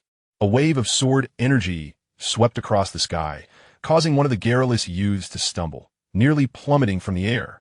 After regaining their composure, the two, flustered, formed hand seals to retaliate against Xianxia. The latter, unperturbed, stood his ground. The previous strike was merely a warning. He had not unleashed his blade, nor his sword intent. Should combat ensue, he was more than prepared to engage. Cease. Do not create unnecessary complications. The leader ahead glanced at the 7-star emblem on his celestial robe and then descended to the ground, maintaining a relatively courteous demeanor. It turned out they were the junior disciples of the 7-star sect. We are from the Baihai sect of Zhongzhou. My two junior brothers have been somewhat disrespectful. I hope you can forgive us. Zhanglong Zhaohu, you two, hastened to apologize to the juniors. Xianxia replied coldly, there is no need for that. He then took Hu Yaoyao by the hand and turned away from them. Zhanglong and Zhao were quite indignant. Senior brother Qingfeng, they are merely children. Why such politeness? Qingfeng shot them a glare and said, our master has long advised you. One must not provoke trouble upon entering the secret realm. Their cultivation level is beyond my comprehension. Are they someone you can provoke? Although the 7-star sect is situated in a remote area, it is still a sect overseen by a quasi-emperor. If we are not careful, they could be the direct disciples of the sect leader, Jian Yun Shangren. Upon hearing that even senior brother Qingfeng could not discern their cultivation levels, the other disciples were greatly astonished. The senior brother is indeed a pinnacle foundation establishment cultivator, and yet he has suppressed his prowess to the utmost to enter the secret realm. Qingfeng gazed at Xianxia's retreating figure, murmuring to himself. His gaze is steady and sharp, radiating brilliance that cannot be concealed, like a sharp sword aimed at the heavens. Should this child not meet an untimely end, one day he will surely break through the skies. Chapter 61. Forbidden Magic Patterns. Lu Tianxi and his companions, stealthily navigating, finally arrived at the riverbank. After all, being at the pinnacle of qi refinement offers no advantage in the secret realm. This is it. Yi Bingxin used her spiritual sense to scan the surroundings. Relieved to find no other treasure seekers nearby. Let us not delay. We shall descend. She formed a protective shield with her spiritual energy and plunged into the river, followed closely by Gu Mubai, who leaped in after her. Lu Qianxi hesitated briefly, but gritted his teeth and followed suit. Yi Bingxin was right.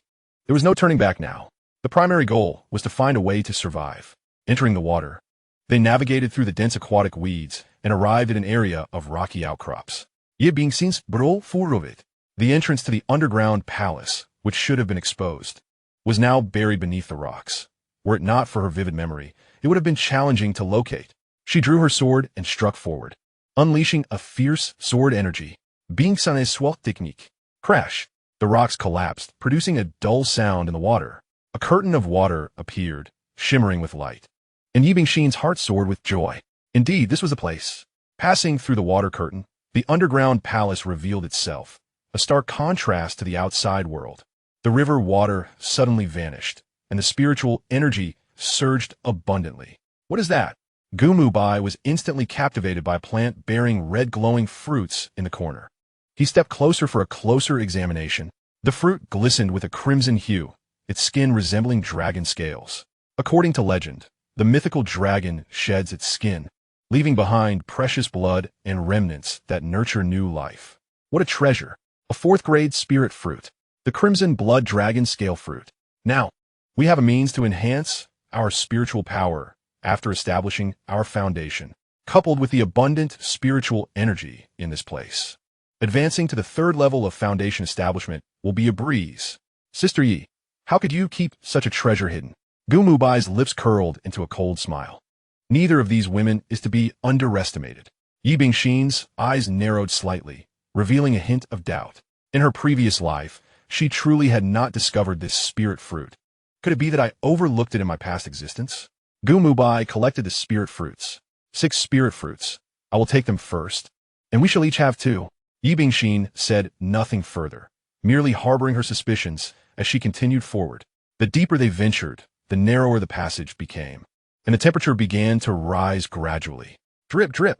It was only upon hearing the faint sound of water droplets that she halted. Ahead lay the heart of the Earth's spiritual milk.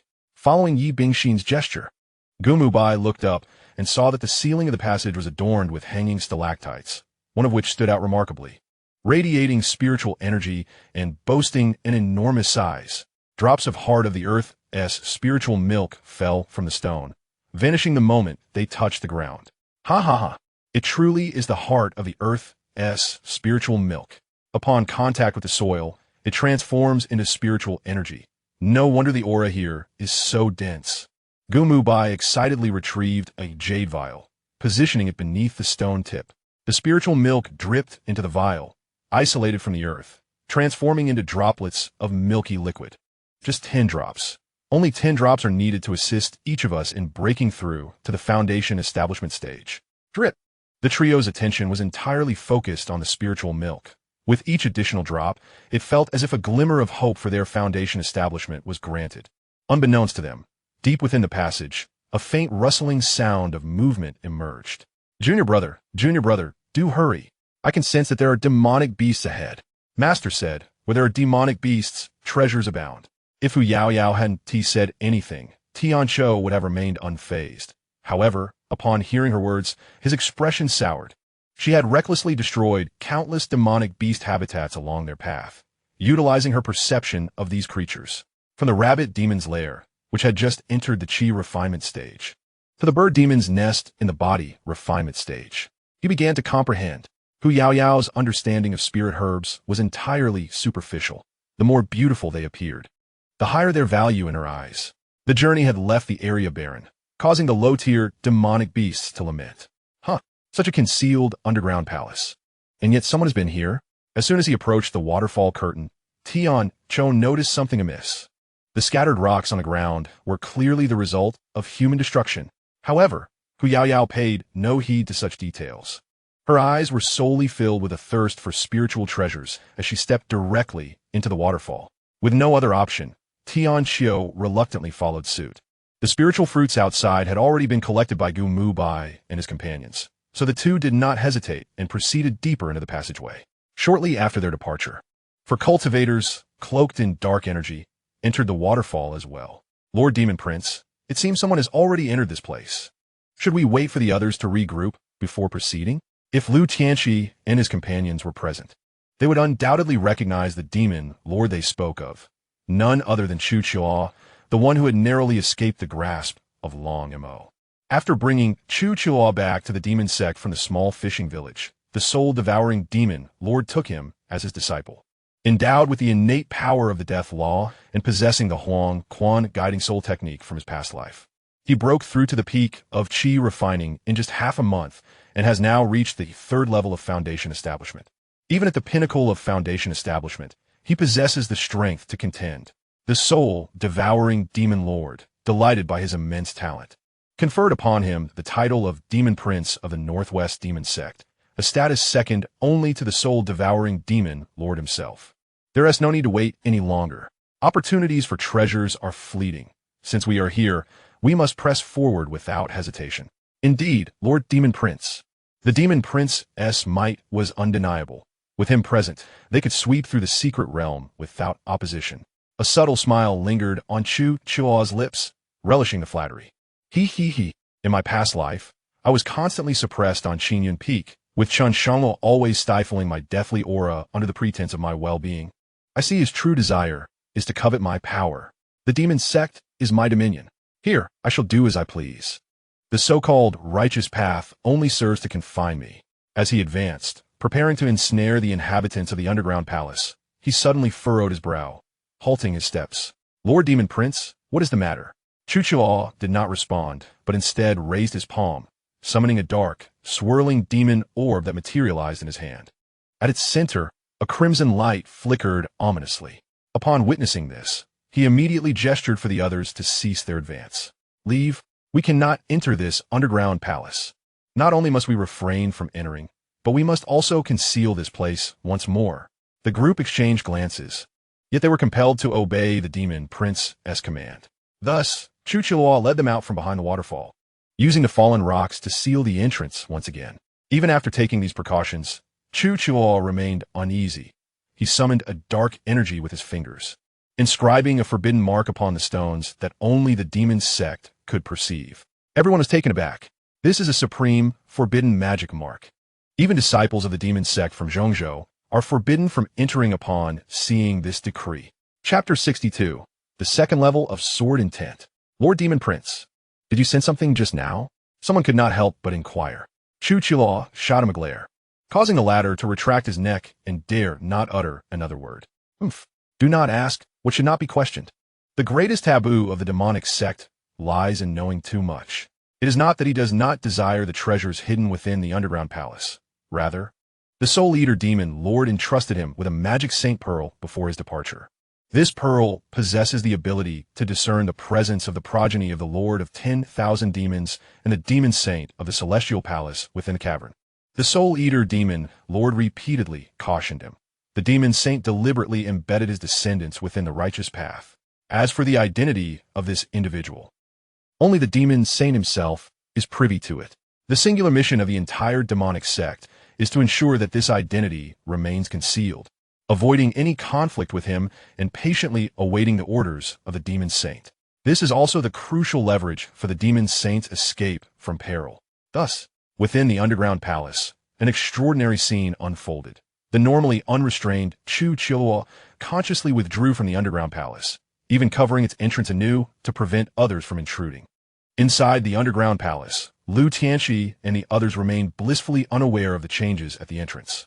Their attention was wholly devoted to the spiritual milk. I have gathered enough. Now, it is your turn to collect. After Gu Mubai acquired 10 drops, he sat cross-legged, preparing to break through to the foundation establishment stage. Following this, Yi Bingxin was about to take out the jade vial to collect more. At that moment, ominous sounds emanated from the shadows of the passage. Hiss, hiss. The chilling sound of breathing, coupled with the scraping of scales against the rock wall, sent shivers down their spines. The trio's gazes simultaneously sharpened as they turned towards the source of the sound. A colossal serpent's head emerged from the shadows. Between its eyes, a slight bulge appeared. As if something was striving to break through its skin, its body was covered in scales, its eyes glowing with a blue luminescence that sent chills down their spines. This is the shedding-scaled serpent about to transform into a flood dragon. The three exclaimed almost in unison. They were all too familiar with this serpent. In their previous lives, the disciples of Qin Yuan Peak had subsisted on its flesh for an extended period, to the point of nausea. However, its appearance now did not bode well. The serpent's transformation had reached such a stage, indicating it was in the process of forming a golden core. Let us go. At this moment, they could afford no further contemplation. Three peak chi refinement practitioners attempting to confront a demon beast on the verge of forming its core was tantamount to courting death. How could the shedding-scaled serpent let them off so easily? It was precisely these three who had disturbed its progress at such a critical juncture. Moreover, the aura of the blood dragon scale fruit lingered upon them.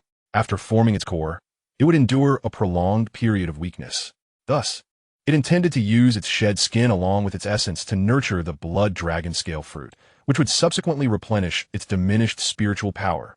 After meticulous calculations, these loathsome humans had dared to reap the rewards. It would not quell its fury until their remains were utterly obliterated. The serpent slithered, its scales scraping against the rock wall, causing its speed to surge dramatically. Wherever it passed, rocks collapsed in its wake. In mere moments, the trio found themselves perilously close to danger. The Golden Dan Talisman. Quickly utilize the Golden Dan Talisman. If it approaches any closer, all will be lost. Ye bingin histatit. For this was the last of her Golden Dan talismans. She was utterly confounded by the heavens' arrangement.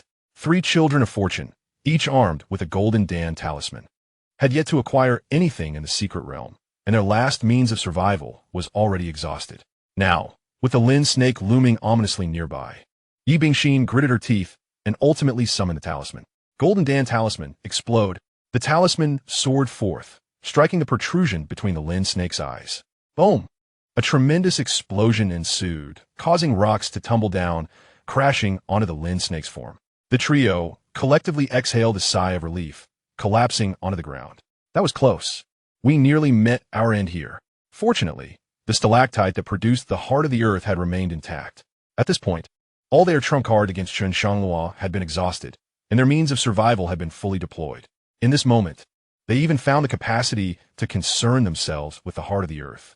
It is indeed remarkable how, when one is ensnared in dire straits, they can only place their fragile hope in external objects, even if such hope is faint. Before they could fully regain their composure, the pile of rubble erupted violently.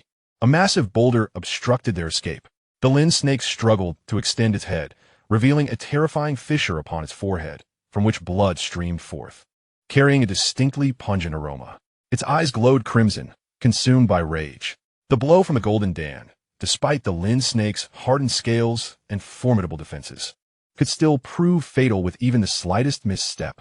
Hiss! The Lin snake let out a mournful cry. It had to burn its own essence to withstand the impact. Even if it survived today, the prospect of transforming into a dragon was now forever lost. Feeling the murderous intent emanating from the creature's gaze, the three were enveloped by a shroud of death, their bodies rendered limp, unable to rise. This is the Lin snake's mental toxin. Gumubai was the first to react. Recognizing that the acrid scent in the air contained a toxin capable of paralyzing their spiritual consciousness, the trio hastily retrieved detoxification pills, shoving them into their mouths.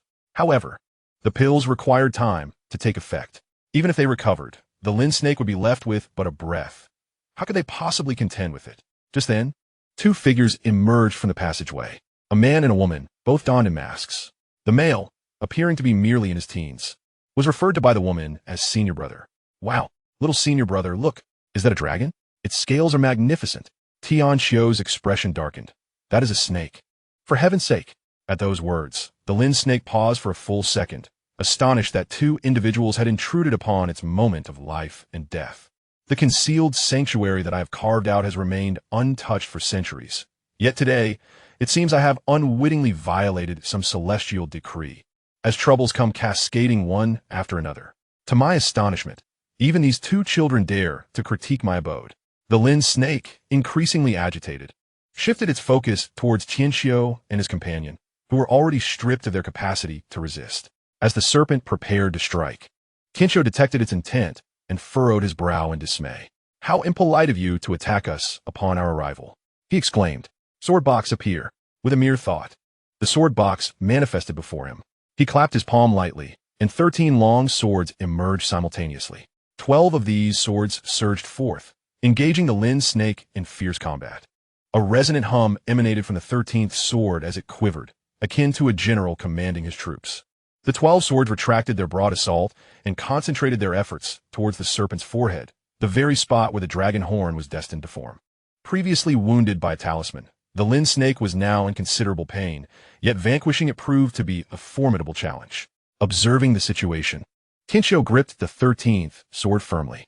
Dual sword intent slash. He had comprehended this technique prior to his departure, but due to Chen Shangluo's suppression of his cultivation, he had yet to realize it. With a thunderous crash, a glimmering arc descended from the serpent's head, striking the wound inflicted by the talisman. In a single blow, the serpent's head split in two, and it collapsed lifelessly, without even a sound of lamentation. "Is this sword intent?" Gumu Bai was utterly astounded. He had believed that their rebirth, accompanied by memories of their past lives, was an extraordinary stroke of fortune. Yet in the presence of this child, he felt utterly diminished. The two were disciples of Qingyun Peak. Yi Bingxin recalled that they had followed Chen Shangluo into the secret realm. Both gritted their teeth in silence, feeling that all of this should have rightfully belonged to them. Only Lu Tianqi stood, dazed, gazing at Xianxia with vacant eyes and trembling lips. "Tianfang, is that you?" The latter had spent more than half a month at Qingyun Peak, cultivating the Blade of Heaven, consuming beast flesh daily. His form and aura had undergone a dramatic transformation. Yet, having shared a life for over a decade, Lu Tianqi found himself uncertain. Xianxia coldly regarded Lu Tianqi, no longer the little boy who once deferred to his sister. The moment Lu Tianqi attempted to implore Chen Shangluo to take him away, claiming he was a burden, all past grievances dissipated into the ether. He bore no resentment, yet the bond of siblinghood had irrevocably vanished. Under Tianxia's piercing gaze, Lu Tianqi felt a shiver run down his spine. Tianfang, you are undoubtedly Tianfang. Have you come to rescue your sister?"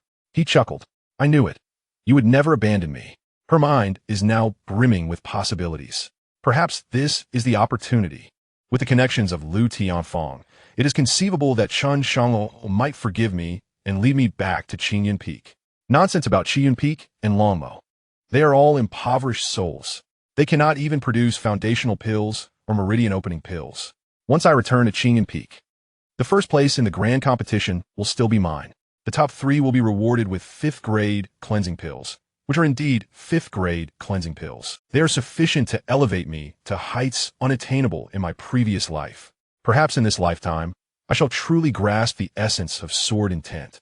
In my last life, Lu Tianqi indeed secured first place and successfully obtained the opportunity to comprehend the sword intent steel. However, everything came too easily. Her heart was not dedicated to the cultivation of sword intent, so she merely grazed the threshold without fully comprehending it. "Hey, sister, could you please remove your filthy hands? He is my junior brother, Xianxia. Forget about this Tianfang nonsense. We do not know each other." Hu Yaoyao, being timid by nature, relied solely on Xianxia and her master. Witnessing her junior brother entangled with this person, she mustered her courage to defend him. Xianxia remained silent, walking directly in front of the Lin snake. Inserting his hand into its head, after rummaging for a while, he finally grasped a smooth orb, pulling it out with force, revealing the monster's core in his hand. He cleaned it meticulously and then handed it to Hu Yaoyao. Overjoyed, Yaoyao realized that as a member of the demon clan, her advancement relied heavily on absorbing monster cores. And this gold core stage core would sustain her for quite some time. "Junior brother, you are incredibly strong," Hu Yaoyao exclaimed, affectionately patting Xianxia's head.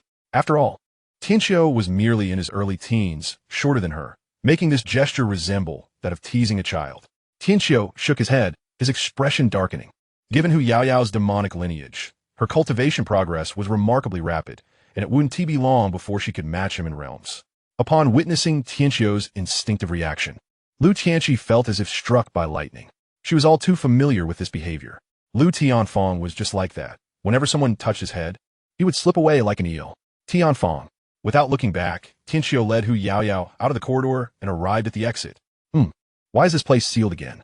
He turned his palm and gently pushed, and the stones blocking the entrance were effortlessly cleared away. How peculiar. Is this automatic? Nevertheless, he paid little mind to it, and the two soon surfaced. Subsequently, Hu Yaoyao adopted the mode of Lu Laolao entering the Grand View Garden. Once Tianxiu and the others departed, Yi Bingxin and Gu Mubai were left in utter astonishment. Their state was hardly better than Lu Tianxi's. The shock from Tianxiu's 13 quasi-imperial swords and sword intent was truly overwhelming for the few present. This was still under the premise that Hu Yaoyao had not yet made her move, single-handedly slaying a gold core stage demon beast.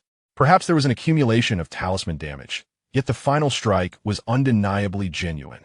If it had fallen upon them, even in their prime, death would have been inevitable. Do not linger. The individual has already departed. Regardless of their strength, they are merely the vessel of Chen Shangluo's fortunes. Gu Mubai spoke with a hint of resentment. However, as soon as those words left his lips, the three were simultaneously astounded. Even Gu Mubai himself was taken aback by his own utterance. He slowly turned his gaze towards the Lin snake, as if confronted by a ghostly specter. Yes, it is indeed this spiritual serpent. The few of them had endured a month of hardship on Qinyan Peak. Chen Shangluo had also been reborn. The reason for his unimpeded success in his previous life was, after all, due to his merit. Furthermore, the corpses of these demon beasts had been transported to Qinyan Peak, serving as their sustenance for daily meals. Yi Bingxin clenched her fists tightly, her nails digging in her flesh. She recalled the words spoken by Chen Shangluo at the Alchemy Guild.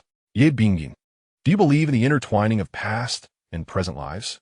Initially, she had succumbed to madness, believing it to be the voice of her inner demons. Now remembering, it was precisely because Chen Shangluo had uttered that phrase that her inner turmoil had arisen. Veins bulged on her forehead as she nearly screamed in desperation. Why? Why pretend not to know me? Why refuse to accept me as her disciple? Was it merely to humiliate me? Despicable, despicable. Chen Shangluo, I will tear you limb from limb. Were it not for you, how could I ever be reduced to the ranks of Qinyan Peak? She drew her sword, frantically striking against the mountainside. The clash of the blade against the rock produced a piercing sound, deeply etched into the hearts of the three. Lu Tianxi suddenly rose to her feet. It seemed that Lu Tianfang's provocation had ignited her, completely dispelling her earlier timidity. She glanced at the spiritual milk dripping onto the stalactite and suddenly burst into laughter. Ha ha ha! No, everything is far from over. I do not care whether you are Lu Tianfang. After all, a child remains a child, completely unaware of the existence of the spiritual milk. Chapter 64. The Mysterious Stone from the Celestial Iron Meteor. Drip, drip. The spiritual milk fell to the ground, transforming into ethereal energy. Following Lu Tianxi's gaze, Yi Bingxin ceased her actions, and hope ignited in Gu Mubai's eyes. Yes, indeed, Tian Cho took nothing but the demon core. Ha ha ha, ha ha. Truly, we are still favored by fortune. What the disciples of Qinyan Peak, merely puppets of fate, becoming our saviors. The three began to laugh, though their smiles bore an air of self-deception. What they didn't know was that it wasn't that Tian Cho and the others hadn't noticed it at all. Such vast spiritual energy, combined with the map their master had given them, clearly marked this place as containing spirit milk. But this kind of low-grade spiritual substance was ugly, cloudy, and unpleasant to look at. In Hu Yaoyao's eyes, it wasn't even as appealing as the poisonous mushrooms outside. Their storage rings were already filled with all kinds of bottles, each brimming with bitter seawater. Although their master often used this water to irrigate spiritual fields, it tasted surprisingly sweet and refreshing. Compared to spirit milk, it was superior in every possible way. Perfect timing, with his golden core, stage, Qilin snake, plus the crimson blood dragon scale fruit. It was more than enough for the three of them to raise their strength. And once they left this place, they could still find plenty of other treasures. At this moment, they were completely immersed in their own beautiful fantasies, unaware that Chen Shangluo was racing through the secret realm at breakneck speed. Every location he passed through, he wiped out the guarding demon beasts in the blink of an eye, then swiftly claimed the spiritual treasures. 3 7th-grade spirit herbs, 6 6th-grade spirit herbs, and countless 5th-grade and lower ones. He wasn't even sure whether they'd survive after being transplanted into the spiritual fields. As for demon beast cores, there were simply too many to count. If he kept looting like this, even his storage ring was about to overflow. He shook his head, cursing himself for not bringing more storage rings. Even if he didn't need them, he could give them to the sect master or sell them in the treasure pavilion for a tidy profit. The materials needed to repair the Slayer of Gods were also nearly complete. Only heavenly meteorite iron was still missing. Ji Wuming was probably still fooling around in Happy City. When the time came, he asked Ji Yao if the treasure pavilion could acquire heavenly meteorite iron. He might as well repair it in advance. Thinking of this, his mind drifted to that strange old man, Deacon Sheen, and his head immediately started to ache. What a miserable life once he got back. He'd have to pick up the brush and start writing again. He looked up at the sky. More than 2 days had already passed. It was time to collect the essence of exotic flame. He just didn't know whether his fire origin spirit body could withstand it. Forget it. It had been almost 3 days. Yao Yao and Tian Cho's cultivation should have improved significantly by now. Who knew how much cultivation the system had stored up? If things got out of hand, he could always activate cultivation return and force a breakthrough straight into the Golden Core realm, though that was truly a last resort. Once he reached Golden Core, the laws of this place would immediately teleport him out. In his previous life, plenty of Peak Foundation establishment cultivators had tried to break through inside secret realms after obtaining heavenly treasures. Without exception, every single one of them was instantly expelled. Chen Shangluo tapped the ground lightly and shot off toward the direction he remembered. Not far from him, an old acquaintance was trembling in fear inside a cave. The scholar had it rough too. Before he could even figure out what was happening, he followed Chen Shangluo into the secret realm entrance. After being teleported to some random location, his mind completely blanked out. When had he ever seen sights like these? A monstrous bird with a wingspan larger than his entire house. A unicorn covered head to toe in steel-like armor. A rabbit even more muscular than he was. And of course, there was also the ferocious wolf demon advanced towards him. Thud! The scholar's legs gave way, and he fell to his knees. Oh, esteemed wolf elders, I beseech you, spare me. I am but a scholar, steeped in the poverty of learned men, as tough and unpalatable as the meat of a withered old goat. I'm hardly a feast. A pack of primitive wolf demons could hardly comprehend his pleas. Alas, the scholar's plight was indeed tragic. He had taken refuge in this cave. But after a prolonged diet of dog meat, the wolves mistook the scent for that of an injured comrade. He was thoroughly terrified as the wolf demons continued to encroach. Lin Bufan gritted his teeth, using his hands to support himself as he attempted to retreat. It wasn't he that he wished to remain seated. His legs had become too weak to rise. Suddenly, his hand brushed against a rough stone, and instinctively, he sought to grasp it in defiance. Yet, to his astonishment, he found it too heavy to lift. The moment he turned his head, the glyphs etched upon the stone vanished beneath his palm. In an instant, the stone felt light, and he effortlessly seized it. Do not approach. If you come closer, I shall crush you. He trembled as he raised the stone, aiming it at the advancing pack. To his surprise, the wolf demons recoiled, taking 2 steps back, their eyes betraying a flicker of fear. Beasts possess an innate sensitivity to peril. Lin Bufan clung to the stone as if it were a lifeline, unwilling to release his grip, beads of cold sweat trickling down his brow. Though he was unaware of why the stone instilled such fear, he recognized that this standoff could not last. It merely prolonged his inevitable demise. After a lengthy standoff, a particularly robust wolf demon at the rear of the pack issued a command. A woo. Indeed, upon receiving the order from their leader, the front line of wolf demons, undeterred by life or death, lunged towards Lin Bufan. This is the end. He instinctively hurled the stone, which struck amidst the pack. Bang! A thunderous sound erupted. The wolves scattered in all directions.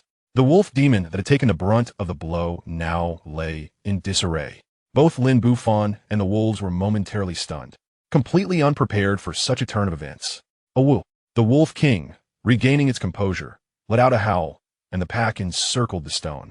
Lin Bufan could have slapped himself in frustration. He had read too many books and lacked combat experience. In that critical moment, he failed to retrieve the stone. Now, his sole chance at survival was squandered. The wolf king approached him directly, its eyes gleaming with malice. Meanwhile, Hu Yao Yao, who happened to pass by outside the cave, was drawn in by the explosive noise. Little senior brother, do you think there are treasures within this cave? Xianxia smiled wryly. Hu Yao Yao was now utterly obsessed with treasure hunting. However, curiosity led him deeper into the cave. Just as Lin Bufan thought he was about to meet the sage, A dozen flying swords suddenly appeared in the air. Whoosh, whoosh, whoosh. In the blink of an eye, the wolf pack transformed into a fearsome sight. Celestial beings. Lin Bufan sighed in relief. He had yet to grasp the harsh realities of the cultivation world, mistakenly believing that those who could wield swords were all virtuous individuals. Hu Yaoyao entered the cave, her tone clearly displeased. Oh, could it be a person? Chapter 65. The Discovery of Relics. Upon hearing the Celestial's skepticism, Lin Bufan felt somewhat embarrassed. Was it not obvious how he appeared? As a well-mannered scholar, could his humanity be so hard to discern? Nonetheless, he remained courteous. I am Lin Bufan, a scholar from Danzhou City. I thank the two celestial beings for their assistance. Hu Yaoyao, upon hearing this, felt an uncanny familiarity with the introduction. Suddenly, she recalled the impoverished scholar from Danzhou City and leaned in for a closer look. Ha ha! Hu Yaoyao could not contain her laughter. It was hardly her fault. At that moment, Lin Bufan bore no resemblance to his former self in Danzhou City. His face was covered in grime, and his robe was tattered. So you're the one who fought me for that big yellow dog. Ha ha ha ha! Big Yellow. Are you referring to that yellow dog from the market? Hu Yaoyao, now adorned with a mask concealing her visage and fluffy fox ears, might have seemed like mere decoration to those unacquainted with her. Yet Lin Bufan had seen her before. Are you that enchanting spirit? Humph. It seems you're not entirely foolish. What brings a mere mortal like you to this secret realm? Lin Bufan, with a pained expression, explained how he followed Chen Shangluo into the cave. Not to mention Hu Yaoyao. Even Tian Chon nearly burst into laughter. A mortal daring to venture into a secret realm was indeed bold. The remarkable part was that he had survived. Ha ha ha ha ha. In that case, you should accompany us for the time being. She then retrieved a positioning stone from her storage ring and tossed it to Lin Bufan. We will be teleported out of the secret realm tomorrow, and the location will be random.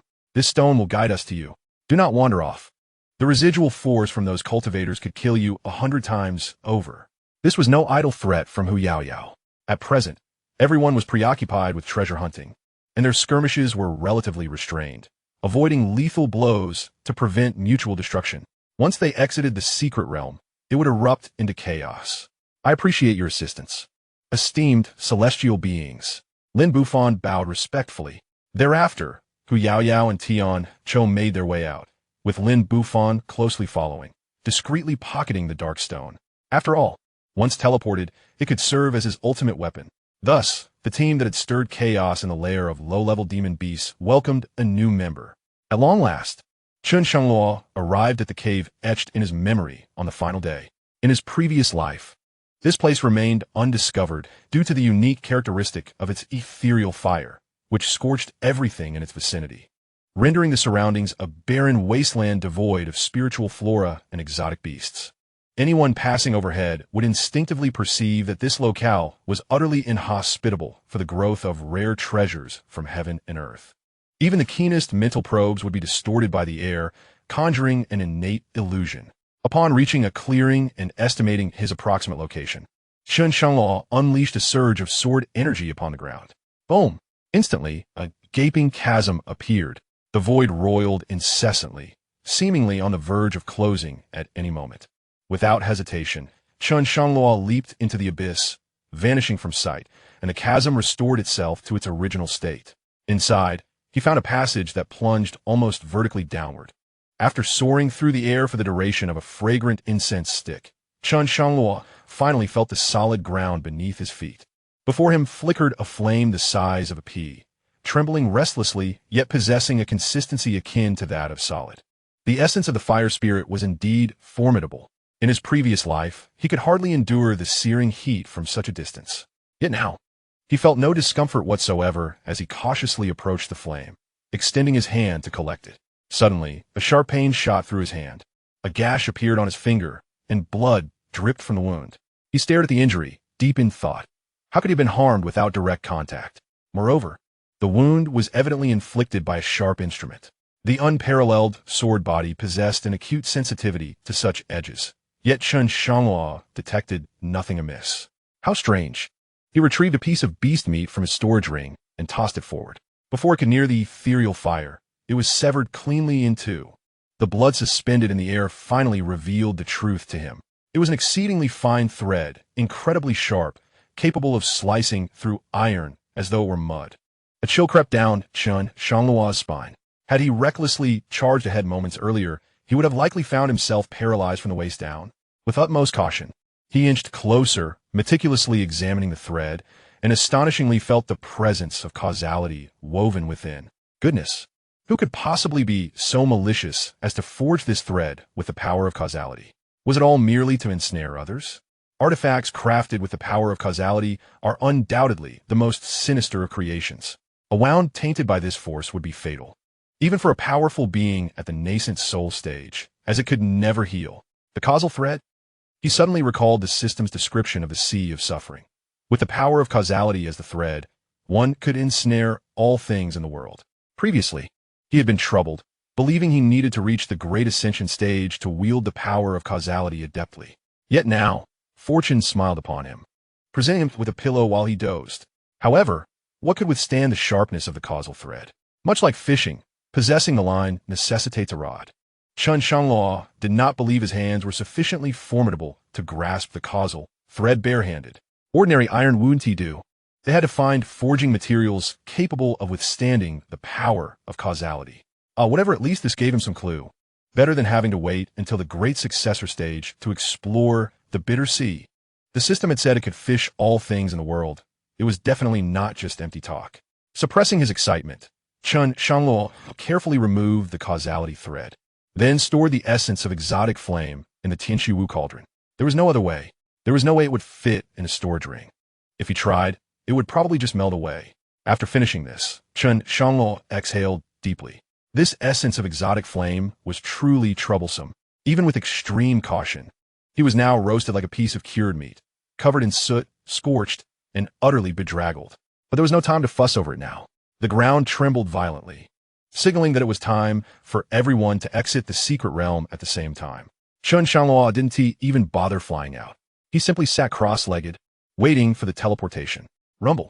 After the violent shaking, a white light flashed before everyone, and when their vision returned, they had already been teleported outside the ruins.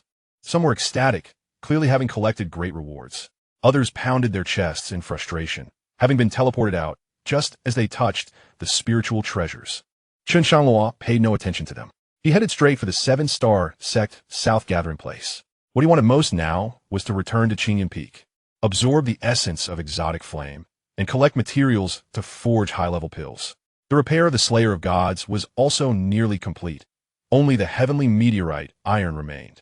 He was about to waste time on the way. System. Begin automatic cultivation return. Chapter 66. Breakthrough. Ding. Automatic cultivation return initiated. Host has reached the golden core stage. Breakthrough? Breakthrough. With every step Chen Shangluo took, he could feel the vast cultivation energy pouring through him. Breakthrough successful. Remaining cultivation continues to return. For others, breaking into golden core required first shattering their Dao foundation, then forging the golden core from it. Even the most solid Dao foundations of geniuses could provoke heavenly lightning punishment. For Chen Shangluo, it was merely a shiver. Was it the system's second mode hiding the heavenly mechanism, or the Xianxia cauldron being in his mind SC? Either way, this life, whether breaking through or refining pills, he had attracted no heavenly punishment. He looked up at the sky, a mocking grin playing on his lips. Hee hee, pathetic heaven. If it weren't for your treachery in my previous life, why would I have died so miserably? When I ascend, I'll tear through your deceitful sky. As Chen Shangluo moved forward, disputes had already broken out throughout the forest. Countless cultivators, coveting the opportunities others held, began ruthlessly attacking. Ha ha ha. Xiaoshiji, my apologies, brother. It's all this 4th grade spear herb, worth too damn much. You. Before he could finish his words, a remarkably swift figure appeared. He touched his cold neck, and blood gushed forth uncontrollably, his pupils dilating in disbelief. Ha ha ha. Knowing the value of the 4th grade spiritual herb, are you not hurrying to secure it? Do you still have time for idle chatter? Those two wretched spirits, with such low intelligence, meet a just end. Ha ha. Casually, he cast his gaze toward Chen Shangluo. A tremendous surge of spiritual power enveloped him, forming a colossal vortex that imparted an air of inscrutable profundity. Oh, could this be a distinguished figure from a certain sect, come in search of their disciple? However, this formidable being's attire was rather peculiar. Such scenarios were commonplace in the forest. At this moment, Chen Shangluo was entirely cloaked in darkness, oblivious to his own appearance.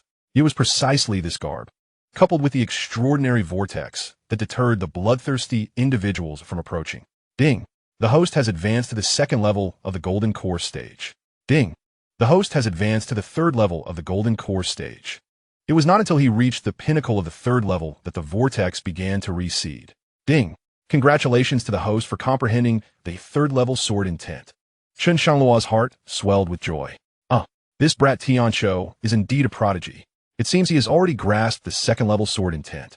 His fingers came together, and what materialized was no longer mere sword energy, but coalesced into a transparent long sword. Through the condensation of qi, this was the realm of the third-level sword intent. Now, those competing cultivators dared not approach. Instinctively, they retreated, creating a vacuum around him. What on earth am I witnessing? Spiritual energy taking form.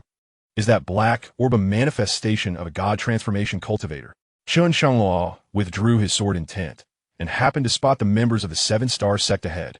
The elder of the stream, Cloud, stood anxiously on tiptoe, peering into the depths of the forest, resembling a village elder yearning for a child's return. Alas, this chaos is too much. Had I known, I would not have permitted that lad Shangluo to enter the secret realm. Initially, I thought it was merely a typical contest for opportunities within the secret realm, but I never anticipated such fierce struggles upon emergence. Such occurrences typically arise from one of two reasons. Either a remarkable treasure has appeared within the secret realm, or wolves outnumber the meat, inciting envy among various factions due to the lack of opportunities.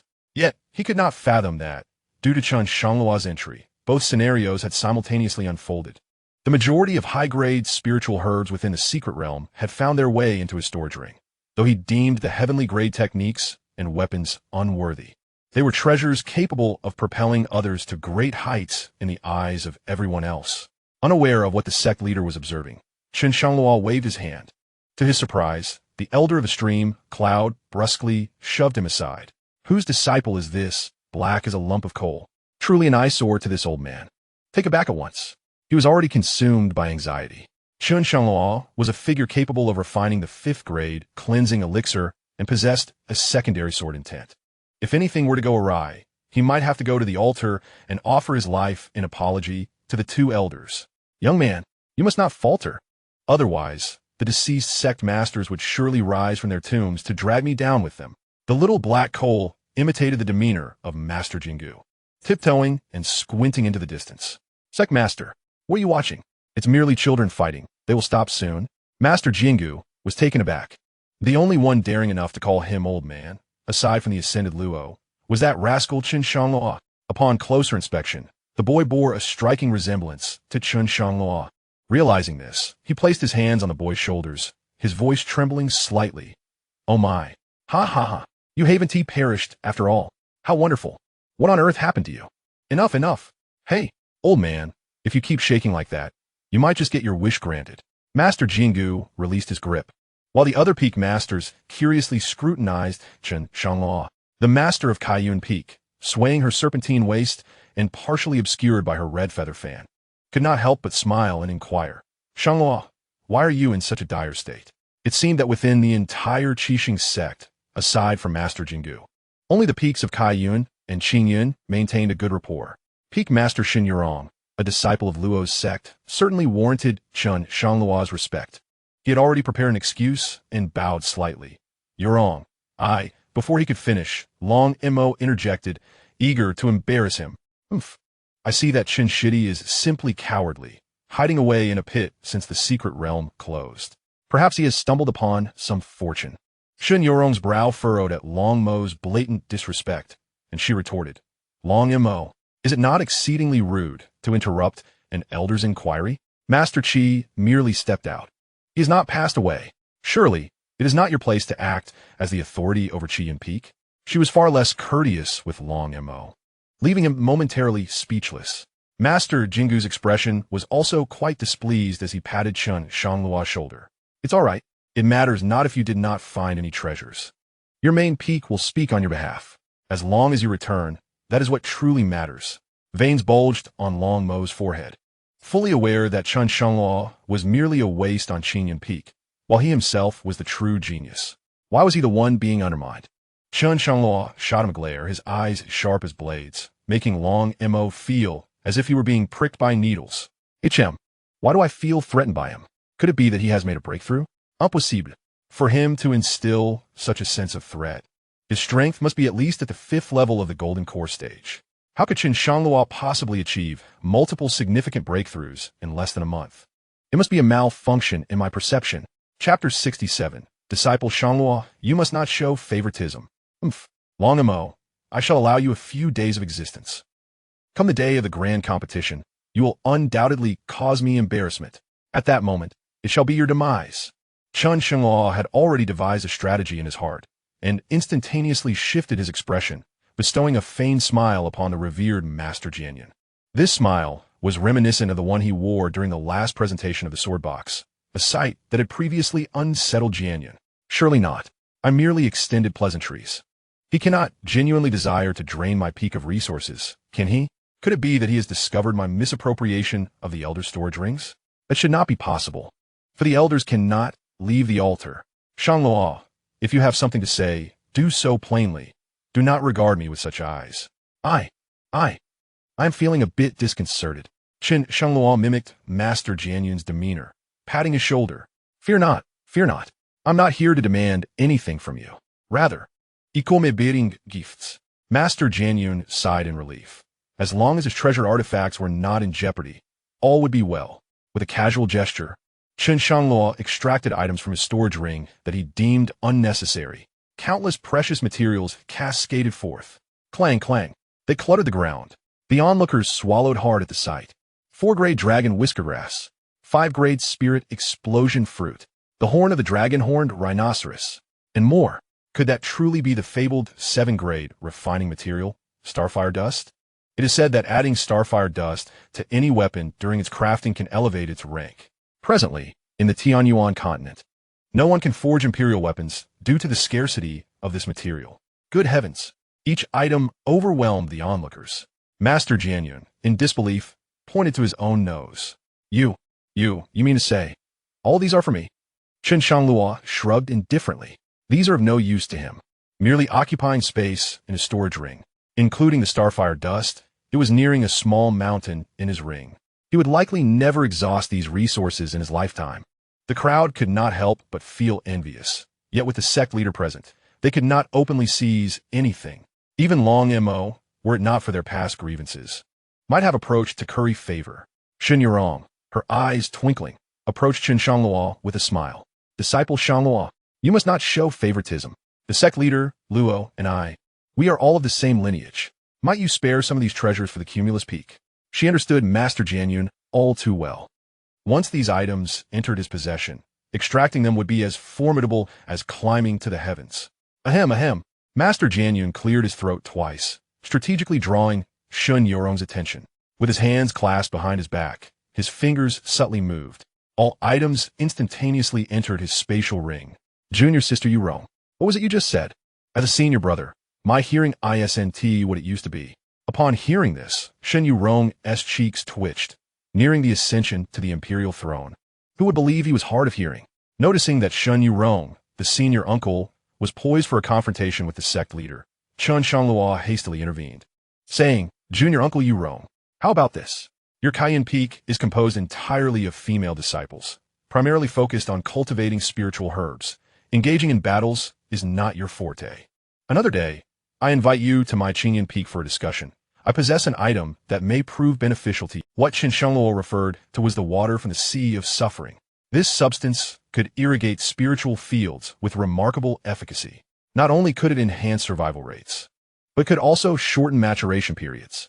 Most importantly, it was inexhaustible. It would be prudent to do a favor in return. Shen Yurong nodded appreciatively. Though Chen Shangluo's cultivation was not high, he spoke with discernment. Since he claimed it would be useful, it surely would not be inferior to these rare treasures. He. I knew that my disciple Shangluo would not neglect his senior uncle. She exclaimed, I shall visit next time. Ah, Junior Uncle Yurong, you are too kind. Shortly thereafter, disciples from each peak returned one after another. Yet those from Qingyun Peak and Shiyun Peak were still absent. Chen Shangluo remained unfazed. After all, with the presence of a godslayer, Those below the golden core stage could navigate freely. Conversely, Long Mo appeared somewhat anxious. After all, the absence of the three would affect his own cultivation progress. Master, Master. Soon, Yao Yao's voice echoed from afar. However, it seemed that Tian Chou was carrying someone on his shoulder. That person was Lin Bufan, who had fainted from fear. He had never encountered such a scene of bloodshed. As Tian Chou had mentioned, feeling dizzy was somewhat normal. Master, Master, look what I brought back. Sect leader, I have submitted all of this to the sect. With a flourish, Hu Yao Yao revealed an assortment of items. Yet they all consisted of low-grade spiritual herbs and gemstones. Apart from their vibrant colors, they were essentially of little use. Master Jianyun wore a forlorn expression, mentally revisiting every sorrowful thought imaginable, barely suppressing a smile. Chen Shangluo had just bestowed upon himself so many benefits. How could he mock his disciple? He refrained from laughter, and naturally, the other peak leaders dared not do so either, for the sect leader had openly declared support for Qingyun Peak. Ha ha ha ha! Ultimately, someone initiated the laughter, and it was none other than Long Mo, who was most eager to witness Chen Shangluo's embarrassment. Instantly, everyone fell silent, their gazes fixated upon him, while Master Jianyun's eyes radiated an unmistakable threat. Cough, cough, cough. Forcing down his energy nearly caused him to choke on saliva. Master Jianyun turned, showcasing a masterclass in facial expression transformation. Ha ha ha ha ha. Quite good. Yao Yao has shown great thoughtfulness. I shall leave a mark on the contribution list of the sect. Long Mo glared fiercely at Chen Shangluo, his heart brimming with indignation. Let you revel in your triumph for a moment longer. Once Lu Tianqi and the others return, you shall learn what it truly means to be a child of destiny. Just as the saying goes, when Cao Cao is mentioned, he arrives. Lu Tianqi and his companions approached from afar, their attire considerably cleaner than that of the Qingyun Peak disciples. Yet their steps appeared somewhat unsteady. Perhaps their relentless quest for treasures over the past few days had left their legs weary. Due to the connection of fate, he could distinctly sense that all three had ascended to the foundation establishment stage, which bolstered his confidence. My disciples, pray, allow me to see the fortuitous encounters you have gathered in the secret realm. The trio exchanged glances, perplexed by Long Mo's performance. Was it not agreed that wealth should not be flaunted? Chapter 68. Slander? In truth, Long Mo had guessed half correctly. The arduous journey to break through to the foundation establishment stage had consumed too much time, and over the following 2 days, the trio had practically run themselves ragged. Coincidentally, their route had perfectly aligned with that of Chen Shangluo, and upon exiting the secret realm, not a single spiritual item had graced their possession. The three exchanged awkward and hesitant looks. Noticing Long Mo's serious demeanor, they reluctantly produced the earth-hard essence and the flesh of a land snake. After their breakthrough, time had been scarce, and in their pursuit of subsequent treasures, they had hardly any opportunity to gather the essence, with each of them managing only a small vial. Much of the Lin snake's flesh had been consumed, leaving only a valuable snake gallbladder. Nothing left. Long Mo's expression darkened considerably. He could not fathom why. Despite having mapped out their path, their harvest was so meager. Thud! The trio fell a chill and promptly knelt. Master, we know not why there were unforeseen changes. All the spiritual items along the way were taken, and I suspect the map. Enough! Long Mo bellowed, swiftly interrupting Lu Tianqi. What jest is this? How could one reveal the secrets of the treasure's location within the secret realm? Enough, enough! Long Mo, your Qian Peak has already been blessed with fortune. Compared to our peaks, you are far superior. The other peak masters, seeing Long Mo's ire directed at them, began to intercede. Indeed, our peak has not claimed a single thing, and has even lost 2 disciples. Long Mo's nephew, you should be content. Their words were laden with resentment, their glances occasionally darting towards Chen Shangluo. Upon hearing this, Long Mo's countenance lightened slightly. After all, he only desired the fortune that resided within them. He was still oblivious to the sheer luck that Chen Shangluo had encountered. This only intensified his resolve to eliminate Chen Shangluo swiftly. However, he took solace in the fact that he had managed to outshine the latter, for at the very least, his disciple's fortune was far superior to that of the 2 foolish disciples from Qingyun Peak. Once they have claimed the top 3 positions in the grand competition and drained their fortunes, they may do as they please. Rise. I shall settle the score with you later. At that moment, Hu Yao Yao pouted, visibly displeased. Her subsequent remarks made Long Mo wish he could strike down those three inept individuals. Master, that Lin snake was clearly slain by senior brother. How shameless are the disciples of Qiyun Peak to flaunt this. Oh, is that so? Pray tell me more. Chen Shangluo struggled to contain a smirk. Thus, Hu Yaoyao recounted the events within the underground palace, vividly detailing the trio's disgraceful antics. The spirit milk and the Lin snake were too unsightly for me to let senior brother collect. They simply do not compare to the treasures I have gathered. Ha ha ha. Chen Shangluo could not help but laugh heartily. Indeed, the refuse they salvaged pales in comparison to Yao Yao's. He teased, casting a sidelong glance at Long Mo, whose face turned a shade reminiscent of liver. Long Mo squinted, feeling a stinging heat on his face, as if he had been struck. The chilling intent to kill caused the trio to retract their necks. Nonsense. We three combined our strength to slay that beast. Master bestowed upon us 3 golden core talismans. Vanquishing this golden core demon beast was a mere trifle. Lu Xianxia, unwilling to endure further lashings from Long Mo, stubbornly defended himself. The mention of the golden core talismans only intensified Long Mo's discomfort.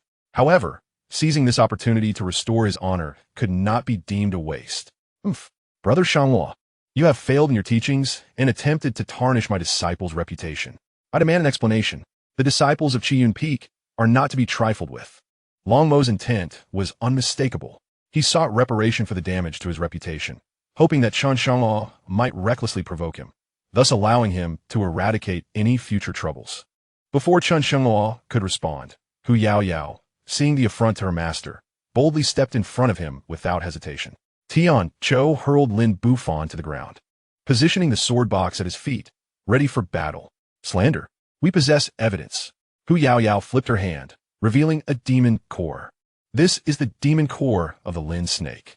If what you say is true, then how do you explain this core? Everyone present, possessing a modicum of discernment, could not fail to sense the aura of the demon core. It was clearly of the same origin as that Lin snake. Who spoke the truth and who lied could be discerned at a glance. Oh dear, Qiyun Peak has long prided itself as the foremost among the sub-peaks. Yet here they stoop to such despicable acts.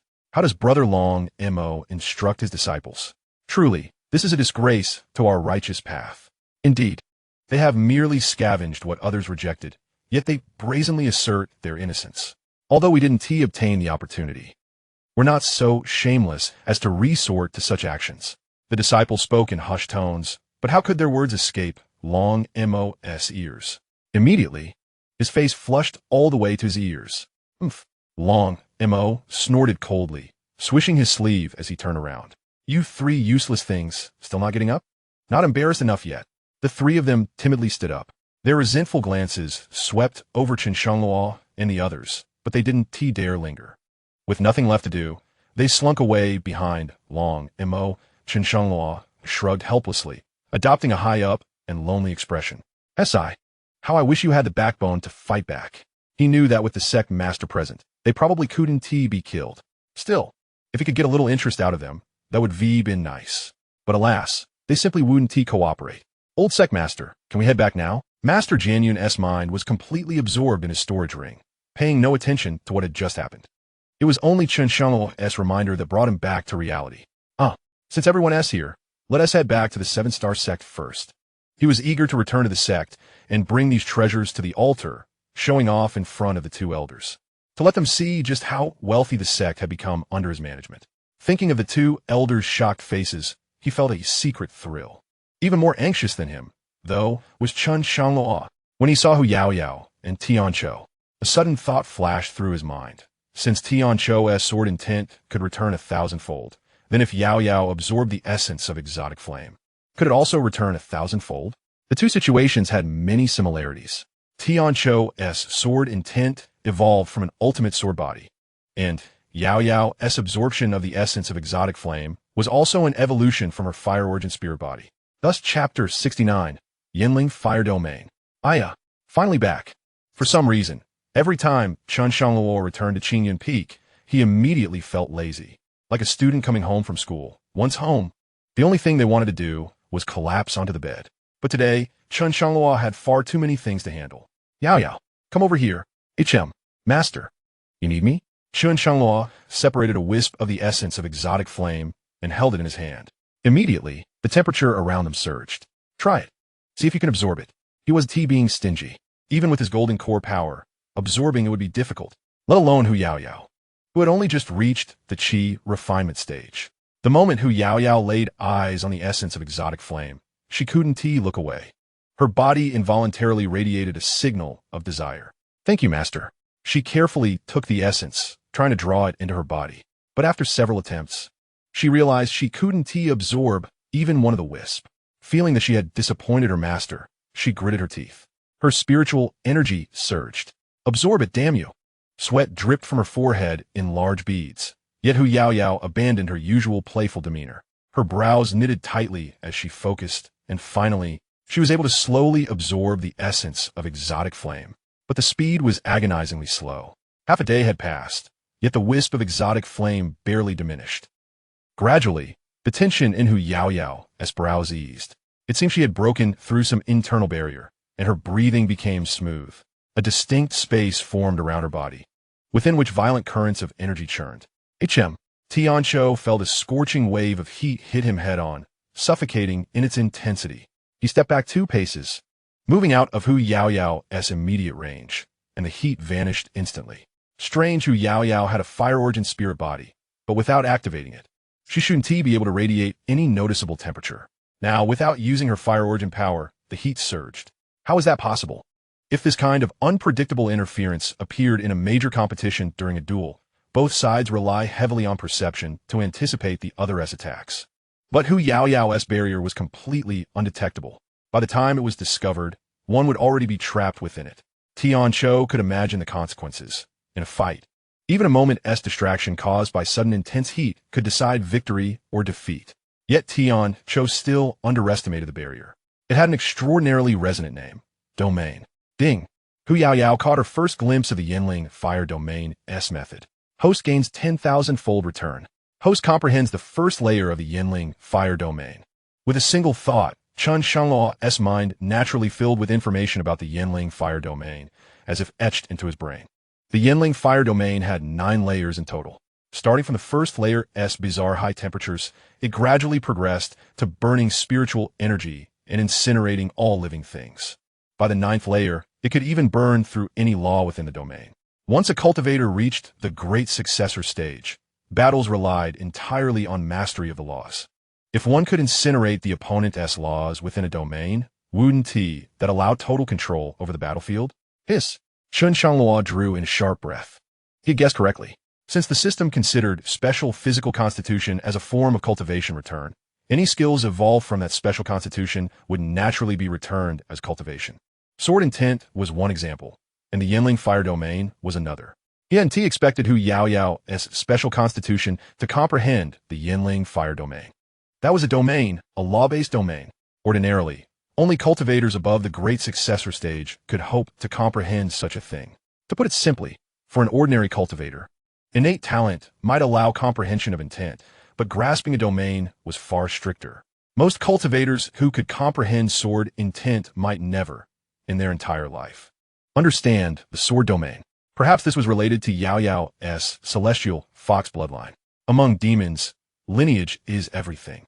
Some heights that humans can never reach are simply innate in certain demon bloodlines. That's right, with the Yinling Fire Domain. They could now refine stellar fire cinnabar into a fishing rod, to fish in the bitter sea. He was indeed filled with anticipation, wondering what treasures might be plucked from the depths of that turbulent sea. Master Yaoyao. At that moment, Hu Yaoyao's complexion flushed, fiery red veins faintly appearing upon her skin. This is not good. How could this child be so reckless? Chen Shangluo extended his hand, effortlessly penetrating the barrier, and gently tapped Hu Yaoyao's forehead with his fingers. Cease at once.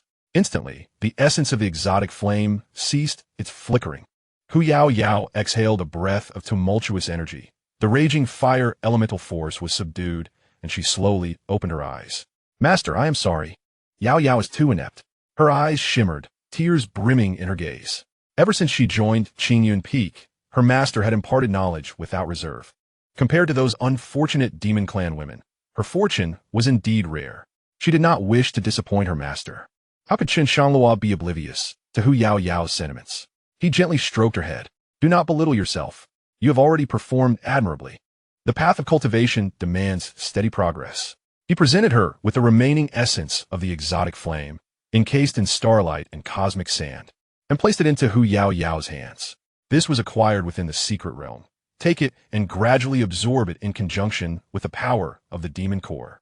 When you reach a bottleneck, I shall devise a way for you to hunt a core from a major ascension stage demon. Yes, master. Chen Shangluo could not help but admire the cultivation methods of the demon clan, as they merely needed to continuously absorb demonic energy and integrate demon cores, facing no bottlenecks before the major ascension stage.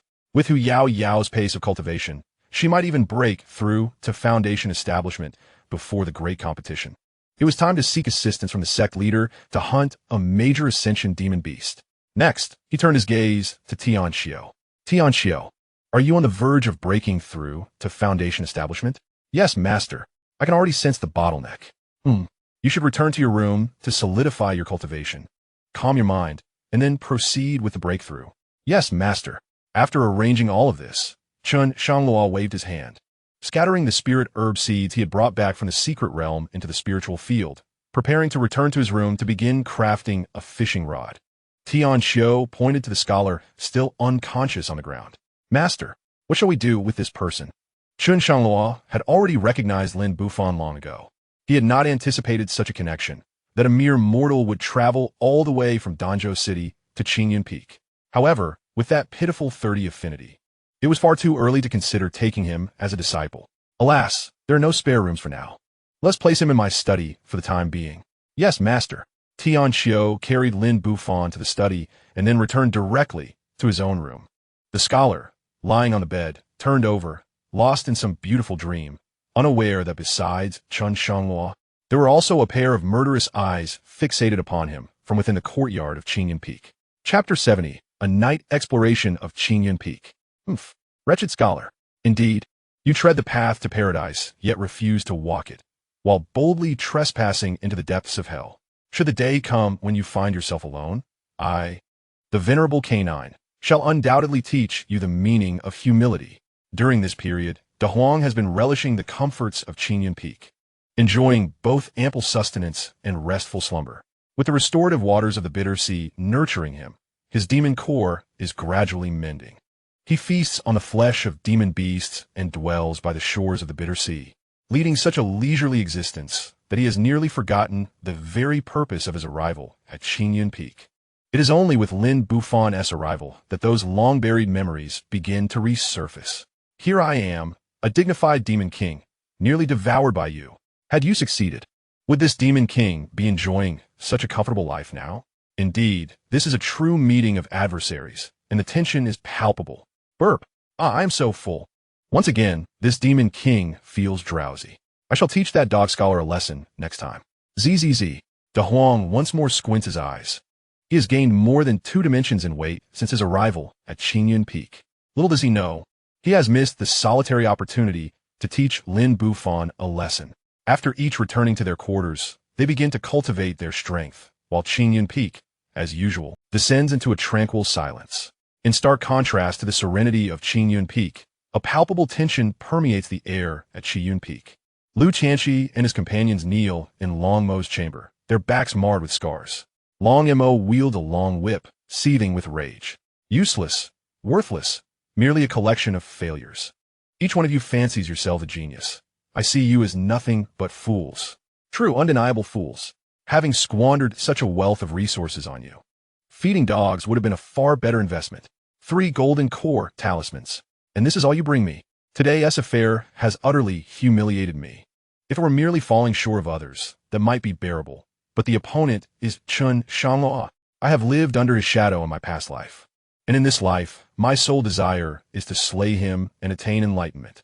The 3 of them grit their teeth in silence, their hearts brimming with resentment. In their previous life, they had never endured such indignity. Were they not all regarded as the pride of the heavens in the eyes of others? In this life, for reasons unknown, misfortune clings to them like a parasite, relentlessly pursuing the 3. With the grand competition looming, they have only just broken through to foundational establishment. Fortune is like a snowball, growing ever larger, yet they have fallen behind. But what can be done now? Having chosen Qian Peak, there is no opportunity for regret. To betray this place? No, let alone the loss of resources they disdainfully discarded in their past life. With Long Mo's ruthless nature, could they expect to survive? Impossible. It drives me mad. Long Mo sits upon his chair, his chest heaving violently. You three wretches. If not for the slight utility your fortune holds for me, I would have already snuffed out your lives. It is uncertain whether he genuinely harbors such thoughts or is merely consoling himself. Nevertheless, at the very least, the turmoil within him has subsided. You three, from this day forth, do not grant me any respite. If there is no improvement before the grand competition, then do not expect to remain. The trio dared not oppose him, their voices almost squeezed out through clenched teeth. Yes, master. Long Mo rose, casting a fierce glare at the three before storming out of the room. After a prolonged silence, lasting the time it takes to burn a stick of incense, the three confirmed that Long Mo had indeed departed, and only then did they exhale, collapsing onto the ground. What an absurdity! Long Mo treats us as if we are naught but mere shadows. The so-called resources. Back at Qian Peak, 3rd grade cleansing pills and 4th grade foundation pills were standard provisions, and the pulse-opening pills were inexhaustible. With the paltry resources he provides, can he truly blame us? Gil Mubai cursed vehemently. Lu Qianxi and Yi Bingxin, however, uncharacteristically refrained from responding. The silence that ensued was palpable, as the trio fell into deep contemplation. Indeed, would it all go awry in this lifetime? Neither did Chen Shangluo seize the fortune, nor did they lose their previous life's memories. Their cultivation techniques were top-notch, and they were even privy to the resources hidden within the ruins. With such a considerable advantage, how is it that their progress lags even behind their previous lives? If this continues, not only will they struggle to surpass their former selves, but reaching the stage of great ascension seems increasingly implausible.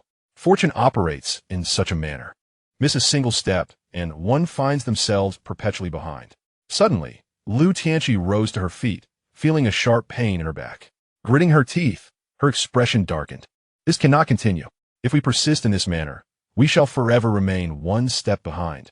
The comprehension of the sword intent monument during the grand competition must be mine. In her previous life, she had secured first place, fortunate enough to witness the sword intent monument and briefly grasp its threshold. She was confident that if given another chance to observe, she could comprehend a layer of sword intent. This would be her final opportunity to surpass others. I have resolved to sneak a trip to Qian Peak. To Qian Peak? Yi Bingxin was baffled by her intentions. Yes, to Qian Peak. Perhaps you are unaware, but Chen Shangluo possesses a peculiar habit. He is generally disinclined to utilize storage rings. All of his resources are hoarded within his study. I have been the one responsible for distributing them.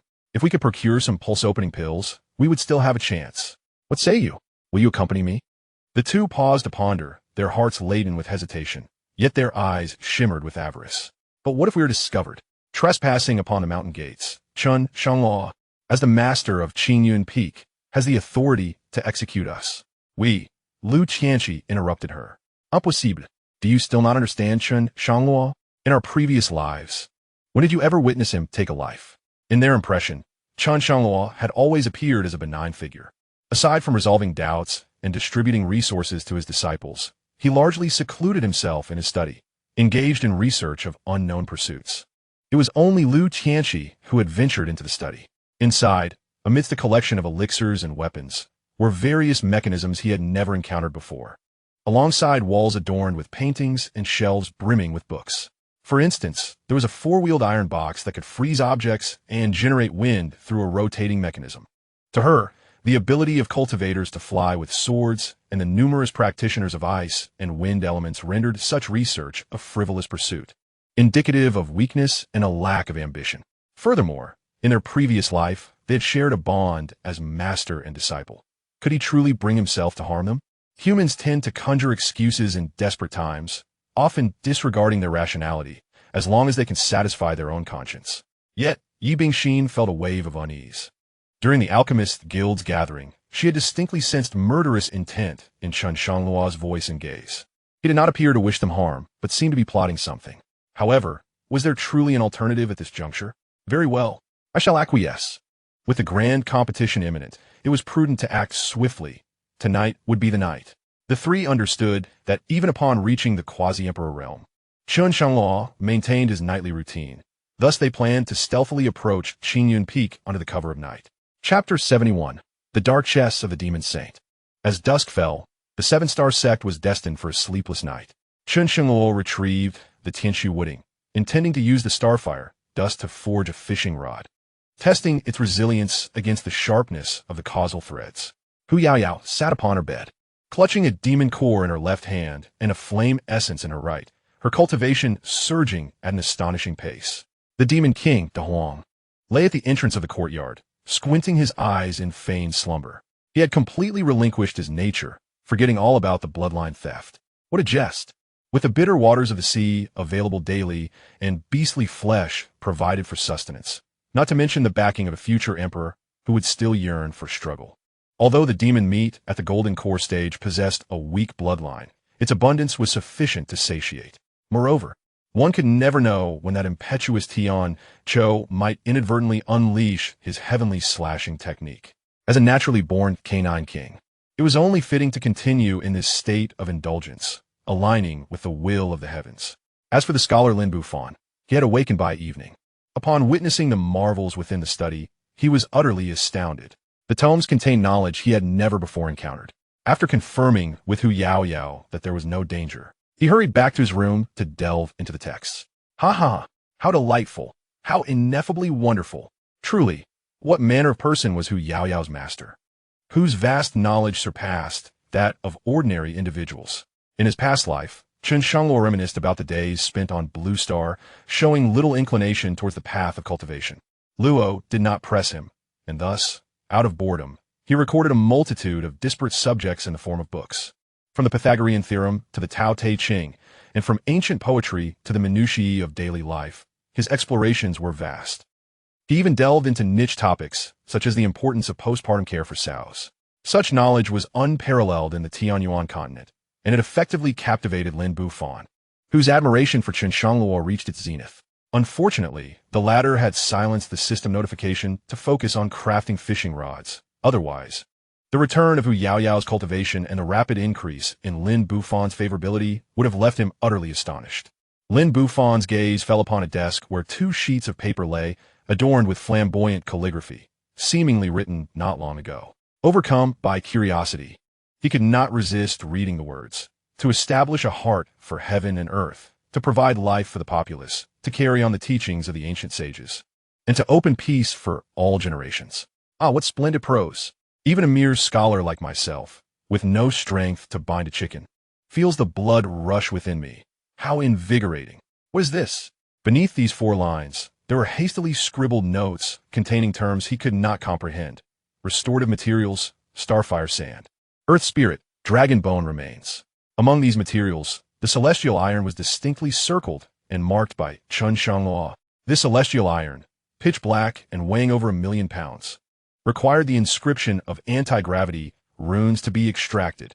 Ancient powerhouses had forged seals from it, capable of leveling mountains and filling seas, thus named the Heavenly Turning Seal. Although Lin Bufan could not fully grasp the meaning, the description of the celestial iron struck a familiar chord within him. Why does this resemble the broken stone I salvaged? Puzzled, he retrieved the stone that had once saved his life from his waist. Alas, Lin Bufan, you destitute scholar, are you dreaming again? Aside from their shared darkness, they seem to hold no other similarities. He examined it from various angles, unable to suppress a self-deprecating smile. Often, while reading, he would drift into daydreams, envisioning himself as an unparalleled master.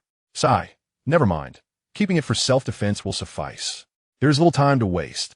Before Chun Feng urges me down the mountain, I should commit as much to memory as I can. He continued his late-night reading, fully immersed in the vast expanse of knowledge before him. Deep within the forbidden ground, currents of intrigue also swirled. The 2 elders, upon learning of the sect master's return, contemplated the consumption of the cleansing elixir. The lad from the Jiangyun clan has returned. With him here, the heavenly palace's demon saint cannot cause any disturbances. Today, let us both consume this 5th-grade cleansing elixir, shall we?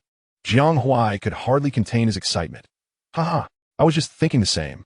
These days, fearing the demon saint's havoc, I can no longer hold back. The two exchanged knowing glances, eagerly retrieving the cleansing elixirs, and after consuming them, closed their eyes in anticipation. With great care, he utilized his spiritual power to dissolve the elixir. Once the essence of this potion is fully absorbed, it would be sufficient for them to protect the 7-star sect for another 2 millennia. Hence, their meticulousness is entirely understandable. Gradually, as the process of refining their marrow and cleansing their veins progressed, the two individuals slowly closed their 6 senses. Deep within the formation, the demon saint revealed a sinister smile. After a millennium, these 2 old immortals have finally granted me a moment of respite. My plans are on the verge of fruition. When I once again see the light of day, it shall be your demise. Before being suppressed, he had left behind his bloodline in the mortal realm, using a method of transferring fate to remain within the Liu family. Who would have imagined that the Liu family's mundane influence was merely a pawn in my game? The demon saint. Truly, I am astute. He could already sense that the demonic sect had discovered his bloodline, and the aura of the fate-transferring method was astonishingly present within the 7-star sect. Ha ha ha ha ha. Retribution in this world, retribution indeed.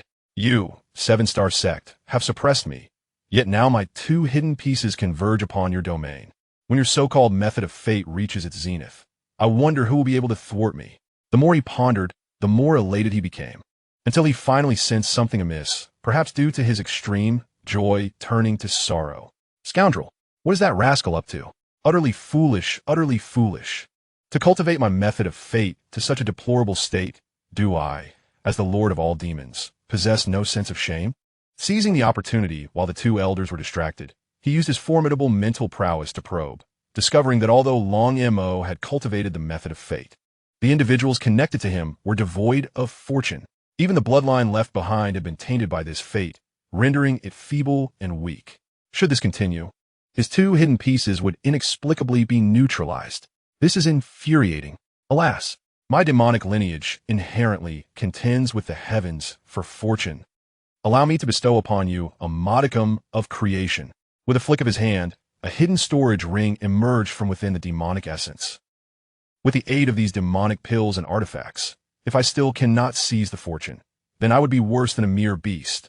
Subsequently, with a grand gesture, he sent the storage ring soaring like a stream of light, landing atop Chiyun Peak. The 2 elders, sensing something, abruptly opened their eyes. Yet at this moment, the demon saint had already concealed his aura, hiding within the formation. Chapter 72. The Demon Spirit Artifact. Xianxia, have you sensed anything? Asked the Grand Elder. The elder shook his head. Perhaps due to the process of refining their marrow and cleansing their veins, our 6 senses have become overly acute, and we are momentarily unaccustomed. Indeed, that makes sense. After exchanging thoughts, they resumed their vigilance over the altar. On Chiyun Peak, Long Mo, feeling melancholic throughout the day, struggled to settle his mind during meditation. He had reached the 6th level of the Golden Core realm. This pace was only slightly quicker than in his previous life. It shouldn't be like this. Absorbing the fortunes of the 3, why did the effectiveness diminish as he progressed? Recalling the inept Chen Shangluo, who, despite his lack of knowledge, managed to unearth an abundance of treasures within the secret realm, he felt an inexplicable irritation bubbling within him. To alleviate his pent-up frustration, he resolved to take a stroll beyond the courtyard. Where exactly lies the problem? Is it perhaps due to the absence of Chu Qilao? Or could it be that he has not taken on enough disciples? He could not help but pull out the roster, gazing at the names inscribed upon it. In his previous life, Chen Shangluo had recruited thousands of disciples, and the thought of gathering them all was utterly overwhelming. Before he knew it, he had wandered into an uninhabited area beside Chiyun Peak, where a gleaming storage ring lay at his feet. Above it, Long Mo paced back and forth, his attention entirely consumed by the roster. Attached to the storage ring was a strand of the demonic saint's consciousness, radiating an air of impatience. To elude the perception of the Jianyun elder, he had weakened this consciousness just enough to manage sending the ring to Chiyun Peak.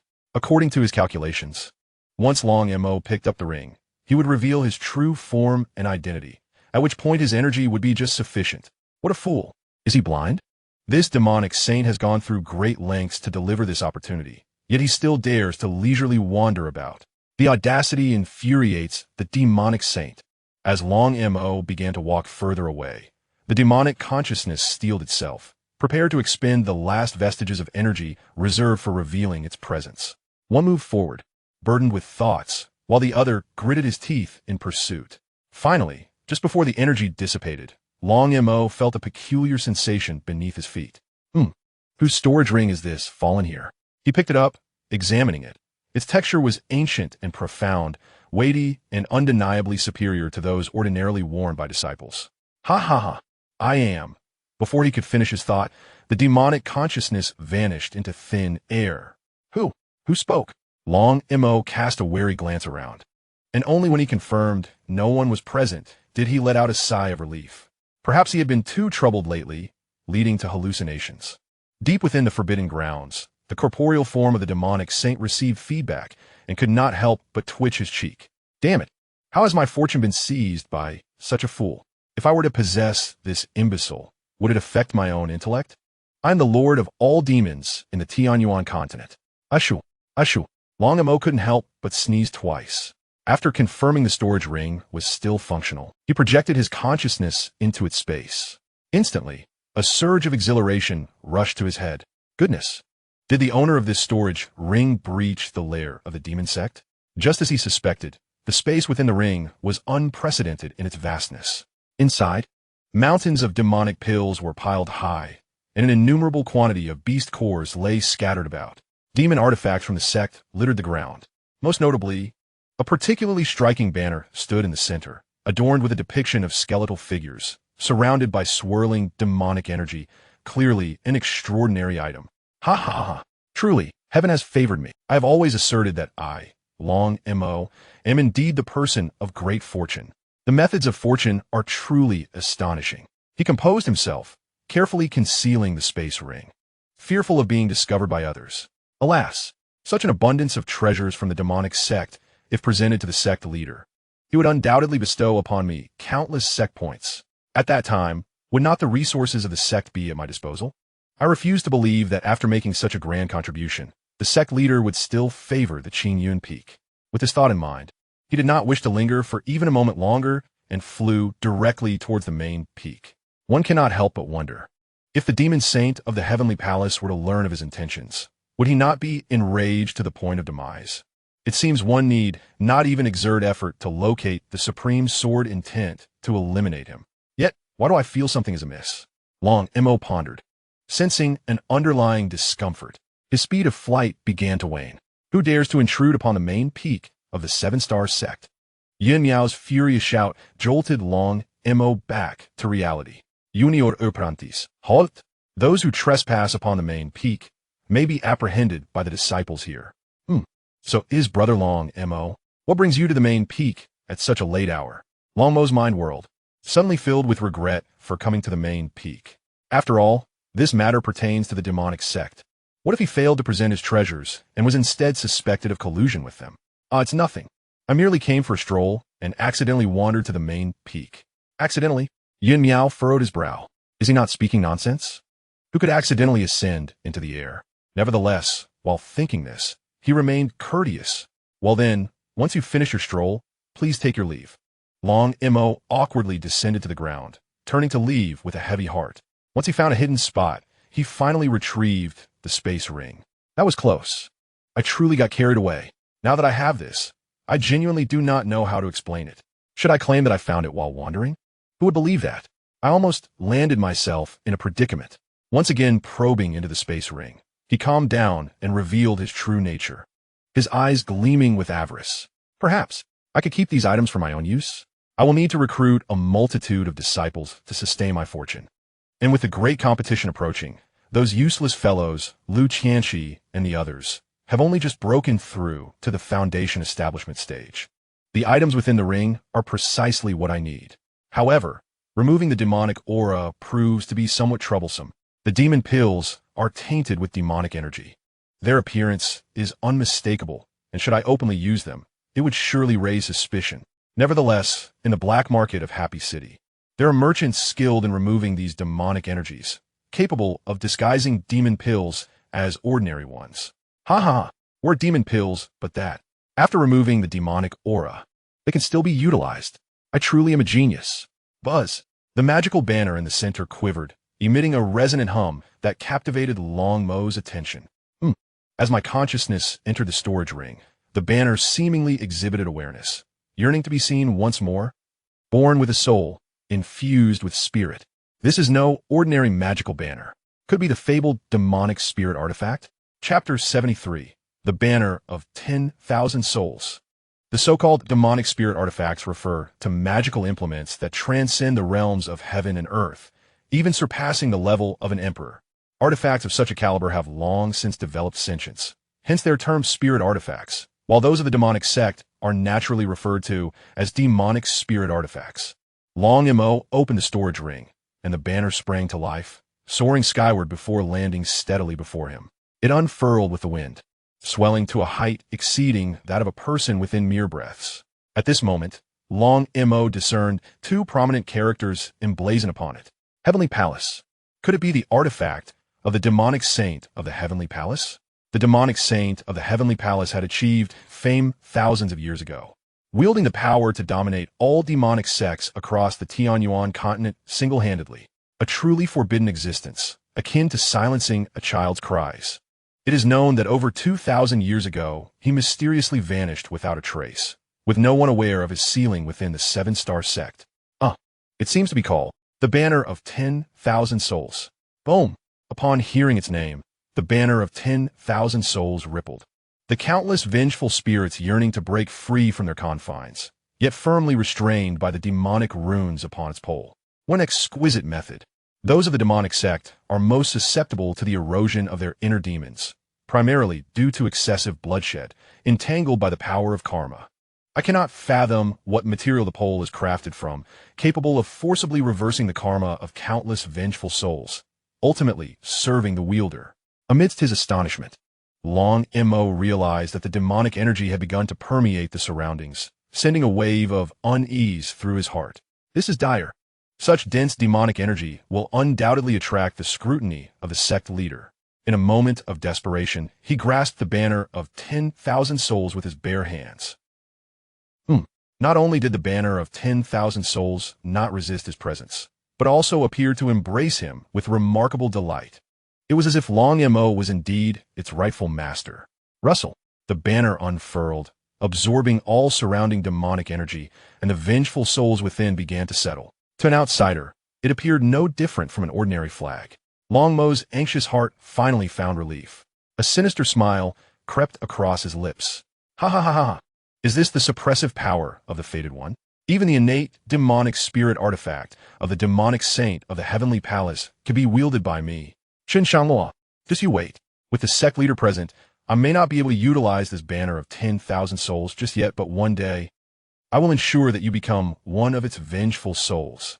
Gathering his thoughts, a possibility dawned upon him. Since the banner of 10,000 souls can absorb demonic energy, perhaps the energy within the demonic pill could also be dispelled. Without hesitation, he took out the demonic pill, cradling it in his palm, and with a focused thought, the demonic energy within the pill coursed through him, then flowed into the banner of 10,000 souls. This sensation, Long Mo not only did not recoil, but also felt an unprecedented exhilaration. He even sensed a slight enhancement in his cultivation. Moreover, tonight, I shall absorb all this demonic energy. To my astonishment, he has become addicted to it. While he busied himself with absorbing the demonic energy, Liu Qianxi and his companions had already arrived at the foot of Qingyun Peak. The hour had passed, and Chen Shangluo must be asleep by now. Let me clarify. This plan was proposed by me, and I shall have the first pick of the treasures. Liu Qianxi declared gravely. It appeared as though they had already succeeded. Gumubai, growing somewhat impatient, interjected. Enough, enough. Spare me the chatter. In his previous life, Chen Shangluo had never ceased providing resources to thousands of disciples. The quantity was immense. Now, with merely those two masked figures, how many resources could they consume? The remainder is more than sufficient for us to divide. I will set a fire to divert their attention while you seize the opportunity to enter the study. Yes, once your flames flicker, we shall commence our actions. Gu Mubai practiced the art of assassination, and stealth was one of his forte. He leaped over the wall from the northeast direction, recalling that this area was lush with trees, quite suitable for igniting a fire. Thud! As he jumped down, he immediately sensed something was amiss. His feet sank as if caught in a quagmire. The ground was damp, and the trees he remembered had vanished. Blast it! Could my memory be flawed? After finally extricating his feet, he realized that the area had long been transformed into a spirit field. The water from the bitter sea was automatically irrigating it, resulting in a muddy expanse. In the moonlight, dozens of spirit grasses sparkled as their tender leaves emerged from the darkness. Seedlings of the 6th grade soul-burning grass. Saplings of the 8th grade illusory tree. My heavens! Have I inadvertently trespassed on a Kaiyun Peak? No, this cannot be. The spiritual plants on Kaiyun Peak are cultivated over centuries. So these seedlings are unexpected. Moreover, even Kaiyun Peak would hardly possess such high-grade spiritual flora. In truth, these were seeds sown by Chen Shangluo during the day. One must admit, the life force contained in the water from the bitter sea is remarkably potent. None of the transplanted spirit grasses had wilted, and the seeds had begun to sprout within a day of being sown. If Shun Yurong, the master of Kaiyun Peak, were to discover this, she would likely go mad. Truly, I have stumbled upon a treasure trove without even searching. Before I even set the fire, I have come across such a bountiful land. I shall graciously claim these plants. Just as he pulled out a soul-burning grass, he suddenly froze as if turned to stone. A chill crept over him from behind. He turned in astonishment and found a pair of deep green eyes in the darkness, fixated upon him. Da Huang emerged from the shadows, and upon realizing it was merely a yellow dog, Gu Mubai breathed a sigh of relief. It was just a foolish dog. It nearly scared me to death. Hearing this, Da Huang bared its teeth and emitted a low growl. How? Who are you calling a foolish dog? Gu Mubai instinctively retorted, except for you. There's no one here. As the realization dawned upon him, he swallowed hard. Oh my, this dog can speak. In the Tianyuan continent, there exists a common understanding. A dog that does not bite may not bark, but a dog that can converse is undoubtedly extraordinary. Only when a demon beast reaches the stage of transformation can it articulate human speech. Naturally, there exists an anomaly, the Fox Demon Clan, who are born resembling humans. Suddenly, Da Huang did not wait for his reaction. His eyes filled with fury, fixated on the opponent's raised backside. Master Dog, spare me. Though Da Huang had yet to fully recover, nourished by the waters of the sea of suffering and the flesh of demon beasts, he still possessed the pinnacle of foundational strength. To him, Gu Mubai's speed was merely inadequate. You are the dog. Your entire family is composed of dogs. If Chen Shangluo discovers this and casts me down the mountain, I shall not rest until I settle the score. This tranquil life is far more comfortable than when I was a demon king. Whoever dares to shatter my dream life shall face dire consequences. Boom! With no avenue of escape, Gu Mubai charged directly into the wooden door. The door collapsed with a resounding crash. Chen Shangluo, hearing the commotion, rushed out wielding a staff forged from star fire and cinnabar. Da Huang, what mischief have you been up to all night? Chapter 74. Fishing in the Sea of Suffering. Upon seeing Chen Shangluo emerge, Da Huang immediately resembled a wilted eggplant, staring blankly at the shattered door. It's all over now. That accursed thief of medicine. My door. My grand door. He then glanced towards the spirit field. The situation there was far worse. Mud was splattered everywhere, and the newly sprouted seedlings were leaning haphazardly. 1, 2, 3, 4. Wait, why is one missing? Da Huang, do you still dare to steal? Chen Shangluo was beside himself with rage, raising his fishing rod to strike. Ow! Oh, woo. This is what you get for breaking the door. You rascal. Was it not you who damaged Tianxio's door last time? Your silence implies consent. And did you not consume the spiritual herbs in the field? Spit them out immediately. Those are 6th grade soul fire herbs. Do you still value your life? While the Huang had plenty of spiritual herbs, he was unconcerned about losing 1 or 2. The problem lay in the fact that soul fire herbs could not be neutralized with other medications and posed a grave threat to the soul. He assumed Da Huang had ingested it by mistake, thus pouring his spiritual energy into the fishing rod, striking while simultaneously attempting to purify the effects. Enduring the pain, Da Huang resolved to remain silent for the sake of his future. Let them strike. As long as I don't die, that will suffice. If I speak and frighten him, I will certainly be cast out. That would be a loss beyond measure. After a considerable amount of time, Chen Shangluo grew weary and sat down on the steps to rest, accompanied by his dog. At that moment, a vigorous surge of spiritual energy emanated from Tianxio's chamber. Chen Shangluo glanced over, muttering to himself, "Is the foundation establishment commencing?" The 7th grade foundation establishment pill. I wonder how effective it truly is. Oh, right. I shall activate the return prompt. Only then did he recall that the system he had kept disabled was now in operation.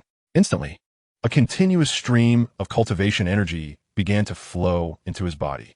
On the mountainside, Lu Tianqi and Yi Bingxin remained concealed within the grass. Why hasn't Gumu Bai made a move yet after such a long time? Surely, he hasn't stumbled upon something valuable and intends to keep it all for himself? Regardless, we shall wait for another quarter of an hour, and if nothing transpires, we shall proceed on our own. As they deliberated, a figure appeared in a flurry. His robe was tattered, and he frequently checked his rear, feeling an intense burning sensation. Wait, Gu Shidi, what on earth has happened to you? Gumu Bai, appearing shaken, quickly crouched down to hide. You nearly scare me to death. Chen Shangluo has raised a dog that can speak human language. A dog that can speak? You mean a transformed beast of the great ascension stage? Gumu Bai nodded fervently. Yes, a transformed dog. If I had been a moment slower, I might have met my demise. Lu Tianqi suddenly sprang to her feet, exclaiming, Impossible, absolutely impossible. A beast of the great ascension stage is akin to a legendary demon king. How could Chen Shangluo possess the merit to tame such a creature? She drew her sword, pointing it directly at Gumu Bai. Are you attempting to hoard the spoils for yourself, intending to leave after taking something? Gumu Bai felt a wave of grievance wash over him, nearly unable to contain his emotions as he stood up and turned to circle. Lu Tianqi, do not assume that everyone is a conniving villain. Just look, is this kind of injury something I could have fabricated? He gestured to his rear. These are paw prints, dog paw prints. Can you not recognize them? The two exchanged looks of distaste and turned their heads aside. This only fueled Gumu Bai's indignation further. Lu Tianqi, are you wrongfully accusing me? If it weren't for you in the last life, persuading us one by one alongside Long Mo, would we have endured such suffering? This entire predicament is of your making. Lu Tianqi's expression darkened with each word. This topic had lingered in her heart like a malevolent spirit, and now, exposed by Gumu Bai, an unnamed fury erupted within her. Her eyes were completely engulfed by darkness, and a murderous intent surfaced on her face. You, Lu Tianqi, do you truly wish to kill me? At that moment, dark clouds enveloped the summit of Qingyun Peak, accompanied by the crackling sound of lightning. The spiritual energy of the entire Qingyun Peak began to converge towards the summit. A flicker of clarity returned to Lu Tianqi's eyes. She was unaware of the earlier turmoil that had driven her to the brink of wanting to eliminate Gumu Bai without a second thought. Look, those are the clouds of tribulation. Is someone breaking through to the nascent soul stage?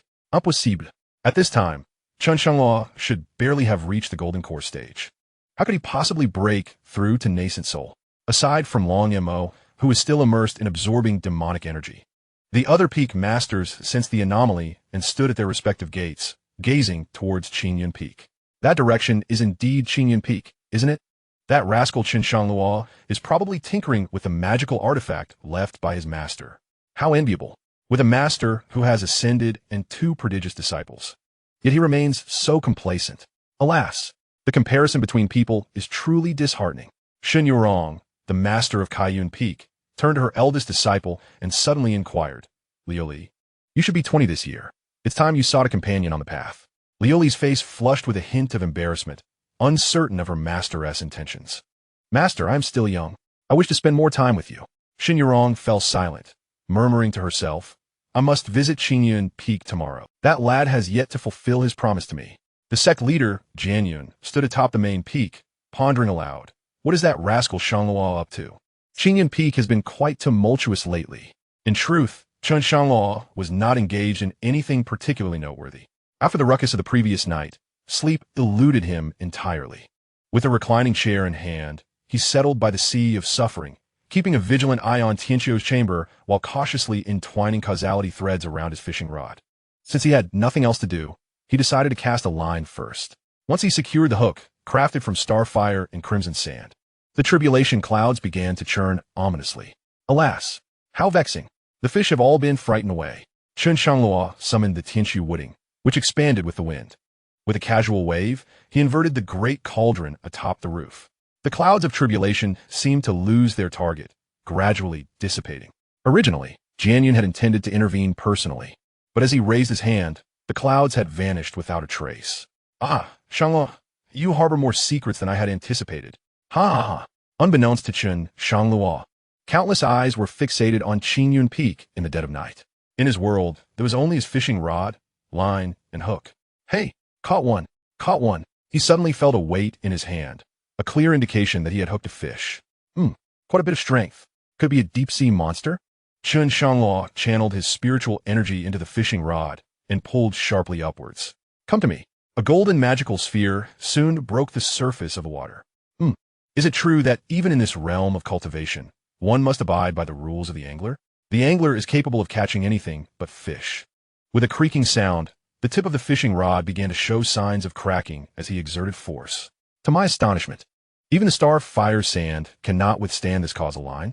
Could it be that this line is transformed from the power of causality bestowed by an immortal? The breaking of the fishing rod is inconsequential. He still possesses ample star fire sand in his storage ring. However, should the causal line fall into the sea of suffering, it would indeed be irretrievable. Contemplating this, Chen Shangluo felt a heaviness in his heart and summoned all his strength to pull back forcefully. With a snap, fortunately, the causal line broke just at the water's edge. He discarded the now severed fishing rod and stowed the causal line away, his gaze settling upon a nearby golden orb. Could it be that items within the sea of suffering are stored in such a manner? Picking up the orb, he found it required no special method to open. A mere touch of his fingertip caused the golden barrier enveloping it to shatter. A string of prayer beads appeared, and in a mystical echo, the sound of Buddhist chants resonated in Chen Shangluo's mind. As he grasped the beads, akin to the earlier encounter with the Tianshu Wooding, information spontaneously emerged within his consciousness. Demon-breaking relic, an ancient Buddhist artifact. Formed from the meditation of 18 eminent monks from ancient times, it possesses the efficacy to dispel inner demons and purify demonic energy. Can be wielded as a weapon, proving lethal against demonic cultivators. Another ancient artifact. It seems that the sea of suffering conceals numerous treasures. Yet, the current decline of the Buddhist sect renders such relics of little use to its few disciples. Moreover, with his long hair and robe, wielding prayer beads as a weapon would surely incite laughter. Perhaps the sect leader might find it useful upon achieving imperial status. To attain such a rank, one must traverse the path of self-inquiry. This process is easily beset by inner demons, and possessing these beads would significantly mitigate their influence. Given that the first catch was an ancient artifact, subsequent catches should yield dozens more. With this in mind, Chen Shangluo had already devised a plan. Once Tianxiu successfully establishes his foundation and retrieves the Tianshu Wooding, he would refine all the starfire sand into fishing rods. If one breaks, we shall simply replace it. Alternating in usage, one wonders how those aged artifact refineries from Zhongzhou would react upon learning that someone is so carelessly utilizing starfire sand. As he awaited Tianxiu's foundation establishment, an entire night passed. Ding! Congratulations to the host for breaking through to the 7th level of the Golden Core. Ding! Lin Buffon's favorability increased to 80. Ding! Lin Buffon's favorability increased to 85. Ding! Lin Buffon's favorability reached 100. Ding! Accepting him as a disciple grants 1 ordinary draw and 1 special draw. Chen Shangluo was roused from his thoughts by the incessant notifications. Has he truly advanced to the 7th level of the Golden Core so swiftly? No, that's impossible. Tianxiu Shu and Ti have been able to return such a vast amount of cultivation. Yao, she must be on the brink of establishing her foundation as well. It appears that I must seek the Elder for the transformation demon core. One cannot help but admire the innate advantages of the demon race in their cultivation of bloodlines. It mirrors the insatiable, devouring techniques of demonic practitioners. As long as one continues to absorb demon cores, their cultivation can grow boundlessly. When ascending to the demon realm, there's no need to guard against inner demons. And then there is Lin Buffon. After just 1 day apart, how has his affinity skyrocketed to 100%? A person simply cannot endure incessant thoughts. Just as I recalled the scholar, he emerged from the study, book in hand. At that moment, his eyes were devoid of spirit. Sporting dark circles beneath them, his steps unsteady, as though his essence had been entirely drained. Were it not for the knowledge of his mortal status, I would suspect he had engaged in dual cultivation with the Hahuan sect. Chen Immortal, please enlighten me. In this text, what is the distinction between a set meal and fast food? Both are meals, So why do the preceding and subsequent content bear no relation to food? Stop. The title Chen Immortal sounds quite derogatory. Furthermore, this is a matter concerning immortals. Refrain from your inquiries. Very well, Chen Immortal. Chen Shangluo rubbed his forehead, feeling an overwhelming sense of frustration. Surely, I cannot explain that a set meal costs 1,200, while fast food is merely 200. Can I be certain that taking him as my disciple will not affect my intelligence? Nevertheless, for the sake of those 2 lottery opportunities, I must take the plunge. Lin Bufan, do you wish to take me as your master? After 3 lifetimes. Chen Shangluo felt the peculiar sense of embarrassment that accompanies accepting a disciple for the first time. Lin Bufan did not anticipate such sudden fortune. Is it truly possible? Will I be permitted to peruse the tomes in your study after becoming your disciple? Indeed, of course. Chen Shangluo shrugged helplessly. This bookworm, even after attaining the path of immortality, still yearns to study. What manner of thought process is this? Thud. Lin Bufan dropped to his knees, bowing repeatedly. Hey. Enough. You are here to pay respects to your master, not to perform a rite of worship. Rise. Hee. Thank you, master. Congratulations to the host for successfully accepting a disciple. You now receive 1 ordinary lottery opportunity and 1 special lottery opportunity. Based on prior experience, the ordinary lottery predominantly yields items suitable for disciples. So system, please commence the ordinary lottery. Ding. Lottery commencing. Congratulations to the host for obtaining a Celestial Star Pen. Celestial Star Pen, an ancient imperial weapon. Crafted from the hair of an ancient wild bull. It can condense spiritual power to inscribe spiritual patterns in midair and arrange spiritual formations in the void. Inscribing symbols in midair and arranging formations in the void? That sounds rather impressive. However, the intricacies of these formations and spiritual patterns truly perplex me. In my past life, merely studying such runes would leave me feeling dizzy and disoriented. Thus, this matter truly delves into his realm of ignorance. I recall that the sacred body of Wen Qin necessitates enlightenment for cultivation. Alas, let us first observe what he can comprehend before making further arrangements. It appears I must seek the old man once more. He reminisced about the benevolent visage of the sect leader, unable to suppress the smile that crept upon his lips. Let us first see what the special lottery may yield. System, commence the special lottery. Ding. Congratulations, host. You have acquired the Chaotic Codex. Omniscient Chaotic Codex, level none. It is said that the ancient 3 purities, through countless incarnations, deduced and incorporated the results into this tome, encompassing all knowledge. Those fated may perceive its words, which vary according to the individual. Chapter 76, Wen Qin's Sacred Body, the Blessings and Prosperity section. Chen Shangluo flipped his palm, conjuring forth a brush and a tome. Why can I not discern a single word in this omniscient Chaotic Codex? He puzzled as he turned the codex over repeatedly, perceiving it as nothing but blank pages. In stark contrast, Lin Bufan was utterly captivated at first glance. The Chaotic Codex. Chen Shangluo was taken aback. Bufan, can you see it? Lin Bufan nodded. Not only could he see it, but to his eyes, the tome shimmered with radiant brilliance, the cover adorned with an intricate talisman, profound and enigmatic. A sight he had never encountered before. Observing the insatiable thirst in Lin Bufan's gaze, Chen Shangluo's countenance reflected deep sorrow. It seems this lottery was indeed intended for his 3rd disciple. He presented the 2 treasures to Lin Bufan, who momentarily stood in shock, then took 2 steps back and bowed respectfully. Thank you, master. Lin Bufan felt he could never adequately repay his master's kindness. To others, he was merely a poor scholar. Yet his master not only accepted him as a disciple, but also bestowed such lavish gifts, overwhelming his heart with gratitude. Chen Shangluo nodded in satisfaction. Thus far, his 3 disciples were all grateful souls, a stark contrast to the ungrateful wretches of his past life. He waved his hand. There is no need for such formalities. Once you awaken the sacred body of Wen Qin, focusing solely on your cultivation will be the greatest return I could hope for. Yes, master. Lin Bufan clutched the brush in one hand while perusing the Chaotic Codex with the other, cherishing it as a treasure. Even while walking, he could not refrain from gesturing.